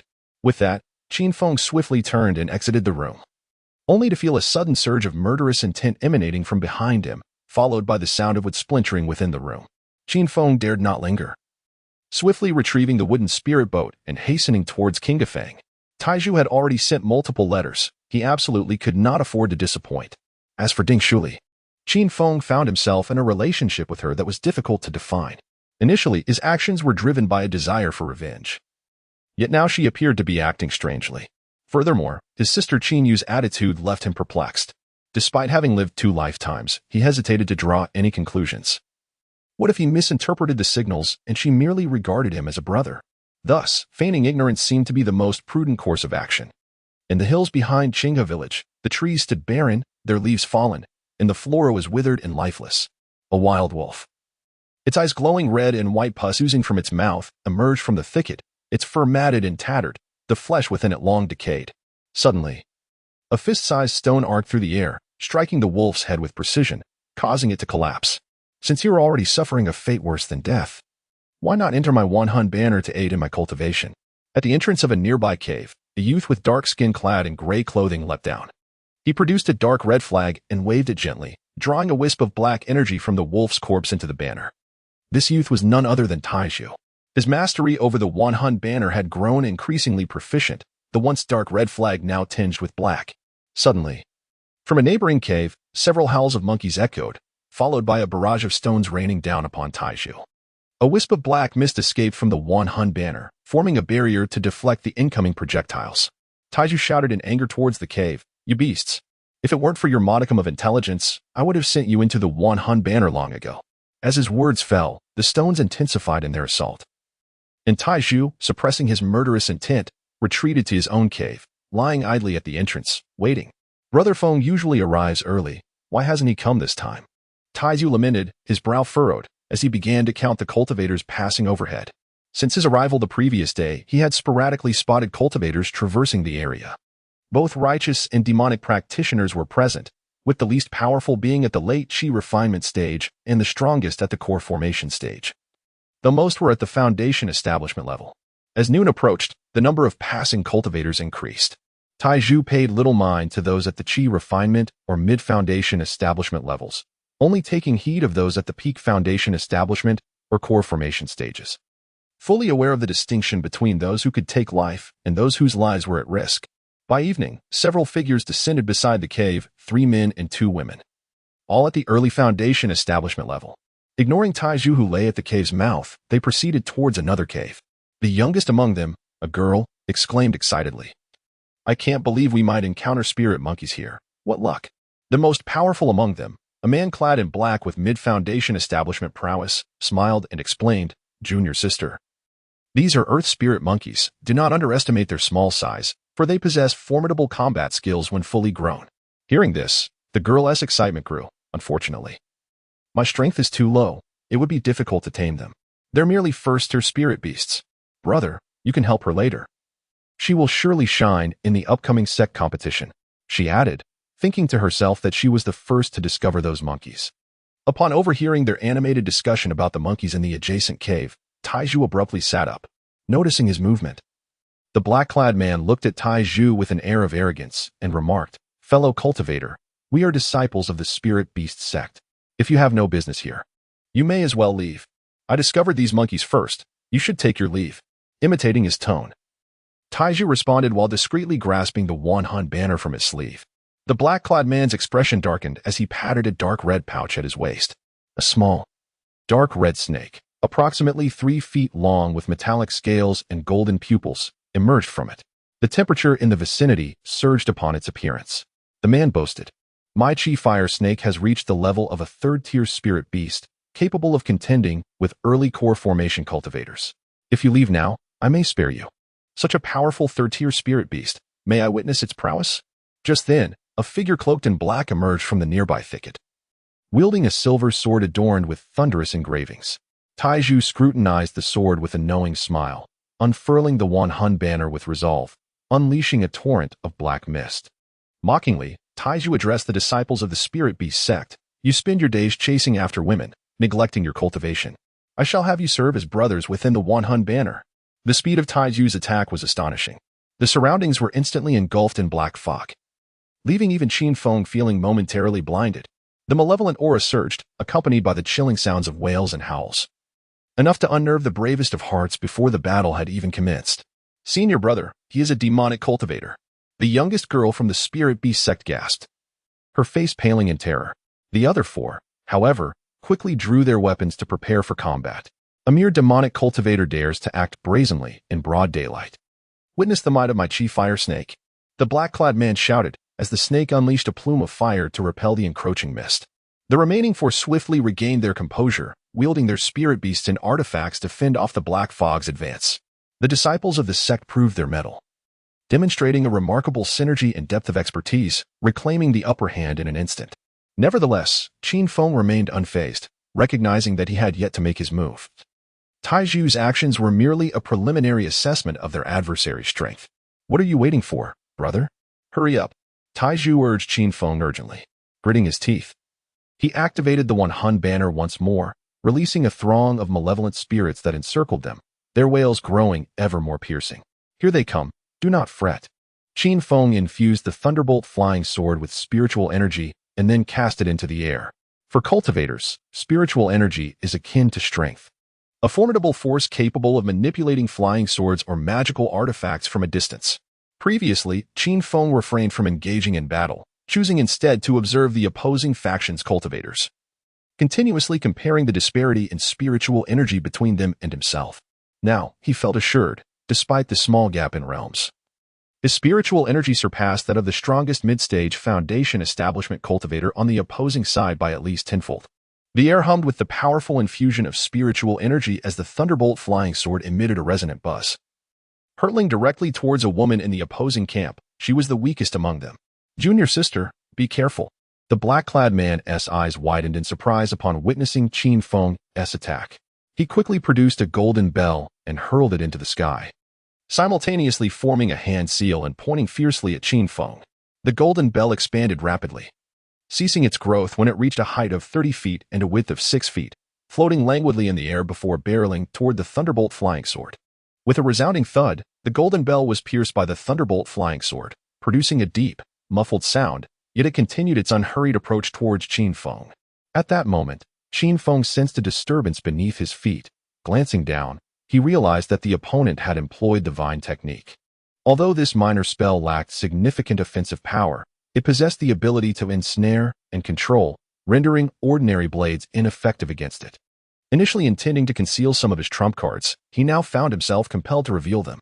With a resigned expression, Qin Feng retrieved a 6-foot-long, 2-inch-wide sword from his storage ring. The blade, resplendently white with a central groove, gleamed as he gently waved it toward the creeping vines below, severing them into several pieces in an instant. At that moment, the fiery serpent lunged toward him, its jaws aimed menacingly at his neck. With a swift motion, Qin Feng wielded the Moonpiercer's sword, its blade slicing through the air with a resonant clang. The sound of metal striking metal echoed instantly, and sparks flew from the fiery serpent's body as it was struck. Why do these magical artifacts appear as mere scrap metal when devoid of spiritual energy? Qin Feng, feeling a surge of frustration, immediately began to channel his spiritual energy. In an instant, the moon-piercing flying sword radiated a dazzling brilliance. Seizing this opportunity, Qin Feng swiftly slashed downward with the sword. With a swift motion, the head of the third-tier spiritual beast, the Crimson Fire Serpent, was severed, leaving its crimson body writhing helplessly on the ground. The man in black, bound by a contract to the Crimson Fire Serpent, felt a simultaneous backlash to his mind, and he instantly spat out a mouthful of fresh blood. The golden bell buzzed ominously, spinning as it approached, intent on trapping Qin Feng within its confines. At this moment, Qin Feng realized that this golden bell was not merely a defensive artifact. It appeared capable of offensive maneuvers as well. However, having already drawn the moon-piercing flying sword, he was eager to test its might. With a flick of his thoughts, the slender blade surged forth, resembling a streak of light racing toward the golden bell. Crack! The continuously rotating golden bell was pierced directly by the moon-piercing flying sword, and within its confines, the sound of shattering echoed loudly as it plummeted to the ground, reduced to a heap of shattered bronze. With the artifact damaged, the man in black coughed up another mouthful of blood, his mind suffering consecutive blows. At this moment, his face turned as pale as parchment, and fear flickered in his eyes. Qin Feng ceased the use of the and swiftly reverted to the. On one hand, that was exceedingly taxing on his spiritual energy, depleting nearly half of it after just 2 strikes. On the other hand, he was apprehensive about being detected. At that moment, Taiju summoned a colossal black skull from the thousands of souls within the, relentlessly charging and disrupting the group. He himself wielded 2 sharp iron claws, engaging in close combat with his adversaries, enveloped in a swirling aura of darkness, reminiscent of a demon. Qin Feng wielded his flying sword and plunged directly into the fray, where the adversary's strongest fighters had already lost their combat prowess. Naturally, their defeat was imminent, and within moments, they were all left gasping for breath. Witnessing the prowess of the two, the man in black promptly pleaded for mercy. "Esteemed friend, we are disciples of the Spirit Beast sect. I implore you to show us leniency." Announcing one's sect before engaging in battle serves as intimidation, while revealing it after the clash becomes a veiled threat. Yet, the opponent was astute enough to phrase it delicately. "You lot, I believe it would be more beneficial for you to enter my 10,000 souls banner and assist me in my cultivation." A cold smirk crept across Iron Pillar's face as he tossed the two black claws into the void. The claws, catching the wind, elongated and arranged themselves alongside a skull in a formation resembling a character, manifesting a creature with a partially ethereal form. With this grand technique unleashed, the barely surviving foes could not withstand the onslaught of the creature, and in mere moments, they were consumed by the 10,000 souls banner, leaving behind only bloodied and twitching corpses on the ground. The creature devoured the bodies, crunching them with audible snaps, and occasionally regurgitated various storage rings, bags of holding, and other items. Not a trace of bone remained. Qin Feng felt no remorse for the killings, yet he relished the division of the spoils. "Brother Feng, with our combined strength, we can certainly dominate all cultivators below the core formation stage," Iron Pillar exclaimed, his face alight with excitement as he scavenged the fallen's belongings. Qin Feng curled his lip and inquired, "You didn't summon me merely for such trivial matters, did you? Surely, there must be something of significance at hand. However, let us first divide these items amongst ourselves." Taiju gathered all the treasures he had collected into his garments and began to ascend towards a nearby cave. Qin Feng, intrigued, cast his gaze towards the adjacent cave, which had once served as his temporary refuge. At that moment, a few furry heads cautiously emerged, peering out to assess the surrounding situation. Upon sensing Qin Feng's gaze, they swiftly retracted their heads back into the safety of the cave. "Monkeys?" Qin Feng's eyes flickered with astonishment as he swiftly darted into the cavern. The troop of monkeys had already ascended via the vines dangling from the ceiling, and upon noticing Qin Feng at the entrance, they paused mid-climb without showing the slightest fear of humans. Suspended from the creepers were 3 adults and 1 juvenile, all 4 primates regarding the intruder with wary vigilance. "So it was you little rascals after all." Qin Feng was already well acquainted with them. He could recognize them from a distance. Suddenly, one of the monkeys let out a cry directed at Qin Feng, simultaneously gesturing towards the remnants of the ash heap left behind in the cave. After a moment of contemplation, Qin Feng could only conceive of one possibility. When he initially merged the discarded elixirs, he had found that some of the severely damaged pills were utterly unusable, thus he discarded them. "Could it be that you consumed these?" The few monkeys nodded excitedly, one even giving a thumbs up. "But you haven't traversed dimensions, have you?" The 4 monkeys appeared bewildered, utterly oblivious to the meaning behind the words of the bipedal creature before them. Although their aura was feeble, they had at least developed the intelligence to comprehend human speech. After a brief hesitation, Qin Feng inquired, "Would you be willing to accompany me on a journey of cultivation?" Some of the monkeys shook their heads, while others chattered incessantly, causing Qin Feng to furrow his brow in annoyance. Sensing that he could not comprehend their animal tongue, several monkeys exchanged glances of disdain before scampering away along the vines. "What a madness this is," as Qin Feng grumbled, contemplating whether to adopt a more forceful approach to capture a couple of creatures to assist him in managing the mountain gate. A fuzzy figure gracefully descended along the vines. It was a small monkey, standing merely 4 feet tall, with a slender physique and sparse fur, yet its eyes radiated a clear brilliance. Whimpering softly, it pointed at the gray mark beside it, then gestured to its mouth and finally extended its hands towards Qin Feng, seemingly requesting food. "Would you partake in this little creature's request?" Qin Feng retrieved a medicinal herb that enhances physical constitution from his storage ring and presented it to the little monkey. The monkey's eyes sparkled with excitement as it swiftly snatched the herb and devoured it in mere moments. "Do you still desire to indulge in exquisite delicacies? Oh dear, follow me, and soon you shall feast to your heart's content." Qin Feng gently patted the little monkey on its head before turning to stride outside. The individuals he had just dispatched were members of the Spirit Beast sect, and their cultivation methods pertained to the taming of spiritual beasts. Hence they would undoubtedly possess medicinal herbs for nurturing such creatures. A flicker of hesitation crossed the little monkey's eyes, yet it cautiously followed suit. In the adjacent cavern, Taiju was enveloped in a shroud of dark restraints, currently engaged in refining the storage bags of the recently fallen adversaries. Upon noticing Qin Feng's entrance, he was immediately overtaken by a look of disappointment, especially when he caught sight of the little monkey lurking at the entrance. Brother Feng, there were 4 spirit monkeys just now. Why did you only manage to tame one? Tame one? What nonsense. Do you think I am a member of the spirit beast sect, bound to form contracts with spiritual beasts? Qin Feng rolled his eyes and casually seized a refined storage pouch from the side. Within it lay a Huang-tier flying sword, talismans, various herbs, beast contracts, and gossamer transparent undergarments.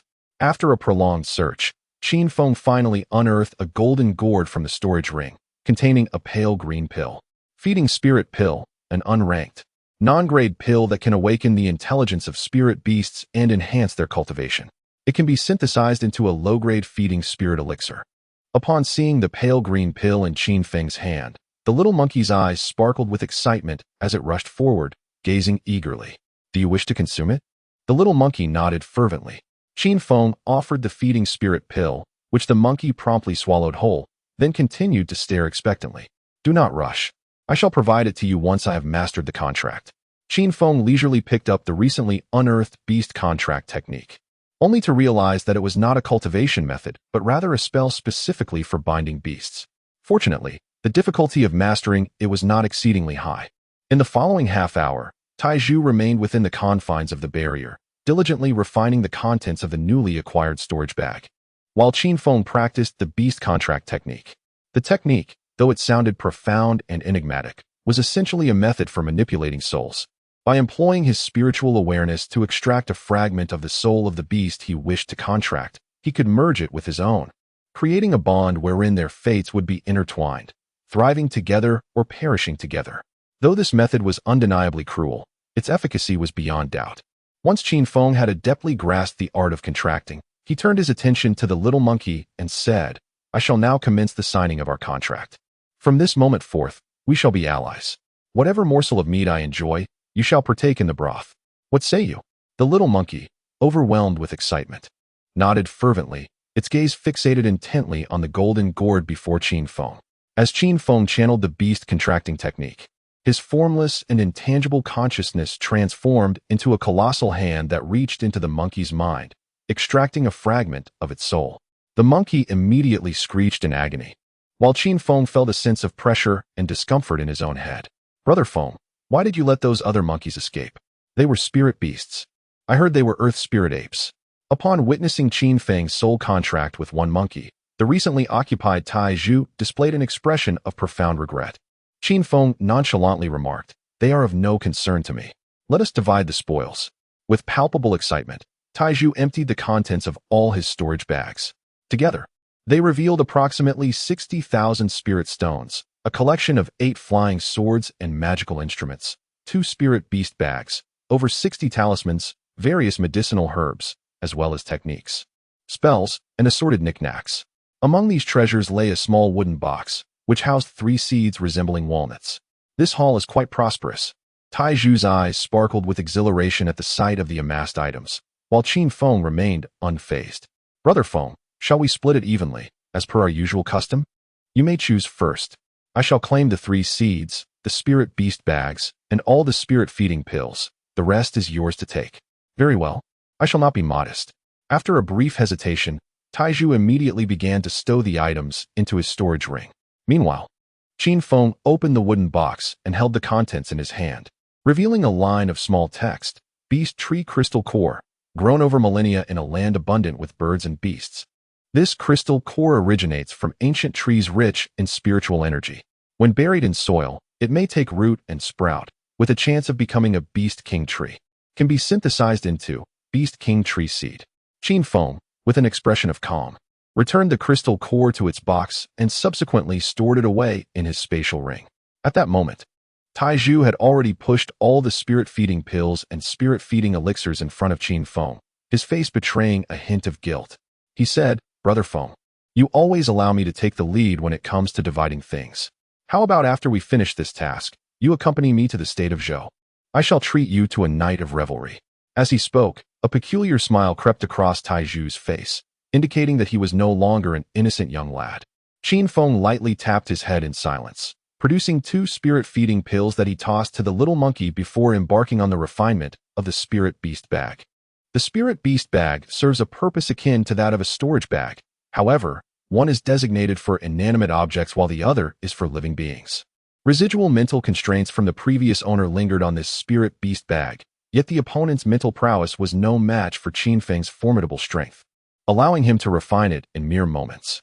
After securing the little monkey within the spirit beast bag, Qin Feng turned to Tai Zhu with a grave expression, inquiring, what treasures could possibly emerge from the turmoil in the Qin kingdom, aside from the ominous presence of ghostly energy? Leaning against the stone wall of the cave, Tai Zhu, still shaken, responded, it is said that 2 years ago, the Haoran sect unearthed a significant spiritual vein in the Qin kingdom. The elder of the Haoran sect, nearing the end of his days, requires a substantial amount of blood spirit stones to sustain his life. Consequently, they deceived the royal family of the Qin kingdom, promising to assist them in their cultivation of immortality, and convinced the emperor to cooperate in setting up the Tai Great Formation. While the formation appears innocuous, it is, in reality, siphoning the life essence of the Qin kingdom's inhabitants to cultivate blood spirit stones. The power of this life essence has inadvertently awakened the long-dormant myriad demons cauldron beneath the earth. As a result, not only have the blood spirit stones been rendered useless, but the remnants of the myriad demons have also been unleashed. It is likely that the myriad demons cauldron will reveal itself in approximately 5 days. Upon hearing such an outrageous account, Qin Feng furrowed his brows, unable to suppress his skepticism. Is this information reliable? Rest assured, I am a true disciple of the Ghost King sect. The news is undoubtedly authentic, Tai Zhu declared with conviction. Qin Feng pressed further. Are there any other treasures besides the myriad demons cauldron? The myriad demons cauldron is indeed a treasure. It is a heavenly-grade artifact capable of sealing all malevolent entities. When the time comes, the myriad demons will belong to me, and the cauldron will be yours. Qin Feng found himself in a state of deep contemplation. The emergence of the celestial tier artifact meant that formidable contenders, not only those in the core formation stage, but also those in the nascent soul stage, could potentially appear to vie for it. Considering his own capabilities and those of Tai Zhu, mere novices in this vast realm, they would do well to keep their distance from the fray, lest they be splattered with blood. However, Qin Feng had previously encountered descriptions of blood spirit stones in ancient texts. These stones, nurtured through a unique technique that combined vitality and blood, could transform spiritual energy into life force. Blood spirit stones were reputed to enhance physical constitution and prolong life, and were virtually unavailable on the market. Securing even a semi-finished product could present a remarkable opportunity.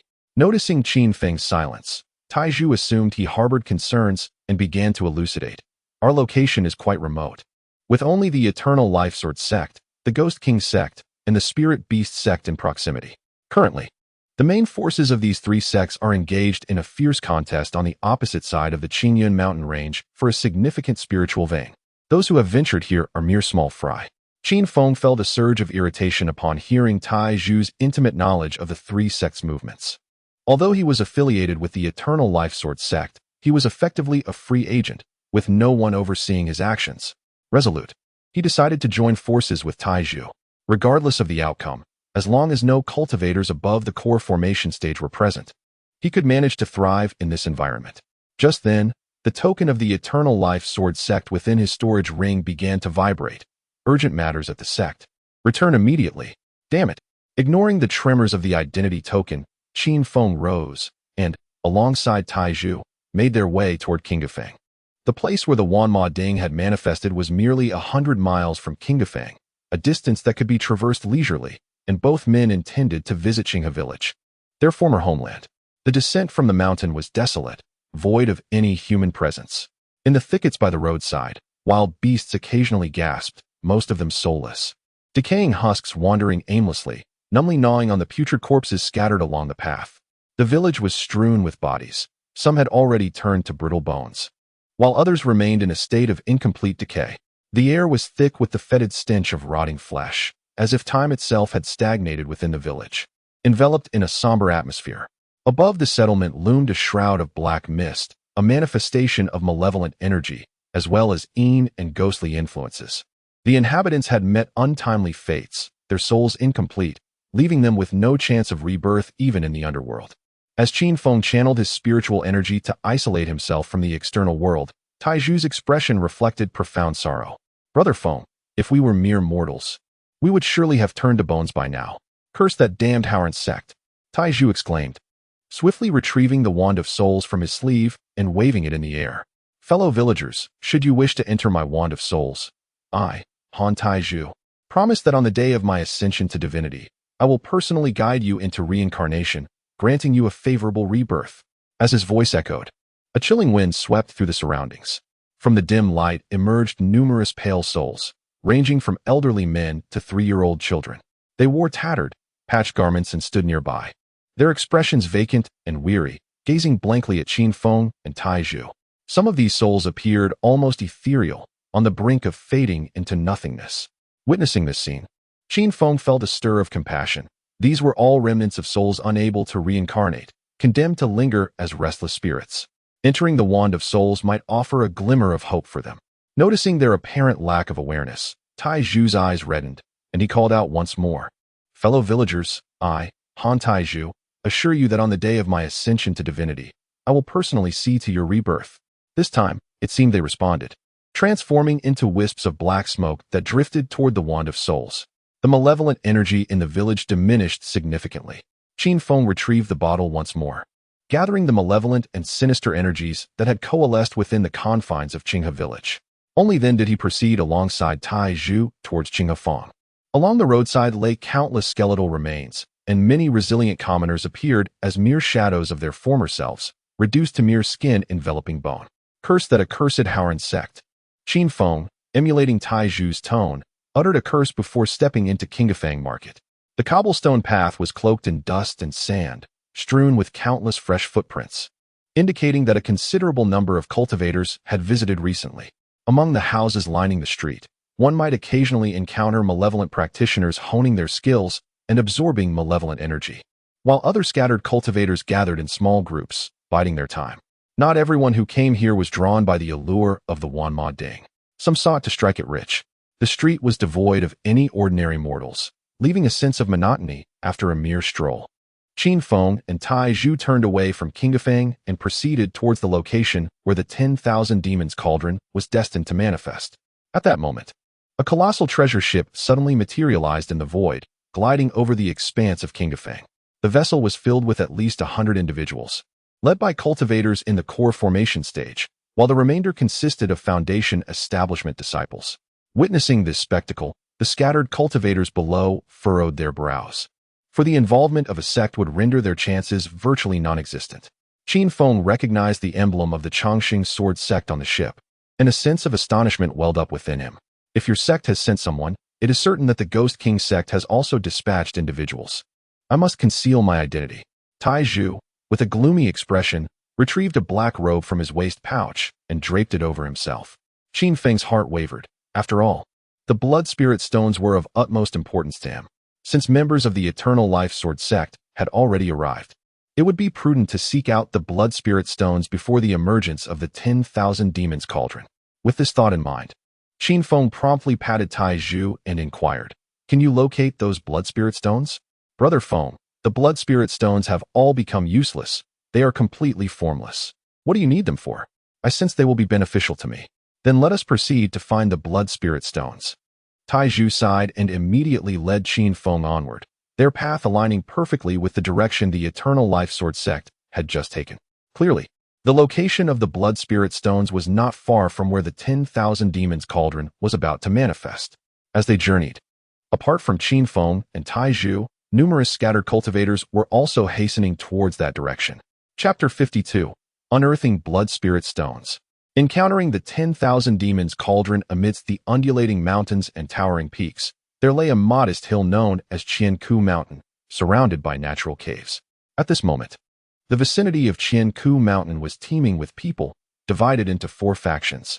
Members of the Eternal Life Sword sect donned white garments, standing poised with flying swords or empty-handed.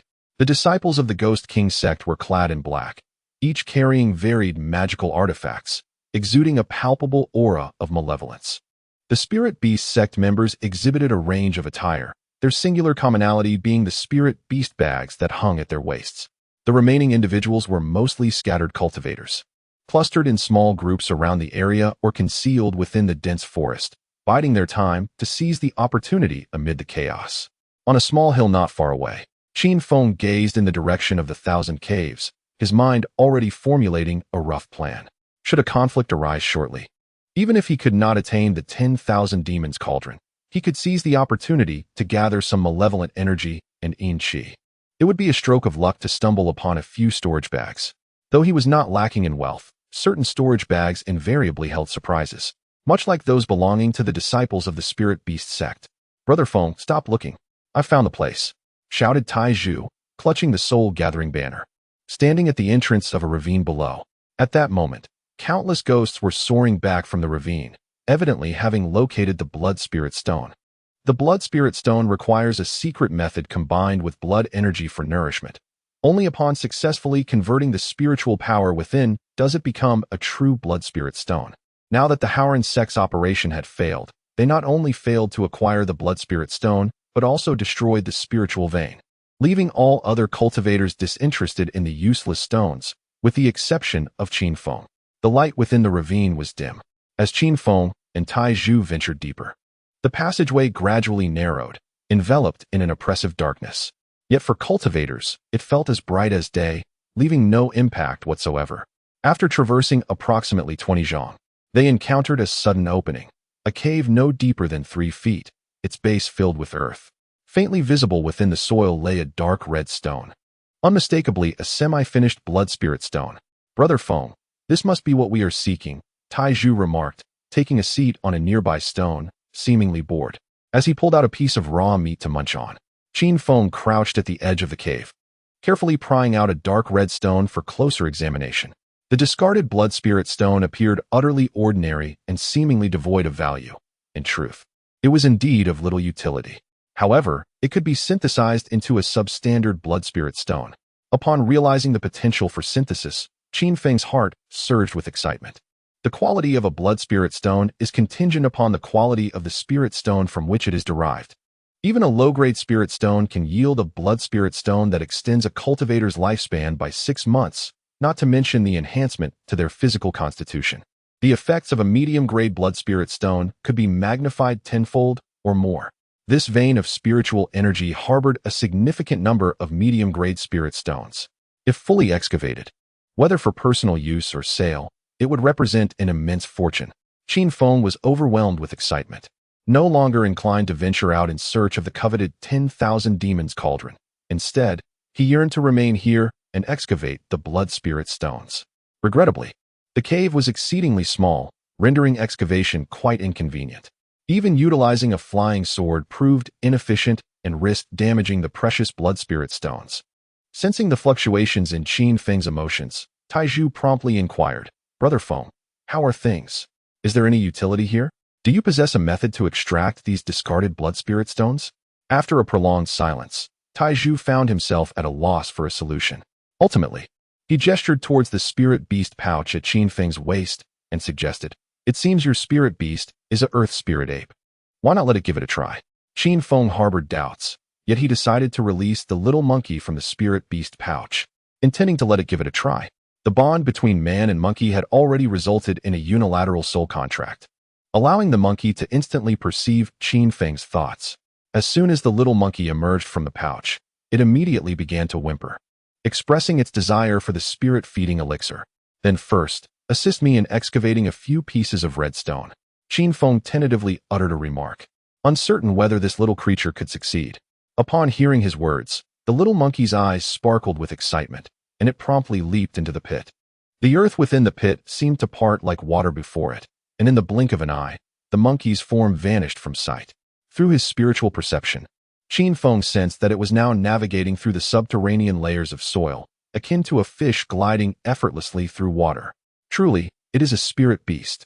Qin Feng felt both joy and envy. For a cultivator to move as freely through the earth as this creature would require at least a year or two of mastering the earth evasion technique to perfection. Yet as a spirit beast, even one newly awakened to intelligence, it possessed such evasion skills inherently, far beyond what any cultivator could compare with. If only I had contracted one myself, Qin Feng mused. Witnessing the earth spirit ape's prowess, Tai Zhu let out a sigh, though his eyes betrayed no real envy. He turned and sprawled beneath a nearby stone slab, quickly succumbing to deep slumber. His path diverged from Qin Feng's, unorthodox and unrestrained. Why bother nurturing a spirit beast when one could simply take what was needed? Moments later, the earth spirit ape emerged from the muddy pit, shaking off the clinging dirt before placing 4 depleted blood spirit stones at Qin Feng's feet.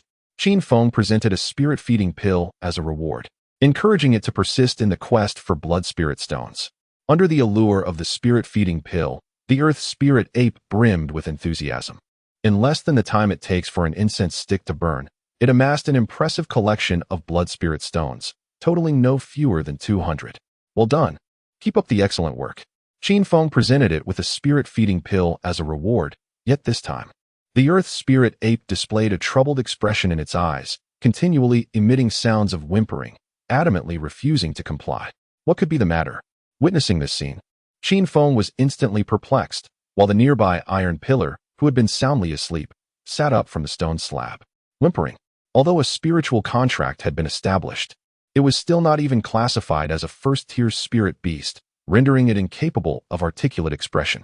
Could it be that it had been working for too long and was hungry? Whimpering. The earth spirit ape shook its head vigorously, fear evident on its face, incessantly pointing downward.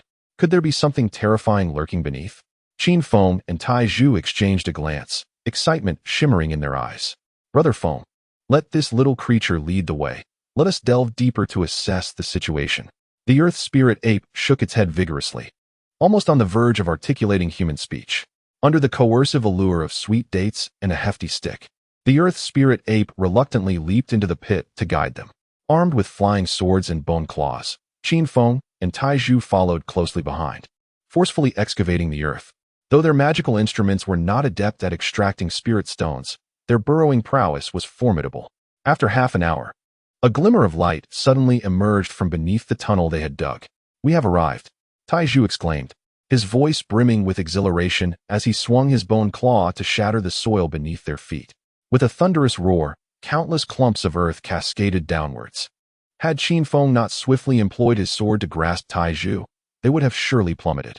The small monkey was half embedded in the soil, gesturing downwards. Qin Feng stowed it away in his spirit beast pouch before descending on his flying sword. They found themselves in a vast cavern. The cavern floor bubbled with magma, golden flames erupting from vents, revealing a fully formed subterranean fire dragon vein. In the expansive magma nearby, 8 crimson chains adorned with golden runes unfurled from the molten depths, tightly ensnaring a colossal black cauldron above. The cauldron was etched with dark red symbols, enveloped in demonic energy, and appeared to be struggling against its chains. The cauldron of 10,000 demons? Upon sighting the immense cauldron, Tai Zhu's face lit up with excitement. What a stroke of luck. I knew following you would bring me fortune. With a beaming smile, he leaped onto a nearby smoldering red stone.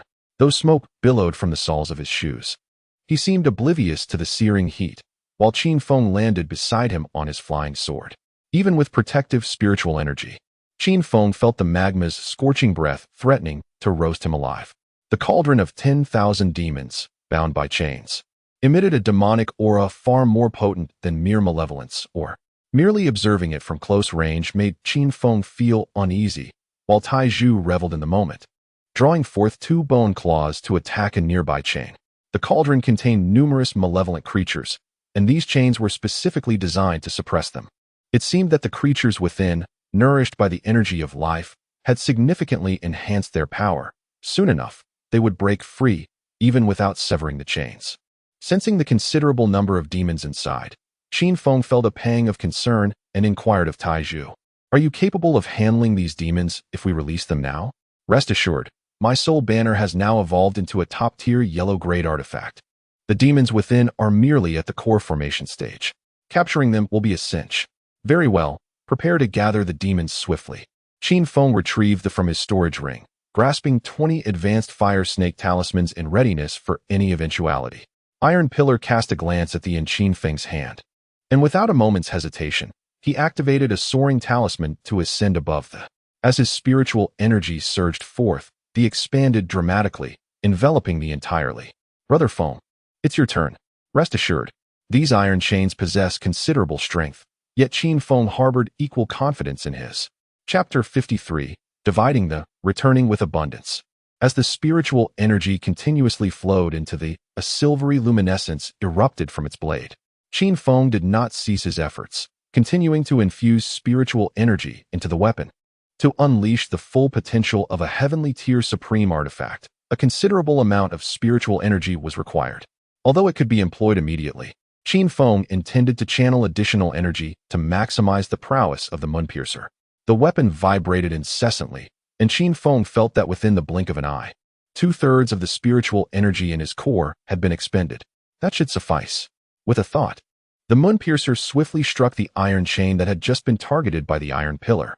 With a resounding clang, the rune-etched chain was cleaved in twain, its severed edges smooth and even, while the Moonpiercer remained unscathed. Truly, it was a heavenly tier supreme flying sword. A surge of joy welled up within Qin Feng as he commanded the Moonpiercer to slice through the next iron chain. With each severed link, an increasing amount of dark, demonic energy manifested from the demon cauldron. The iron pillar, manipulating the soul banner, unleashed a formidable suction that drew in all the demonic essence. His face flushed crimson. The iron pillar called out to Qin Feng, "Brother Feng, quicken your pace. I cannot hold on much longer." Observing the urgency, Qin Feng resolved to act swiftly, unleashing the remainder of his spiritual power to control the flying sword. Clang, clang, clang. The final iron chains were severed, and an array of anguished howls erupted from within the demon cauldron as terrifying black mist surged forth. The iron pillar, with a swift motion, grazed his chest with his sharp nails, slicing through skin to reach his heart. Blood gushed forth, spilling onto the soul banner. With a resounding boom, the entire soul banner trembled, emanating an even greater force of attraction. As humanoid shadows of black mist burst forth from the demon cauldron, they were immediately drawn into the soul banner, akin to water being poured from one vessel to another. Although the remnants of the demonic souls had already escaped the demon cauldron, there will remain within. At that moment, as the soul banner consumed all the demons from the cauldron, it transformed into a deep obsidian hue, the skulls adorning it growing increasingly sinister. As if on the verge of animation, deprived of its demonic support, the demon cauldron plummeted downward, but the iron pillar reacted swiftly, seizing it and lifting it to the stone beside Qin Feng. "Brother Feng, this belongs to you." The iron pillar grinned widely, tossing the demon cauldron to Qin Feng while admiring the now-changed soul banner in his hands with satisfaction. Qin Feng took the Wanmog Ding and examined it closely. This was a low-tier heavenly artifact, capable of refining medicine as well as suppressing and containing the souls of demons. It was precisely what he needed for a suitable alchemical furnace. Although the Wanmog Ding may have been somewhat excessive for the task at hand, it at least alleviated any concerns of it malfunctioning. As an unclaimed object, it quickly yielded to his spiritual imprint, allowing for successful refinement in a mere moment. Following this process, the Wanmog Ding gained the ability to alter its size at will, in accordance with his thoughts. After reducing it to the size of a palm and storing it in his storage ring, Qin Feng began to survey his surroundings. Above the molten lava lay a layer of charred soil, occasionally revealing some dark red unformed blood spirit stones. These unformed blood spirit stones were akin to waste elixirs, largely useless and incapable of secondary refinement, rendering them undesirable to other cultivators. Qin Feng intended to excavate slowly when the need arose in the future. Having already accepted the Wanma and the Ding, he immediately returned with Taizhu along their original path. As they exited the mountain gorge, faint sounds of a battle could be heard from the direction of Qianku Mountain, and the commotion was considerable, clearly indicating that a conflict had ensued. Qin Feng and Taizhu swiftly ascended to the mountain summit, seeking a concealed vantage point to gaze towards Qianku Mountain. Before them, dark mist swirled ominously around the mountain, with each crevice exuding a continuous stream of sinister energy. The three major sects had already plunged into a chaotic melee, exerting their utmost efforts to seize control of the mountain's peak, while various rogue cultivators scoured the surroundings for opportunities. Numerous flying swords and magical artifacts clashed in the air, and the brilliance of talismans and spells erupted in dazzling displays. In but a brief moment, countless lives were lost amidst the turmoil. Qin Feng inquired of Taizhu, "It appears that this malevolent aura has recently escaped from your 10,000 souls banner, has it not?" Taizhu chuckled. Indeed, those formidable demons were quite overwhelming. and a slight leakage of their dark essence was just enough to tantalize their senses. Qin Feng displayed little interest in the affairs of the sect, yet his curiosity compelled him to inquire about the ghost witch saintess. However, upon receiving the answer, he felt as though his worldview had shattered. For the ghost witch saintess was not human at all, but rather a formidable ghost king, cultivated with the full might of the Ghost King sect. Engaging in dual cultivation with her could not only help one break through their limitations, but also extend their lifespan significantly. It was evident that the elder of the Everlasting Sword sect sought the ghost witch saintess not for the sake of the people, but for more self-serving reasons. Taizhu also posed questions regarding the Everlasting Sword sect. The two of them perched on the mountain for a brief while, but upon finding no further insights to glean, they each departed, one returning to the Ghost King sect and the other to the Sleeping Cow Mountain. Along the way, the number of individuals heading towards Qin Feng was enveloped in a dark robe, leisurely maneuvering the wooden spirit boat on his way back. Along the journey, he collected some miasma in a bottle from the mountains and forests. Upon returning to Woniya Mountain, he was filled with a sense of melancholy. Qin Feng immediately released the earth spirit monkey. The slender creature, upon witnessing the abundant spiritual energy surrounding it and the ancient spiritual tea tree beside the cave, became overwhelmed with excitement, incessantly pounding its chest. Casually tossing out a spirit-feeding pill, the earth spirit monkey deftly caught it and swiftly stuffed it into its mouth, revealing a blissful expression on its face. Qin remarked to it, "From now on, this shall be our home. As long as you remain obedient, life will grow increasingly pleasant. However, should you disobey, I shall feast upon monkey brains. Do you understand?"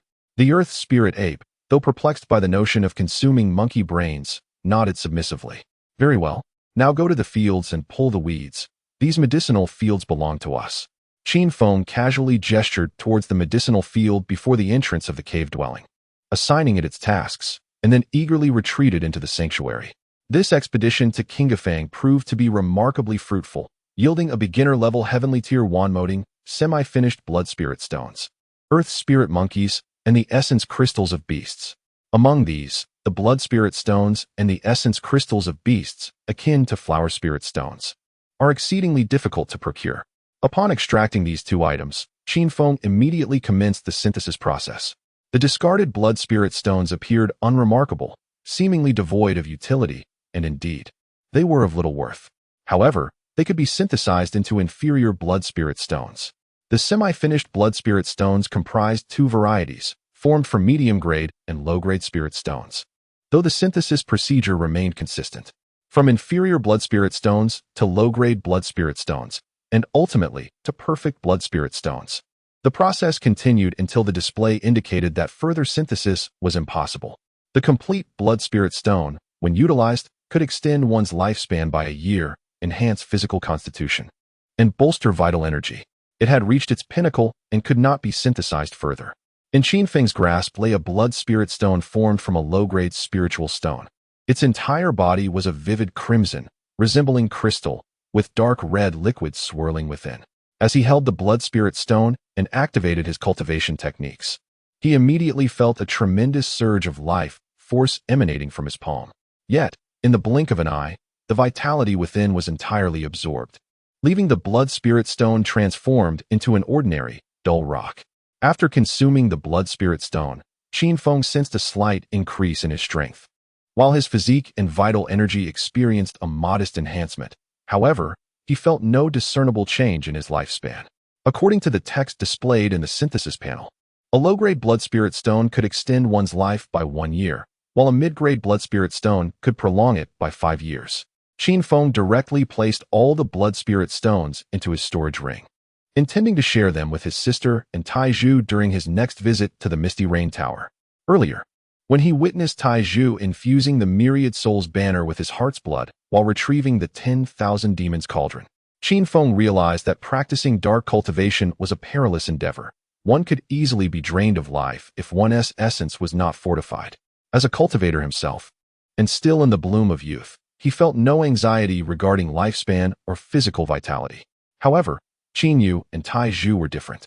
One was a martial artist while the other was a dark cultivator, both essentially depleting their bodies in exchange for strength. After collecting all the blood spirit stones, He proceeded to combine the spirit-feeding pills and spirit-feeding elixirs. It was only then that he took out a small wooden box, from which he retrieved 3 myriad beast tree crystal cores. Myriad beast tree crystal core. A crystal core born from ancient trees flourishing in areas abundant with spiritual energy for millennia, where flocks of birds and beasts abound. When buried in the earth, it can take root and sprout, with a chance of becoming a beast king tree. Can be synthesized into beast king tree seed. Beast king tree seed blooms once every century, bears fruit once every century. The beast king fruit can unleash the potential of spirit beasts and enhance their innate qualities. It has reached the pinnacle and cannot be synthesized further. Gazing at the remaining myriad beast tree crystal core, a look of regret flashed across Qin Feng's eyes. It was unfortunate to have only 3 cores. Had there been one more, he could have synthesized 2 beast king tree seeds. In terms of value, these beast king tree seeds were even rarer than the 10,000 demons cauldron. At this moment, on the left side of the cave dwelling, a millennium-old spirit tea tree had already been planted. Qin Feng meticulously surveyed the terrain and ultimately decided to plant the beast king tree seed 3 zhang away from the spirit tea tree. After burying the seed in the soil, he combined 6 barrels of mid-grade spiritual plant liquid into 2. One was of exceptional quality, while the other was of superior quality. The superior spiritual plant liquid, when applied daily, could extend the growth cycle by an additional 130 days. The mid-grade exceptional spiritual plant liquid appeared crystal clear, reminiscent of a mountain spring, exuding a subtle fragrance. With just a daily application, it could extend the growth cycle by 180 days, effectively allowing it to achieve the growth equivalent to that of an ordinary plant in a year within just 2 days. Qin Feng retrieved a small wooden ladle, scooping up half a ladle of exquisite spiritual plant essence and pouring it onto the freshly mounded earth. The essence gradually seeped into the soil, and soon, a gentle waft of white spiritual energy began to envelop the area surrounding the seed. After a brief moment, a tender sprout slowly emerged from the earth. Though its growth was gradual, it remained visible to the naked eye. Qin Feng casually cast a restriction around the tender sprouts and, after a moment's contemplation, added another restriction to the spirit tea tree. Having completed these actions, Qin Feng drew forth the Thunderbolt flying sword and commenced a practice of the Thunderbolt sword technique in the open space outside. Following his breakthrough into the foundation establishment stage, his spiritual awareness and energy had grown significantly stronger, allowing him to execute the Thunderbolt sword technique with complete finesse, and his proficiency was rapidly increasing. The flying sword danced through the void, leaving behind a trail of flickering lightning and resounding thunder, akin to a tempestuous storm. Upon completing a full set of the Thunderbolt sword technique, the Earth Spirit Ape hurried over. It cast a surprised glance at the tender shoots of the Beast King tree nearby, then pointed towards the medicinal field, indicating that its task was accomplished.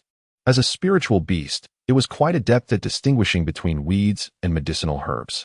At that moment, the medicinal field was devoid of any weeds, filled solely with lush, vibrant herbs.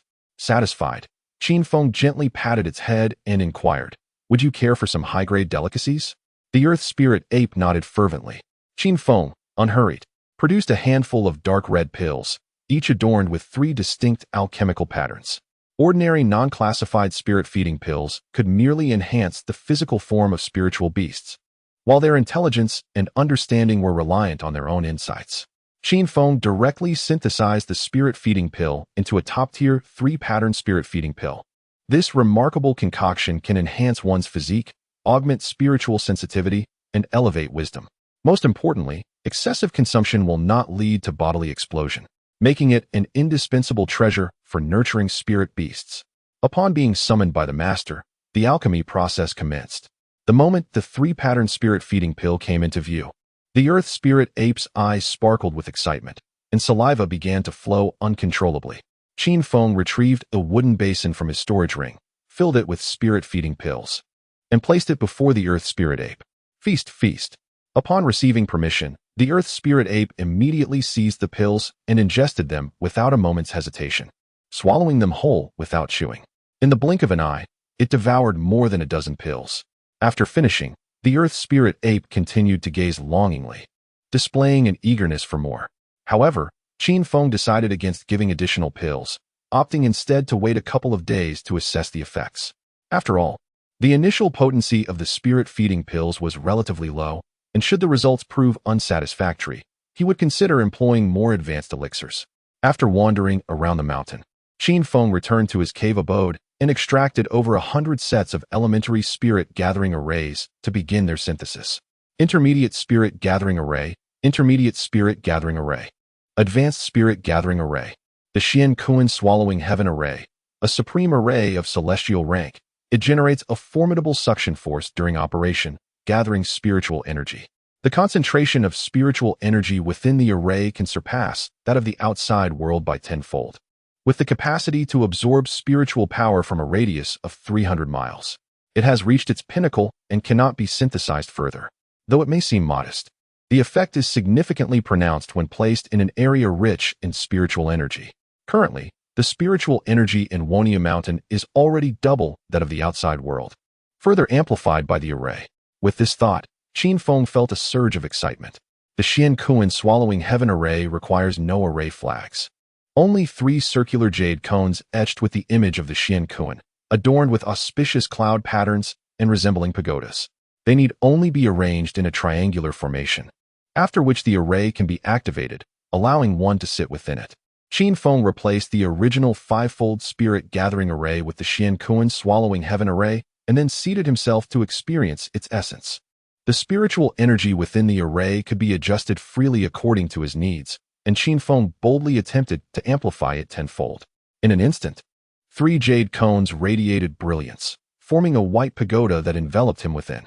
The interior of the pagoda brimmed with abundant spiritual energy, which continued to strengthen. Centered around Qin Feng, the spiritual energy within the cave-dwelling, Wonia Mountain, and the surrounding mountain ranges was discernible to the extent of his consciousness, continuously converging. The spiritual energy swirled like water meeting a vortex, rotating and gathering around Wonia Mountain. It was truly extraordinary. While Qin Feng felt a profound shock within, he also experienced a degree of inner turmoil. Although the rapid pace of cultivation was enticing, it also posed significant risks. After extensive testing, Qin Feng ultimately decided to cultivate at an 8-fold speed. During the operation of the formation, although anomalies continued to manifest, they remained confined within the boundaries of Wonia Mountain, leaving the external world unchanged. Before he knew it, 3 days had elapsed. Throughout this period, Qin Feng dedicated himself to cultivation, while also nurturing the Beast King tree with spiritual sap and feeding the Earth Spirit Ape with spirit-feeding pills, alongside indulging in reading. At this juncture, the Earth Spirit Ape had grown considerably since its arrival, now standing 5 feet tall, its fluffy fur rendering it both adorable and somewhat beast-like. With its eyes glimmering with an ever-present hunger for spirit-feeding pills. The growth of the Beast King sapling, however, had slowed considerably. After 4 days of being nourished with spiritual sap, it had only reached a height of 3 inches, sporting a solitary cluster of 4 tender leaves. Beside the medicinal field, the Earth Spirit Ape was busily wielding a sickle to cut grass, performing the task with considerable skill.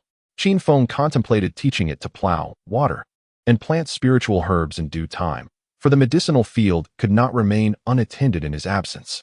At that moment, a transmission talisman shot in from outside. With a swift gesture, Qin Feng grasped it, and the voice of his 5th senior sister, Sun Yulan, resonated from within. "Qin Junior brother, are you there? I need to discuss something with you." Upon exiting the formation, Qin Feng found Sun Yulan standing beneath a tree, curiously surveying the distant Dingxiang Mountain. It was only when he approached that she turned her head to acknowledge him. Qin Feng clasped his hands in greeting. "Senior sister, you summoned me?" Observing Qin Feng's calm demeanor, Sun Yulan furrowed her brow and replied, "You haven't visited the sect for some time. Master has sent me to inform you that you are to return tomorrow. He wishes to impart the art of pill refinement to us. Such an opportunity is rare. You cannot afford to be absent. The alchemist's craft indeed possesses subtleties that can only be grasped through personal experience, particularly the unique techniques of the master, Guguden. Rest assured, I shall return to the sect early tomorrow and will certainly not be late." Qin Feng affirmed. "Very well then, I shall take my leave." Sun Yulan had intended to turn and depart, but suddenly she pivoted, casting a grave gaze upon Qin Feng. "You have broken through to the foundation establishment stage? It was merely a stroke of luck. I owe you a drink when time allows."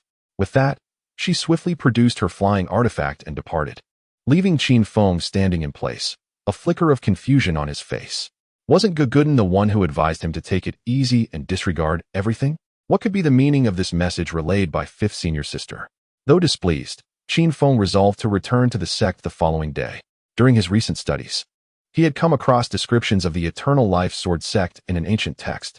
The true treasure of the sect was not the eternal grass, but rather the emu sword, forged through secret methods, capable of effortlessly cleaving lower-tier magical artifacts. Similar to most flying swords, the emu sword possessed an extraordinary advantage. It retained its sharpness even without the infusion of spiritual energy. This meant that an ordinary person wielding the emu sword could potentially slay lower-tier cultivators. Upon discovering the references to the emu sword, Qin Feng's first reaction was to act. Qin Feng arrived at the Grand Hall of Shindan Peak well before the appointed time, finding it eerily devoid of life. After waiting for the duration of half a stick of incense, a man in his 30s approached with deliberate steps. This was the second senior brother, whom Qin Feng had only met once during his initiation. Beyond that fleeting encounter, they had not crossed paths, and he was unaware of the man's name. The second senior brother cast a fleeting glance at Qin Feng, his expression inscrutable, before proceeding into a side passage of the hall without uttering a word. Clad in a white robe transformed from a celestial garment, he concealed his true strength, yet Qin Feng discerned his capabilities effortlessly. What pride could one possess with merely mid-stage foundation establishment? In a secluded setting, such a being could easily be vanquished with a single strike of the sword. At that moment, 2 or 3 more figures appeared from outside. The remaining senior brothers and sisters had gathered. Sun Yulan, upon noticing Qin Feng's punctual arrival, broke into a delighted smile and gestured towards the adjacent passage. "Junior brother, let us be on our way. Master is likely awaiting us in the alchemy chamber." Indeed, Qin Feng smiled and nodded, promptly following suit, while also preparing to offer a friendly smile to the other 2 senior brothers. However, their demeanor was as indifferent as that of the man in front, exuding an air of aloofness. At the end of the passage lay a spacious alchemy room, where the furnace and medicinal herbs were all meticulously arranged. At this moment, Gugo Dan was seated on a nearby chair, eyes closed in meditation. Only when everyone had gathered did he rise to manipulate the earth fire, simultaneously stating, "I shall now employ the art of spirit refining to concoct 3 batches of foundational elixirs. Whoever masters this will henceforth be acknowledged as the eldest senior brother." With that, Gugo Dan commenced his operations. The earth fire roared to life, and the temperature within the alchemy room surged dramatically as various herbs were enveloped in his spiritual consciousness and cast into the furnace. Qin Feng could not comprehend the essence of the art of Dan control, and he had yet to fully master the fundamentals of alchemy. After observing the process of refining elixirs 3 times, he had gleaned a rudimentary understanding of the art's purpose. Should the practice of Dan control prove successful, the result would undoubtedly be a superior elixir. Conversely, failure would yield a worthless product. Only through an intimate familiarity with the elixir could one effectively wield the art of Dan control. Following the completion of 3 furnaces of foundation establishment pills, Gugo Dan, looking utterly fatigued, addressed the 4 individuals before him. "You will each have 3 hours to concoct a superior foundation establishment pill, or at the very least, a human tier foundation establishment pill. The one who succeeds shall be deemed the elder brother." Upon stating his requirements, Gugo Dan distributed 3 sets of medicinal herbs to each participant and promptly ushered them out. The freshly refined elixirs still radiated warmth and emanated a rich fragrance, leaving no room for concern regarding potential cheating. Outside the passage, there were several small alchemical chambers, one allocated for each person. Apart from Sun Yulan, the remaining 3 quickly entered their respective chambers, seemingly determined to secure the position of elder brother. Qin Feng inquired of Sun Yulan, elder sister, what advantages accompany the position of the senior brother? To which Sun Yulan teasingly replied, "Do you aspire to become the senior brother?" With a light chuckle, she continued, "Achieving the title of senior brother is tantamount to becoming the deputy leader of our sect. You would enjoy unfettered access throughout the entire sect, save for the forbidden areas, and engage in transactions with complete transparency. Furthermore, you would have the privilege of prioritizing task selection." After elaborating briefly, Sun Yulan made her way into one of the alchemy chambers. Qin Feng selected a secluded spot, feeling a subtle sense of relief within. In his previous endeavors of concocting inferior elixirs, he had already grasped the intricate laws of pill synthesis. As long as he synthesized promptly, Both the fragrance and temperature would mirror that of freshly crafted elixirs, allowing him to deceive effortlessly. Initially, the position of deputy sect leader held little allure for him. However, the status of the elder brother within the sect offered unfettered passage and the ability to engage in open transactions, an enticing advantage indeed. The position of elder brother is a goal I am determined to achieve. In Qin Feng's eyes, a gleam of determination emerged as he securely locked the stone door of the alchemy chamber, subsequently establishing a protective barrier. Finally, he retrieved the 10,000 demons cauldron from his storage ring, placing the cauldron at the mouth of the fire. He arranged bundles of meticulously sorted herbs on the adjacent stone table. Once these tasks were completed, Qin Feng leisurely merged his consciousness with the fire, directing the earthly flames to surge forth and heat the 10,000 demons cauldron. The earth fire roared violently beneath the cauldron, taking considerable time to elevate its temperature. Meanwhile, the sounds of flames from the neighboring alchemy chamber had notably diminished, indicating that the process had progressed to the refinement and separation of the elixirs. Qin Feng felt a pang of anxiety as he cranked the geothermal flames to their utmost intensity. In an instant, the alchemical chamber was filled with the roaring sound of the flames, and the temperature surged rapidly. Surely, the Wanma Ding could withstand such intense heat? As he observed the cauldron, which had yet to reach the desired temperature despite the prolonged exposure, a sense of frustration began to brew within him. Just as he contemplated switching to another alchemical furnace, the temperature within the Wanma Ding finally began to rise. With his consciousness enveloping the various herbs, he gradually introduced them into the cauldron, where they were subjected to the searing heat, charred, refined, condensed, and ultimately distilled into elixirs. Qin Feng had mastered the initial phases of alchemy, and upon reaching the stage of pill separation, he knew it was the most precarious moment. However, he remained unfazed, believing there was nothing that could not be resolved through synthesis. Once the separation was complete, 8 plump medicinal spheres emerged within the cauldron. According to the conventional alchemical procedure, they would require further refinement within the cauldron to absorb the elemental essence of the world. Yet, Qin Feng's approach to alchemy was rather straightforward. Almost there. Let it explode. Qin Feng directly lowered the flame temperature at the mouth of the furnace, causing an instantaneous loss of equilibrium within the 10,000 demon cauldron. The power absorbed by the elixirs was abruptly returned. Boom. A muffled sound resonated within the alchemy chamber as Qin Feng's consciousness enveloped the 8 failed pills, extracting them before promptly adding a second round of medicinal materials. 8 failed pills could be combined to form a mid-grade foundational elixir, yet to concoct a top-tier foundational elixir, at least 4 batches were necessary. After a moment's hesitation, Qin Feng stealthily retrieved a set of foundational elixir ingredients from his storage ring and arranged them upon the stone table, although it was against the rules. Others were hardly compliant. For instance, the alchemy chamber of his second senior brother next door had already exploded twice. In the corridor outside the alchemy chamber, Gugudin listened to the successive sounds of explosions, an expression of disappointment crossing his face. Aside from Qin Feng, the others had entered the sect at a young age to study alchemy under him, yet after more than a decade, they could not even master the foundational elixir. Truly a group of inept individuals. Gugudin could not help but curse in frustration. At that moment, another explosion echoed from Qin Feng's alchemy chamber. The largest fool. 3 hours swiftly passed. Gugudin sat expressionless in the hall as 5 disciples presented their elixirs. The upper-grade ones were tantalizingly close to being top-tier, but alas, they fell short. The mid-grade quality was far too lacking. Among the 5, the 3rd senior brother, 4th senior brother, and 5th senior sister were eliminated on the spot. Gugudin's demeanor softened slightly upon seeing his second disciple, Shinchong, clutching 2 top-tier foundational elixirs, though they were all somewhat lacking. At least not every one of them was utterly incompetent. What about yours? Gugudin approached, his expression devoid of emotion as he scrutinized the elixirs in Qin Feng's hands, surprise flickering in his eyes. The others also gradually turned their gazes towards him. In Qin Feng's hand lay a foundation-building pill, its form plump and exquisite, exuding a rich fragrance, with faint dragon-shaped imprints adorning its surface. This represented the epitome of premium elixirs, capable of propelling one to the human tier with further refinement. Yet, just moments ago, the alchemy chamber had been rife with explosive failures.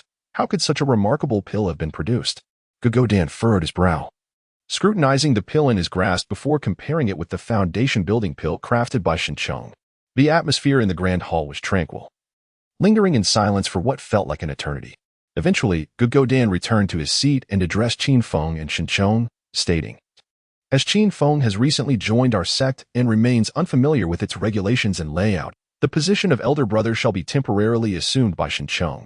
Qin Feng may enjoy the privileges of the eldest senior brother, and after a year, you shall compete separately to determine the victor. How does that sound? I have no objections. Naturally, Qin harbored no dissent regarding the prospect of replacing the eldest senior brother. He turned his head and fixed Qin Feng with a menacing glare.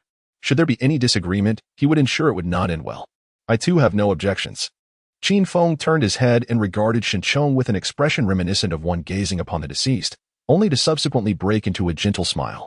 Observing that both parties had no objections, Dan retrieved the Peak Master token, performing a hand gesture over the insignia before pointing decisively. In an instant, Qin Feng sensed an addition to his identity token. With this newfound element, he would presumably navigate freely beyond the confines of the sect's forbidden grounds. At this moment, Dan remarked nonchalantly, "Since there are no objections, let us disperse, except for Qin." As they departed the grand hall, the two eliminated senior brothers managed to muster smiles for Qin Feng, yet he offered them no favorable response, hastily pursuing his fifth senior sister, Sun Yulan. At that moment, she bore a dejected expression, nervously clutching the hem of her skirt as she made her way toward the cave dwelling. Upon noticing Qin Feng's approach, she forced a smile and congratulated him, saying, "Junior brother, you were remarkable." To which he humbly replied, "It was merely luck." Qin Feng humbly responded with a gentle remark, then walked alongside her.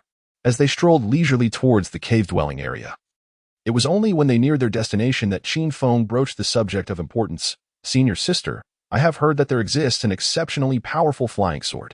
Before he could finish his sentence, Sun Yulan interrupted him with a wave of her hand.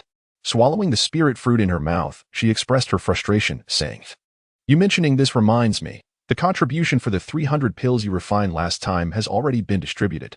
Do not forget to check at Tianji Peak.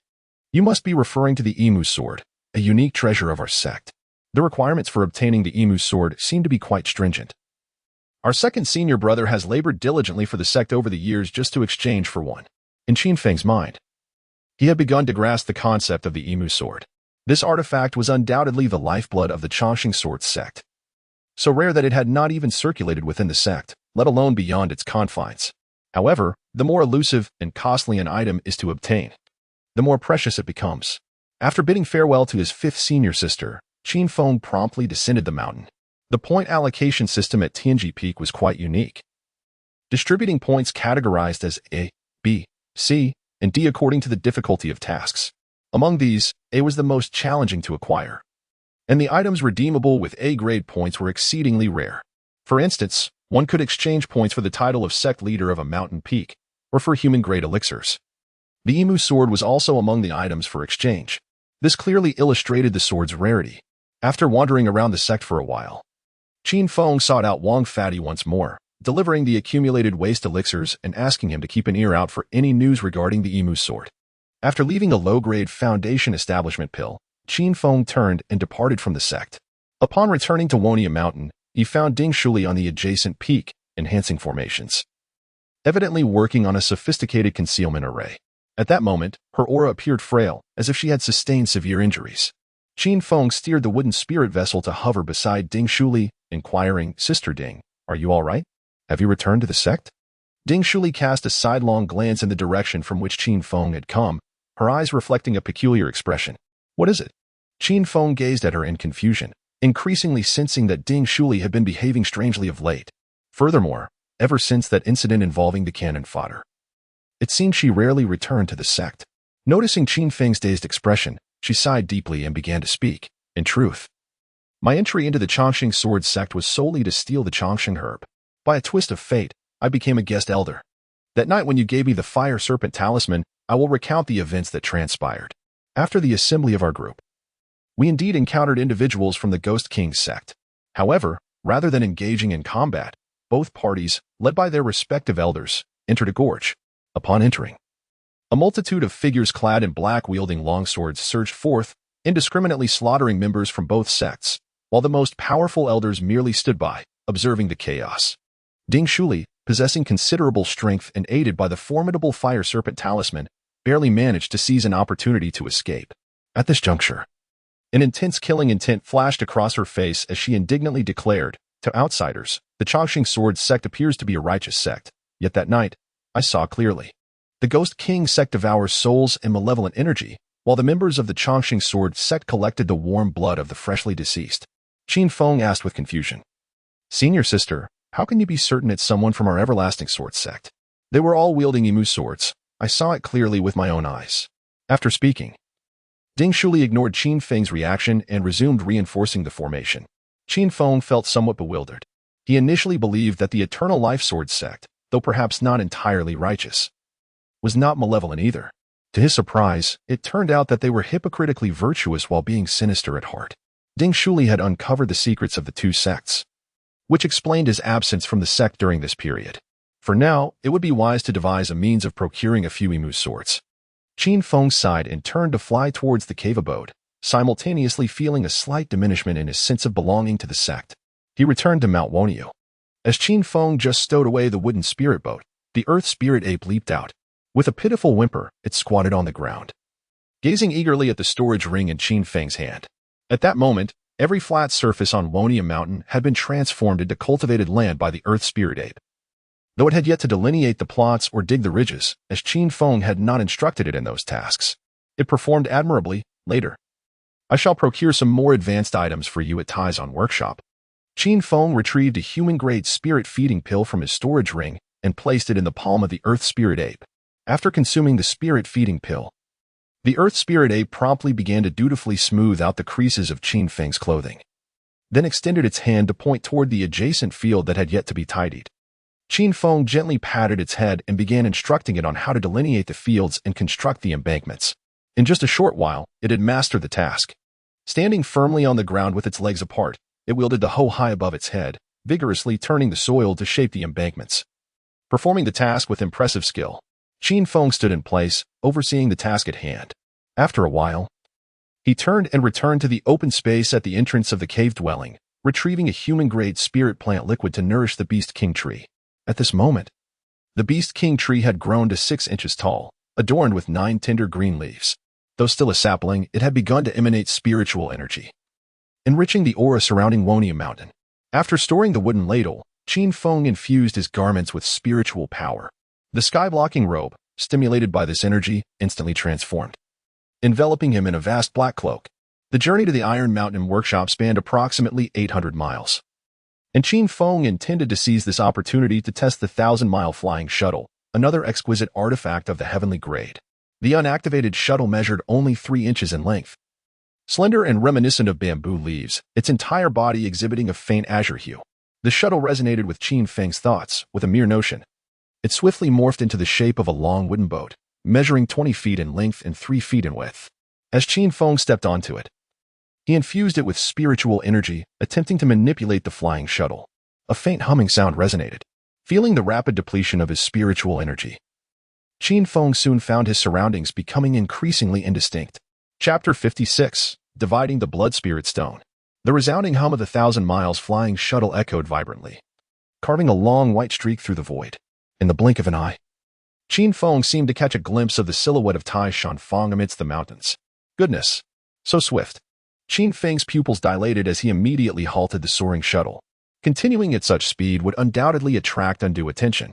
He steered toward a secluded spot, stowing the shuttle securely in his grasp, and only then did a wave of relief wash over him. Had he recklessly soared directly above Taizan Market, he would have become an unmistakable spectacle coveted by many. At such blistering velocity, even core formation cultivators would likely struggle to keep pace. Qin Feng gently patted the flying shuttle in his hand, a glimmer of delight illuminating his gaze. This shuttle could indeed be regarded as a precious talisman for preserving life. Upon entering Iron Mountain Workshop, Qin Feng made his way directly to Misty Rain Tower.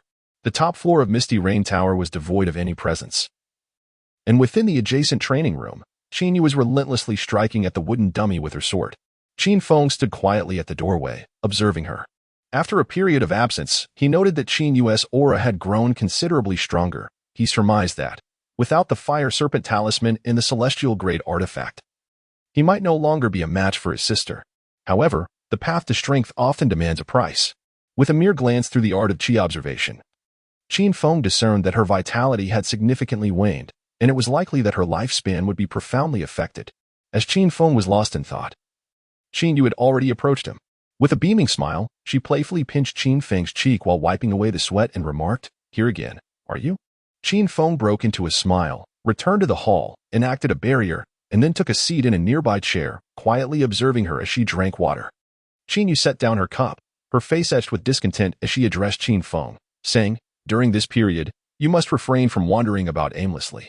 Recently, there have been rumors circulating in Taizan Feng regarding 2 Millennium Fire Spirit fruits, and many individuals have been eyeing the cellar. Each day, numerous cultivators fall victim to robbery. Sister, you need not worry. I assure you, I will be perfectly fine." Qin Feng smiled in response and then inquired, "Sister, your strength has advanced by leaps and bounds. It must have taken a toll on your body, hasn't it?" Qin Yu was momentarily taken aback, but she quickly shook her head and raised her fist, proclaiming, "Your sister is in excellent health. Do you think the divination techniques of cultivators are mere child's play?" Qin Feng rolled his eyes and then took out all the blood spirit stones. "What are these?" "The blood spirit stones, rumored to extend one's lifespan. Though I am uncertain of their efficacy." Qin Yu is familiar with the blood spirit stone, yet Qin Feng remains unaware of its true potency. Thus, he requests her to demonstrate its effects on the spot. The blood spirit stone can be utilized in 2 ways, through direct absorption or by extracting its essence using spiritual energy. Qin Feng was uncertain whether the cultivation material his sister was refining could be absorbed directly. Therefore, he employed his spiritual energy to extract the essence from a top-grade blood spirit stone and enveloped it with his consciousness, presenting it before Qin Yu. The blood spirit stone, now devoid of its essence, instantly dimmed and even developed several cracks. "I can't help but suspect that you have come specifically to experiment with me." Qin Yu shot a reproachful glance at Qin Feng, then reached out to take the essence and swallowed it whole.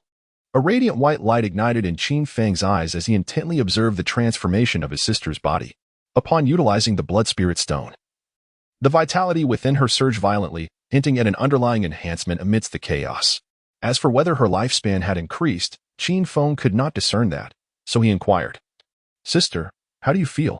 Qin Yu remained silent, merely narrowing her eyes to perceive the changes within her body. After a considerable amount of time, she finally opened her eyes, her expression revealing a hint of astonishment as she inquired, "Where did you acquire this?"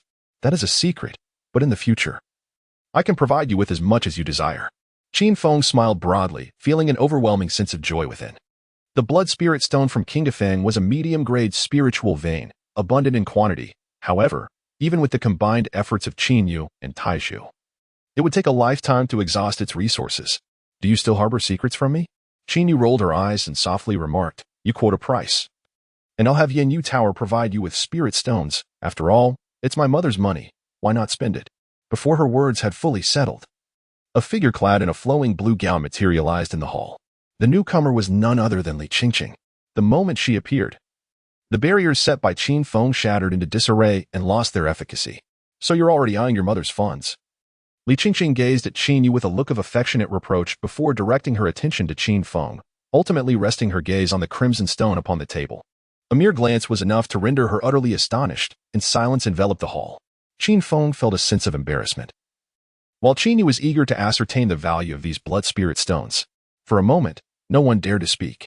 After a considerable amount of time, Li Qingqing finally raised her head, her face flushed, and inquired of Qin Feng, "Are these blood spirit stones all for Ye?"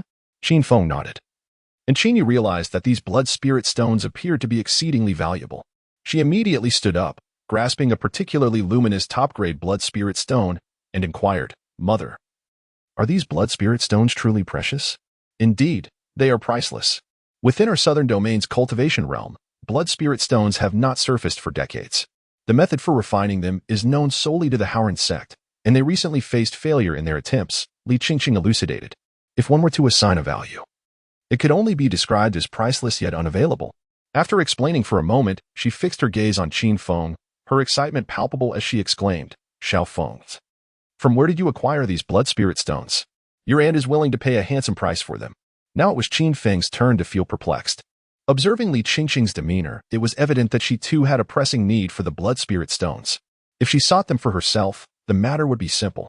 However, if her intention was to supply the entire Misty Rain Tower, the situation would become rather complicated. Qin Yu hastily tugged at Li Qingqing's sleeve, and she immediately realized her indiscretion, forcing a faint, awkward smile before retreating a few steps to occupy a nearby chair. After a moment of contemplation, Qin Feng inquired, "And you must also be in need of blood spirit stones, correct? Although these blood spirit stones are plentiful, they are still insufficient for Xiaoyu's use. I have grown old, and it is better to leave the opportunities for her." Li Qingqing cast a glance at the blood spirit stones before Qin Feng, her eyes betraying a sense of regret. Only 7 of the medium-grade stones remain, along with 14 of the low-grade variety, which is indeed a meager amount. Noticing the regret etched upon her face, Qin Feng promptly asked, "If my sister were to require them, how many would suffice?" "At least 200 of the higher quality, and even more if they are of inferior quality. A mere 200 stones. One exceptional blood spirit stone can extend life by 5 years. Though the effects may diminish with increased usage, it is conservatively estimated that 200 blood spirit stones could grant Qin Yu an extension of at least several hundred years to her life." Qin Feng let out a sigh of relief and inquired, "And how many do you require?" Li Qingqing smiled as she replied, 1 or 200 pieces would suffice, while 300 to 500 would not be excessive. Setting aside the matter of value, the time required to gather such a quantity of blood spirit stones would be considerable. Although the Misty Rain Pavilion boasted a plentiful workforce, Qin Feng was reluctant to reveal his capabilities. He would have to seek opportunities to procure them gradually on his own. Noticing Qin Feng's silence, Li Qingqing chuckled, "It is getting old. You need not worry about me. As long as you and Xiaoyu are well, that is enough." Her words suggested a degree of estrangement, prompting him to resolve to find as many as he could. After exchanging a few pleasantries, Qin Feng discreetly left behind a top-grade blood spirit stone and divided the remainder into 2 portions, which he presented to Li Qingqing and Qin Yu respectively. A flicker of surprise appeared in Li Qingqing's eyes, yet without hesitation, she handed her share to Qin Yu. Since embarking on the path of cultivation, her greatest concern had always been for her sister. Now that she understood the usefulness of the blood spirit stones, Qin Feng felt a surge of elation. After a brief exchange of pleasantries between the siblings, Qin Feng donned his black robe and hat, taking his leave from the Misty Rain Pavilion. Before departing, he reminded his sister to utilize the connections of the Misty Rain Pavilion to pass the medium-grade blood spirit stone to Taizhu. By this time, evening had fallen, and the streets were noticeably less crowded. Qin Feng made his way directly towards the Qi Yuan Pavilion, and as he passed by the Tongsten Hall, a flicker of anger ignited within him. The last time he had sold the Millennium Fire Spirit Fruit, these scoundrels had turned around and betrayed him. Someday, he would surely bring this establishment crashing down. Upon arriving at the Qi Yuan Pavilion, he steeled himself for what lay ahead. Qin Feng did not seek out Zilinger. Instead, under the attentive service of the maidens, he procured several items: spirit beast pills, spirit plant liquid, a few identical manuals on spirit beast cultivations, and the intermediate yellow grade 10,000 soul scripture. These items were not exorbitantly priced, and even in substantial quantity, they merely cost him 120,000 low-grade spirit stones. After completing his purchases, Qin Feng departed from Iron Mountain Workshop. During this period, aside from not advancing in his realm, he had acquired numerous items, leaving him at a loss for anything else he might require in the near future. By the time he returned, the night had fallen. From a considerable distance, he could discern a white flying boat hovering outside Wunyou Mountain, upon which several figures stood. Qin Feng felt a sense of bewilderment in his heart, yet he removed his black robe's hood and leisurely steered the wooden spirit vessel closer. As he approached, he was instantly taken aback. Among those standing on the flying vessel was Gugo Dan, accompanied by 3 elderly men and a middle-aged man. The middle-aged man appeared to be in his 40s, clad in a black cloth garment, with long hair casually cascading down his back. At that moment, he wore a grave expression as he intently gazed at a pale purple compass in his hand, seemingly in search of something. Qin Feng inwardly exclaimed that the situation was dire. The fact that even Gugutin stood behind him indicated that this man was either the sect leader or an elder. Chapter 57. The Spirit Beast Technique, Cultivating the Earth Spirit Ape. As Qin Feng drew near, aside from the middle-aged man intently studying the compass, the remaining individuals, including Gugutin, all directed their gaze towards him. Qin Feng promptly bowed in respect, addressing, "I pay my respects to my esteemed master and to all the venerable seniors." Gugutin, with a stoic expression, merely nodded, followed by the others who also offered their salutations, before directing their gazes towards the middle-aged man. The last time he sensed her presence was indeed in this vicinity. The middle-aged man spoke to himself for a moment, then lifted his gaze to Qin Feng and inquired, "Are you a disciple of the sect?" With a perplexed expression, Qin Feng hurriedly clasped his hands in a gesture of respect after being reminded by Gugutin, and said, "Disciple Qin Feng pays his respects to the esteemed sect master." Li Qing cast a casual glance at Qin Feng, stowed away the compass, and inquired, "Are you acquainted with the guest elder of Shinan Peak, Ding Shuli? I am familiar with him. Have you had any interactions with him?" Interactions? Qin Feng was at a loss regarding the nature of the contact mentioned by the other party, yet the demeanor clearly indicated an intent to silence Ding Shuli. A myriad of thoughts raced through his mind, but Qin Feng remained composed and promptly replied, "In my earlier days as a mere servant, I once encountered Elder Ding. At that time, she seemed intent on pilfering medicinal herbs, and had it not been for a fortuitous passerby, I might have fallen victim to her lethal intentions." Qin Feng spun a web of deceit, masquerading as a victim, coupled with the fact that he was at the edge of Wonia Mountain, where the celestial slaughtering divine array could be activated at any moment. He felt an unwavering confidence, devoid of any anxiety. Li Qing remained silent, his gaze piercing into Qin Feng's eyes like a needle. After a prolonged moment, he finally averted his stare, casting a glance towards the distant Dingxiang Mountain. "With a 5 spiritual roots, you still managed to break through to the foundation establishment stage. Quite impressive," he remarked nonchalantly before steering his flying vessel away, uttering not a word more. At that moment, Dingxiang Mountain was shrouded in the mizzled array, appearing no different from any other mountain range to the outside world. Qin Feng was uncertain whether they had detected any clues, nor did he know the whereabouts of Ding Shuli. After standing in place for a while, he turned and made his way back to Wonia Mountain, returning to his cave dwelling. Qin Feng commenced the synthesis of the recently acquired spirit plant liquid. This ethereal concoction is capable of elevating the quality to that of a superior human grade, with a single application fostering growth over a span of 150 days. He dedicated 1 barrel of the superior human-grade spirit plant liquid to nourish the Beast King tree, while the remainder was transformed into medium-grade spirit plant liquid for the cultivation of spiritual herbs in his medicinal fields. Presently, the Earth Spirit Ape's intelligence has significantly escalated, rendering it fully capable of managing these tasks. Furthermore, the method of spirit beast cultivation has evolved into the spirit beast technique, while the 10,000 Souls scripture has ascended to the status of an intermediate-level mental nurturing technique of the profound tier. The spirit beast technique is a unique discipline reserved solely for spirit beasts, facilitating the ancestral return of their bloodline. Conversely, the mental nurturing technique is specifically designed to enhance one's spiritual awareness, providing considerable advantages beyond mere elevation of cultivation level. In the time that follows, Qin Feng entered seclusion, dedicating his time primarily to nurturing the spirit plant essence for the Beast King, while the remainder of his hours were devoted to practicing the spirit cultivation technique and the 5 Emperors' divine extermination art. With the assistance of the spirit gathering array and the spirit sustaining pills, his cultivation level and spiritual awareness surged rapidly. After a full month of seclusion, Qin Feng had attained the initial perfection of the foundation establishment stage, now only a step away from advancing to the mid-foundation establishment realm. Confronting a bottleneck, he finally allowed himself a moment of respite. A bonfire flickered to life at the entrance of his cave abode. Qin Feng leisurely turned the rabbit leg in his hand, gradually roasting it to a golden hue, releasing an enticing aroma. Nearby, the Earth Spirit Ape squatted beside the bonfire, diligently roasting a 200-pound wild boar, still covered in its fur. These spoils were all acquired through its own efforts. Although it had not cultivated the spirit beast technique nor consumed higher-grade spirit beast pills, its intelligence rivaled that of a 10-year-old human child. Its physique had expanded significantly, standing at 9 feet tall. It exhibited a sleek and fluid form reminiscent of a colossal monkey, utterly devoid of any resemblance to a true ape.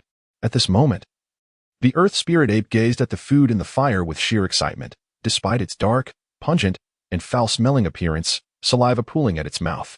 The Earth Spirit Ape gestured to Qin Feng, indicating that the wild boar meat was ready to be savored, granting permission to indulge in solitary feasting. Qin Feng waved his hand dismissively and turned directly into the cave. He had yet to synthesize the spirit beast pills he purchased last time. Fortunately, he had just finished the feeding pills, so it was the perfect opportunity to enhance its diet. Qin Feng lifted the spirit beast pill into his palm, and as he combined them, he discerned the effects of the elixir, medium-grade spirit beast pill. Upon consumption by a spirit beast, it enhances intelligence, fortifies physical constitution, and presents a slight chance of awakening its bloodline. It can be synthesized into a divine beast pill. Divine beast pill, a 3-patterned human tier elixir. When ingested by a spirit beast, it significantly augments intelligence, harmonizes with spiritual energy, and greatly enhances physical strength. Prolonged consumption may awaken its bloodline. It has reached its pinnacle and cannot be further synthesized.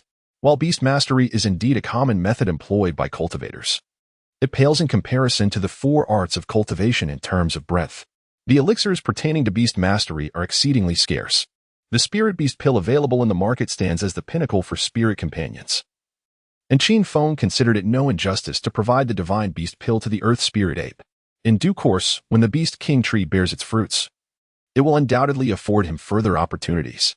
After synthesizing all the spirit beast pills, he acquired a total of 62 divine beast pills. Upon exiting the cave, he found that the earth spirit ape had devoured the entire wild boar, its belly now round and content as it basked in the sun. Come here, come here.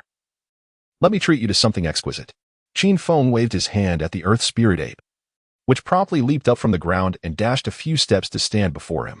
Upon catching the scent of the divine beast elixir, the earth spirit ape's breath quickened, and it trembled with excitement, causing Qin Feng to worry that it might lose control due to its overwhelming exhilaration. How utterly disgraceful! In a fit of anger, Qin Feng struck the beast's large head with his palm, but the gesture was akin to merely scratching an itch. He presented the divine beast elixir to it and then retrieved the spirit beast sutra from his storage ring. This tome delineated two primary aspects, commonly referred to as external and internal cultivation. According to the written instructions, one must frequently recite the teachings to the pet, akin to imparting wisdom, until the creature comprehends and internalizes the knowledge, at which point it may commence its own cultivation. Upon grasping the method of utilizing the Spirit Beast Sutra, Qin Feng felt utterly exasperated. With his own time already stretched thin, must he also dedicate moments to reading to it? Qin Feng cast a gloomy glance towards the nearby clearing. The Earth Spirit Ape, having just consumed a divine beast pill, was now rolling on the ground, its body covered in numerous burdock and other debris. Aside from its dissimilar physique, it bore an uncanny resemblance to a rural dog. Woe is me! Sensing the murderous intent in Qin Feng's gaze, the Earth Spirit Ape immediately scampered over, obediently squatting before him. I need to tell you something of great importance. If you fail to comprehend or remember it, I shall resort to consuming your brain. Do you understand? The Earth Spirit Ape scratched its head and nodded vigorously. The external cultivation method of the Spirit Beast technique is relatively straightforward, akin to the physical training of human warriors, focusing on enhancing strength and refining sinews. While the internal cultivation consists of a brief incantation. Once Qin Feng recited the entirety of the Spirit Beast technique, he turned his attention to the Earth Spirit Ape. Have you memorized it? Woe is me! It clutched its head and began to nod frantically once again. What a waste! Observing the creature's foolish demeanor, Qin Feng felt a headache coming on, yet he could not be bothered. Exiting the Bullock Mountain formation, he spotted a stout figure standing in the clearing outside the mountain gate, holding a sound transmission talisman, poised to use it. Upon seeing Qin Feng emerge, Manager Wang instantly donned a sycophantic smile, cupping his hands in a gesture of respect as he addressed Qin Feng. Elder Qin, I have news regarding the matter you asked me to keep an eye on. The news about the emu sword? Indeed. I received the information just this morning. It is said that the master of Lu Yun Peak has been afflicted by fire poison. Whoever can procure the Xinming 9 transformation pill will be gifted a emu sword. Upon receiving this news, I hurried straight to you. Qin Feng fell silent. The profound Nether 9 Revolutions pill was a 9th-grade elixir capable of neutralizing myriad poisons. Its value already comparable to a low-grade profound tier magical artifact. How could a mere emu sword be worth such an exorbitant price? Why wouldn't he simply purchase the pill from surrounding marketplaces? Wang the fatty's face flushed crimson with embarrassment as he cautiously explained. Rumor has it that none of the nearby markets carry this particular pill. Hence, he's spreading word within the sect, hoping by chance to encounter someone who possesses it. Qin Feng nodded and retrieved 20 inferior spirit stones from his storage ring, handing them to Wang Fatty before taking out the wooden spirit boat and soaring towards the sect's direction. On this day, despite feeling utterly fatigued, the generous gifts from everyone motivated me to stay up and write an additional chapter. My heartfelt thanks go to Yin Chang for the prompt updates and the generous contributions. Truly a devoted fan. Chapter 58. The Xinming 9 Transformation Pill. As Qin Feng approached the mountain gate, he overheard numerous discussions regarding the Xinming 9 Transformation Pill, which filled him with excitement. After all, it was merely a 9-patterned elixir. If the information proved accurate, he could certainly concoct even more advanced pills. The area designated for the true disciples' dwellings was relatively deserted. Qin Feng strode past his own celestial demon cave, making his way towards the abode of his 5th senior sister, Sun Yulan. At the entrance of her dwelling, several pots of pink medicinal herbs were cultivated, exuding a delicate fragrance that was quite pleasant. At that moment, The stone door of the cave was firmly shut. Qin Feng produced a sound transmission talisman and tossed it inside. After a brief interval, the stone door creaked open, revealing Sun Yulan at the threshold, her attire tinged with the charred scent of alchemical concoctions. With a look of utter fatigue, she inquired, "Junior brother, what brings you here?" Qin Feng straightforwardly inquired, "I have heard that the master of Luyun Peak is in urgent need of the Xianming 9 turns elixir. Sister, have you come across this matter?" During my recent seclusion for alchemy, Sun Yulan appeared perplexed, as if a thought had struck her. She covered her mouth and chuckled softly, saying, "Junior brother, are you hoping to exchange for the emu sword in his possession?" "Coincidentally, I happen to have one." Qin Feng refrained from mentioning the matter of the emu sword. Feigning concern as he inquired, "If I were to offer him the elixir, might he have second thoughts?" A smile graced Sun Yulan's face as she confidently patted her chest and replied, "What is there to worry about? Although the Chongqing sword sect may lack a favorable reputation in the eyes of outsiders, we remain steadfast in our commitments to our own." "Very well. I shall trust you this once." In his heart, Qin Feng quietly murmured to himself.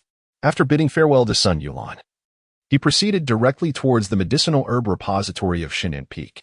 This repository housed the entire sect's collection of herbs and was accessible to the disciples, provided they could afford the spirit stones required for purchase.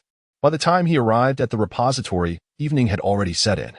Two inner sect disciples stood at the entrance, and upon seeing Qin Feng, their eyes instantly gleamed with servile smiles.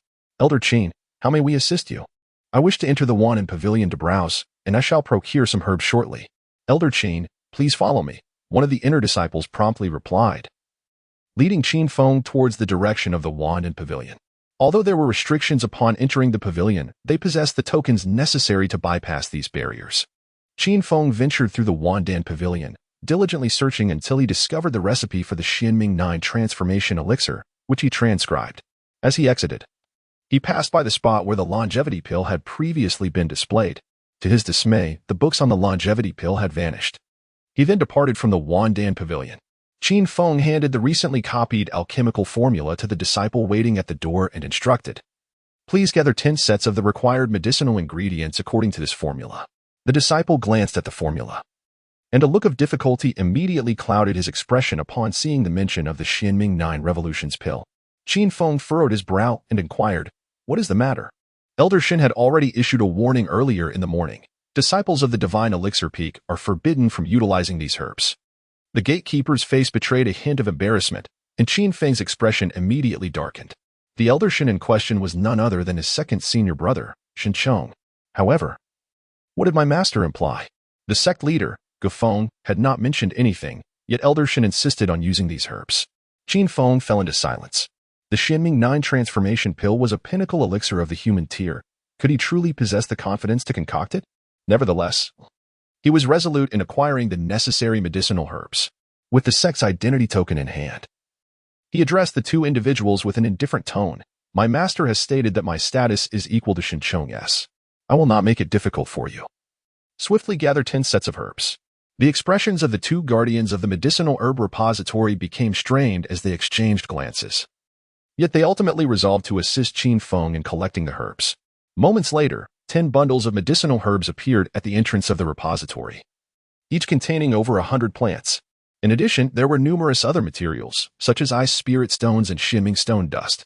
"Elder Qin, one rare herb is still lacking, and you must retrieve it yourself." "What is missing?" "Fire spirit fruit essence." Qin Feng remained silent, promptly collecting the medicinal herbs scattered on the ground into his storage ring before turning to leave. The fire spirit fruit essence requires at least a century-old fire spirit fruit to steep overnight in order to be formed.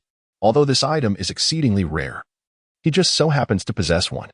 As for the cost of the herbs, it will be deducted from his monthly salary, negating the need for any spirit stones. As soon as Qin Feng departed, Shinchong arrived in swift succession. He was accompanied by a man clad in white, whose face bore a charming smile as he addressed, "Brother Qin, if you assist me in this matter, I shall treat you to a drink in Tianqing City on another day." The man in white stood tall, his complexion strikingly handsome and fair, exuding an aura of refined elegance akin to that of jade. In response to Shinchong's flattery, he merely offered a nonchalant acknowledgement. Upon reaching the entrance of the medicinal herb repository, Shinchong's demeanor shifted dramatically as he ordered the disciples on guard to present all the materials for the Xianming 9 transformation pill. When he discovered that only 5 or 6 sets remained, his countenance darkened significantly. Why is there so little? He demanded. Elder Qin just visited and took away 10 sets of materials, came the reply. 5 or 6 sets should suffice, the man in white interjected confidently. Shinchong, however, glared at the two with a stormy expression, his voice rising in anger. Did I not instruct that no one is to utilize these materials? His imposing presence radiated fury, as if he wished to execute the 2 disciples on the spot. One disciple, terrified, immediately fell to his knees, stammering. He claims to possess equal standing with you and thus has the right to use the materials. Equal standing? Shinchong's eyes darkened with a shadow of menace. While it was true that their statuses were momentarily equivalent, that would soon change, once the man in white had secured the materials into his storage ring. Shinchong reluctantly accompanied him towards the alchemy area on Shinan Peak. The fierce heat of the earth in the alchemy zone made it the unparalleled choice for concocting high-grade elixirs. Qin Feng returned to Wonia Mountain. Upon entering his cave, the first task he undertook was to retrieve the Millennium Fire Spirit fruit, which he then soaked in spring water. A single soaking would not adversely affect the precious fruit. Even if it were to spoil, the essence extracted would still retain its value, ensuring that no losses would be incurred, while the fire spirit fruit infused. Qin Feng took a leisurely stroll around the mountain's peak. The medicinal fields were meticulously tended by the earth spirit ape, devoid of any weeds. And even the surrounding areas were pristine and free from unwanted vegetation, creating a visually pleasing landscape. The earth spirit ape was amusing itself in a vacant patch of the medicinal fields, playfully pushing a massive stone. Its aura had grown remarkably stronger, far surpassing its initial state upon arrival, exhibiting a strength that had multiplied several times over. This must be its unique method of training, indeed. Qin Feng cast a glance using his divination technique, as the earth spirit ape exerted itself to push the colossal stone. Each surge of strength emanated a powerful and vibrant aura of blood and energy.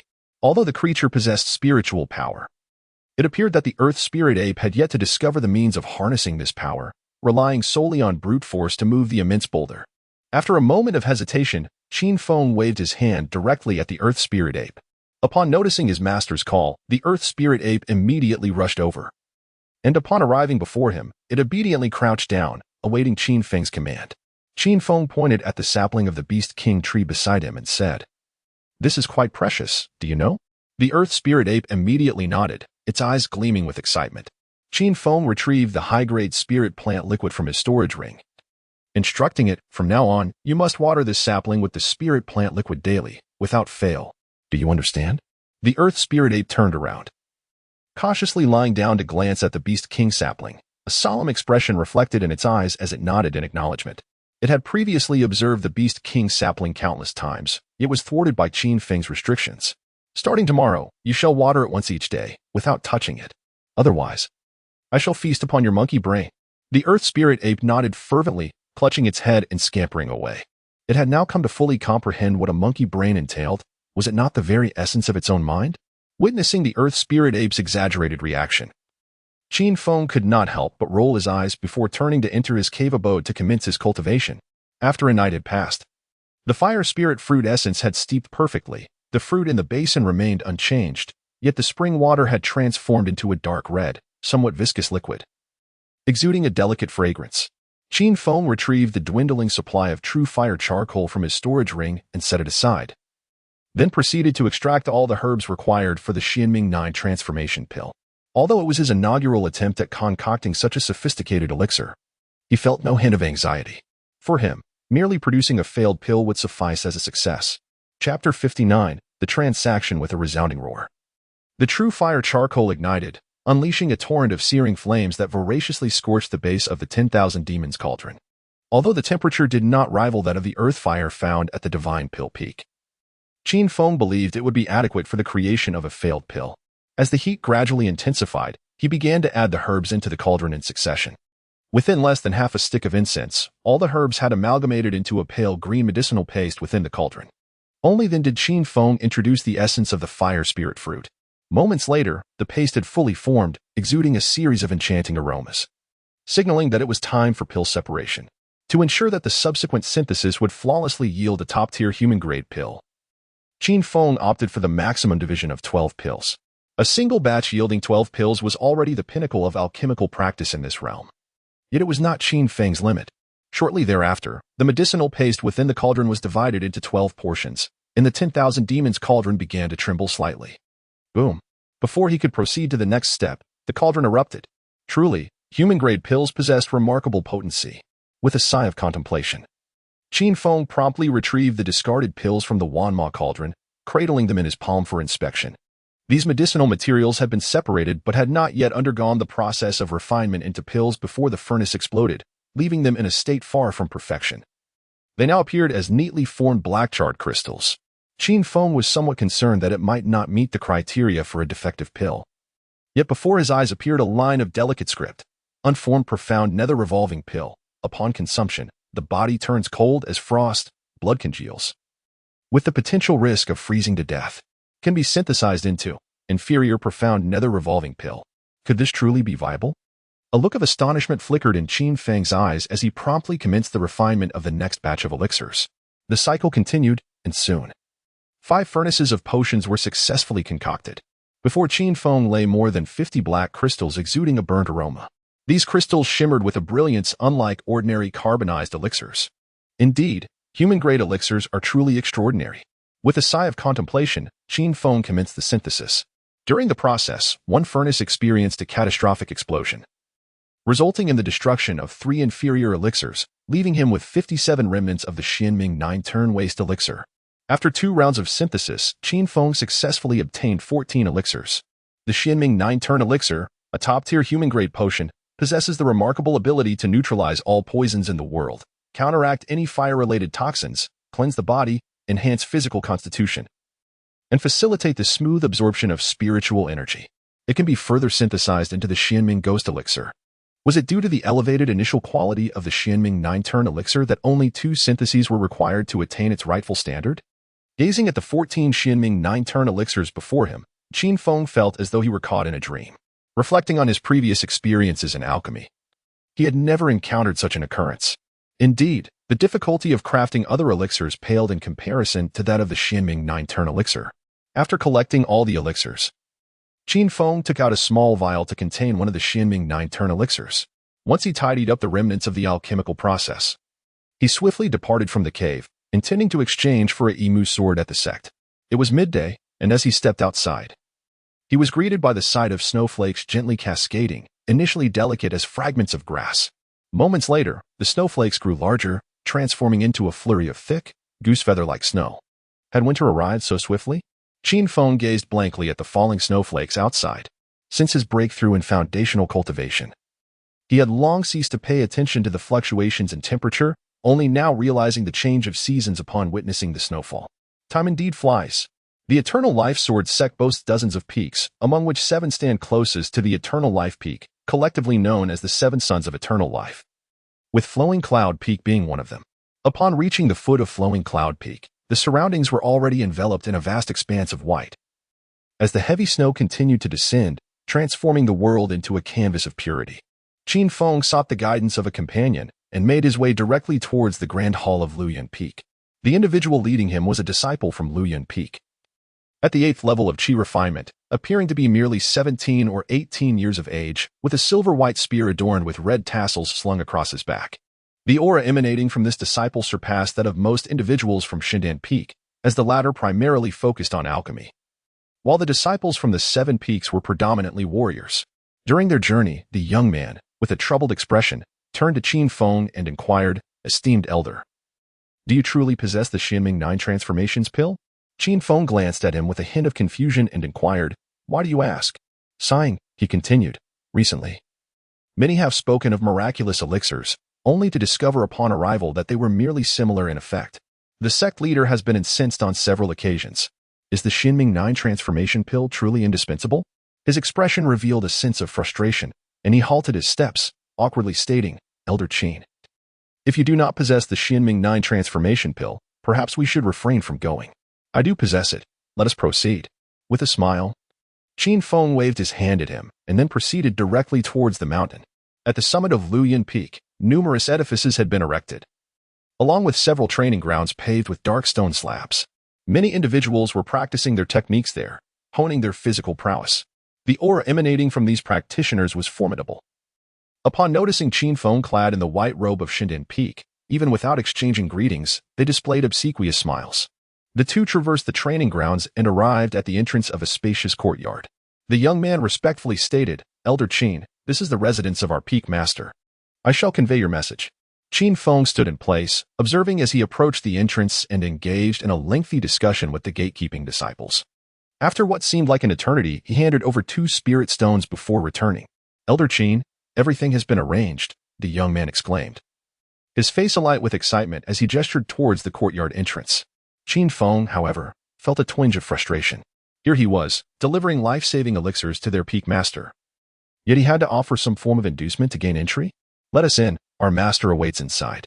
The 2 gatekeepers cast a blank glance at Qin Feng before turning away, showing no inclination to guide him.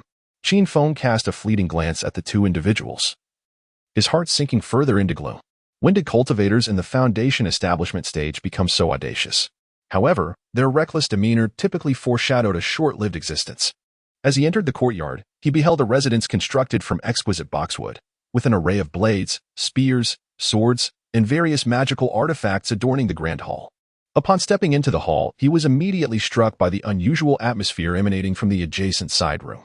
The surrounding environment was frigid, while the temperature within that chamber was searing, with copious amounts of dark crimson steam seeping through the cracks of the door, creating a truly chilling spectacle. Qin Feng approached the door and knocked gently, calling out, "I am Qin Feng, the 6th disciple of Gugo Dan, seeking an audience with the master of Luyan Peak." A voice, slightly hoarse, responded from within, "What is the matter?" Qin Feng promptly replied, "I have heard that you urgently require the Xianming 9 transformation pill, and I happen to possess one." Silence ensued, and shortly after, the door opened. 2 maidens, clad in elegant white robes and adorned with veils that accentuated their beauty, stepped forth and bowed in unison before Qin Feng, greeting him. "We pay our respects to Elder Qin." The presence of the maidens suggested a preliminary assessment of the pill's efficacy. Noticing the thick red mist swirling from within, Qin Feng grew concerned about potential contagion. So he chose not to linger on formalities and directly retrieved the Xianming 9 transformation pill from his storage ring, presenting it without hesitation. Chapter 60. The arrival of the emu sword in the courtyard. A biting wind howled as heavy snowflakes fell like goose feathers, enveloping the surroundings in a frigid atmosphere. The 2 disciples stationed at the entrance tucked their hands into their sleeves, quietly conversing about the latest influx of female disciples within the sect and speculating on who among them possessed the greatest beauty. Qin Feng paced back and forth upon the heavy snow, attempting to retreat his hands into his sleeves, finally feeling a hint of chill. "Ah, the essence of winter has arrived." At that moment, a sudden wail emanated from within the house in the courtyard, unmistakably the voice of the master of Luyan Peak. For there were no other men inside. "This is dire. The master has coughed up blood." 2 maidservants, flustered and frantic, dashed out of the house calling for help, swiftly darting past Qin Feng and out of the courtyard while continuing their cries. The 2 disciples stationed at the gate squinted at Qin Feng without uttering a word. They drew their flying swords and coldly exclaimed, "What have you done to our master?" Qin Feng was utterly dumbfounded. He had indeed provided the profound Nether 9 Revolutions pill. There was no mistake. Soon, a large crowd of disciples from Luyan Peak gathered around, each wearing a hostile expression, their cold gazes fixed upon him. Under such circumstances, it was nearly impossible to defend himself, so Qin Feng decided to turn and enter the house to investigate. Suddenly, a burly figure leaped out from the crowd, launching a silver-white dagger straight at his back. Feeling a chill run down his spine, Qin Feng could only draw forth the Yin-Yang Mother and Sun shield for defense. At the same time, a flicker of anger ignited within him as he shouted at the crowd, "Indeed, I have provided the Xianming 9 transformations pill. I merely wish to enter and assess the situation of the Peak Master. Do you still intend to enter and harm my revered master?" The burly man who had struck earlier spoke, his voice resonating like thunder, his gaze betraying a sense of vigilance. "Damn you!" Qin Feng erupted in furious reproach. Gripping the Yin-Yang Mother and Child shield tightly, he addressed the assembly. "Then you should enter and carry the person out. If they are dead, I shall accept it. To act before even a trace of clarity has emerged, is this the hospitality of your flowing cloud peak?" A heavy silence enveloped the crowd. At such a moment, if a life were lost, the first to engage would undoubtedly face considerable repercussions.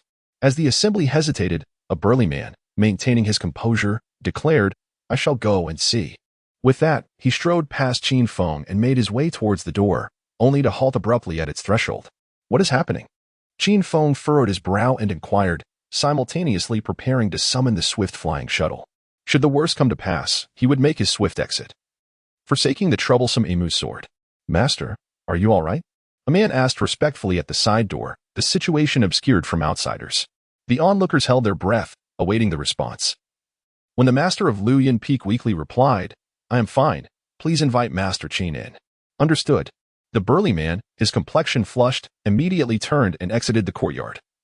Bowing to Qin Feng as he spoke, "Master Qin, I was concerned that my esteemed teacher was overly anxious. I offer my apologies." "No worries," Qin Feng replied. Qin Feng waved his hand to retract the yin-yang mother and child shield, then turned to enter the room. As he reached the doorway, a pungent scent of blood assaulted his senses. The room was brightly lit, revealing a man in his 40s clad in a black robe, seated on the bed as he cultivated to heal his injuries. Beside the bed stood a large water tank exuding an icy aura, filled with blood both in the tank and on the floor. The man was Mo Wenjian, the master of Luoyuan Peak. Despite his formidable strength, his aura was currently feeble, clearly afflicted by severe fire poison. Junior Qin Feng pays his respects to the esteemed elder. "You are the disciple of the old man Ge." "You may call me Uncle Mo," the man replied, opening his eyes. His complexion had regained a healthy flush, and he gazed at Qin Feng with a beaming smile. "The Shenming 9 transformation pill is invaluable. Speak, what reward do you desire?" A look of delight emerged on Qin Feng's face as he promptly declared, "Disciple desires the Imu sword." With a mere gesture, Mo Wenjian summoned 2 items at the bedside. One was an elongated sword, measuring 4 feet in length and 3 inches in width, exquisitely smooth and remarkably sharp. The other was a bamboo scroll, the contents of which remained obscured. In a calm tone, he remarked, "While the Imu sword is indeed precious, your elixir has saved my life. Thus, I bestow upon you the Luoyuan sword technique of Luoyuan Peak, but it must be cultivated solely by you." "Thank you, Master Uncle." Qin Feng's eyes sparkled with excitement as he cautiously approached the bedside, carefully stowing away the Imu sword and the Luoyuan sword technique into his storage ring. The disciple then took his leave. "Very well, be on your way." Once outside the room, Qin Feng finally breathed a sigh of relief. He had successfully acquired the Imu sword. The other disciples had already dispersed, leaving only the gatekeeper, the young lad who had guided him, and the burly man who had just sparred with Qin Feng. The man appeared to be around 30 years of age, with a simple and honest demeanor. He stood at the entrance of the courtyard, a look of sincere regret on his face as he smiled at Qin Feng. Upon seeing Qin Feng emerge from the courtyard, he immediately spoke with heartfelt sincerity, "Junior brother Qin, I sincerely apologize for what transpired earlier. Should you ever require assistance in the future, do not hesitate to send word." "Rest assured, senior brother, I hold no ill will," Qin Feng replied amicably. A smile graced Qin Feng's face as he waved his hand, producing several low-grade spirit stones to offer to the guiding youth before taking his leave. The snow continued to fall. The accumulation on the path had become quite profound, crunching beneath his feet. To the left, a few playful female disciples were engaged in the delightful task of building a snowman, while to the right, 2 young men diligently practiced their sword techniques beneath a pine tree. Qin Feng proceeded directly down the mountain, amidst the gently falling snowflakes. He vaguely discerned 2 figures shrouded in the tempest. As he drew nearer, he recognized one of them to be Shinchong's, while the identity of the other remained unknown to him. Upon recognizing Qin Feng, Shinchong's expression immediately hardened, and he feigned ignorance as he walked past without acknowledgement. "Brother Shin, does this person hold any grievances against you? Does he even have the right? He is merely a named disciple due to our master's benevolence." Their conversation was not loud, yet they spoke without any attempt at discretion. Qin Feng curled his lips in disdain, silently cursing Shinchong's parents before departing from the sect. Meanwhile, Shinchong, accompanied by his companions, skillfully ascended to the summit of Luoyuan Peak. With an impassive expression, he addressed the 2 disciples stationed at the gate, stating, "We wish to see Master Mo." The disciple in charge, retracting his hands into his sleeves, replied nonchalantly, "Our master is currently preparing for seclusion." Shinchong furrowed his brow and inquired, "Is he not afflicted by fire poison and in urgent need of the Shenming 9 transformation pill?" The disciple retorted, "Who are you?" "You may see our master, but—" One of them began to rub his fingers, clearly implying a desire for a bribe. With a sharp crack, the sound of a resounding slap echoed as a bright red mark appeared on the face of the disciple who had been rubbing his fingers. He raised his hand to cover his face, his expression filled with resentment. Shinchong massaged his wrist, coldly regarding the disciple as he asked, "Do you know who I am?" "I do not." With 2 more resounding slaps, Shinchong strode directly into the courtyard, leaving the white-clad figure standing in place, awaiting his return. Moments later, Shinchong emerged, seething with anger, a Shenming 9 transformation pill clutched in his hand, his complexion ashen. "Brother Shin, What transpired? That scoundrel Qin Feng got ahead of me. His name is Qin Feng? No wonder his aura bears some resemblance to that of my old rival. A subtle expression crossed the face of the white-clad man, while Shinchang's countenance brightened with joy. He quickly inquired, Brother Qin, do you have a grudge against him as well? I have no personal enmity with him, but I do harbor animosity towards his sister from the Misty Rain Tower. I intend to make her taste the bitterness of losing cherished loved ones. Misty Rain Tower. As Qin Feng returned to Wonia Mountain, he felt a warmth in his ears, prompting him to stand quietly at the entrance of the cave, lost in contemplation. His second senior brother, Shinchong, was engaged in the control of the medicinal ingredients for the Xinming 9 transformation elixir and had ventured to Luoyuan Peak today, accompanied by an individual who appeared rather formidable. Based on the timing, it is highly probable that he ascended Luoyuan Peak to deliver the elixir. Having acted preemptively, what schemes might he now be concocting? How splendid it would be to devise a talisman that could sever the threads of causation, ensuring that even an act of murder within the sect would go undetected. Qin Feng touched his feverish ears, feeling a sense of unease in his heart. Rather than sitting idly by, he resolved to take the initiative. With this thought, he promptly ventured to Qin Feng, acquiring a substantial quantity of materials for crafting talismans, as well as pertinent literature. Chapter 61. Plotting the Second Emu Sword. By the time he returned with his purchases, night had already fallen. Qin Feng observed a shadow furtively scurrying towards the foot of Wonia Mountain, conspicuously visible against the snowy landscape of the night. Who could it be at such a late hour? Qin Feng narrowed his eyes and cast a glance, promptly maneuvering the wooden spirit boat to pursue. As he drew near, the figure became aware of Qin Feng's presence, halting in its tracks and turning around. As Qin Feng prepared to activate the exquisite fire spirit talisman, the other party hastily removed the black cloth concealing their face and exclaimed, "It is I." A clear and cold voice resonated, drawing Qin Feng's attention to the fair and somewhat delicate countenance hidden beneath the veil. "What are you up to?" Qin Feng furrowed his brows as he gazed at Ding Shuli, whose petite face was flushed crimson from the cold. She was panting heavily, her hair disheveled, presenting a rather disheveled appearance. "I had no intention of doing anything," Ding Shuli stammered, a hint of panic flickering in her eyes. She then turned her gaze away, looking into the distance as if to evade Qin Feng's penetrating stare. Quite perplexing, isn't it? As Qin Feng prepared to turn away, he suddenly realized that she exuded no trace of spiritual energy, appearing instead as an ordinary person. The direction she was headed was towards a ravine at the foot of Mount Wenyo. When the Grand Formation was in operation, the ravine was largely enveloped, rendering it unrecognizable to anyone unfamiliar with Mount Wenyo. In an instant, Qin Feng deduced her current predicament. With the disciples of the Eternal Life Sword sect searching for him, concealment was the wisest course of action. However, while she had fortified the formation at Dingxiang Mountain, she had chosen to hide at the foot of Mount Wenyo, an astute move, akin to hiding in plain sight. Although the ravine offered safety, the conditions were ultimately rather lacking to provide her with an avenue of escape. Qin Feng resolved to find a reason to bring her back to his cave abode and thus inquired, "Are you skilled in talisman crafting?" "What is it?" Ding Shuli's face displayed a look of confusion. "If you can craft talismans, return with me to my cave and teach me the art." She stood there in a conflicted silence, and Qin Feng seized the opportunity, lowering the wooden spirit boat and wrapping his arms around her waist, effortlessly lifting her onto the vessel. As he embraced her, he noticed how icy her body felt, her lower half drenched from the snowmelt. Upon returning to Mount Wenyo, he gently set her down on the ground and then asked, "What about your cultivation?" "I have sealed it away. For now, I am just an ordinary person. You need not worry about my actions." Ding Shuli cast a blank glance at Qin Feng before standing still, uncertain. She too was concerned about the formations that might be present atop his mountain. "You are absolutely safe here, as long as you do not act recklessly. I have no objection to you restoring your cultivation. I will change my clothes first." Ding Shuli felt for the bundle at her back and then turned to enter the adjacent cave. As the stone door of the cave closed behind her, the earth spirit ape leapt out from behind the mountain peak, incessantly pointing at the stone door with a curious expression in its eyes, perhaps eager to uncover the identity of the new bipedal creature. Qin Feng gently patted its head and said, "Consider her as a guest. But you must keep a close watch on the things in this mountain. Do not allow her to meddle, understood?" The earth spirit ape immediately nodded vigorously. To it. Ding Shuli was merely an ordinary human, posing no threat whatsoever. Go and gather some firewood to start a fire. After dispatching the earth spirit ape, Qin Feng retrieved the emu sword from his storage ring. During his time at Luoyuan Mountain, he had not had the opportunity to examine it closely, but now, holding it in his hand, he discovered its weight to be comparable to that of an ordinary iron sword.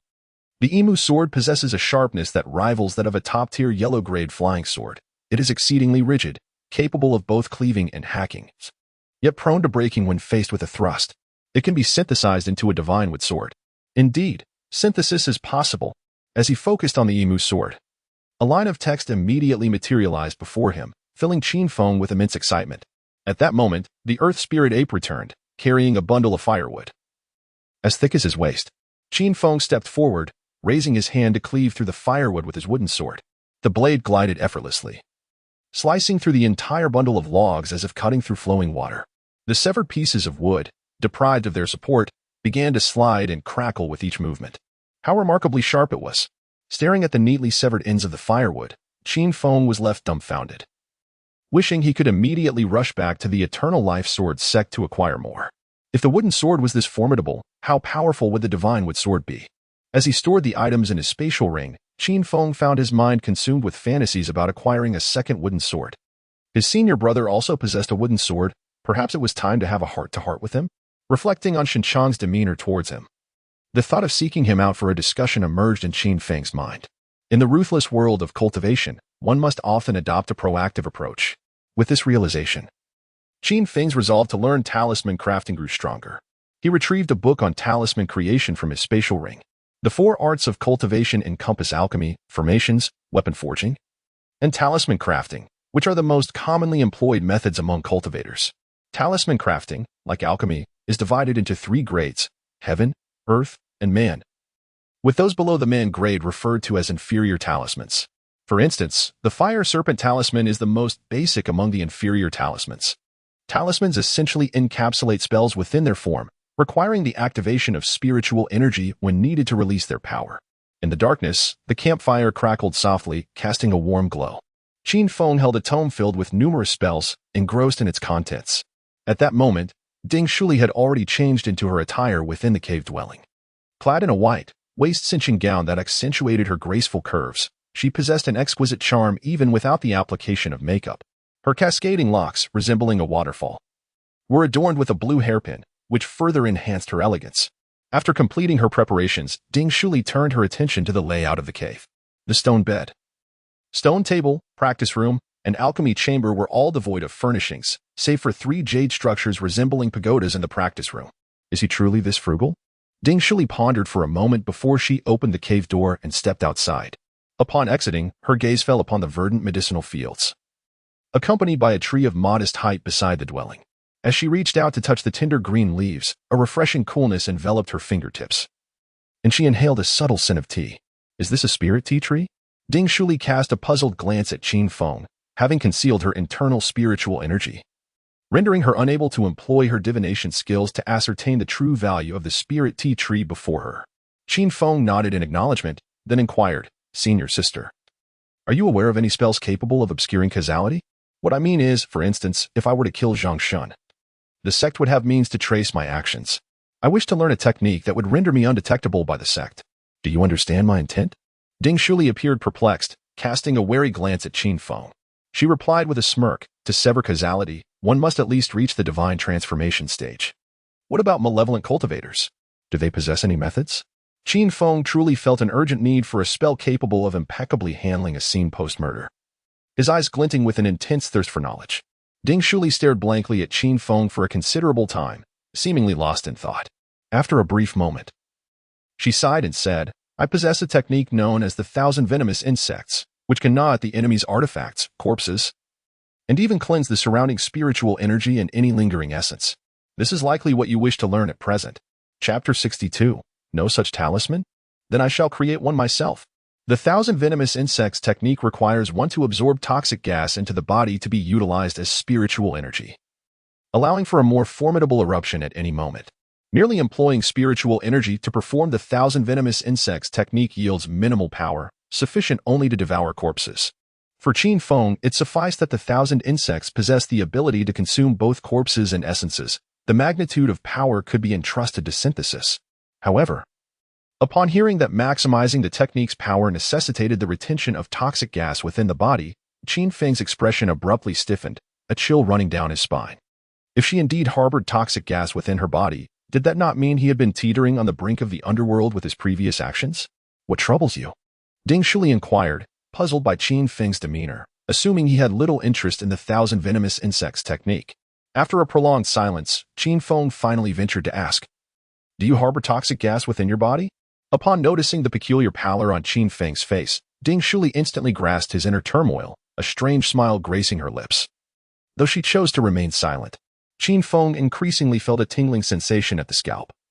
His gaze focused inward as he promptly channeled his spiritual energy to examine his physical condition, leaving no aspect unchecked, including his Qi Si and consciousness Si. Despite his thorough investigation, he could find no signs of abnormalities. "Stop looking. I indeed poisoned you the first time," Ding Shuli retorted, casting a sideways glance at Qin Feng as she sat impatiently on a large stone beside the fire. "If you wish to learn, then learn. If not, so be it." "I will learn, but only the less potent variants," he replied. Throughout that night, Qin Feng devoted himself to mastering the 1,000 venomous insect technique.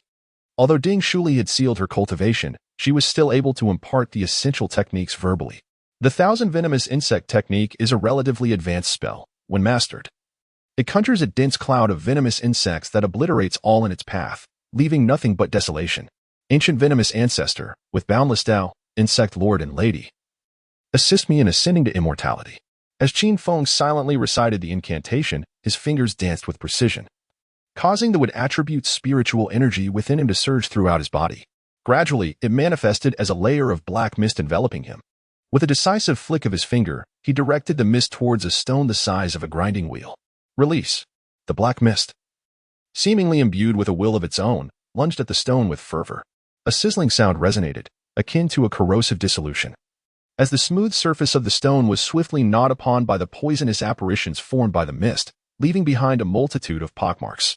However, Qin Feng had yet to fully master this spell. The black mist dissipated after merely 3 breaths, leaving behind a stone marred with imperfections. Witnessing Qin Feng's ability to execute the 1,000 poison insect technique in such a brief span, Ding Shuli's eyes widened in astonishment. Despite possessing dual spiritual roots of water and wood, which perfectly aligned with the technique, it had taken him 2 full days to achieve the same feat. He was taken aback by Qin Feng's remarkable comprehension, especially given his status as a 5-element root with seemingly limited potential. At this moment, dawn had broken. Qin Feng continued to stand in the adjacent clearing, tirelessly employing the 1,000 poisons insect technique against a stone. After several incantations, the stone, along with the surrounding weeds, was entirely consumed, leaving even a small pit in the soil. With a grimace of pain, Qin Feng retrieved his fire sword, intending to ascertain whether the 1,000 poisons insect technique could also devour essences. The fire sword was his contracted artifact, deeply imprinted in both essence and intuition. If he could not sense its presence after the technique was applied, it would signify success. With this thought, Qin Feng placed the fire sword on the ground and commenced the incantation. The fire sword, being a mystical-grade artifact, proved challenging to consume, yet Qin Feng remained undeterred, persistently casting the spell. As daylight broke, the entire Wonita mountain became vividly discernible. Ding Shuli shifted her gaze from Qin Feng, meticulously surveying the surroundings. When she noticed a faint white mist enveloping the spirit tea tree beside the cave, her eyes widened in astonishment. She recognized it as the spirit energy released by the tree. The ability to emit visible spirit energy indicated that this tree must be at least 1,000 years old. While still reeling from this revelation, she glanced nearby and spotted a small sapling approximately 7 inches tall. The sapling was lush and green, with over a dozen tender leaves swaying in the breeze, similarly releasing visible white spirit energy. Witnessing all of this, Ding Shuli immediately comprehended why Qin Feng's cultivation had surged so dramatically. These 2 spirit trees could emit spirit energy, and with over 10 acres of spirit herb fields outside, the spirit energy on Wonia Mountain was at least double that of the outside world. Under such conditions, the speed of cultivation would naturally be exceedingly rapid. Noticing that Qin Feng was engrossed in the 1,000 poisons insect technique, Ding Shuli meandered over to the millennia-old spirit tea tree, seeking to alleviate her boredom. As she approached the spirit tea tree, she spotted a large wooden barrel near the stone wall, filled with a light green, viscous liquid. The quality of this spirit plant liquid must be at least of high grade, she mused, her eyes reflecting astonishment as she intended to move closer to confirm its quality. Suddenly, she felt a rush of warm air above her head. Looking up, she was taken aback to see a monkey's head, as large as a grinding stone, dangling from the mountainside. Observing her intently, perhaps due to the proximity, all she could see was its head. The earth spirit monkey emitted a sound and nimbly leaped before Ding Shuli, positioning itself protectively in front of the barrel containing the spirit plant liquid. Standing nearly a yard tall, the earth spirit monkey possessed a robust physique yet exuded a fluid grace, resembling a monkey more than anything else. Its eyes conveyed a reproachful expression, dissuading her from advancing further. Is this the earth spirit monkey? How could it possess such intelligence? Witnessing the anthropomorphic expression on the earth spirit monkey's face, Ding Shuli felt a renewed wave of astonishment. Previously, while changing clothes in the cave, she thought Qin Feng's conditions were rather humble, but now she realized how lavishly equipped he was, boasting spirit trees, spirit fields, and spirit beasts in abundance. The earth spirit monkey gestured for her to step back and then used a wooden ladle to water the millennia-old spirit tea tree and the beast king sapling with the spirit plant liquid. After completing this task, it lifted the barrel to irrigate the other herbs in the medicinal fields, its large frame performing the work with remarkable finesse. What an extraordinary creature! Ding Shuli was utterly astounded. Upon Qin Feng's return to the cave, she decided to lift her seal, retrieving a spirit-gathering array from her storage ring, casually setting it down, and laying down a barrier before sitting on the ground to begin her cultivation. At this moment, within the cave, Qin Feng sat beside the stone table, embarking on a study of talismans. Typically, the creation of a talisman involves inscribing specific patterns onto talisman paper, corresponding to the method of spellcasting, followed by the infusion of spiritual energy. Though it may appear straightforward, it is akin to alchemy. Even a slight misstep in one's breath can lead to failure. This process is based on established methods for crafting talismans. Yet no one had previously succeeded in transforming the thousand venom insect technique into a talisman. Thus, Qin Feng now needed to discover a symbol that could represent the thousand venom insect technique. Rustling sounds filled the air. Qin Feng grasped the talisman brush and swiftly inscribed peculiar runic patterns upon the talisman paper, subsequently channeling his spiritual energy into the intricate designs of the thousand venomous insects technique. With a resounding explosion, a small flame erupted from the paper, leaving only ashes in its wake. Failure is the mother of success. Once more. Again. As time flew by, 10 days had swiftly elapsed. During this period, Qin Feng had squandered over 1,000 sheets of talisman paper. His relentless focus and prolonged endeavor had rendered the whites of his eyes suffused with blood. Alas, the cost-effectiveness of this endeavor left much to be desired. Qin Feng set down his talisman brush, gazing at the freshly crafted talisman paper in his hand, his eyes betraying a sense of disappointment. Had he devoted these 10 days to diligently practicing the thousand venomous insect technique, he would likely have attained a minor proficiency by now. Not only had he squandered time in the pursuit of talisman making, but the discarded talisman papers had also cost him nearly 20 to 30,000. Qin Feng's expression was one of dejection as he placed the talisman he had just crafted in the center of the stone table. He then channeled his spiritual energy to invoke the thousand poison insect technique. Buzz! A radiant light flickered from the talisman, and Qin Feng's heart leaped with joy. He promptly retracted the magical energy he had unleashed. As the support of his spiritual power vanished, the luminous glow from the talisman instantly faded, revealing its dull yellow essence, with the patterns upon it appearing somewhat fragmented. At last, it seemed he had averted a catastrophe. With a heart brimming with joy, Qin Feng held the talisman paper in his hands, and suddenly, a line of small text appeared in his eyes. Abandoned thousand poison insect talisman. Unremarkable and of no particular use, suitable for burning. Can be synthesized into thousand poison insect talisman. Excitement suddenly flickered in Qin Feng's eyes.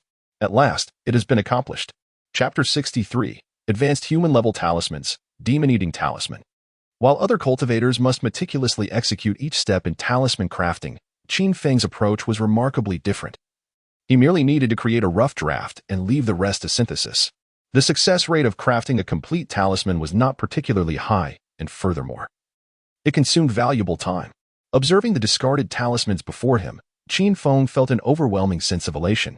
He promptly took up his talisman brush, retrieved a sheet of talisman paper from the side, and, imitating the earlier rune patterns, began to draw with fluid grace. Honed through the practice of over 1,000 sheets of talisman paper, with a few swift strokes, he completed the talisman and then infused it with the thousand poison insect technique. Buzz! A dim light immediately illuminated the talisman paper. Should he continue, he would need to thoroughly inject the technique into the paper. A moment's inattention could ignite the paper and ruin his efforts. Naturally, Qin Feng chose to cease while ahead. As he withdrew his spiritual energy, the once radiant talisman paper began to lose its luster, swiftly transforming into scrap. With great enthusiasm, Qin Feng held 2 discarded talisman papers in his hands. Synthesis. In an instant, the discarded papers fused into one, transforming into a dark yellow talisman adorned with intricate patterns resembling insects, emanating a soft gray luminescence that rendered it extraordinarily remarkable. At last, success. Qin Feng held the 1,000 venomous insect talisman in his hand, overwhelmed with emotion to the point of tears. He had tirelessly labored for a full 10 days and nights to obtain this talisman, and now the moment of fruition had finally arrived. After taking up his talisman pin and continuing to craft for approximately half an hour, Qin Feng successfully produced another 10,000 venomous insect talismans. Exiting the cave, he spotted Ding Shuli seated beside the spirit tea tree, engrossed in his cultivation. Not wishing to disturb him, Qin Feng proceeded to a nearby clearing, where he activated one of the talismans by channeling his spiritual energy into it. In an instant, the talisman transformed into a swirling black mist, enveloping a stone the size of a fist before him. This black mist was significantly more formidable than the 1,000 venomous insect technique Qin Feng had previously employed. Effortlessly consuming the stone in the blink of an eye, the insect mist lingered in place, persistently devouring the ground and forming a small pit until all the spiritual energy was expended, at which point it vanished. Once the stone had disappeared, Qin Feng employed the insight technique to examine the location, only to sense the presence of countless insects, devoid of any trace of the stone. When he had previously used the insect technique to devour the fire sword, he had similarly failed to detect its aura, though it appeared safe. Qin Feng opted to return to the cave to synthesize once more and reassess the situation. While his synthesis abilities were rather straightforward, he remained quite authoritative when it came to appraising items. Upon returning to his cave dwelling, Qin Feng directly picked up 1,000 poison insect talisman and examined it in the palm of his hand. The 1,000 poison insect talisman is classified as a mid-level talisman, emanating a toxic miasma capable of devouring various substances, including spiritual energy. It can be synthesized into a high-level 1,000 poison insect talisman. In order to ascertain the upper limits of synthesis for the 1,000 poison insect talisman, Qin Feng crafted over 100 semi-finished talismans before commencing the complete synthesis. The resulting creations included the high-level 1,000 poison insect talisman, the human-level initial 1,000 poison insect talisman, the human-level intermediate 1,000 poison insect talisman, and the human-level advanced demon-eating talisman. The demon-eating talisman is categorized as a high-level human talisman, with the poisonous insect evolving into a demon insect, capable of consuming the laws of the heavens above and devouring the demons of hell below. When produced in sufficient quantity, it can even gnaw at the very fabric of heavenly principles. Having reached its pinnacle, it cannot be synthesized further. Distinct from other talismans, the demon-eating talisman exhibits a pale azure hue, radiating a blue luminescence that evokes a sense of oppression and foreboding, suggesting that it is far from an ordinary talisman. Is it truly the case that a talisman synthesized to its utmost limits possesses such formidable power? Qin Feng carefully placed the demon-eating talisman in the center of the stone table, feeling an overwhelming sense of awe within him. Although uncertain whether it could sever the causal ties, he surmised that with the existence of the demon-eating talisman, it would undoubtedly lead to rampant slaughter within the cultivation realm of the Zhao Kingdom. The intricacies of causal relationships and the laws of heaven are similarly profound. Even if there were discrepancies, they would be negligible at best. Thus far, such formidable beings had yet to emerge in the Zhao Kingdom's cultivation realm. Contemplating this, Qin Feng felt an exhilarating sense of freedom, akin to a bird soaring high in the sky or a fish leaping freely in the vast ocean. At that moment, a sound transmission talisman suddenly shot in from outside the cave, followed by the voice of Shenchong emanating from the talisman. "Sixth junior brother, at midnight tonight, let us meet 300 miles east at the Qingyan Gorge. Fifth junior sister requests our assistance in subduing the winged golden bird." After hearing the transmission, Qin Feng promptly tucked away the talisman and exited the cave. Peering through the concealment array, he found the surroundings eerily empty. Clearly, Shenchong had departed immediately after delivering the message. A meeting at midnight, you say? A look of perplexity flickered in Qin Feng's eyes as he pondered the authenticity of the matter at hand. If it were indeed the fifth senior sister seeking his assistance, it would be of little consequence. However, should this be a scheme orchestrated by Shenchong, he would need to make alternative preparations. After a moment's hesitation, Qin Feng resolved to retrieve the wooden spirit vessel and venture to the sect for further investigation. Upon arriving at the sect, he inquired far and wide. Yet there was no trace of fifth senior sister Sun Yulan. After some effort, he managed to find 2 individuals privy to her whereabouts, but they merely informed him that she had gone out to capture spirit beasts, with no one knowing her exact destination. Qin Feng had an inkling that something was amiss, and exercising caution was hardly excessive. Upon returning to the reclining Ox Mountain and entering his cave abode, he promptly retrieved all the remaining talismans in his possession. During his previous venture to retrieve the Myriad Demon's Cauldron, he had prepared numerous items that ultimately, when used, these could now serve as his hidden trump cards. Currently, he still possessed 87 high-grade Fire Serpent talismans, alongside over 300 Flying Sword talismans and Thunder Summoning talismans of comparable quality, though these had yet to be synthesized. It was better to be safe than sorry. Qin Feng meticulously crafted 20 exquisite Fire Serpent talismans, superb Flying Sword talismans, and extraordinary lightning-attracting talismans. The formidable power of these premium talismans is sufficient to vanquish mid-stage essence refinement practitioners, and even pose a threat to those at the late stage. With these 3 artifacts in his possession, Qin Feng felt an overwhelming sense of security. Discarding a few at once would instill trepidation in even a formidable adversary like Mo1 Jian, a practitioner of the essence refinement stage.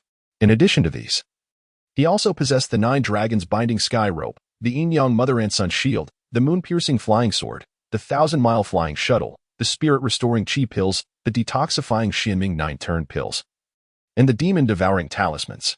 Qin Feng meticulously accounted for all his life-preserving items to ensure absolute preparedness. The synthesis of these talismans consumed a considerable amount of time. As Qin Feng stepped out of his cave once more, it was already dusk. The surrounding mountains lay adorned in a pristine white blanket of snow, sparkling in their silvery attire. The snowfall had ceased. The crimson sun, breaking through the clouds, cast its golden rays upon Mount Wenyo, transforming the entire peak into a resplendent hue of gold in that fleeting moment. Ding Shuli remained seated beside the spiritual tea tree, immersed in his cultivation. Qin Feng refrained from disturbing her and, in a moment of inspiration, withdrew the Thunderbolt Flying Sword to practice the Thunderbolt Sword technique. At this juncture, Qin Feng had already mastered the technique to an introductory level. The Thunderbolt Sword darted through the air with remarkable speed, creating a continuous sound of breaking through the void, accompanied by the rumblings of thunder. Though merely a flying sword, it emanated an imposing aura that subtly hinted at its domineering nature. In simpler terms, its true power remained uncertain, yet its appearance was undeniably formidable. After a brief hesitation, Qin Feng sheathed the flying sword and turned his gaze towards Ding Shuli, calling out to her, "Senior sister, I would like to trouble you with something." Ding Shuli opened her eyes, rising from her spot to retrieve a violet flying sword from her storage ring, gripping it firmly in her hand. Typically, she exuded an ethereal presence, untouched by worldly affairs. But at the moment she grasped the flying sword, an endless radiance burst forth from her being. With a hum, both of them simultaneously infused their respective flying swords with spiritual energy, causing the violet sword and the thunderbolt sword to entwine like resurrected serpents in an instant. They both employed the most basic attacking methods, akin to ordinary individuals wielding flying swords without any semblance of technique. Having acclimatized to the prevailing intensity, Qin Feng resolved to test the Thunderbolt Sword technique, while simultaneously probing her capabilities. "Be cautious, Ding Shiji." Qin Feng issued a reminder, and as his voice fell, the speed of the Thunderbolt Flying Sword accelerated, causing flashes of thunder to flicker in the void. In the blink of an eye, the Thunderbolt Sword gained the upper hand, relentlessly closing in on Ding Shuli. At that moment, a glimmer of triumph suddenly appeared in Ding Shuli's eyes. She swiftly flicked her hands, and in an instant, 2 violet flying swords soared from her palms. Chapter 64. Snowstorm Night. Ambush on Shinchong. What is happening? As Ding Shuli unleashed 3 flying swords, swiftly subduing the Thunderbolt Sword, Qin Feng felt a fog of confusion enveloping his mind. The Thunderbolt Sword technique comprises 27 forms, each more ferocious than the last. To test his utmost combat prowess, Qin Feng unleashed the final 10 moves of the Thunderbolt Sword technique. Boom! At the point of collision, the flying swords sparked with lightning, while the 3 violet flying swords arranged themselves in A shape, rotating effortlessly to neutralize the onslaught of the Thunderbolt Sword. Moments later, the 3 violet flying swords redirected their trajectory and charged towards Qin Feng. Despite the urgent rumbling of thunder in the void, the Thunderbolt Sword became almost indistinguishable, continuously blocking the 3 flying swords, denying them any opportunity to strike. The duel of magical prowess persisted for a span of half a stick of incense. Gradually, Ding Shuli felt her internal spiritual energy beginning to dwindle, while Qin Feng remained composed, his complexion still rosy and breathing steady. She promptly withdrew her flying swords and, with a huff, exclaimed at Qin Feng, "No more fighting. But we haven't determined a victor yet. Why stop?" Ding Shuli retorted disdainfully. Have you secretly consumed a spiritual energy pill? Consumed a spiritual energy pill? Qin Feng was momentarily taken aback, and upon noticing the pallor of the other person's face, he immediately realized that her spiritual energy was beginning to wane. However, he had only expended 1/5 of his own spiritual energy. Although possessing a mixed spiritual root resulted in a slower cultivation pace and challenges in breaking through realms, the potency of the spiritual energy upon achieving a breakthrough far surpassed that of other roots. Perhaps this could be seen as a peculiar form of celestial flaw. Ding Shuli, visibly irked, strode over to the edge of the medicinal herb field, scrutinizing the plants cultivated within. Qin Feng, with a bold demeanor, followed closely behind and inquired, "Senior sister, I unleashed my utmost skills just now, yet I was astonished to find that you could withstand them. Can you truly wield 3 flying swords simultaneously with such mastery?" "I employed a sword formation," she replied. No wonder. Qin Feng suddenly found everything to be quite reasonable. The sword technique was barely able to hold its ground against the sword formation, which suggested that the Thunderbolt sword technique was not lacking in strength. Moreover, he still had talismans as his trump card. At this moment, the sky had completely darkened, yet there was still some time before midnight. Ding Shuli stood in place, seemingly bored, and Qin Feng, feeling a lack of activities, decided to draw her into the cave abode. After a full 2 hours, Qin Feng finally rose contentedly from the stone bed. A faint blush adorned Ding Shuli's cheeks as she curled up against the wall, her body concealed by her clothes. Seeing her in such a submissive state elicited a sigh from Qin Feng, although he was not a virtuous man. Witnessing her current demeanor stirred a twinge of guilt within him, prompting him to say, "Ding Shiji, if you're upset, why not scold me a few times? Get lost." Upon hearing her willingness to engage, Qin Feng felt a wave of relief wash over him. He then instructed her, "You may utilize the gathering spirit array within this cave, but the spiritual energy should not exceed 8-fold. Otherwise, anomalies will manifest in the outside world. When I am not present, please refrain from venturing out, as the time for the Chongqing Sword sect to open its gates is approaching, and they are likely to seek you out." After hastily imparting these words, Qin Feng departed the cave abode and summoned the wooden spiritual boat, heading towards the direction agreed upon with Shenchong. The Qingyan Gorge was not far from the Chongqing Sword sect, yet its secluded location meant that it rarely saw any travelers. Gazing towards the gorge in the darkness, the reflection of the snow and moonlight revealed what appeared to be a massive creature crouched in the distance. As Qin Feng employed the technique of concealing his presence and that of the wooden spirit vessel, he descended into a secluded area, still 50 miles from the rendezvous point. Opting to continue his journey on foot, the cloak of obscurity enveloping him transformed into a radiant white, and with the enhancement of the swift movement talismans, Qin Feng glided through the dense forest like a wraith. Upon nearing the Qingyan Gorge, he came to a halt, taking refuge in a crevice of the rocky terrain to survey the surroundings. At this juncture, the moon hung high in the sky, marking the arrival of the midnight hour. Yet, the forest and gorge ahead remained eerily silent, devoid of any signs of life. According to Shenchong, if the 5th senior sister had indeed come here to subdue the spirit bird, there should at least be some traces of her presence for their meeting. However, the absence of any indication was unsettling. The silence was almost ominous. The more tranquil the surroundings, the more Qin Feng sensed something amiss.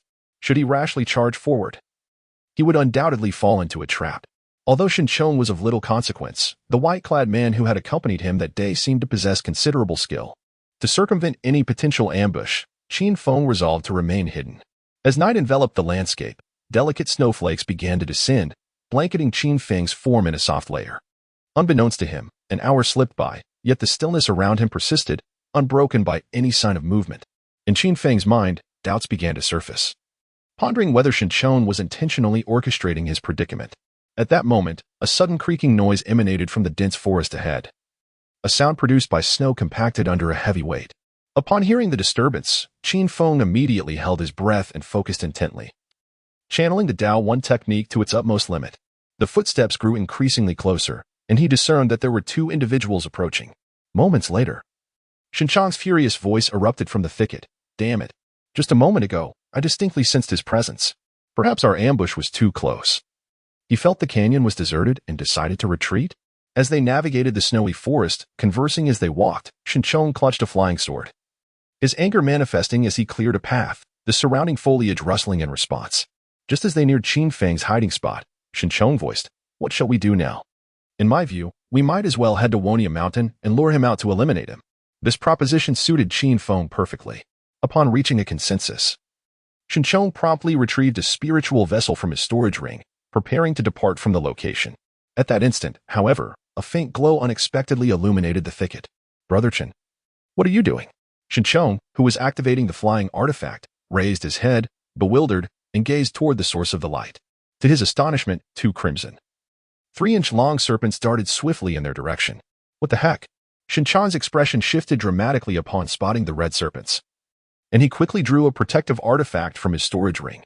Yet, before he could activate the artifact, the fiery serpent had already burrowed into his chest. As a late-stage Foundation establishment cultivator, even with his spiritual power shielding him, he could not withstand the fiery serpent's onslaught. Terror flickered in his eyes, and in an instant, he was reduced to a charred corpse by the serpent's explosive magic. The other fiery serpent darted after the white-clad man, who moved with astonishing speed, escaping several dozen feet in the blink of an eye, evading the fiery serpent's assault. He runs swiftly, witnessing Qin's demise from the fiery serpent's attack. Qin Feng resolved to abandon his concealment. He retrieved the 1,000-mile flying shuttle from his storage ring, activated it, and pursued the white-clad man. The 1,000-mile flying shuttle soared with remarkable speed, almost instantaneously closing the gap between him and the white-clad figure, as one soared through the air while the other sprinted on the ground, with a hint of cold amusement gracing his features. Qin Feng activated 3 exquisite flying sword talismans and hurled them forth. The 3 silvery blades darted swiftly towards his opponent's back. Meanwhile, the adversary, extracting his magical artifact to defend himself, shouted, "Fellow cultivator, please hold your hand. I am Qin Xiaoyang of the Howren sect. You must have misunderstood." The opponent's magical artifact proved formidable, capable of thwarting even advanced flying sword talismans that posed a threat to late-stage Zhedan cultivators. "Fellow cultivator, this is a misunderstanding." "Misunderstanding, you say?" With a determined grit of his teeth, Qin Feng activated the remaining 7 flying sword talismans, simultaneously grasping the remaining fire serpent talismans to guard against any unforeseen circumstances. Fueled by spiritual energy, the 7 advanced flying sword talismans swiftly transformed into 7 formidable silver-white blades, once again lunging towards Qin Xiaoyang. "Where did you acquire so many advanced talismans?" Qin Xiaoyang's face reflected a tinge of terror as he immediately hurled a square seal-like artifact, resembling a jade seal, into the air. Bang! Bang! Bang! The sound of violent collisions erupted. In an instant, 5 of the flying swords shattered. But the square seal also disintegrated into fragments. As the seal crumbled, an aura of age enveloped Qin Xiaoyang, reminiscent of a spirit possessed. His visage contorted with malice. He snarled, "Boy, you dare to slay my puppet. Your demise is inevitable." Chapter 65. Remnant Soul. The malevolence etched on Qin Xiaoyang's face intensified to a terrifying degree. The remaining 2 flying swords pierced through his protective spiritual energy, leaving behind 2 gory, fist-sized wounds in his chest. "You're finished, ha ha ha." His eyes glinted with madness, emitting a piercing laughter that echoed for several heartbeats before he ultimately succumbed, collapsing to the ground in silence. Qin Feng did not rush forward immediately. Instead, he drew forth the Thunderbolt sword and aimed it at Qin Xiaoyang's lifeless form, piercing his head, dantian, and heart with several more strikes. He severed the tendons of the hands and feet, and upon observing the lack of response from his adversary, he felt a slight sense of relief. "How dare you threaten me? I shall ensure you find no path to the heavens or the earth." He retrieved the 10,000 demons cauldron from his storage ring and began to channel spiritual energy into it. With a hum, the small cauldron erupted with a surge of dark energy, its mouth generating a formidable pull. The bloody corpse contained nothing, save for the steadily diminishing warmth. Could it be that Taiju was mistaken? Is it true that the 10,000 demons cauldron cannot suppress the soul? A look of perplexity flickered in Qin Feng's eyes as he deftly produced a demon-biting talisman. In an instant, the talisman transformed into a dense cloud of black mist, enveloping Qin Xiaoyang's corpse, along with the storage pouch at his waist. Moments later, the body of Qin Xiaoyang, along with the surrounding snowy ground, had been devoured, leaving behind a noticeable depression, while a significant amount of black fog lingered around the storage pouch. Crack! A sound of shattering echoed, and the remnants of the storage pouch burst apart, revealing a variety of items upon the ground: a 3-inch-tall jade figurine, 2 flying swords, a dark red alchemical furnace, a scroll, various jars and bottles, and everyday trinkets. The jade figurine was marred with cracks, its chest, head, and abdomen punctured by several small holes. Qin Feng unfurled the scroll only to find it blank, indicating it had already been used. After collecting all the items, Qin Feng swiftly returned to the side of Shinchang's corpse, attempting once more to utilize the 10,000 demon cauldron. With a hum, he infused spiritual energy into the cauldron, which erupted with a formidable suction. Immediately, the corpse of Shinchang emitted a series of anguished howls, and a faint azure aura began to waft from the body, drawn into the 10,000 demon cauldron. Peering within, Qin Feng could discern Shinchang's soul thrashing about, seemingly searching for a way to escape. If the 10,000 demon cauldron could indeed absorb souls, did this imply that Qin Shaoyang, lacking a soul, was merely a puppet? Qin Feng couldn't help but furrow his brows. Without a soul? And given that the wound on the jade figurine in Qin Shaoyang's storage bag mirrored the injury on his own body, it was highly probable that it was indeed a puppet. After retrieving the storage ring from Shinchong and discovering another storage bag on him, Qin Feng confirmed that nothing was overlooked. He then cast a demon-eating talisman and swiftly maneuvered the 1,000-mile flying shuttle, hastily retreating into the distance. The snow fell heavily. In just a moment, the deep pit in the ground was filled, rendering the scene as if nothing had transpired. Half an hour after Qin Feng's departure, a small, thumb-sized green light suddenly emerged in the snowy forest. A seasoned hawk, having played with the winds for a lifetime, was unexpectedly pecked in the eye today. However, that fellow was still too inexperienced, daring to attempt to absorb the soul of an old man with merely the Wanma Ding. How delusional! The light revealed an elderly figure, his face contorted with a malevolent expression. Although the true visage beneath the white robe remained obscured, it was quite easy to ascertain his identity through the flying sword talisman, the fire serpent talisman, and the Wanma Ding. The elder once again diminished the green light, swiftly darting through the snowy woods. Moments later, a sparrow, no larger than a palm, emerged from the forest, its eyes radiating with a vibrant green glow amidst the vast, white void. Qin Feng stood upon the flying shuttle, silently observing the tumultuous events that had just transpired below, a chill creeping up his spine. Fortunately, he had not truly departed. Had he done so, he might have allowed his quarry to slip away. Buzz!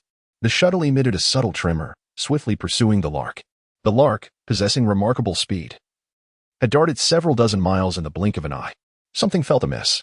In the void, the lark displayed a look of confusion, glancing back over its shoulder, sensing an inexplicable presence, as if someone were in pursuit. Do not look back. It is above you. A chilling voice echoed from above the lark, causing its wings to stiffen and its feathers to bristle in alarm. The lark gazed upward, where it beheld a figure clad in a white robe commanding a flying shuttle, coldly fixating upon it. Fear flooded its eyes as it realized. How could you still be here?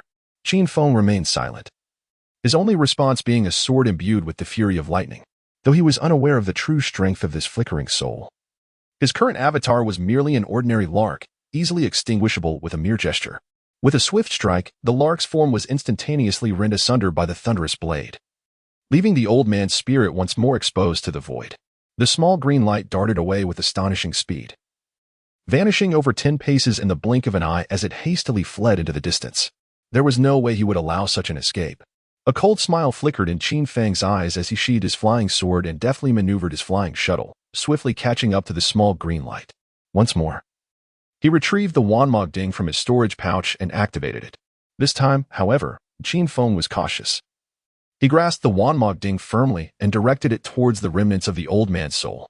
With a sharp crack, he was taken aback as the lingering soul unleashed an unknown force, causing a sudden sharp pain in his sea of consciousness, rendering his mind momentarily blank. When he regained his senses, Qin Feng felt as though he were teetering on the brink of oblivion, his head throbbing as if it might shatter. While the small green light had already soared 2 miles away, was it a mental assault? A solemn expression flickered in Qin Feng's eyes.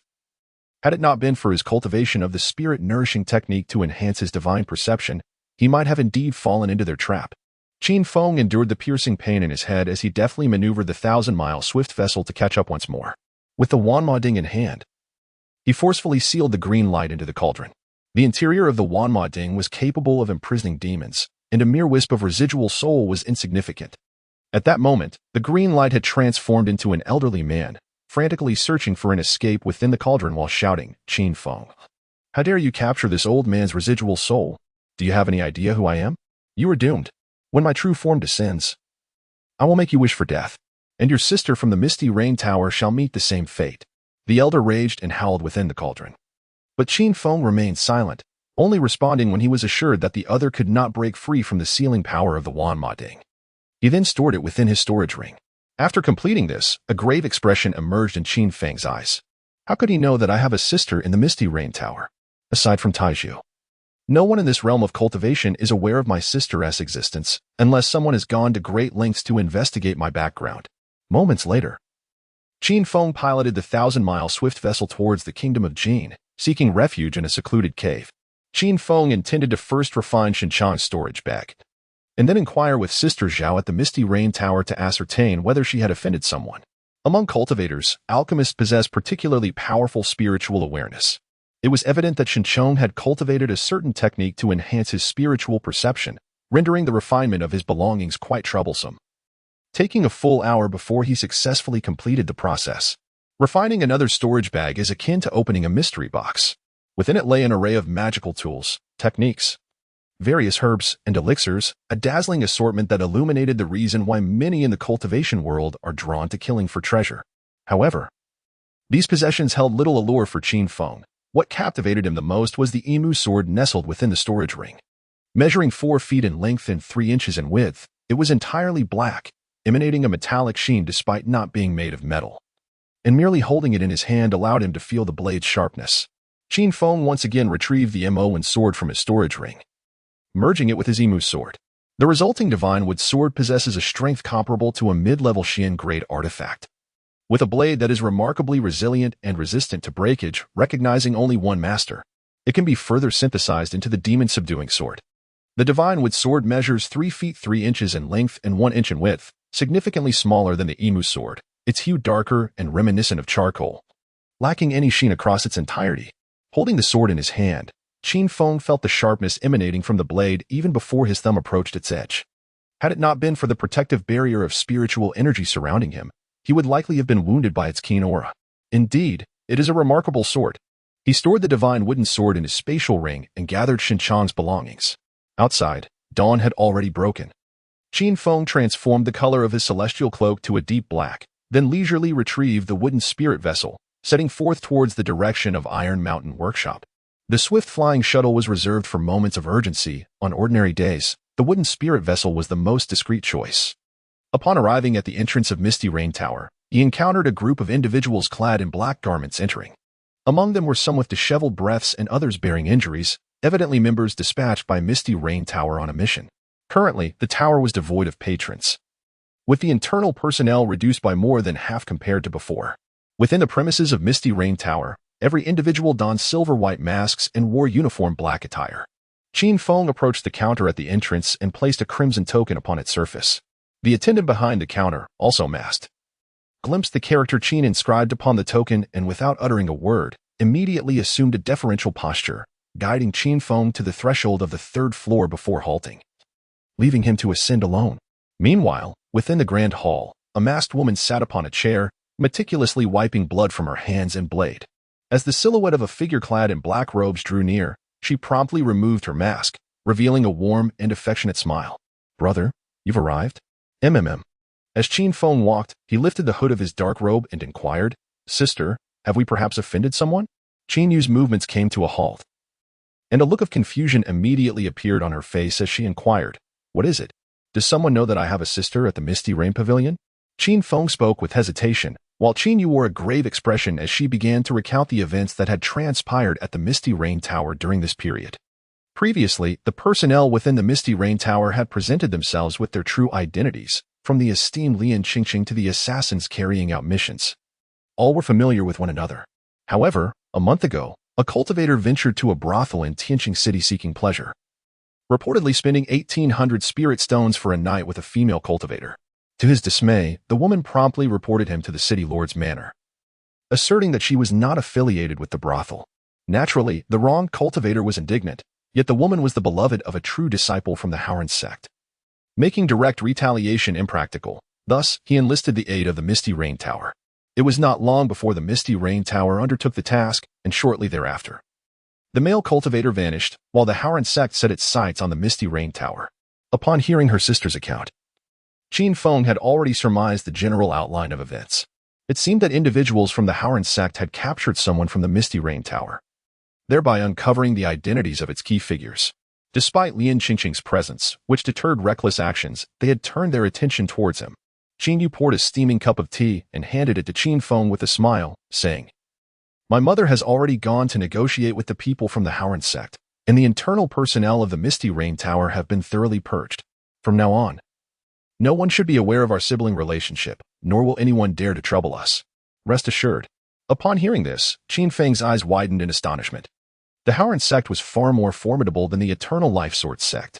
How could she dare to venture into their territory for negotiations? Nonetheless, the Howren sect is rather unremarkable. They should not openly confront my mother. Qin Feng remained silent, contemplating the true extent of Li Qingqing's strength. The most notable achievement known thus far was her assassination of 3 Yuanying stage cultivators, while the Howren sect had its own Yuanying stage practitioners stationed there. A direct confrontation could potentially lead to a stalemate. However, the Yanyu Tower specialized in the art of assassination. Given that Li Qingqing dared to approach the Howren sect, she must possess considerable confidence. With this thought in mind, Qin Feng's curiosity about the cultivation methods of Yanyu Tower deepened, prompting him to inquire, "Sister, what exactly are you cultivating?" The path of murder. Qin Yu's expression was grave as she noticed Qin Feng's bewilderment. She began to elucidate. Our cultivation method necessitates the absorption of malevolent and lethal energies, akin to how you practitioners harness spiritual energy. If this concept proves challenging for you to grasp, you may consider me as a practitioner of the dark arts. A faint smile of irony graced Qin Yu's lips, perhaps reflecting her own astonishment that the hands which once prepared meals and mended garments were now engaged in the grim trade of taking lives. Qin Feng took a sip of the warm tea, sighed, and remarked, "The distinction between righteousness and evil in this world is ultimately inconsequential. It is merely a matter of the survival of the fittest." She merely smiled faintly, saying nothing further as she continued to polish the sword in her hand. "Stop polishing that. Allow me to show you a new sword and see if it suits you." Qin Feng carefully extracted the divine wood sword from the storage ring, presenting its hilt to Qin Yu, who immediately displayed a look of astonishment. "This sword is remarkably sharp," she exclaimed. "A drop of blood for recognition is all it requires." The dimensions of the divine wood sword were comparable to the one Qin Yu currently wielded, yet its sharpness and strength surpassed it by a considerable margin. Grasping the sword with her right hand, she delicately pricked the blade with the index finger of her left hand. Instantly, a single drop of blood, neither more nor less, welled up from her tender fingertip, which bore no visible wound. Utilizing the art of qi observation, Qin Yu was enveloped in a faint purplish aura that exuded an air of lethal intent. This sword does not seem to be a mere magical artifact, does it? What is its name? Qin Yu held the divine wood sword in her hands, her face alight with excitement. The divine wood sword, such a remarkable blade, far superior to the reverse wind sword wielded by my mother. As she twirled the divine wood sword with effortless grace, it tore through the air, leaving behind streaks of darkness that attested to its extraordinary power. Observing her sister's delight brought reassurance to Qin Feng. This was merely the beginning, for there would be opportunities to acquire more Imu swords in the future, and even to forge even mightier blades. At that moment, Qin Feng felt the identity token in his storage pouch begin to vibrate once more, returned swiftly to the divine elixir peak. The intensity of the token's tremor was markedly greater than usual, signaling the gravity of the situation, and a smile spread across Qin Feng's face. Such an urgent summons back to the sect left little room for speculation regarding its significance. "Sister, I have matters to attend to, so I must take my leave." Qin Yu, brimming with excitement, wielded the divine wood sword, gesturing animatedly. After giving a brief instruction, Qin Feng departed from the Misty Rain Pavilion. Upon reaching the street, he sought out a shop to handle the belongings left by Shenchong, and only then did he leisurely exit Iron Mountain Square, guiding the wooden spirit vessel towards the sect. The Grand Hall of the Divine Pill Peak awaited him. When Qin Feng arrived at the location, the third and fourth senior brothers had already gathered, yet the fifth senior sister, Sun Yulan, was still absent. Guguden sat in the center of the Grand Hall, his gaze dark and fixated upon the stone cauldron in the empty space outside, lost in contemplation. Qin Feng stood silently in place, continuously glancing towards the door, hoping to catch a glimpse of his fifth senior sister. If she were unable to arrive, it would likely bode ill for them. After a considerable time had elapsed, Guguden finally withdrew his gaze from the entrance and turned towards the three individuals within the Grand Hall, his expression laden with sorrow as he spoke. "Last night, 2 more individuals from the Divine Pill Peak met with tragedy. The second and fifth have perished." Upon hearing this, Qin Feng and his 2 fellow disciples displayed expressions of shock. While Qin Feng was aware of Shenchong's demise, how could the fifth senior sister have also encountered misfortune? At that moment, shadows began to descend from the heavens onto the open space outside the hall, led by Li Qingfeng, the sect master of the Eternal Life Sword sect. accompanied by the elders of the sect and the peak masters from various mountain ranges. The atmosphere was tense as they approached the Grand Hall, with Qin Feng's face etched with fury. In a single night, 2 individuals had been slain, both of whom were foundational-level alchemists, representing a significant loss for both the Divine Pill Peak and the Eternal Life Sword sect. "Bring her in," Qin Feng commanded coldly to those outside, and immediately 2 disciples of the sect entered, carrying a large wooden plank. Upon it lay the body of the 5th senior sister, Sun Yulan. Chapter 67. The position of the eldest senior brother is perilous. The corpse of Sun Yulan was laid in the center of the Grand Hall, and everyone approached to examine it with heavy hearts. "My dear disciple." Upon seeing the body, Dan was overcome with grief and indignation, trembling as he stepped closer, the aura of age surrounding him deepening further. Li Qingyun's expression was equally grim. The Divine Pill Peak was an indispensable part of the Eternal Life Sword sect. Yet a series of unfortunate events had befallen it recently. He placed a comforting hand on Dan's shoulder and said, "Do not be anxious, Peak Master Gu. I have already dispatched someone to inform the Grand Elder, who will soon arrive with the Heaven's Inquiry Compass to uncover the true culprit." "Very well." Dan gritted his teeth in response, then turned and strode to the entrance of the Grand Hall, casting a cold gaze outside. Qin Feng maneuvered through the crowd to cast a glance at the lifeless body of his 5th senior sister. Her complexion was ashen, and her lips were tinged with a purplish hue. Employing his Qi observation technique, he discerned a minute red dot at her brow, indicative of a wound inflicted by a sharp needle. Although her attire remained unruffled, there were numerous bloodstains between her legs, suggesting that the circumstances were far more complex than they appeared. The onlookers collectively recognized that she had met with foul play, yet out of respect for the deceased, none dared to approach her remains. After retreating from the throng, Qin Feng's eyes narrowed as an uncontrollable rage surged within him. Who could have possibly taken the life of his 5th senior sister? Ever since he had become a disciple under Guguden, she had shown him great kindness, and the sight of her corpse filled him with profound sorrow and indignation. Should he discover the identity of her murderer and find himself capable of confronting them, Qin Feng would not hesitate to exact vengeance on her behalf. After contemplating the fate of his senior sister, his thoughts shifted to his own predicament.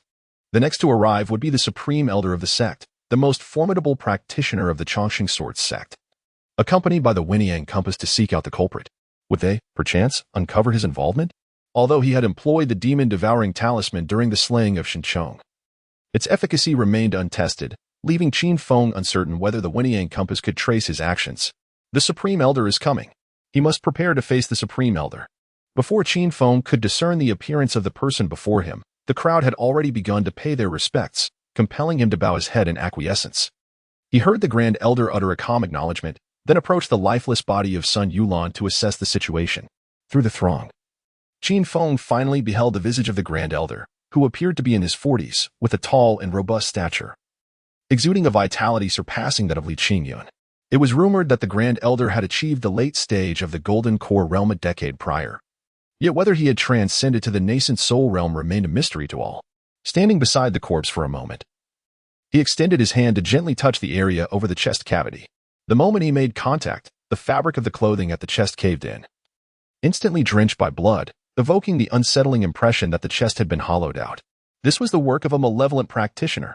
With an impassive expression, he flipped his hand, revealing a palm-sized purple compass, exquisitely crafted and imbued with profound energy. The needle of the compass quivered incessantly, mirroring the turmoil in Qin Feng's heart. As he infused spiritual energy into the compass, a glimmer of green light suddenly emanated from Sun Yulan's corpse, allowing her form to be faintly discerned. "My dear disciple, who has slain you?" Guguden exclaimed upon catching sight of Sun Yulan's lingering spirit, but by then, the spirit had already been ensnared within the compass. Buzzing resonated as the spirit entered, causing the compass needle to whirl rapidly until it finally settled on a direction. The moment they glimpsed this direction, the expressions of the Grand Elder and Li Qingyun darkened significantly. Guguden, too, displayed a countenance filled with fury. "Master, what place does this indicate?" A young man clad in white timidly inquired from the crowd, tears glistening in his eyes as he gazed helplessly at those gathered. "The Ghost King sect." Guguden's fury intensified as he pressed on, "And what of my second disciple's remains?" The Grand Elder, having stowed away the compass, stood silently with an impassive demeanor, while Li Qingyun spoke in a somber tone. "Before coming here, we visited the Hall of Longevity. Shinchong's longevity token has been completely shattered. My condolences, Master Gu." Upon hearing this, the air of age around Guguden deepened once more. Previously, he had radiated an aura of robust vitality, but now he bore the appearance of a man in the twilight of his years. In Qin Feng's heart, he speculated that the complete shattering of the Chongqing token signified the utter obliteration of their remains. While Shinchong deserved the direst of fates, the fifth senior sister was undeniably a virtuous individual. Amidst the somber atmosphere, the Grand Elder began to placate the crowd with a fierce tone. The divine elixir peak is the very core of our Chongqing sword sect. The Ghost King sect's relentless oppression of our core members is an affront too great to bear. Prepare yourselves, for in 3 days, I shall lead all disciples of the Chongqing sword sect to eradicate the Ghost King sect. The grim scene before them was the handiwork of the Ghost King sect. And the various peak masters, filled with righteous indignation, promptly expressed their solidarity. Gugo Dan's eyes betrayed a profound loathing for the Ghost King sect, and he immediately clasped his hands in respect towards the Grand Elder and Li Qingyan, proclaiming, I, Gu, have wandered for half a lifetime, pouring my heart and soul into our sect over these years. For this expedition against the Ghost King sect, I humbly request the sect leader and elder to permit my participation. A moment of silence enveloped the assembly as they exchanged glances. The elixirs crafted at the Divine Elixir Peak were of utmost importance to the sect. Should Gugo Dan encounter any misfortune, the supply of elixirs would falter. After a prolonged pause, Li Qingyan finally nodded in agreement, leading the peak masters away from the Divine Elixir Hall. Many of the true disciples remained, for the body of Sun Yulan had yet to be laid to rest, an affair that concerned the entirety of the Divine Elixir Peak. Gugo Dan sighed, turning his gaze towards Qin Feng, and spoke. Qin Feng, though your time in the sect has been brief, I firmly believe you possess the capability to guide the Divine Elixir Peak to greater heights. From this day forth, you shall assume the role of Vice Master of the Divine Elixir Peak. Should any misfortune befall me during this campaign against the Ghost King sect, you will become the Master of the Divine Elixir Peak. Master, you shall undoubtedly return safely.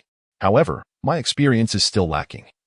I initially joined the sect merely to bide my time. I believe the position of senior brother should be reserved for our other 2 brothers. Qin Feng's expression was one of turmoil, and his heart was filled with profound aversion. After all, the position of the master brother of Shinan Peak was undeniably perilous. In less than a year, 3 individuals associated with that esteemed title had met their demise. Gugodan remained silent, shifting his gaze to the 3rd and 4th brothers. One was engrossed in enhancing his alchemical prowess, while the other was absorbed in researching alchemical formulas. Perhaps they shared Qin Feng's sentiments regarding the treacherous nature of the master brother role, as both raised their hands in unison to decline. Thus, let the 4th brother manage the mountain. You all should first arrange for the burial of the 5th brother. Qin Feng will remain, the rest may disperse. Gugodan sighed, then gestured for everyone to depart. Once the crowd had carried away Sun Yulan's lifeless body, silence once again enveloped the grand hall. Fury etched on Gugodan's face. He struck down upon the armrest of his chair, shattering it with a resounding force. The aura of the core formation stage erupted suddenly, causing numerous objects within the hall to levitate and cascade to the ground in a cacophony of noise. Qin Feng was momentarily taken aback, bewildered by the erratic behavior unfolding before him. Though his body remained rooted in place, paralyzed by hesitation, he had already steeled himself to wield the Fire Serpent Talisman in the 1,000-mile shuttle. Should this old man dare to make a move against him, the advanced talismans would show no mercy, disregarding any bonds of master and disciple. Such audacity was utterly intolerable. Gugodan, seething with indignation, cursed vehemently for a few moments before finally directing his gaze towards Qin Feng. Qin Feng pressed his thumb against his palm, discreetly activating the storage ring. Qin Feng, do you comprehend the reason for my profound anger? Disciple does not know. Chapter 68. Gugodan is furious. Do you truly believe that the 5th elder was harmed by the Ghost King sect? Those who practice dark arts usually obliterate both body and soul. How could they leave behind even a fragment of his spirit? Do they truly think I have grown senile, unable to discern right from wrong? Qin Feng stood silently in place, feeling a sense of unspoken disbelief within. The attitude displayed by the Grand Elder and the sect leader was indeed perfunctory. They were quick to suggest an assault on the Ghost King sect, leading the uninformed to believe that they were individuals of deep loyalty, concerned for the grievances of their disciples. However, as someone privy to the truth, Qin Feng harbored doubts about whether the Ghost King sect had nurtured a new ghost witch Sanus, prompting both the Grand Elder and the sect leader to eagerly seek to seize her once more. As Qin Feng pondered this, Gugodan extracted a pitch-black sword, glistening with an evident sharpness, from his storage ring and handed it to him. This sword was the coveted Imu sword that Qin Feng had long desired. With a sigh, Gugudin remarked, I heard that you once went to great lengths to acquire this sword, even trading a Xianin 9 transformation pill for it at Luyan Peak. Now, take a moment to examine it with your divine sense and discern its true nature. Upon receiving the Emu sword, Qin Feng attempted to employ the Qi observation technique, but found it utterly ineffective. Only through meticulous probing with his divine sense could he perceive the lingering aura of bloodshed contained within. His expression shifted dramatically. He had initially believed that the Emu sword was forged through secret arts, only to discover that its crafting was akin to that of dark sorcery. The Emu sword was forged using the blood of cultivators, with its potency directly correlating to the strength of the cultivator's essence. Beyond the heart's blood, their organs also served other sinister purposes. As Gugudin spoke, the hatred in his gaze intensified, and in that moment, Qin Feng comprehended the grim reality. The death of his 5th senior sister was not the result of an outsider's hand, but rather the machinations of those within the Changxing Sword sect. A trace of melancholy flickered in Qin Feng's eyes as he inquired, Master, what shall we do now? He continued, No matter what, I shall not return alive this time. 3 days hence, you shall accompany me to confront the Demon King sect. After my demise, please retrieve my remains and inter them alongside my daughter, and you shall inherit the way of the imperial pill. Gugudin produced a thick tome, presenting it to Qin Feng with a gaze tinged with profound sorrow. The book's cover, yellowed with age, exuded a weighty, ancient aura, unmistakably a relic of long-standing heritage. Qin Feng accepted the book, his brow furrowed in confusion as he inquired, Master, whom do you refer to as your daughter? Your 5th senior sister is my bloodline. Gugudin replied with a grim expression, but this time they have truly provoked my wrath, and I desire their demise. Qin Feng felt a tumult of emotions within. His master maintained an indifferent demeanor, yet his 5th senior sister was undeniably a paragon of virtue. Indeed, certain individuals within the Eternal Life Sword sect deserve their fate. Faced with Gugudin's request, Qin Feng could only nod solemnly, agreeing to assist in the matter. After all, his current identity and mastery of the pill path were gifts from Gugudin, and given the considerable debt of gratitude he owed to his 5th senior sister, it was only natural for him to lend his support. Upon departing from the Divine Pill Hall, the core members of Divine Pill Peak sought a location of auspicious feng shui to lay Sun Yulan to rest before dispersing. As the group returned to the sect, Gugudin commandeered a flying artifact, retreating into the distance, while Qin Feng made his way back to Oxen Mountain to prepare for the impending confrontation with the Ghost King sect in 3 days. Just as he was about to enter the formation, he suddenly sensed the presence of the Netherbird. Qin Feng swiftly maneuvered the wooden spirit vessel to a higher altitude, concealing himself amidst the clouds. Moments later, the elusive Netherbird gracefully emerged from the mist and perched lightly upon his shoulder. Well done. Qin Feng retrieved a high-grade spirit beast pill and cradled it in his palm. The Netherbird immediately regurgitated the letter it had been holding, subsequently swallowing the pill in one swift motion. The letter from Taiju conveyed a singular message. The Ghost King sect was mobilizing its entire strength to launch an offensive against the Everlasting Sword sect, urging vigilance for safety. In addition to notifying about the impending conflict, Taiju instructed Qin Feng that should he participate in the battle, he must use the Firefly sword as a signal to prevent any accidental harm. Upon reading the letter, Qin Feng felt a wave of dizziness wash over him. His own sect was preparing to assault others, while those others were simultaneously gearing up to strike back. What kind of scheme was this? Could it be that, reminiscent of Ding Shuli's previous ordeal, they intended to conduct a blood sacrifice involving the disciples of both sects? Yet, this time, the forces deployed were the elite of their sect. Could it be that both sects had conspired for collaboration, each pretending to be the prey while seeking to ensnare the unwitting advantage? Qin Feng sensed that both the Changxing Sword sect and the Ghost King sect were far from ordinary. Each side clearly harbored ulterior motives. The true intentions would soon be revealed in 3 days. For now, the focus must be on devising a meticulous plan. When the time comes, regardless of the chaos that ensues, he need only wave a banner in support or perhaps find a secluded spot to conceal himself. After replying to a letter from Taiju, Qin Feng made his way directly back to his cave abode. On the mountaintop, the Earth Spirit Ape diligently tended to the spiritual herbs. When it noticed snowflakes settling upon the plants, it carefully brushed them off to the ground. Upon seeing Qin Feng return, the Earth Spirit Ape hurried over with a joyful expression. Qin Feng paid it no heed and turned to gaze at the cave dwelling. The stone door stood ajar, revealing the sapling of the Beast King tree, the ancient spiritual tea tree, and the gathering spirit array all present. Yet the figure of Ding Shuli was conspicuously absent. Has she departed? Qin Feng inquired of the Earth Spirit Ape. The creature whimpered, nodding and shaking its head simultaneously. gesturing with its hands while emitting a series of strange cries, utterly incapable of articulating its thoughts. Qin Feng cast a glance at the distant Dingxiang mountain, observing the intricate formations in operation upon its slopes. Is she unafraid of being exposed? In a state of perplexity, Qin Feng did not dwell upon his thoughts for long. He returned to his cave abode and began to practice the techniques outlined in the book to craft fire serpent talismans and flying sword talismans. Both of these talismans were of a rudimentary level, and following the methods recorded in the text, creating the semi-finished products posed no significant challenge. Purchasing them was merely a fleeting convenience. Enhancing his own proficiency was the true path to mastery. Meanwhile, within the formation of Dingtian Mountain, Ding Shuli stood expressionless, her gaze only withdrawing once she saw Qin Feng return to the Woni Mountain. Behind her stood an elderly woman of remarkable bearing.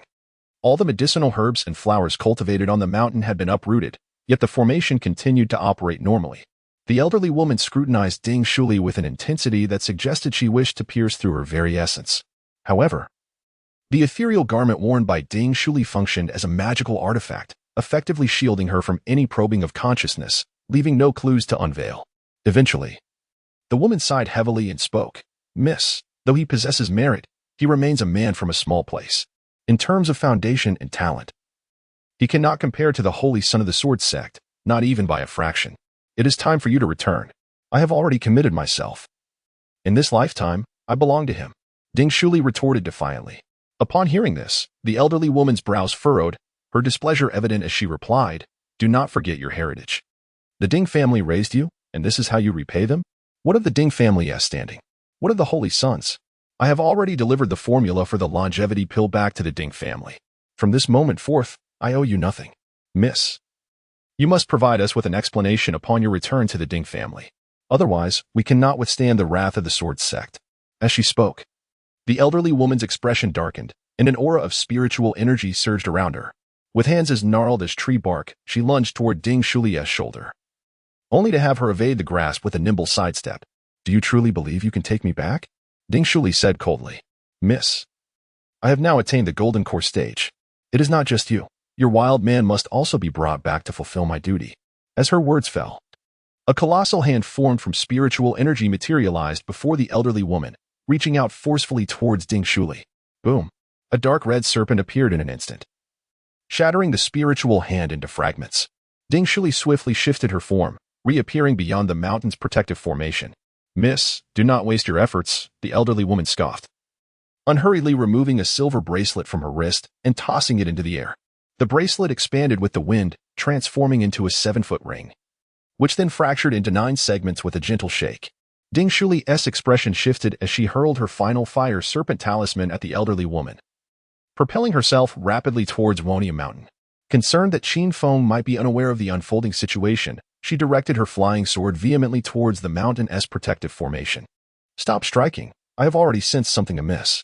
As her words resonated, Qin Feng's figure emerged outside the formation. Chapter 69. A collaborative battle against the Golden Core Cultivator. Upon seeing Qin Feng, Ding Shuli felt a slight relief wash over her. Yet her expression remained grave as she implored, Help me eliminate her. Our safety depends on it. At that moment, the elderly woman had already maneuvered the 9 rings in pursuit. The 9 circular constructs spun through the air, subsequently crashing towards the 2 of them in a relentless wave.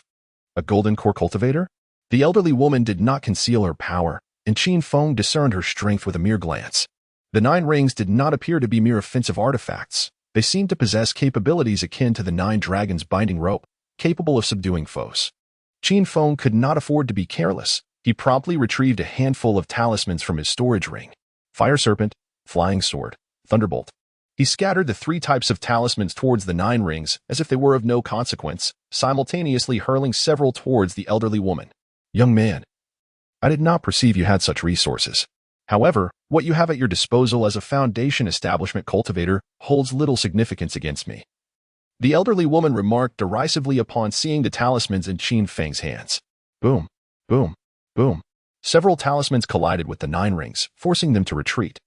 The elderly woman's expression shifted to one of astonishment as she quickly produced a golden flag from her storage ring, infusing it with spiritual energy.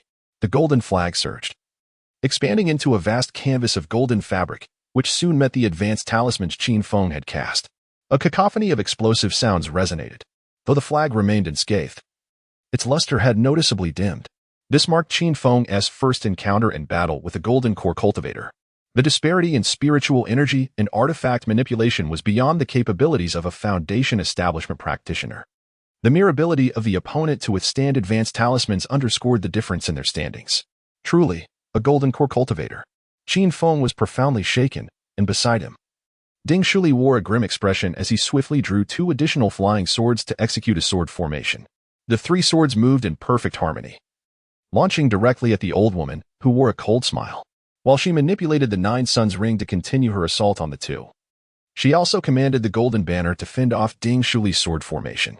Having reached the core formation stage, she was capable of multitasking with remarkable ease. Demonstrating no signs of panic against their onslaught, she threatened them, saying, "You might as well abandon your resistance. If I am provoked, I shall take your corpses back as a report." Ding Shuli quickly reassured Qin Feng, "Do not worry. She has likely just recently broken through to the core formation. Your talismans possess immense power, and she cannot withstand them for long." "All right." Qin Feng nodded slightly. Unleashing 10 high-grade fire serpent talismans towards the aged woman in one decisive motion. Simultaneously, he drew forth the Thunderbolt flying sword to counter the 9 Suns ring. Clang! The disparity in their powers was stark. In the fleeting moment of their clash, the Thunderbolt flying sword was sent spiraling away, embedding itself into a distant rock. Qin Feng was left with no choice but to hurl talismans to defend against the encroaching ring. Meanwhile, Ding Shuli's 3 violet flying swords found themselves at a disadvantage. Just as the old woman prepared to press her advantage, she was met with the onslaught of 10 fire serpents, causing her expression to darken ominously. She could only wield the golden flag in defense, while the 9 Suns ring continued its relentless advance. Thunderous roars erupted, the moment the flag enveloped the 10 fire serpents. A series of violent explosions echoed from within, causing the light upon the golden flag to dim significantly. There was hope. A glimmer of excitement danced across Qin Feng's visage as he unleashed 10 fiery serpent talismans, gritting his teeth to activate another 10 advanced flying sword talismans. Recognizing the formidable nature of his opponent's magical artifacts, he resolved to obliterate them first. 10 serpents of flame and 10 silvery flying swords surged toward the elderly woman, who, upon witnessing the assault, was struck by a profound realization. The youth before her was no easy target. "You have truly provoked my wrath," she spat through gritted teeth, commanding a golden flag for defense while summoning a gleaming white flying sword. A thunderous roar erupted, yet this time the golden flag shattered into fragments, leaving 4 silver swords hurtling toward her. The old woman's expression darkened, forcing her to wield her flying sword in a desperate bid for defense. At that moment, Ding Shuli cast several small porcelain vials in her direction, which detonated upon landing, releasing billowing clouds of thick smoke. Thousand poison insect technique. Ding Shuli simultaneously directed the sword formation while executing a hand gesture, causing a dense black mist to surge forth from her hand, merging with the distant smoke, exuding a demonic aura. Under Ding Shuli's control, the black mist coiled like a colossal serpent, ensnaring the elderly woman within its grasp.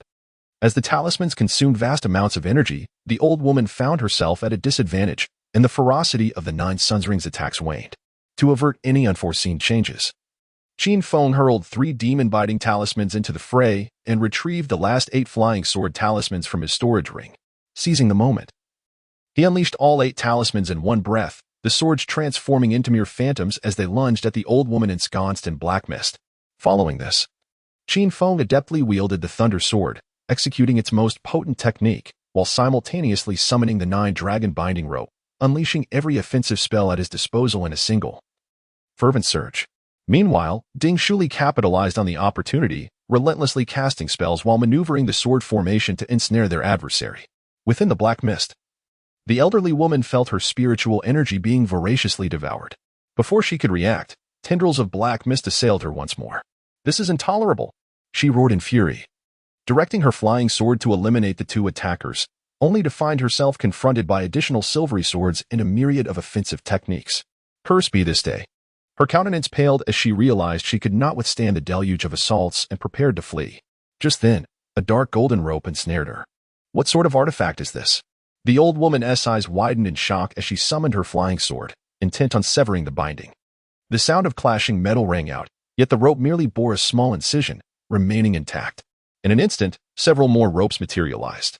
A superior-grade artifact? How could this youth possess such high-tier items? Panic gripped the old woman as 9 ropes coalesced to bind her tightly. With a flurry of swift strikes, The silvery swords pierced her, creating numerous wounds, followed swiftly by the thunder sword and a trio of purple flying swords in a relentless onslaught. Under the force of these devastating attacks, her protective spiritual energy shattered, and her form was obliterated in an instant. This is impossible. I refuse to accept this. Anger flooded her eyes, but within the blink of an eye, her head was engulfed by the black mist. Through the 9-dragon binding rope, Qin Feng sensed her demise and promptly retrieved the 10,000 demon cauldron, infusing it with spiritual energy. The cauldron erupted with a powerful suction, drawing forth a wisp of green light from within the black mist. At last, it is done. With the spirit subdued, Qin Feng breathed a sigh of relief. The area once occupied by the old woman remained shrouded in swirling black mist, even as Ding Shuli's 1,000 poison insect technique was consumed by the demon-biting talismans. Noticing the potency of the black mist emanating from Qin Feng, Ding Shuli's eyes widened in astonishment.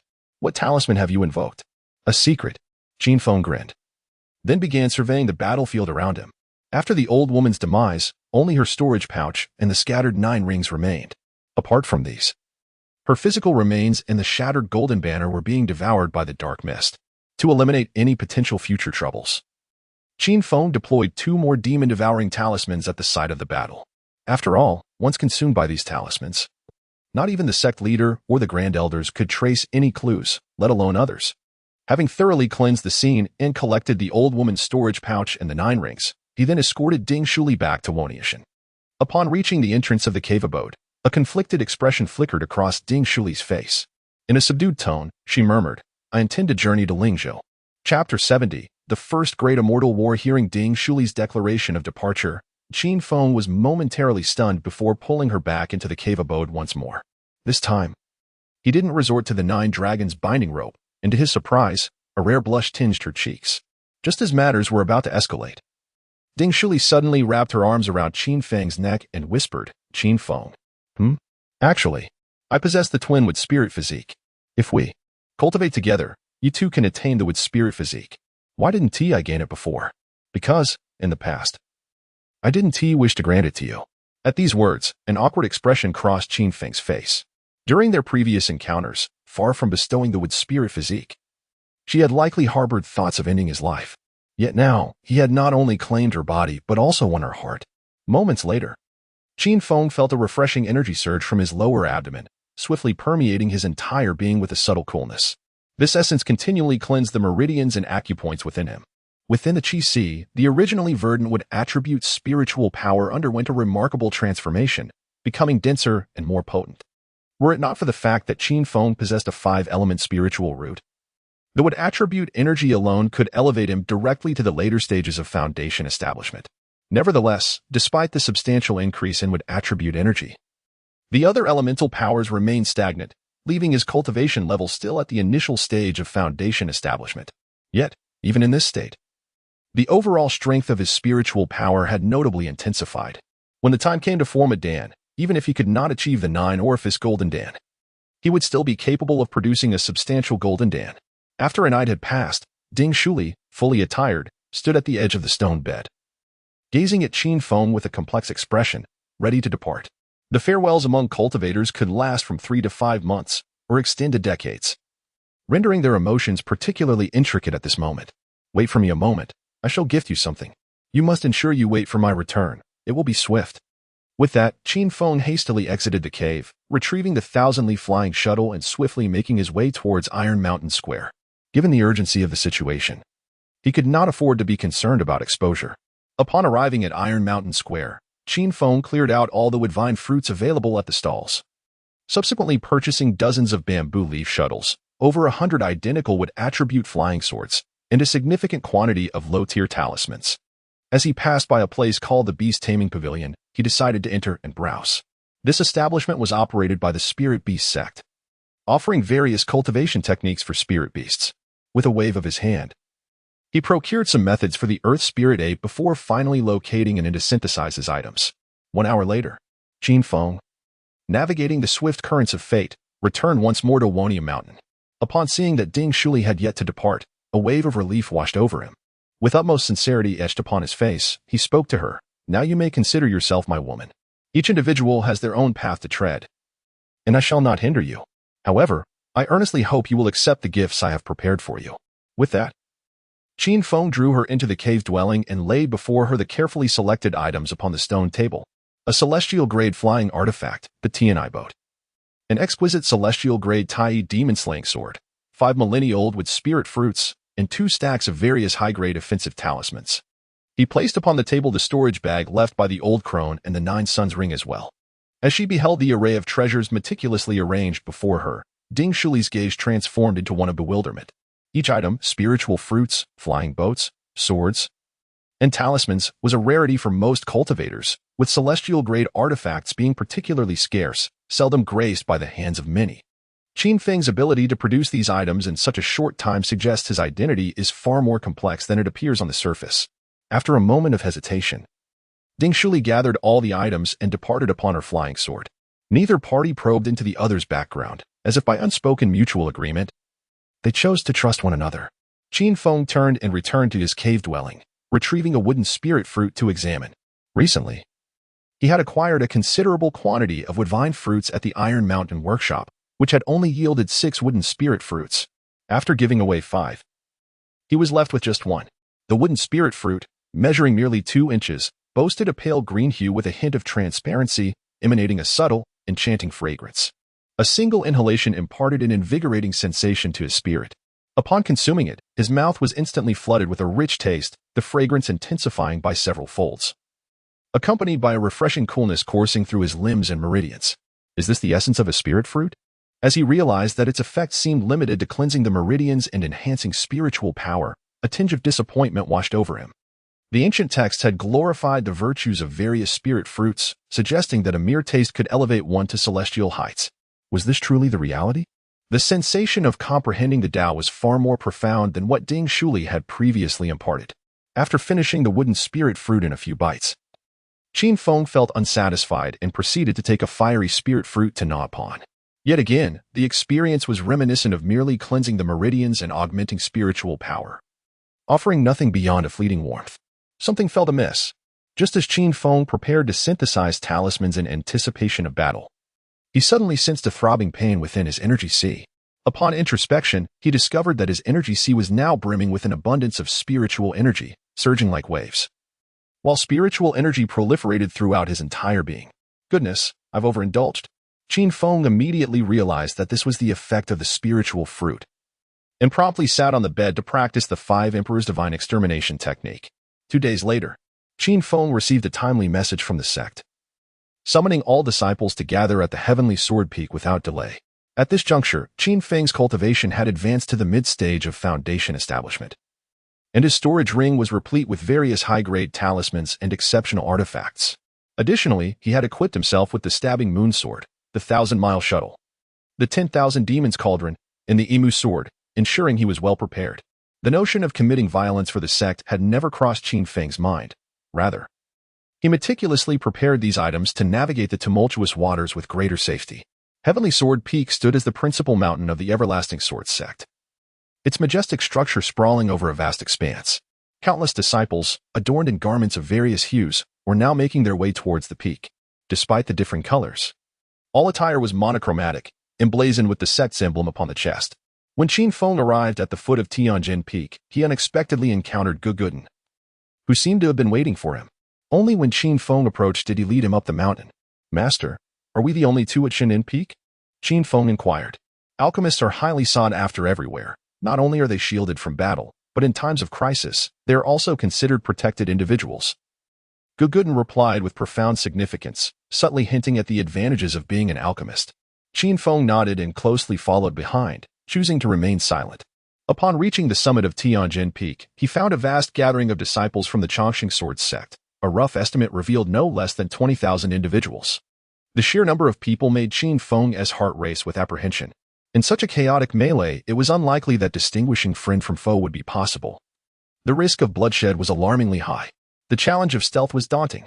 This marked Qin Feng's inaugural participation in a grand battle within the realm of cultivation, and he could not help but feel a twinge of anxiety, prompting him to draw nearer to Guguden. Chapter 71. Is this a transaction between sects? The summit of Tianjin Peak was teeming with people. Disciples of the sect, peak masters, and esteemed elders had all gathered, standing at the edge of the mountain, gazing into the distance. The interior of the sect now appeared considerably desolate. At that moment, several figures emerged from the Grand Hall of Tianjin Peak. Leading them was Qin Zhuoyou, the venerable elder of the Chongqing Sword Sect, followed closely by Li Qingyun and other inner sect elders. Qin Zhuoyou emanated an enigmatic aura, rendering his precise strength indiscernible, while those accompanying him exhibited the unmistakable presence of late-stage golden core cultivators. The appearance of such formidable figures sent waves of excitement rippling through the gathered disciples of the Chongqing Sword Sect. Beyond the few individuals standing with Qin Zhuoyou, the peak masters among the crowd also possessed golden core cultivation, with the least among them achieving the pinnacle of foundation establishment. The total number of top-tier powerhouses likely exceeded 100. As the group reached the clearing, an immediate hush fell over the assembly. Li Qingyun stepped forward and addressed the crowd, saying, "All present here are the elite of the Chongqing Sword Sect. When we encounter the Ghost King sect, I implore each of you not to falter. The venerable elder will ensure your safety. This expedition against the Ghost King sect will undoubtedly lead us to victory. Victory! Victory!" The throngs of disciples fervently echoed, their faces flushed with excitement. Qin Feng opened his mouth, intending to shout a few words, but upon encountering Gugodin's indifferent gaze, he promptly fell silent. Gugodin took out a small black boat, no larger than a palm, and placed it into Qin Feng's hand. Then said calmly, "I have already imparted to you the art of Yudan. When the battle commences, simply follow behind me. Should I perish, collect my body and leave immediately." "Understood." Qin Feng nodded slightly, lowering his gaze to examine the small boat in his hand. Only then did he realize it was a top-tier Xian-grade flying artifact. While its speed couldn't rival the 1,000-mile shuttle, it could already outpace 90% of the cultivators present. After stowing away the black vessel, Qin Feng understood that Gugodin was truly committed. Since the man had already embraced death's resolve, he became absolutely trustworthy in Qin Feng's eyes, prompting him to take another step closer behind Gugodin. Noticing Qin Feng's apparent timidity, a trace of concern flickered across Gugodin's face. He worried whether Qin Feng might flee at the first sign of battle. At the clearing ahead, Li Qingyun had just concluded the war rally. Qin Zhuoyou and several inner sect elders immediately began preparing their artifacts. 6 colossal azure treasure ships expanded continuously in the void, their hulls intricately carved with auspicious clouds and mythical beasts, cranes dancing amidst the glow, celestial maidens plucking zither strings beneath the radiant light, an utterly resplendent sight. Board the ships. At Qin Zhuoyou's command, the disciples of the Eternal Sword Sect swiftly ascended the nearest treasure vessels, landing steadily upon their decks. Only when the crowd thinned did Qin Feng follow Gugodin onto the ship commanded by Li Qingyun. Apart from Gugodin and Li Qingyun, 2 other peak masters, both at the Golden Core realm, stood aboard. The group dispersed casually, while Gugodin and Qin Feng positioned themselves at the stern. Once all had boarded, Li Qingyun promptly retrieved 2 milky white stones, glowing faintly, and inserted them into the ship's grooves. The massive vessel immediately lifted into the sky. The 6 treasure ships aligned in formation, soaring through the heavens like a majestic dragon streaking toward the horizon. Though capable of carrying many, the ships moved at a sluggish pace, even slower than the low-grade wooden spirit boat. From dawn till dusk, and deep into the star-studded night, only then did restless murmurs arise from the lead ship. "We're here. Ahead lies the Ghost King sect.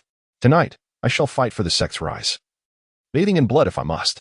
The sect is our home. Its glory depends on us all." The clamor drifted through the high winds but soon gave way to a tense silence. For ahead lay the Ghost King sect. Hearing the commotion, Qin Feng sharpened his focus, scanning the surroundings. Below sprawled an endless stretch of dark, undulating mountains. Further ahead, countless flickering lights dotted the night, faintly illuminating clusters of pavilions encircling a vast clearing.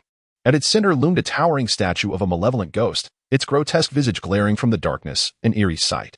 So this is the Ghost King sect. As the atmosphere thickened with tension, conflict flashed in Qin Feng's eyes. His fingers subtly brushed against his storage ring. Yesterday, while boarding at Heavenly Sword Peak, he had sensed the netherworld bird's presence, likely sent by Taiju with a message.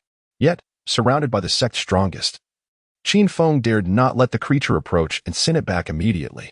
Just another transaction, nothing more. Gugodin, having opened his eyes at some point, glared coldly toward the Ghost King sect, fury simmering on his face. The Eternal Sword disciples nearby exchanged puzzled glances at his words but, wary of his status, held their tongues. Instead, they eagerly readied their artifacts, hearts aflame with ambition. For them, only through battlefield merits could they seize the sect's rewards and defy fate itself. Qin Feng cast a glance at Gugodin, noticing that the latter had begun to retrieve his magical artifact. Quietly, he took out the Thunderbolt flying sword. Even amidst the chaos, one must at least put on a semblance of preparedness. The 6 treasure ships arranged themselves in parallel, halting only as they approached the Ghost King sect. Before them lay a dark shield in the void, seemingly the protective formation of the Ghost King sect. Li Qingyun called out loudly to the people on board, "Fear not, dear comrades. The minions of the Ghost King sect are afraid of us and have activated their formation. Our esteemed elder has already taken action, and we shall soon breach their defenses." The moment they heard that the elder himself was breaking the formation, the thousands of disciples from the Longevity Sword sect aboard the ship were instantly invigorated, each brandishing their magical artifacts and fervently discussing how many of the Ghost King sect's malevolent practitioners they would vanquish. Qin Feng stood at the edge of the treasure ship, unable to discern how the Supreme Elder struck.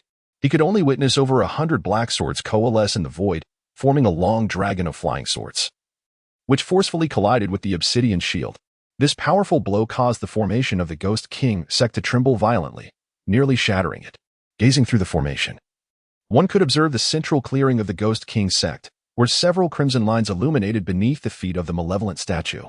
These lines emanated a dark red glow in the shadows, spreading outward in 8 directions until they reached the edges of the clearing, where they halted at a massive stone sculpture resembling a flower pot. Meanwhile, the members of the Ghost King sect gathered in the clearing, seemingly awaiting the assault from the Eternal Sword sect. Qin Feng employed his divination technique, hoping to ascertain whether the individuals from the Ghost King sect were merely cannon fodder. However, the distance was too great for him to discern anything. At that moment, the other disciples leaned over the edge of the treasure ship, scrutinizing the situation of the Ghost King sect. Guguden, noticing Qin Feng's curiosity, casually erected a soundproof barrier around them and began to elucidate. That is a trench specifically designed to collect fresh blood. The individuals dispatched by the Ghost King sect are merely bait, mere pawns in this game. Master, how can you be so certain they are merely pawns? The Rakshasa stone statue has been activated. Even in the absence of the Changxing Sword sect, the Ghost King sect would still slay its disciples to gather blood. I have experienced such events multiple times, but I did not anticipate that this time the transaction would be of such magnitude, wagering the very lives of the entire sect. In that moment, Qin Feng finally comprehended why the Changxing Sword sect was so keen on opening its doors and recruiting loose cultivators, even to the extent that the peak masters, who were in the core formation stage, had not surpassed 5 years of tenure. They required a vast number of cultivators to engage in transactions or collaborations with the Ghost King sect. Yet, this time, the stakes included several core formation stage cultivators, and the protective array of the Ghost King sect ahead began to tremble precariously. Qin Feng, consumed by anxiety, immediately turned to Guguden and inquired, "Are you not seeking vengeance? If they are indeed allied, how do you intend to exact your revenge? Just follow my lead."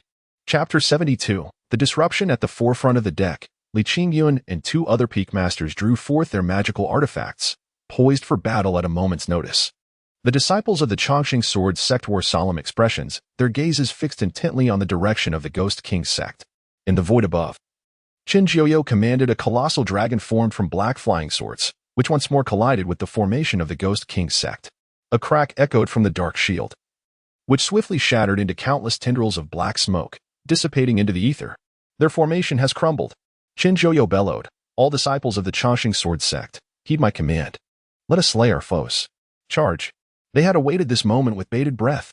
The Ghost King sect had overstepped their bounds. Today, they would be utterly annihilated. Countless disciples, filled with righteous indignation, wielded their magical artifacts or soared upon flying swords, plunging toward the open ground below. Qin Feng soared upon the thunder flying sword, closely trailing behind Guguden as they rushed towards the edge of the open ground below, all the while surveying the surrounding conditions of the battlefield. Among the charging figures were numerous elders and peak masters. Qin Jiuyo, Li Qingyun, and several inter-sect elders were presently gathering their treasure ships, suspended in the void, exhibiting no inclination to engage in the charge. As Qin Feng and Guguden descended onto the open ground, those in the vanguard had already engaged in a fierce battle with the members of the Ghost King sect. The sheer number of combatants resulted in a multitude of lives extinguished in an instant. As numerous bodies fell, wisps of pale gray mist began to emanate from the polished stone surface, gradually corroding the corpses and transforming them into blood, which ultimately flowed into the channels leading toward the Rakshasa statue. This scene was exceedingly eerie. However, the onlookers, consumed by the frenzy of battle, paid no heed to the transformation occurring beneath their feet. Within the ranks of the Ghost King sect, aside from a handful possessing foundational cultivation, Most were merely at the Qi refining stage, with a steady stream of their disciples rushing forth. Perhaps the higher-ups of the Ghost King sect had instilled a sense of fervor in them. Despite their lack of formidable strength, they charged forward with remarkable ferocity. Qin Feng deftly maneuvered his thunderbolt flying sword in a protective orbit around himself, swiftly dispatching a disciple of the Ghost King sect before darting toward Gugudun with urgent grace. "Master, what shall we do now?" he inquired with a mix of reverence and urgency. Qin Feng shouted loudly at him, but Gugudun remained unperturbed, raising a hand to signal silence. His gaze shifted to the distant structures of the Ghost King sect. Surrounding his body were 4 shields, a formidable defense against the attacks of the sect's disciples. Even an ordinary Qi refinement stage cultivator could not breach his defenses. Witnessing this scene, Qin Feng felt an overwhelming sense of frustration. Prior to their arrival, they had agreed that he merely needed to follow along, yet now it seemed he cared little for the lives of others. "You stay here and look for an opportunity to blend in. If I am to perish, let it be outside." Just as Qin Feng contemplated retrieving the yin-yang mother-child shield, Gugudun spoke, gesturing towards the muddy ground. If one were to die on the stone slabs in the open, their body would likely dissolve into blood. Dying elsewhere might at least allow for a complete corpse. Gugudun briefly explained and then produced a dark flying sword, infusing it with spiritual energy. With a hum, the sword expanded dramatically, transforming into a colossal weapon measuring 2 zhang in length. With a swift motion, Gugudun commanded the giant sword to sweep through the area, instantly severing over 10 disciples of the Ghost King sect in half. He then shouted to those around him, "There lies their Blood Mother formation. Everyone, charge towards their great hall with me." The Blood Mother formation? The disciples of the Eternal Life Sword sect and 2 peak masters exchanged looks of astonishment, then lowered their gazes to the ground. Countless corpses were being consumed and corroded by the mist rising from the earth, while around the trenches, blood flowed like rivers, continuously streaming towards the central Rakshasa statue. "Damn those Ghost King sect bastards. They truly are insidious." The master of Luyun Peak, Mo1Jian, glanced at Gugudun and Qin Feng before rushing over, intending to team up with Gugudun to assault the nearby pavilion. Before departing, he kindly patted Qin Feng on the shoulder, saying, "Just follow behind. I and your master will ensure your safety." With that, he led the others out of the formation, charging toward the structures ahead without looking back. "Everyone, do not linger on this stone slab. There is a formation surrounding us." The disciples of the Eternal Life Sword sect shouted, their warnings echoing across the battlefield. The disciples of the Ghost King sect were bewildered, some angrily cursing. When did the Blood Mother formation activate? Are we to be turned to dust? Damn it, this is all the fault of the Eternal Life Sword sect.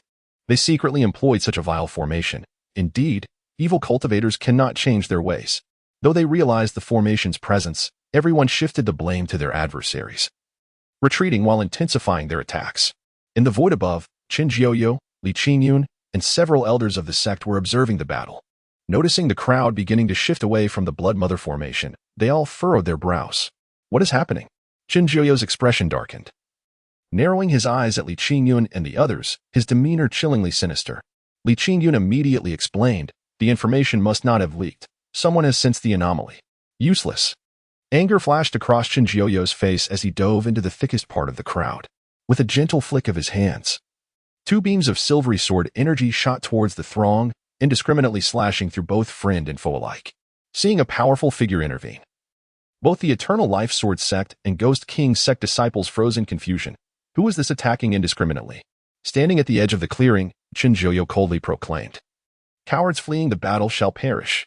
As his voice fell, a terrifying aura of divine consciousness erupted from him, sending shivers through the lower-tier cultivators nearby. In a panic, they could only scramble back to the area filled with the formation, continuing their brutal struggle.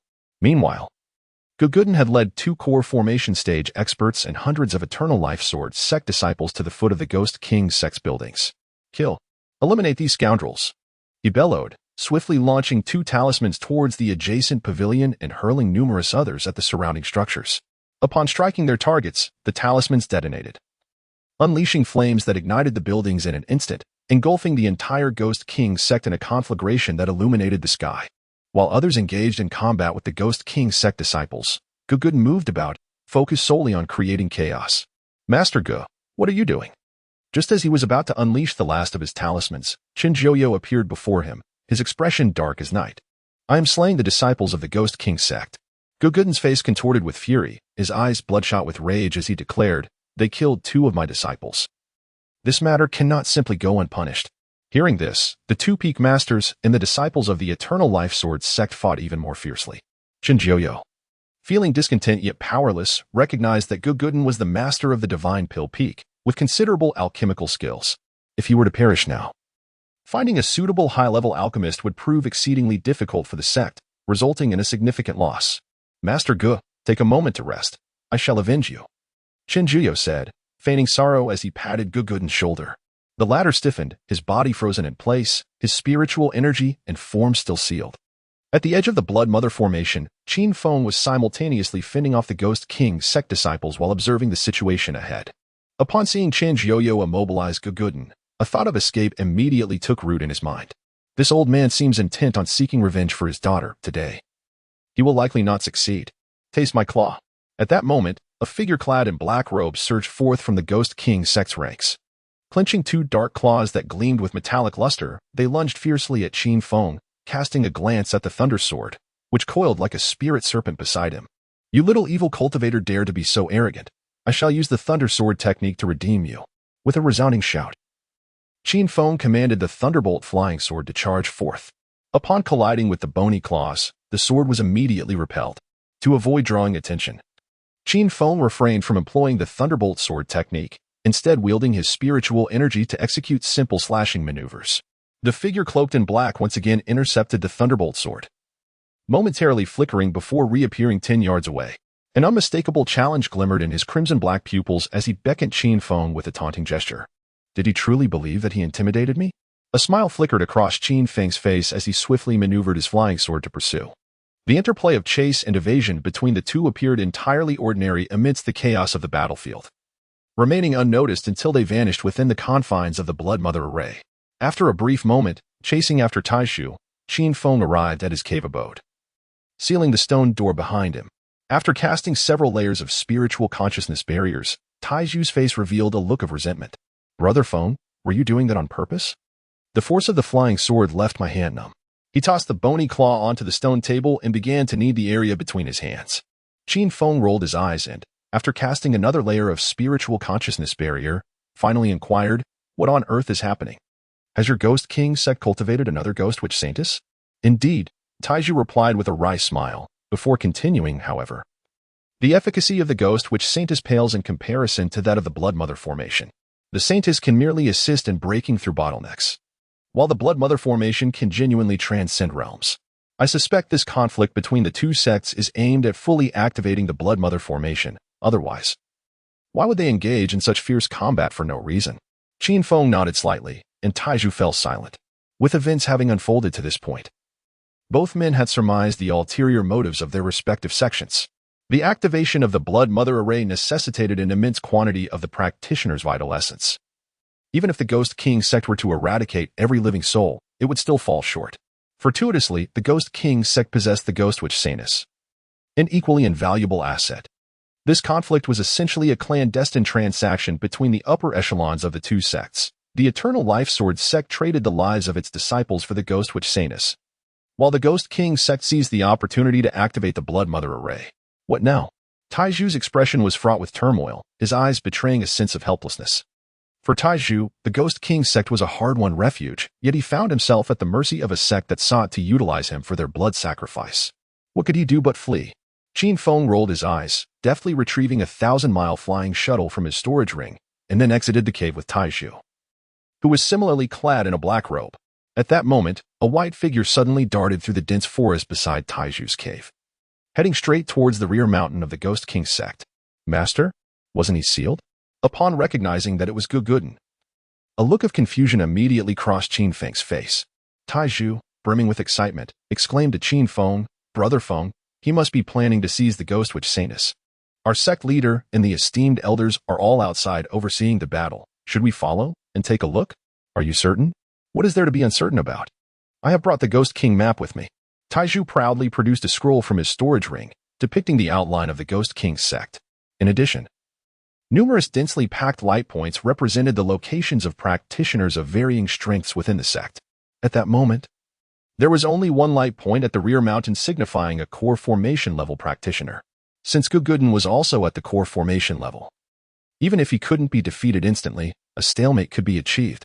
Under such circumstances, it would be entirely feasible to take advantage of the chaos and investigate further. After Qin Feng stored the 1,000-mile flying shuttle back into his storage ring, he exchanged a knowing glance with Taizhu. And the two of them sprinted towards the back mountain with unspoken understanding, though they had no particular items of need. Qin Feng was intensely curious about the true appearance of the ghost witch Sainus. Chapter 73. Ambushing the ghost witch Sainus. The mountain was shrouded in dim light, and the sounds of battle echoed incessantly in the clearing below. Despite Qin Jiuyo's best efforts to maintain control, the flames of conflict had inevitably spread to other areas. As previously warned by Gugutin, the entire Ghost King sect had plunged into utter chaos, with scenes of dueling sorcerers visible in every direction. Qin Feng followed Taizhu as they sprinted with fervor, taking the better part of a stick of incense to reach a secluded mountain peak. The mountain's peculiar shape resembled two colossal peaks interlinked, with a vast natural cave opening at its center. Standing at the cave's entrance, faint sounds of clashing magical artifacts echoed from within, signaling that Gugodan had already commenced his actions. The two concealed their presence and stealthily approached the cave. Meanwhile, outside the Ghost King sect, the clearing was teeming with personnel from two major sects, totaling around 50 to 60,000. After a harrowing battle, only a few hundred remained within the Bloodmother formation.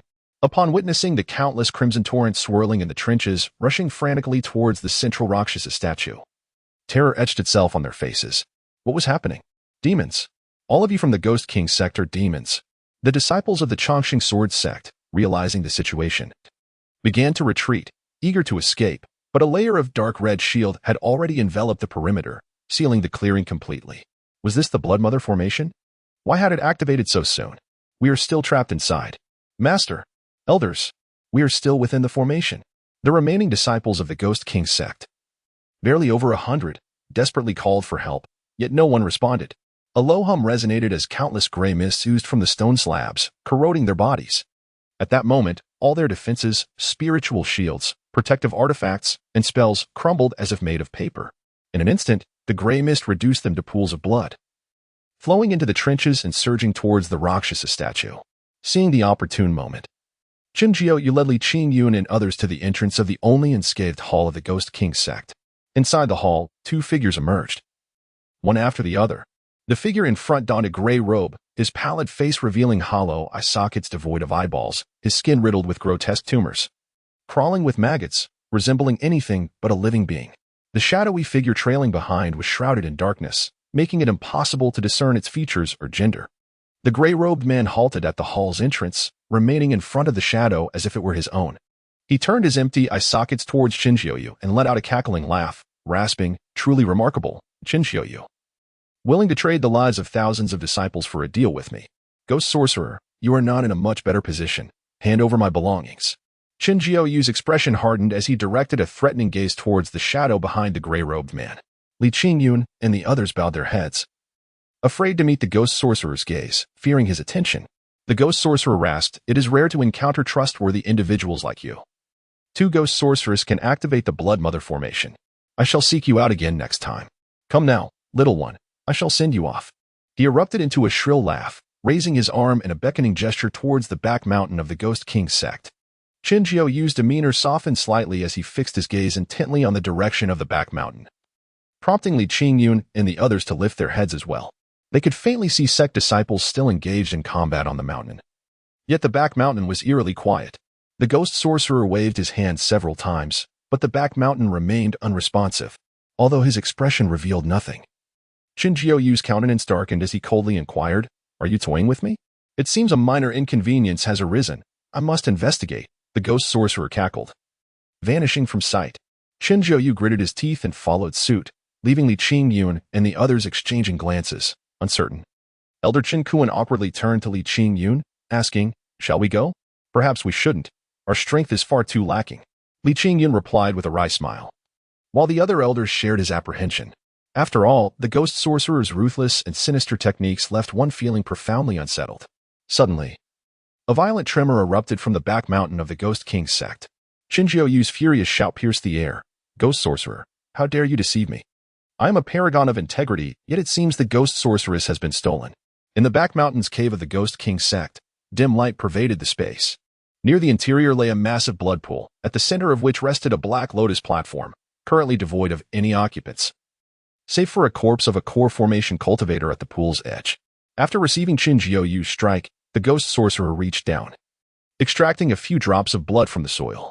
He placed the blood into his hollow eye sockets, and instantly, a torrent of black mist erupted, coalescing into a spectral figure.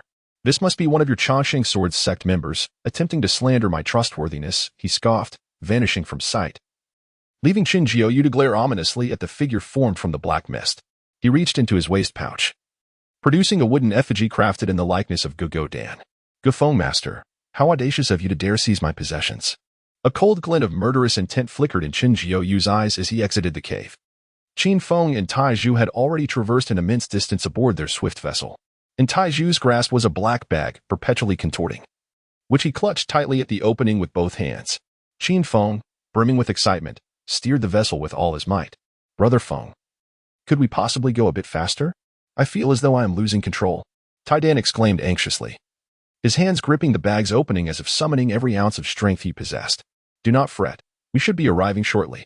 With a grin, Qin Feng stuffed several spirit energy pills into his mouth, then extended a hand to assist in tightening the drawstring of the cloth bag.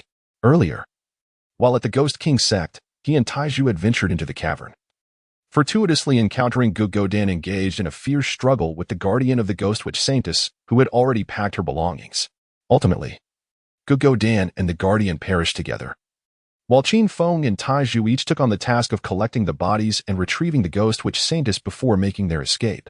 The entire process unfolded far more smoothly than anticipated.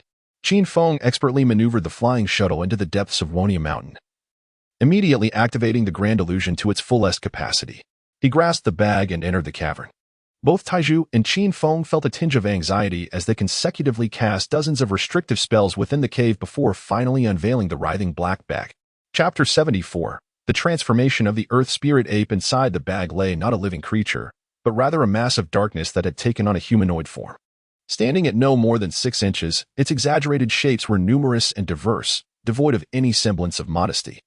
The ghostly witch maiden writhed within the confines of the bag, showing no signs of escape even as the bag was opened. Upon casting a single glance, Qifeng Tiezhu's face flushed crimson. Just moments ago, they had imagined the Ghost Witch Saintess to be exceedingly fierce, only to discover her gentle demeanor. Taizhu, with a hint of hesitation, suggested, "Brother Fofeng, perhaps you should make use of this. It seems rather futile for me at my current foundation establishment mid-stage." An awkward expression crossed Tiezhu's face, while Qifeng promptly shook his head in refusal. What a Ghost Witch Saintess! She merely resembled an oversized Fiji cup. Whether this item could enhance one's cultivation through dual cultivation remained uncertain, yet there was no doubt about the viability of the dual cultivation itself. Qin Feng immediately pointed towards the alchemy chamber and remarked, "You may create another opening behind my alchemy room, but do not dare to engage in any mischief within my domain." Taizhu's face turned crimson, his hands clenching the figure of the ghostly witch, his expression a portrait of bewilderment. The primary purpose of this artifact was to facilitate breakthroughs in cultivation, yet its efficacy in enhancing one's prowess was considerably diminished. However, the apprehension of it being sought after if left unused loomed over him. "Brother Feng, your kindness is beyond words. Given our bond, there is no need for pleasantries. Now, be gone swiftly."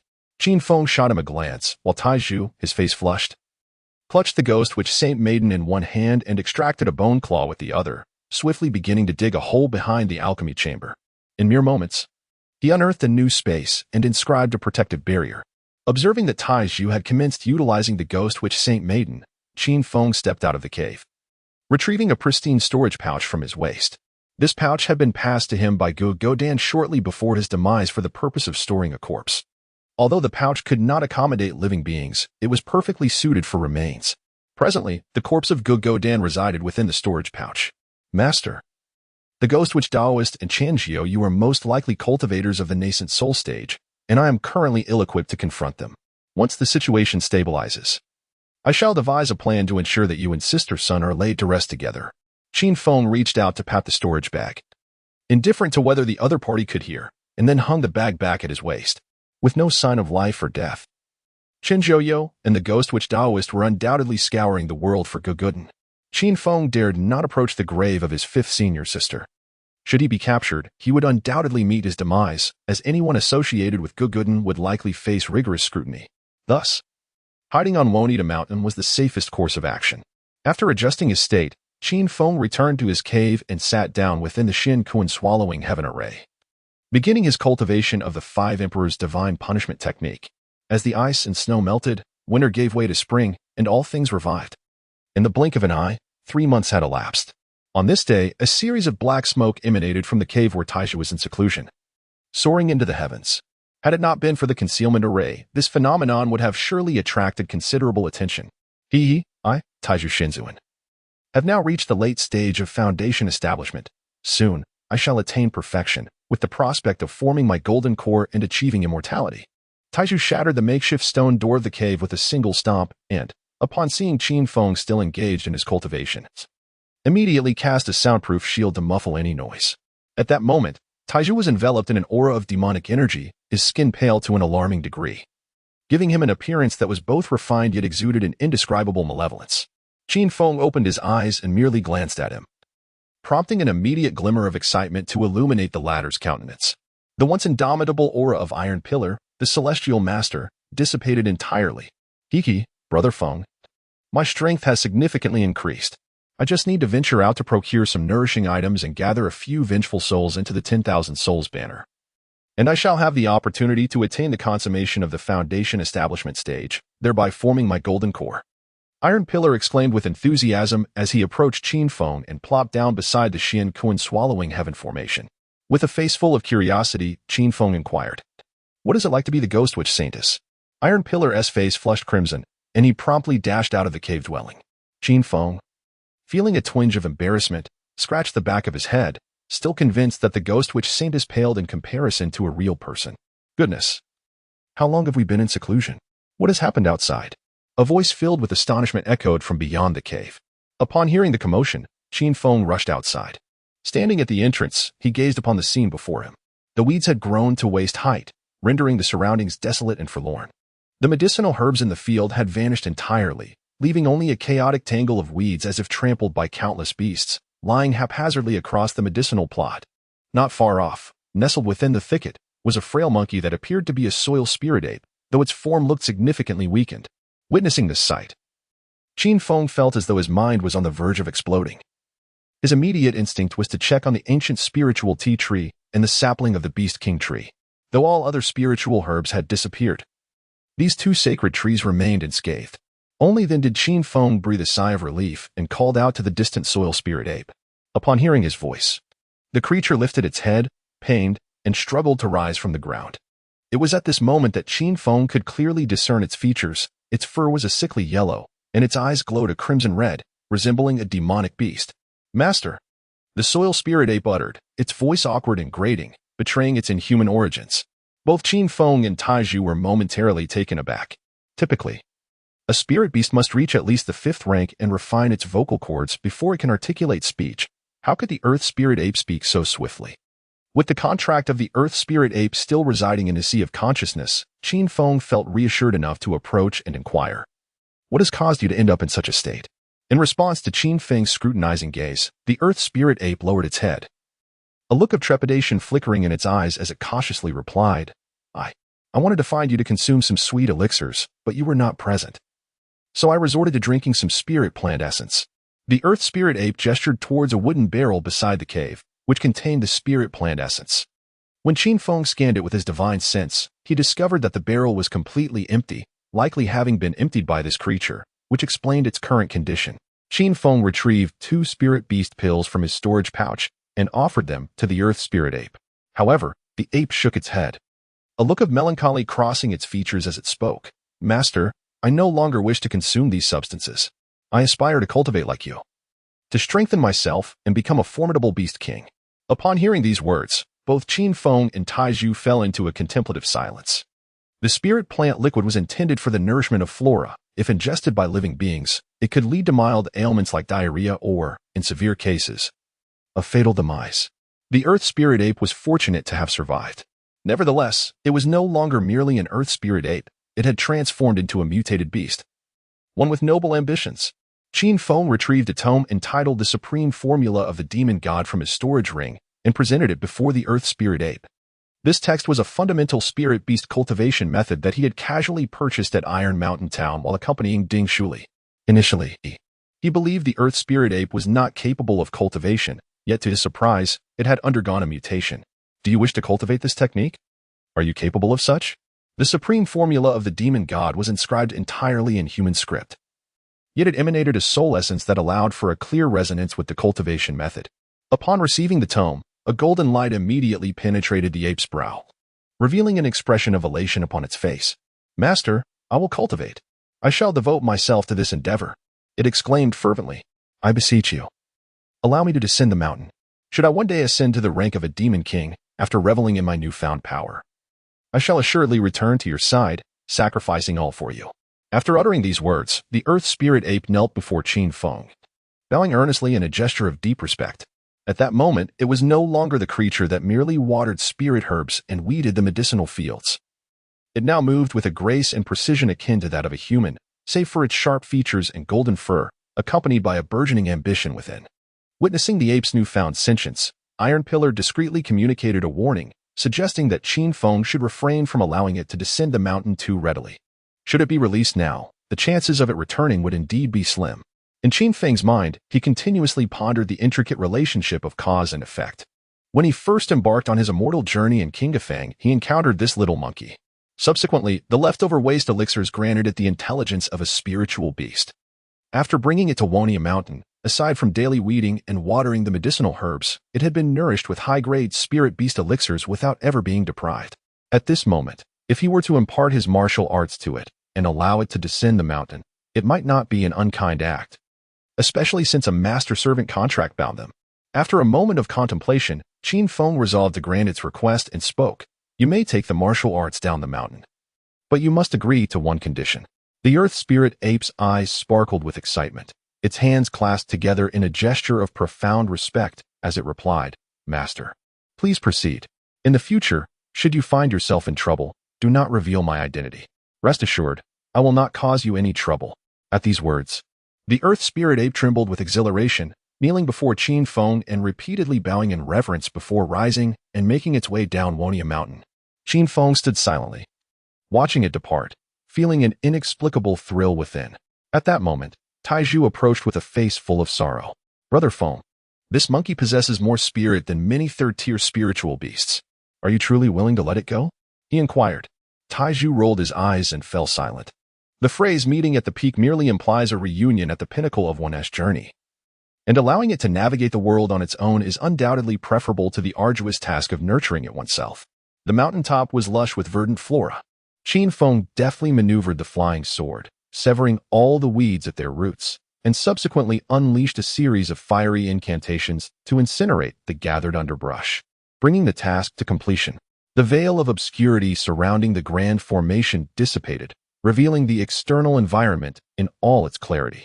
It was the season of spring, a time of rejuvenation.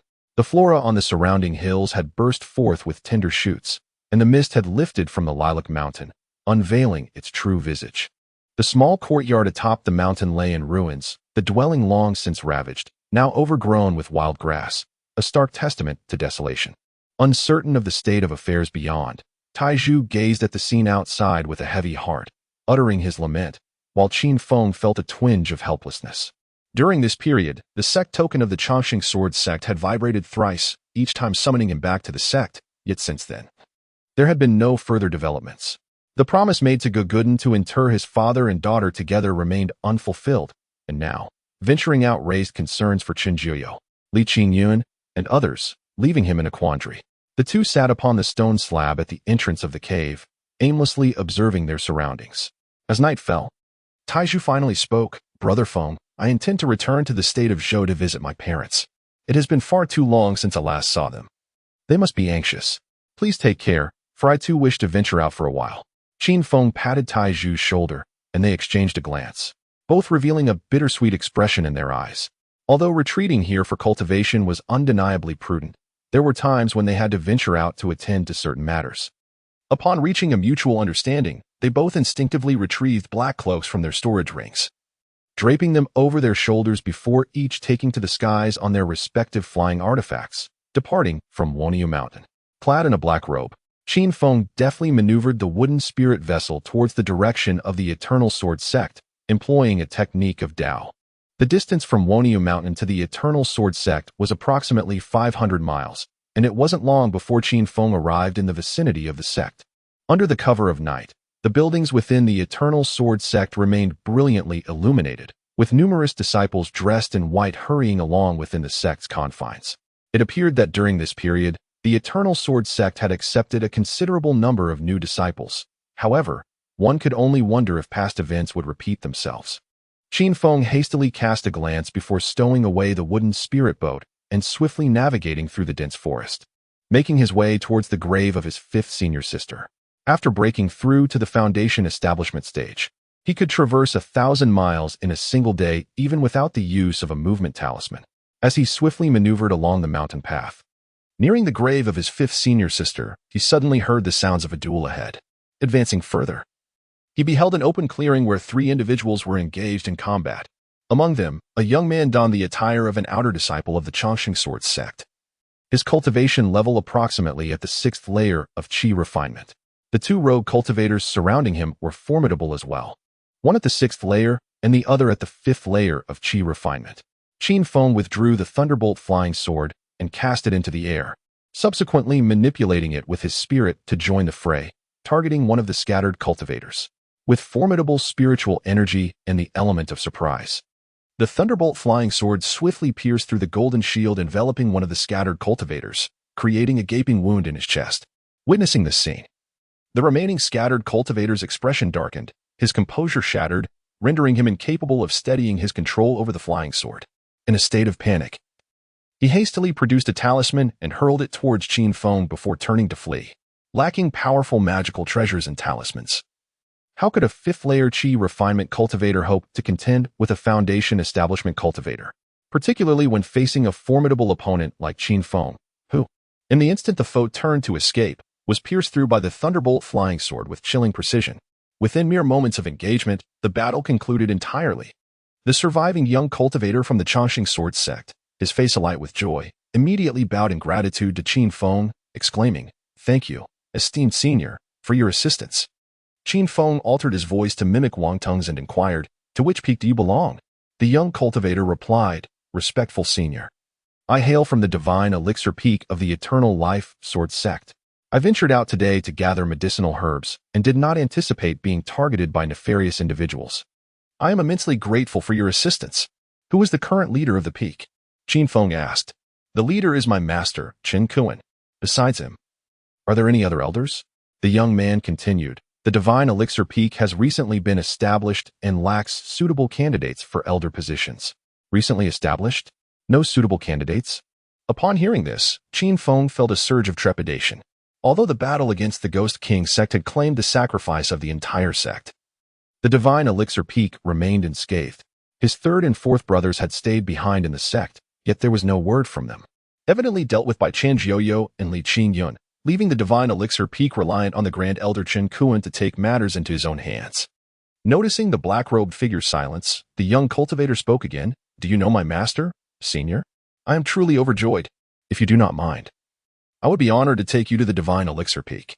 My master is soon to celebrate his 60th birthday and is currently hosting guests from all corners. Your presence would surely delight him." "You are celebrating too soon," came the ominous reply. Chapter 76, Chen Jiuyo's Secret Method of Incarnation. The young cultivator, puzzled, asked, "What do you mean, senior?" But before he could grasp the situation, he saw the very flying sword that had just slain 2 scattered cultivators hurtling towards him. "I am a member of the Eternal Life Sword sect.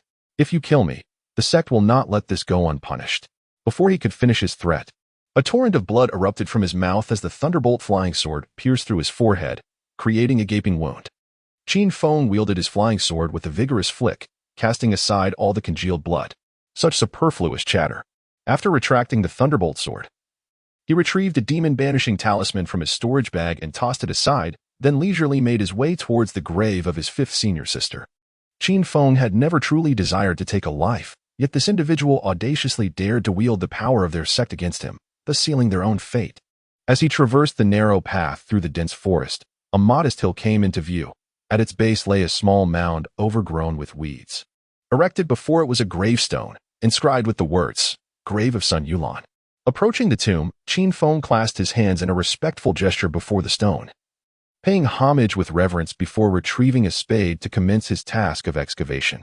The burden of the ghost which Saint's misdeeds rested heavily upon Gugudun, and interring him here would undoubtedly attract the attention of Qinjiao. Thus, Qin Feng resolved to relocate the grave of his fifth senior sister, fulfilling a debt of gratitude she owed him. With each scoop of earth, the soil flew, revealing the faint outline of a dark red coffin within.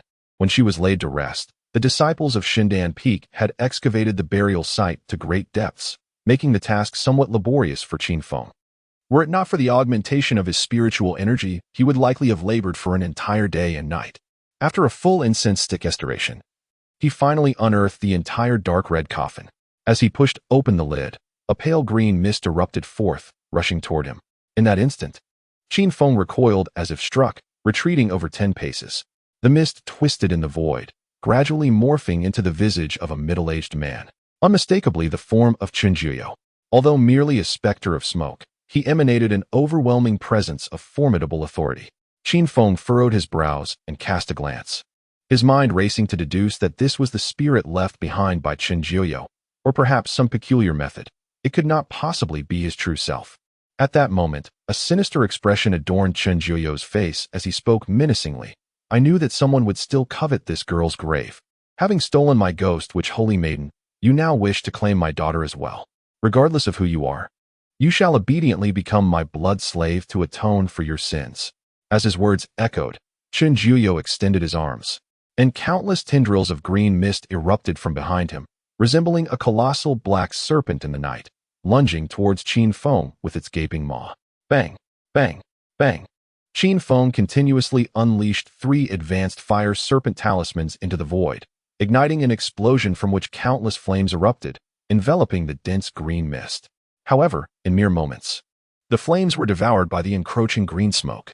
Rather than proving effective, the fire serpent talismans only intensified the mist's potency, which now thickened, nearly transforming into a tangible green serpent. Witnessing this scene, Qin Feng felt a bead of cold sweat forming on his forehead and promptly produced an advanced lightning convergence talisman to activate. Crack!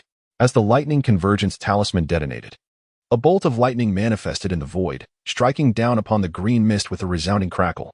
Yet, despite the ferocity of the attack, the effect remained disappointingly negligible.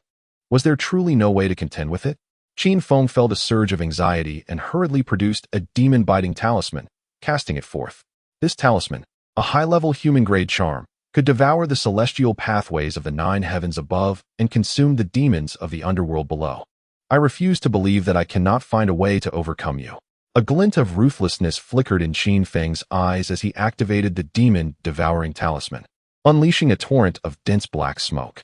The collision of the 2 distinct hues of mist produced a sizzling sound in the void, with countless drops of black liquid cascading from the vapor, corroding the ground into numerous small pits.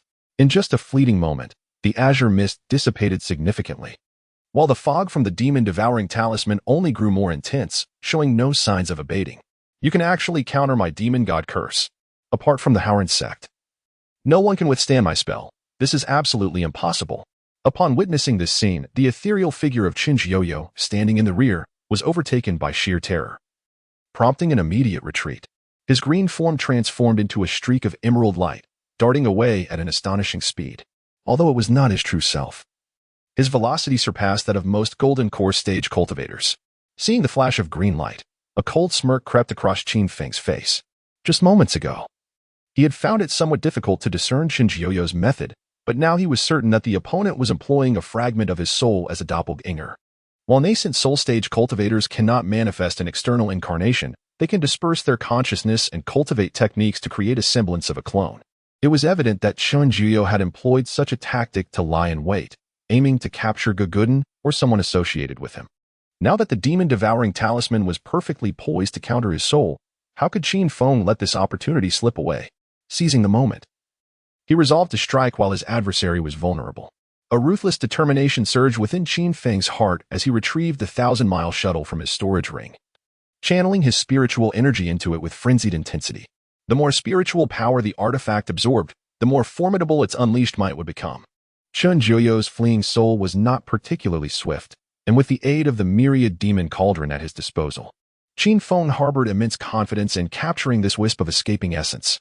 Stepping onto the 1,000-mile shuttle, Qin Feng's figure vanished in an instant, reappearing behind Chen Jiuyo's fleeing soul within mere moments. How can you be so fast? Terror contorted the spectral visage of Chen Jiuyo as he sensed Qin Feng's approach. Faster still awaits you, came the icy retort. A cold smile appeared on Qin Feng's face as he expertly maneuvered the Wanma Ding towards the wisp of divine soul. Is this the Wanma Ding? A flicker of fear crossed Chen Jiuyo's countenance, yet at that moment, the suction of the Wanma Ding had already slowed his movements. With Qin Feng directing the Wanma Ding downward, in the blink of an eye, the divine soul was ensnared within the cauldron. The Wanma Ding, a mid-grade heavenly artifact, possesses the power to subdue all malevolent entities, and divine souls are no exception. Even if someone could break free from the Wanma Ding seal, it would certainly not be a practitioner at the nascent soul stage. After capturing Chen Jiuyo's remnant soul within the Wanma Ding, Qin Feng immediately turned and hurried toward the grave of his fifth senior sister. The recent confrontation had already attracted considerable attention. It was imperative to swiftly relocate Sun Yulan's remains. May fortune favor the endeavor. In his heart, Qin Feng silently prayed. Upon reaching the edge of the grave, he could already sense the presence of numerous individuals approaching, most of whom originated from the direction of the Chongqing sword sect. He descended to the grave's edge and once more reached out to push open the coffin lid. Inside, apart from the burial items, there was no trace of Sun Yulan's corpse. Witnessing this scene, Qin Feng's face darkened with rage. It was evident that this was the handiwork of the Chongqing sword sect, orchestrated by Chen Jiuyo. Perhaps he had long anticipated that someone would come to relocate Sun Yulan's body, which is why he had laid an ambush here in advance. Since the body of his fifth senior sister was not here, it must be at the Chongqing sword sect.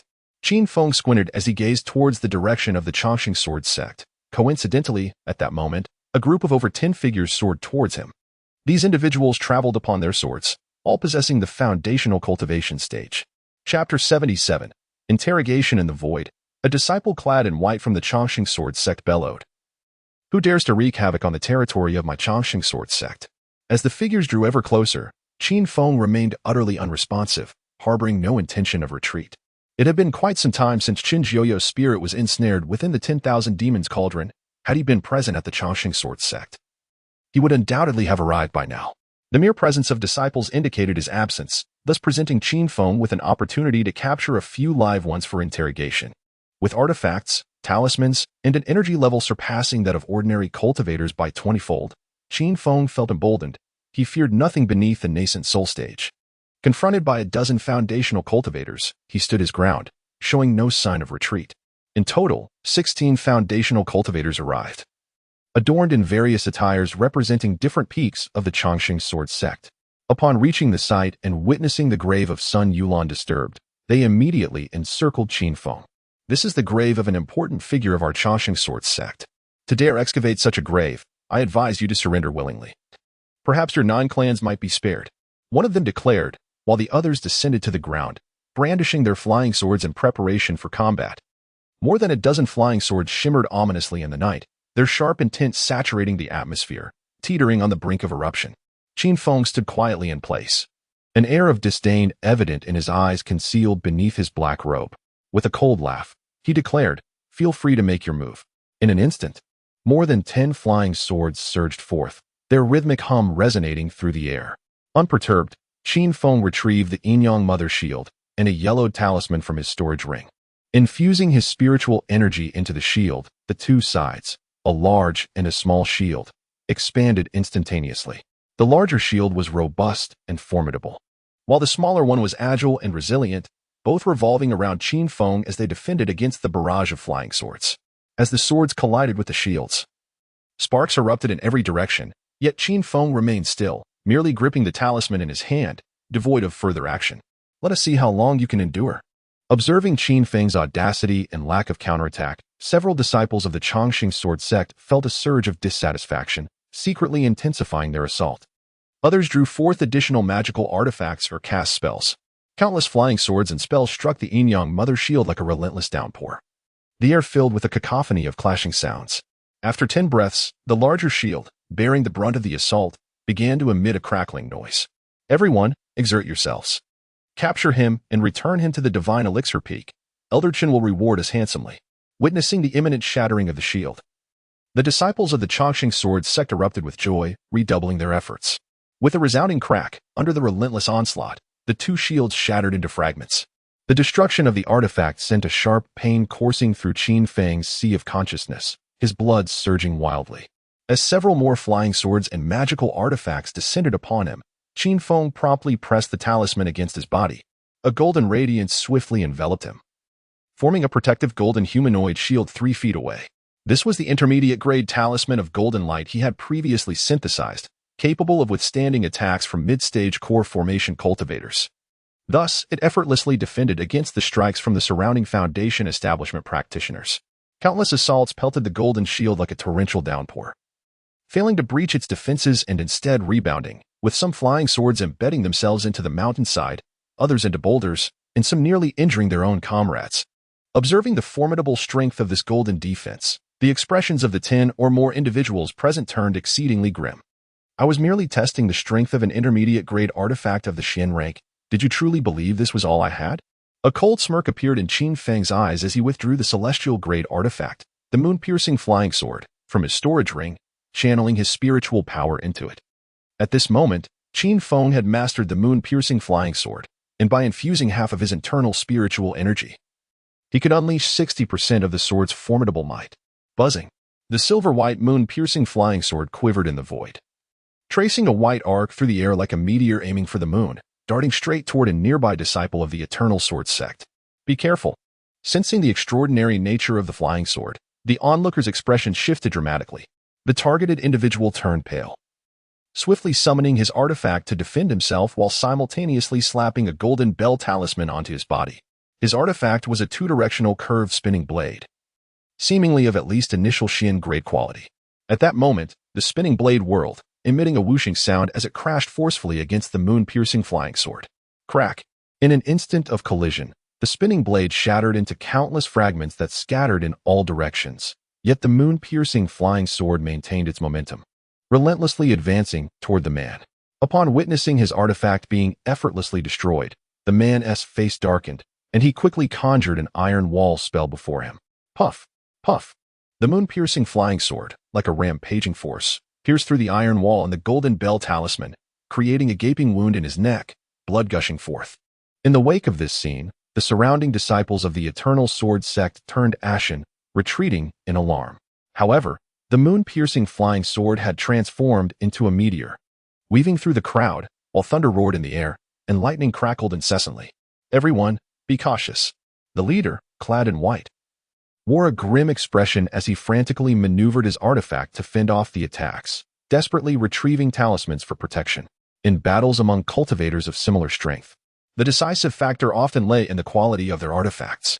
The moon-piercing flying sword far surpassed their artifacts in quality, and coupled with the Thunderblade technique, none present could withstand Qin Feng's onslaught.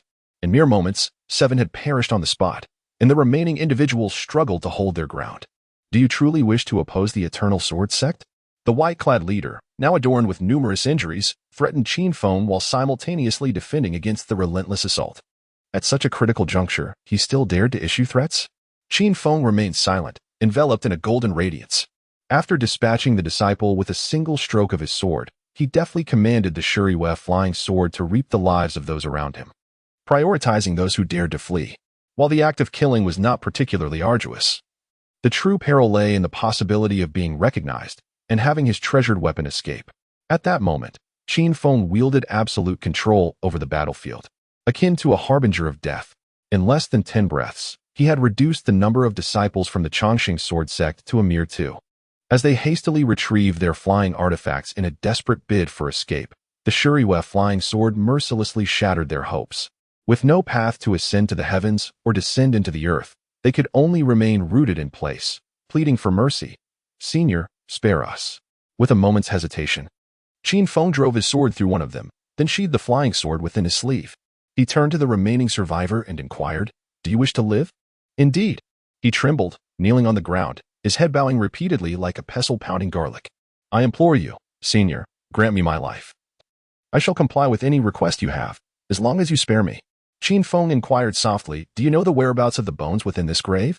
I know, came the frantic reply. "The corpse lies at this very moment within the icy coffin of the divine Dan Peak's Grand Hall. I have already pleaded with you. Please do not take my life." Qin Feng inquired once more, "Are you aware of the current whereabouts of the Grand Elder of the Eternal Life Sword sect?" Chapter 78, The Situation in the Inky Darkness of the Night. The Eternal Life Sword sect was ablaze with light. Countless disciples and peak masters mobilized swiftly, racing towards the grave of Sun Yulan, situated beyond the sect's confines. Qin Feng stood upon the stone slab beside the empty grave, interrogating the remaining disciple regarding various details. The general conclusion drawn was that Qin Jiuyo was currently absent from the sect. Only the present master of the Divine Pill Peak, Qin Kunkin, knew of his whereabouts. Since he was not in the sect, it seemed that today's affairs would pose no complications. In the depths of his mind, Qin Feng contemplated silently. Upon sensing an approaching presence from a distance, he deftly extended his hand, pressing his thumb against his middle finger, and with a gentle flick, the concealed stabbing moon-flying sword within his sleeve transformed into a streak of radiant light, soaring forth. "You lack martial ethics," as Qin Feng prepared to strike once more. The remaining disciple of the Eternal Sword sect paled in countenance, hastily retrieving a mid-grade yellow-tier defensive artifact from his storage ring to defend himself. Yet, the brilliance of the stabbing moon-flying sword was beyond the capability of such an artifact to withstand. In an instant, it pierced through the defense, creating a gory aperture in the center of his brow. Qin Feng cast a glance around, ensuring that nothing was overlooked, before casually discarding several demon banishment talismans to cleanse the scene. He then took to the skies aboard his swift flying vessel. No sooner had he departed than the main force of the Chongqing Sword sect arrived, only to be met with the remnants of black smoke and a scattering of corpses. The onlookers, upon witnessing this grim tableau, were expressions of grave concern. One cultivator at the core formation stage remarked, "To effortlessly slay so many foundation establishment disciples in such a short span of time, our adversary must undoubtedly be a formidable core formation expert." Another echoed his sentiment, insisting, "We must return immediately to inform sect leader Qin and conduct a thorough investigation of the surrounding rogue cultivators at the core formation level. Those who dare oppose the Chongqing Sword sect are destined for annihilation." After a meticulous search yielded no suspicious leads, the group hastily restored the grave to its original state before returning to the sect to report their findings.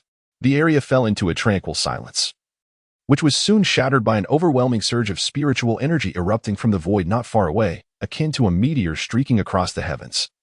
Arriving instantaneously at Sun Yulan's grave, the newcomer was an elder clad in a gray robe, his face speckled with numerous dark spots.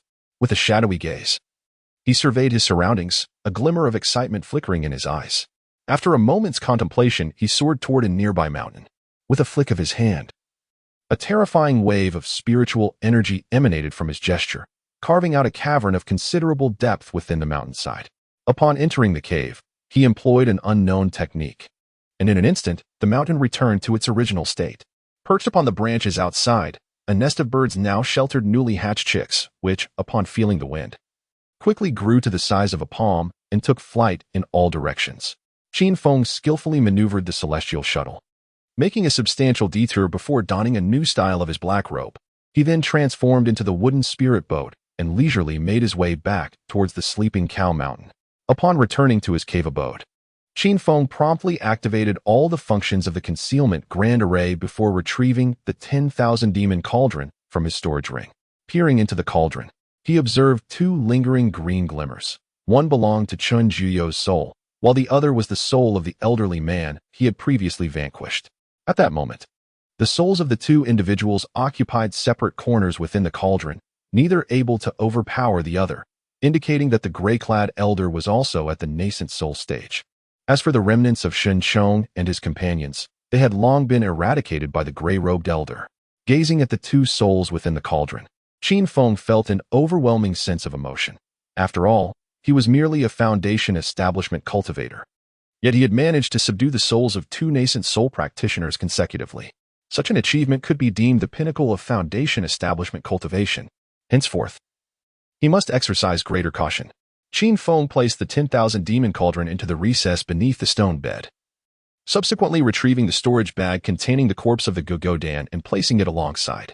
Having endured numerous experiences during this period, Qin Feng felt it prudent to adopt a more subdued demeanor for a while. Frequent displays of power might attract unwelcome attention, Enhancing one's strength was the true path. Moreover, after enduring this period of trials, he sensed that the bottleneck of the early foundation stage had begun to loosen somewhat. After adjusting his mindset, taking a cleansing bath, changing his garments, and lighting incense, Qin Feng finally seated himself within the Xian Kuan Devouring Heaven formation. He guided the formation to absorb spiritual energy until its density reached 8 times that of the external environment. The 5 Emperors God-slaying art was a celestial technique aimed at transitioning from the foundation stage to the Great Ascension stage, absorbing spiritual energy at a rate even more terrifying than that of the Xian Kuan formation. The amount of spiritual energy converged within the formation was directly proportional to what Qin Feng could absorb. With the potency of the spiritual energy and the rapidity of his cultivation, Qin Feng's rate of advancement exceeded that of ordinary cultivators by more than 8-fold. The formation operated with fervor, drawing in the surrounding spiritual energy, while Qin Feng sat cross-legged at its center. As the 5 Emperors God-slaying art continuously cycled, the spiritual energy within his sea of qi visibly increased.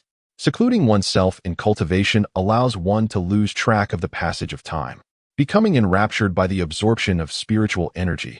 Thus, days swiftly slipped away in this pursuit. Qin Feng devoted an entire month to his closed-door training, culminating in a breakthrough to the mid-foundation stage, as anticipated. Upon concluding his cultivation, he exited his cave dwelling and stood at the entrance, gazing across the entirety of Mount Wenyou. Perhaps due to the recently abundant spiritual energy, the weeds on the mountain had flourished remarkably, towering above him.